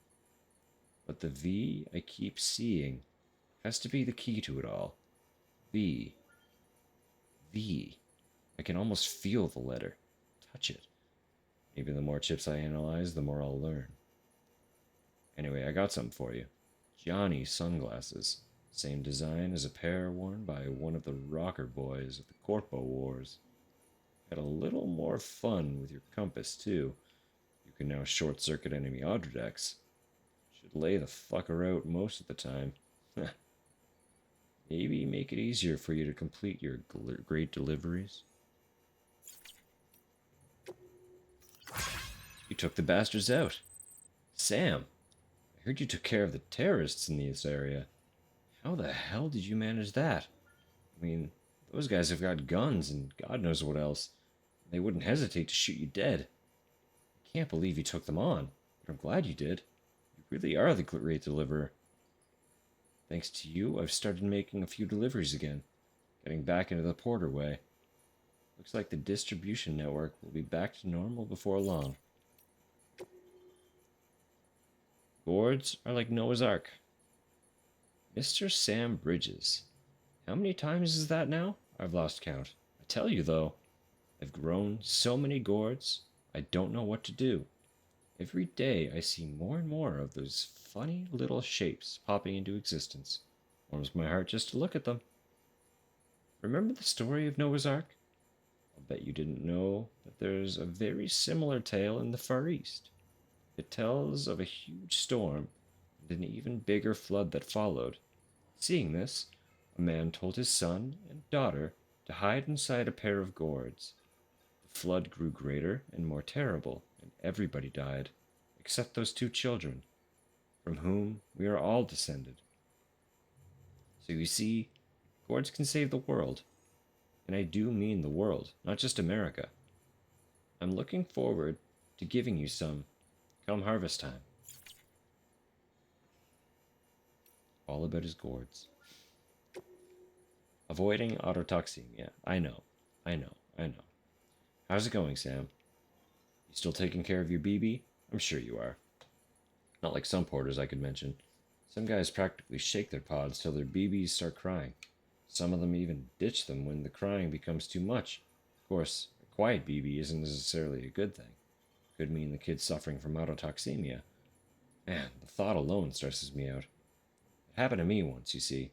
I was out in BT territory, and I couldn't make it back to a private room in time. I could tell my BB needed time in an incubator, but I was too late. Autotoxemia is a terrible thing, Sam. He was just floating there in his pod. Wouldn't react no matter what I did. BBs can't detect BTs in that state either, obviously, so even the most stone-cold porter would be sweating bullets. Truth be told, though, I was more worried about my BB than I was about myself. Screw the PR bullshit. They're not just equipment. I don't go saying that to just anyone, but I know you feel the same. If you ask me, a BB is no different from any other baby. Treat them with love and affection, and they'll react to you. Same way they'd react to a parent. Sorry, I know I'm getting emotional. Can you do me a favor? Try to make sure your BB never suffers from autotoxemia, okay? And if they do, take care of them and do whatever you can to make them feel better. Don't I already? I thought I did. A toast to a porter, good and true. My dear Mr. Bridges, please accept my humblest apologies and my most heartfelt thanks. Once again, your incomparable pizza delivery skills have been put to the proof and found unimpeachable in every regard. Do forgive us if we seem ungrateful. The visiting couple, twin souls of decorum as they are, were desperate to present themselves to you in holographic form that they might express their heartfelt appreciation. Regretfully, they are hopeless novices in matters technological, and as I myself was away procuring vital supplies, I was unable to rectify the situation on their behalf. These circumstances conspired to produce the most unfortunate of outcomes yet again. A thankless end to an onerous and entirely bothersome task. If it is any consolation, the pizza was divine. Thanks, Peter. Mama, the Fallen Angel. Mountain Knot City's now part of the UCA. Lochner explained about how it was all a big misunderstanding. What a relief. The tar's all gone too, thanks to the bomb. This is going to sound weird, but you know the Odradek on Mama's left shoulder? Didn't used to think much of it, but someone told me it was a symbol of her atonement. She did betray Lochner, after all, even if terrorism might have been to blame. Couldn't help but think of herself as a fallen angel after that, forever barred from joining Lochner in heaven. Like, Abezathipo. I don't know that one. It's okay. Don't worry about it. The one-winged angel fella who followed Beelzebub down to Egypt once upon a time to cause trouble for Moses. Oh boy. Guess Mama was feeling poetic when she redesigned her outer deck and used it to comfort her dead child. Strange, maybe, though I suppose she was already dead herself. Looks like all that's in the past now, though. The misunderstanding's been resolved, and the sisters are whole again thanks to you. Sam, Mama finally worked up the courage to cut the cord and send her baby on to the other side, where it belongs. It was the right thing to do for the kid. So the two are as one, and the fallen angel got a second chance, just as well, because no one's ever really beyond redemption, I'd like to think. Oh, we got another one, huh? The porter had not one but two ships. You're not going to believe this, Sam, but that porter I hired, smart-ass Choom, found two chips. But by the time I nailed down the location of the second, it had been snatched by terrorists. I should have figured it out sooner. Thought I'd mastered your systems, you know? Took my eye off the ball for a second. Fuck. Probably brought the chip back to the base already, too. Gotta get it back, Sam. These chips are my only chance. Get your ass to the distro center north of Mountain Knot City to grab that order.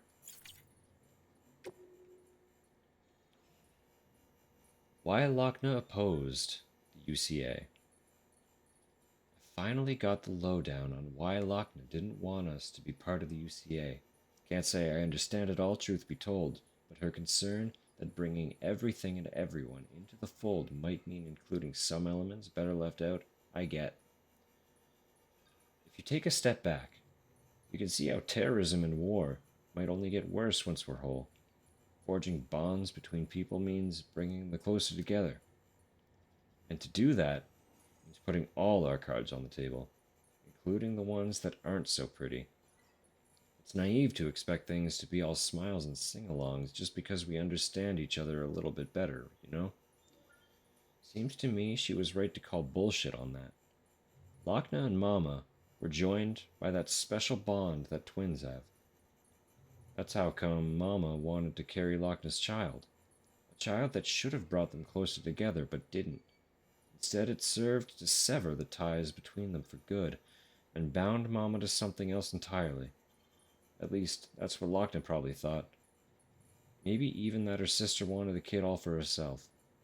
She never knew about the accident, the real reason. Can't imagine how she must have felt, thinking she'd been betrayed by the one person she trusted more than anyone. Not so hard to see how that'd color her opinion on the chiral network. That's all behind her now, though. She and Mama have reconciled their differences. Maybe her faith in the ties that bind can be restored. Slaves to the wheat no more. Is that so? Dear Sam, we, had a little spat the other day. As you might expect, it was over the whole issue of our becoming slaves to the wheat and losing sight of why we came here in the first place. Sure, we started out looking into the whole plant life and timefall problem, and how we might turn craters green again, but somewhere along the line, we got caught up in the success of our experiments with grain cultivation, and our original purpose fell by the wayside. Was that really so bad? Thanks to the work we've done, we have bread. Plenty of it. Timefall porter by the barrel load, too. Everyone has benefited, you included, I'm sure. And now that we've got the danged place up and running, we can't very well leave it to go to seed now, can we? This isn't about wheat anymore. It's about people. We're not slaves, Sam. No more than you are. Yet another earnest entreaty for pizza.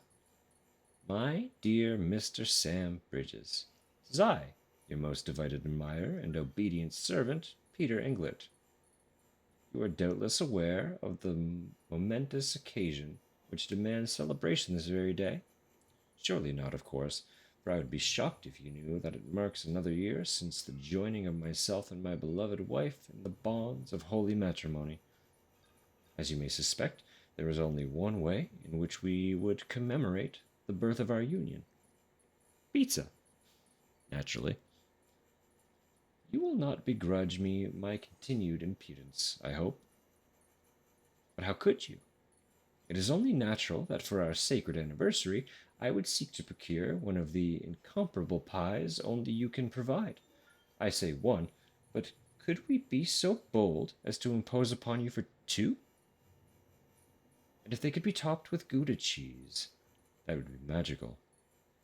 They should be waiting for you at the Timefall Farmers Shelter. They provided the wheat for the dough, and I do believe they've taken the liberty of tossing in a bottle of their magnificent beer to boot. Thanks as ever. You really are a saint. Me and the wife are good, but need a little something. Dear Sam, my wife is doing great now, and it's all thanks to you. You couldn't have demonstrated more clearly the type of support the UCA has to offer. I don't know much about the chiral network, but I know we're a part of it now, and that things are better that way. Oh, I have a friend nearby I'd like you to deliver something to. Could you drop by when you have the time? I'd appreciate it. Dad would be proud. Dear Sam, I was right about the camera. Told the pictures I took were incredible. You see, the paintings of whales and dolphins I discovered in those caves might have been painted by Neanderthals. I don't really understand the significance of it all, but it's definitely what my father was looking for. I don't think I've ever been so happy in my entire life, and it's all because of you. Dad would be happy too, I'm sure of it. Thank you so, so much. I know I nearly gave my mom a heart attack, but this proves it was worth it in the end, right? I made a difference for once, and I can do it again. There may be other secrets of the Death Stranding hidden nearby. I'll be more careful this time, but I have to get back out there and find them. I'll be in touch when I do. Making use of that all-terrain skeleton? Sam, have you been using your all-terrain skeleton? Pretty amazing, I know. But would you believe that some porters don't like them? Apparently the design's too functional or something. I mean, have they ever actually tried to use one? If they had, I know they'd change their tune. They'd be raving about how it lets you power through snowdrifts and over rocky terrain, and about how the boost mode lets you charge up slopes and across rivers without draining any endurance. That's good to know. I didn't know that. I have one tied to me and I didn't know that. The rivers part, I mean. I suppose one legitimate criticism is that it doesn't actually help you carry any more cargo, but that shouldn't come as a surprise, since the focus this time was on balance and stability. I'm sure we can address that particular concern with future models. I'll stop moaning about the moaners now. So long as you remember to use your skeleton whenever you've got to traverse some tricky terrain, okay? Not that I've got to ask. I know you will, Sam. You're not like those other guys. That's it for our mail. We got a couple interviews. The terrorist view of bridges. The first expedition set off without any problems. Both the advance party and the rear guard are en route to the west coast as we speak. They haven't reported any trouble with terrorists and the like yet, but the further out they get, the greater the danger. There's a hell of a lot of separatists out there who want nothing to do with the UCA. Some more extreme than others, perhaps, but there's no denying where they stand. Seems like just yesterday, it was only ideological differences. Strongly held opinions at worst. But then Carillium started messing with people's heads, turning extremists into daemons, mules into gestalts, and debate into violence. And now we're headed west, into their territory. Invaders coming for their freedom. They're waiting for us. Minds made up and guns in hand. Amelie and the others aren't looking for a fight. She's going to try to talk sense into people, convince them to join us. If all the cities sign on, our nation could rise again. No one wants to take anything from these people, only give them back what was lost. If only they could understand that.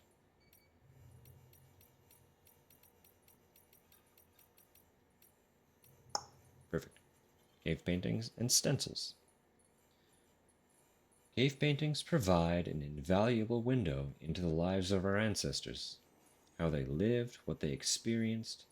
Some have been preserved here on our continent, although most have sadly been lost in voidouts. The oldest cave paintings of all are believed to date back to 64,800 years or more. But all of these are, or perhaps were, in Europe. What's become of them, I wonder? Have they too been obliterated and annihilated in annihilation events? If not, are the caves containing them now infested with BTs? Does Europe still exist, even? One cannot help but worry that these vital records have been forever lost to us. But I digress. These first paintings were likely made by the Neanderthals. They were crude depictions of creatures such as deer, bison, and horses, interspersed with stenciled outlines of large hands. Some assert these are the signatures of primeval painters. But could they not also be depictions of BT handprints? Could our ancient relatives have been trying to tell us something? Or issue a warning?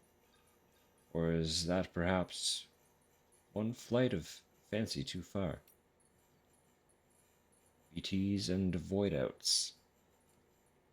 The following conclusions are largely derived from a handful of eyewitness accounts. While I would advise anyone to take them with a grain of salt, I still believe they are worth sharing. BTs pursue their prey through a multi-step process. In the first, they begin searching for a target. The handprints left behind is evidence of this behavior. Upon detection, one or more BTs will attempt to seize their target and drag it towards a much larger entity. To clarify, however, a voidout does not occur at the point of contact between the giant and the human, but only once the human has been subsumed into the giant's body. We think this may be because this is the only place where antimatter is present within the entity. It goes without saying that BTs are entirely different from any creature that is of this world, and we have much to learn about them still. One thing is for certain, however. We must come to understand them, else we may never overcome the existential threat that they pose. Bridges needs Homo ludens. I have already spoken at length about the new varieties of man that have emerged in the wake of chiropollution and from the resulting phobias, Homo daemons, Homo gestalt, not to mention those touched by dooms. This much is common knowledge. I, however, would posit that we could further categorize the humans of this day and age. Take our comrades, Mama and Lochna, for example. They are creators, are they not? People who use tools to make things. Craftspeople. Homo faber. Consider Deadman. One who looks the dead in their eyes every day. One who takes their organs as his own. His relationship with death is transcendental, sublime. It is, in essence, his faith. As he, a homo religiosus, whatever, close enough. As for myself, homo loquens, a linguist, one who seeks to understand this world through the language of science and logic. There is, however, another very special type of human, a breed that would serve Bridges rather well. Homo ludens. They who play, be it deliberate or unintentional, Homo ludens unite people, creating culture, shaping the very world around them, not through violence nor law or prescriptions, but rather through metaphorical acts of play. I know of only one person who matches this description, the one they call the Great Deliverer, Sam Porter. Despite Die Hardman's best efforts, however, his whereabouts are still unknown. Lochna and Melingen.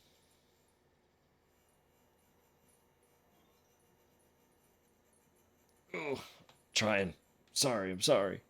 Thank you. I know part of it's me leaning closer to the mic as I gradually get quieter. You know what we used to dream about? Seeing what's beyond those clouds up there.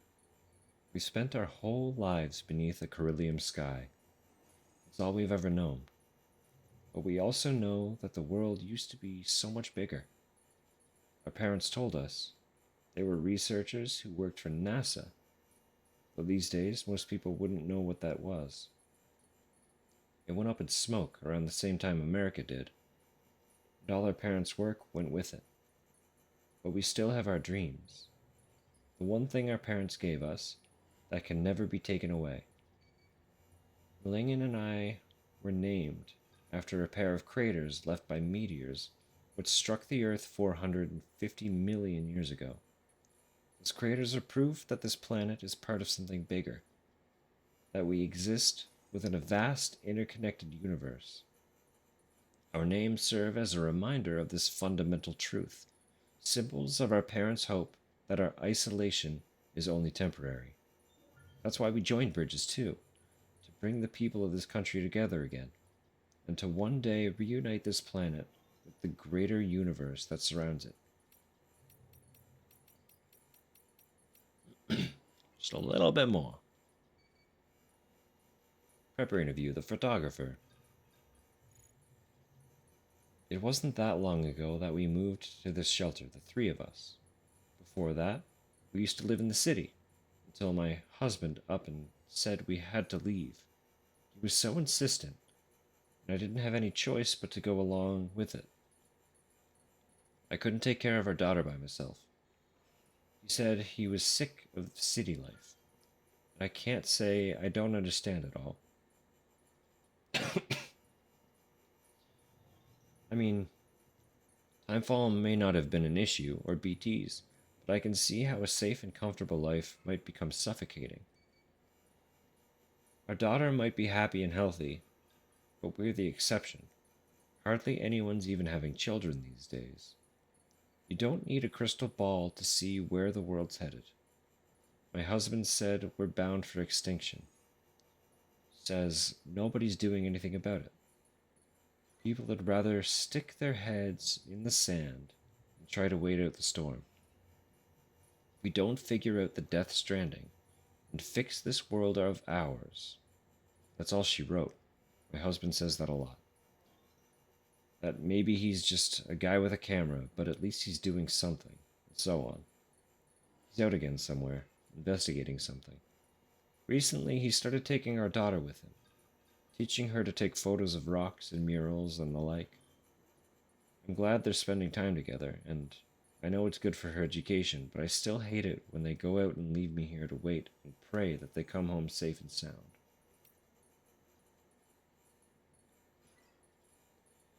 The Mountaineer.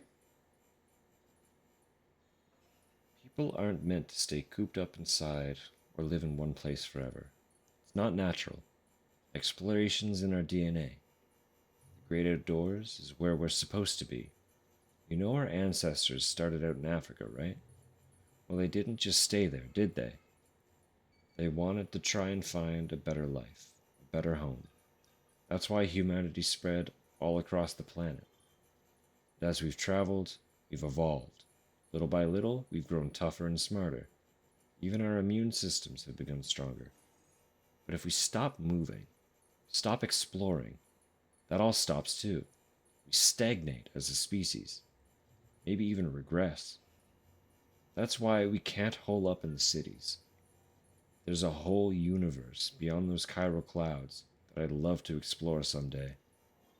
But if that's not possible, then I want to at least get as close as I can. Climb the biggest mountains, go as high as I can go, and try to see what lies beyond. And I want to do it with the love of my life, the world-class mountaineer who showed me the beauty of this place, my guiding star. Together, there's no peak we can't summit. That's it. That's it, that's all. Got a couple of these. Anything fun? Soap bubble? Nothing's quite so fragile or ephemeral as a simple soap bubble. Floats through the air, dancing on the wind, all the colors of the rainbow reflected in its surface, and then, just like that, pop. It's gone. Surely, this is why a certain poet once likened the short-lived beauty of bubbles to human existence itself. Fortunately, there is no record of anyone ever having asked for a soap bubble to be delivered, and the porters of the world continue to pray that such a request never comes. I'm sure we could figure something out. So many different Ludens models. Who knew there was a girl version of the Ludens figurine? Not even the most Luden-crazy preppers have managed to get their hands on one of these. It's a reimagining of Ludens as a human female character, much in the style of Kotobukiya's Frame Arms Girl series. And apparently caused a real stir when it was unveiled at Wonder Festival 2019 in Japan. Its design is based on a concept by the legendary Yoji Shinkawa. Prime 1 Studio half-scale Luden statue. When Wonderfest in Japan? I don't know. I'd like to go. I think that'd be fun. I assume they still happen. COVID didn't take that from us, did it? When legendary video game creator Hideo Kojima wanted to commission a statue of Ludens, symbol and mascot of Kojima Productions, he went straight to the master craftsman at Prime 1 Studio, who created this jaw-dropping masterpiece. The character of Ludens is based on the theories of Dutch thinker Johann Huizinga. Yes, no, I don't know. And the idea of Homo Ludens, or the man who plays. Let's all keep playing so that humanity can evolve. Can do, Mr. Kojima, sir. Motorcycles, all the motorcycles. Developed as a production replica of the YZR 500, which Kenny Roberts rode into the history books in the Road Racing World Championship. This was the first mass-produced motorcycle to employ a liquid-cooled V4 two-stroke engine. Sadly, while it became the iconic premium Yamaha two-stroke, it only survived for a single generation. However, there are certain enthusiasts trawling the data brought back online via the chiral network in the hopes of one day reviving this legendary machine. Those are our collectibles from today. So, there we are. That's it. Them's the works. How am I still getting tooltips? What are these about? Environment, snow. Okay, that makes sense. Cutting BT's umbilical cord. Sure, fine. We just got that today.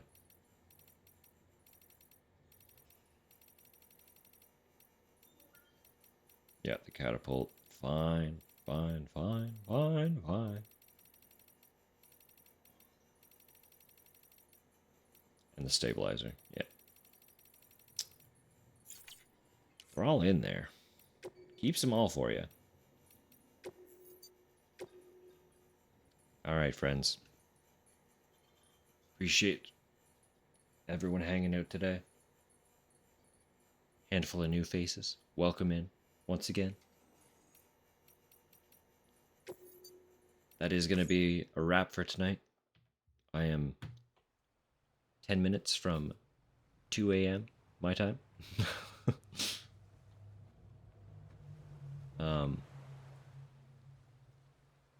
Said it a couple times. But I'm really genuinely hoping that this year brings as much good as it can to everyone embarking on this little journey.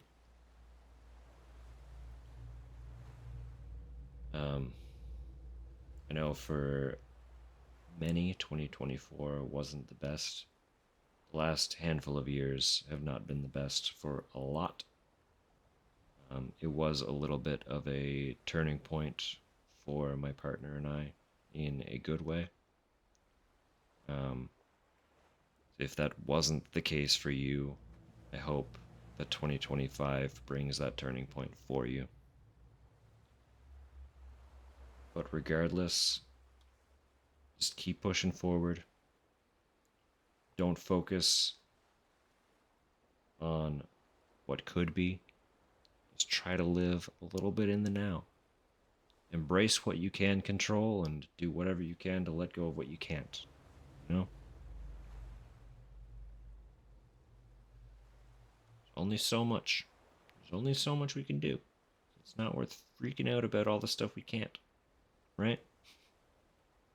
I'm just scrolling through here trying to find a little outro track. As always. Honestly, I'm not even really taking in titles. I can't think straight right now.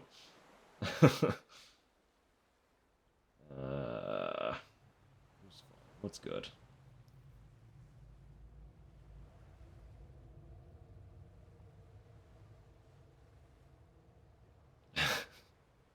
Thank you. Appreciate it. Appreciate the tuning in.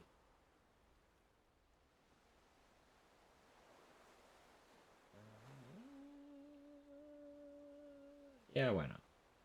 We'll play this one. Well, Silent Hill 3. Funky little send-off. As always, if you're sleeping now, hope you have a good night. If it's not that time yet, enjoy your evening, enjoy your morning. I don't know. Just enjoy. Take it easy. Relax. Be good. Drink some water. I don't know if I'll be back before my Saturday this week, but no matter what, my regular Saturday start time should be good to go. As far as I'm aware, nothing's going to interrupt that. So, Saturday, 1 p.m. Eastern Time, typical start. We'll be back with more of this. We still got a lot to do, so until then, take it easy. Catch you next time. Good night.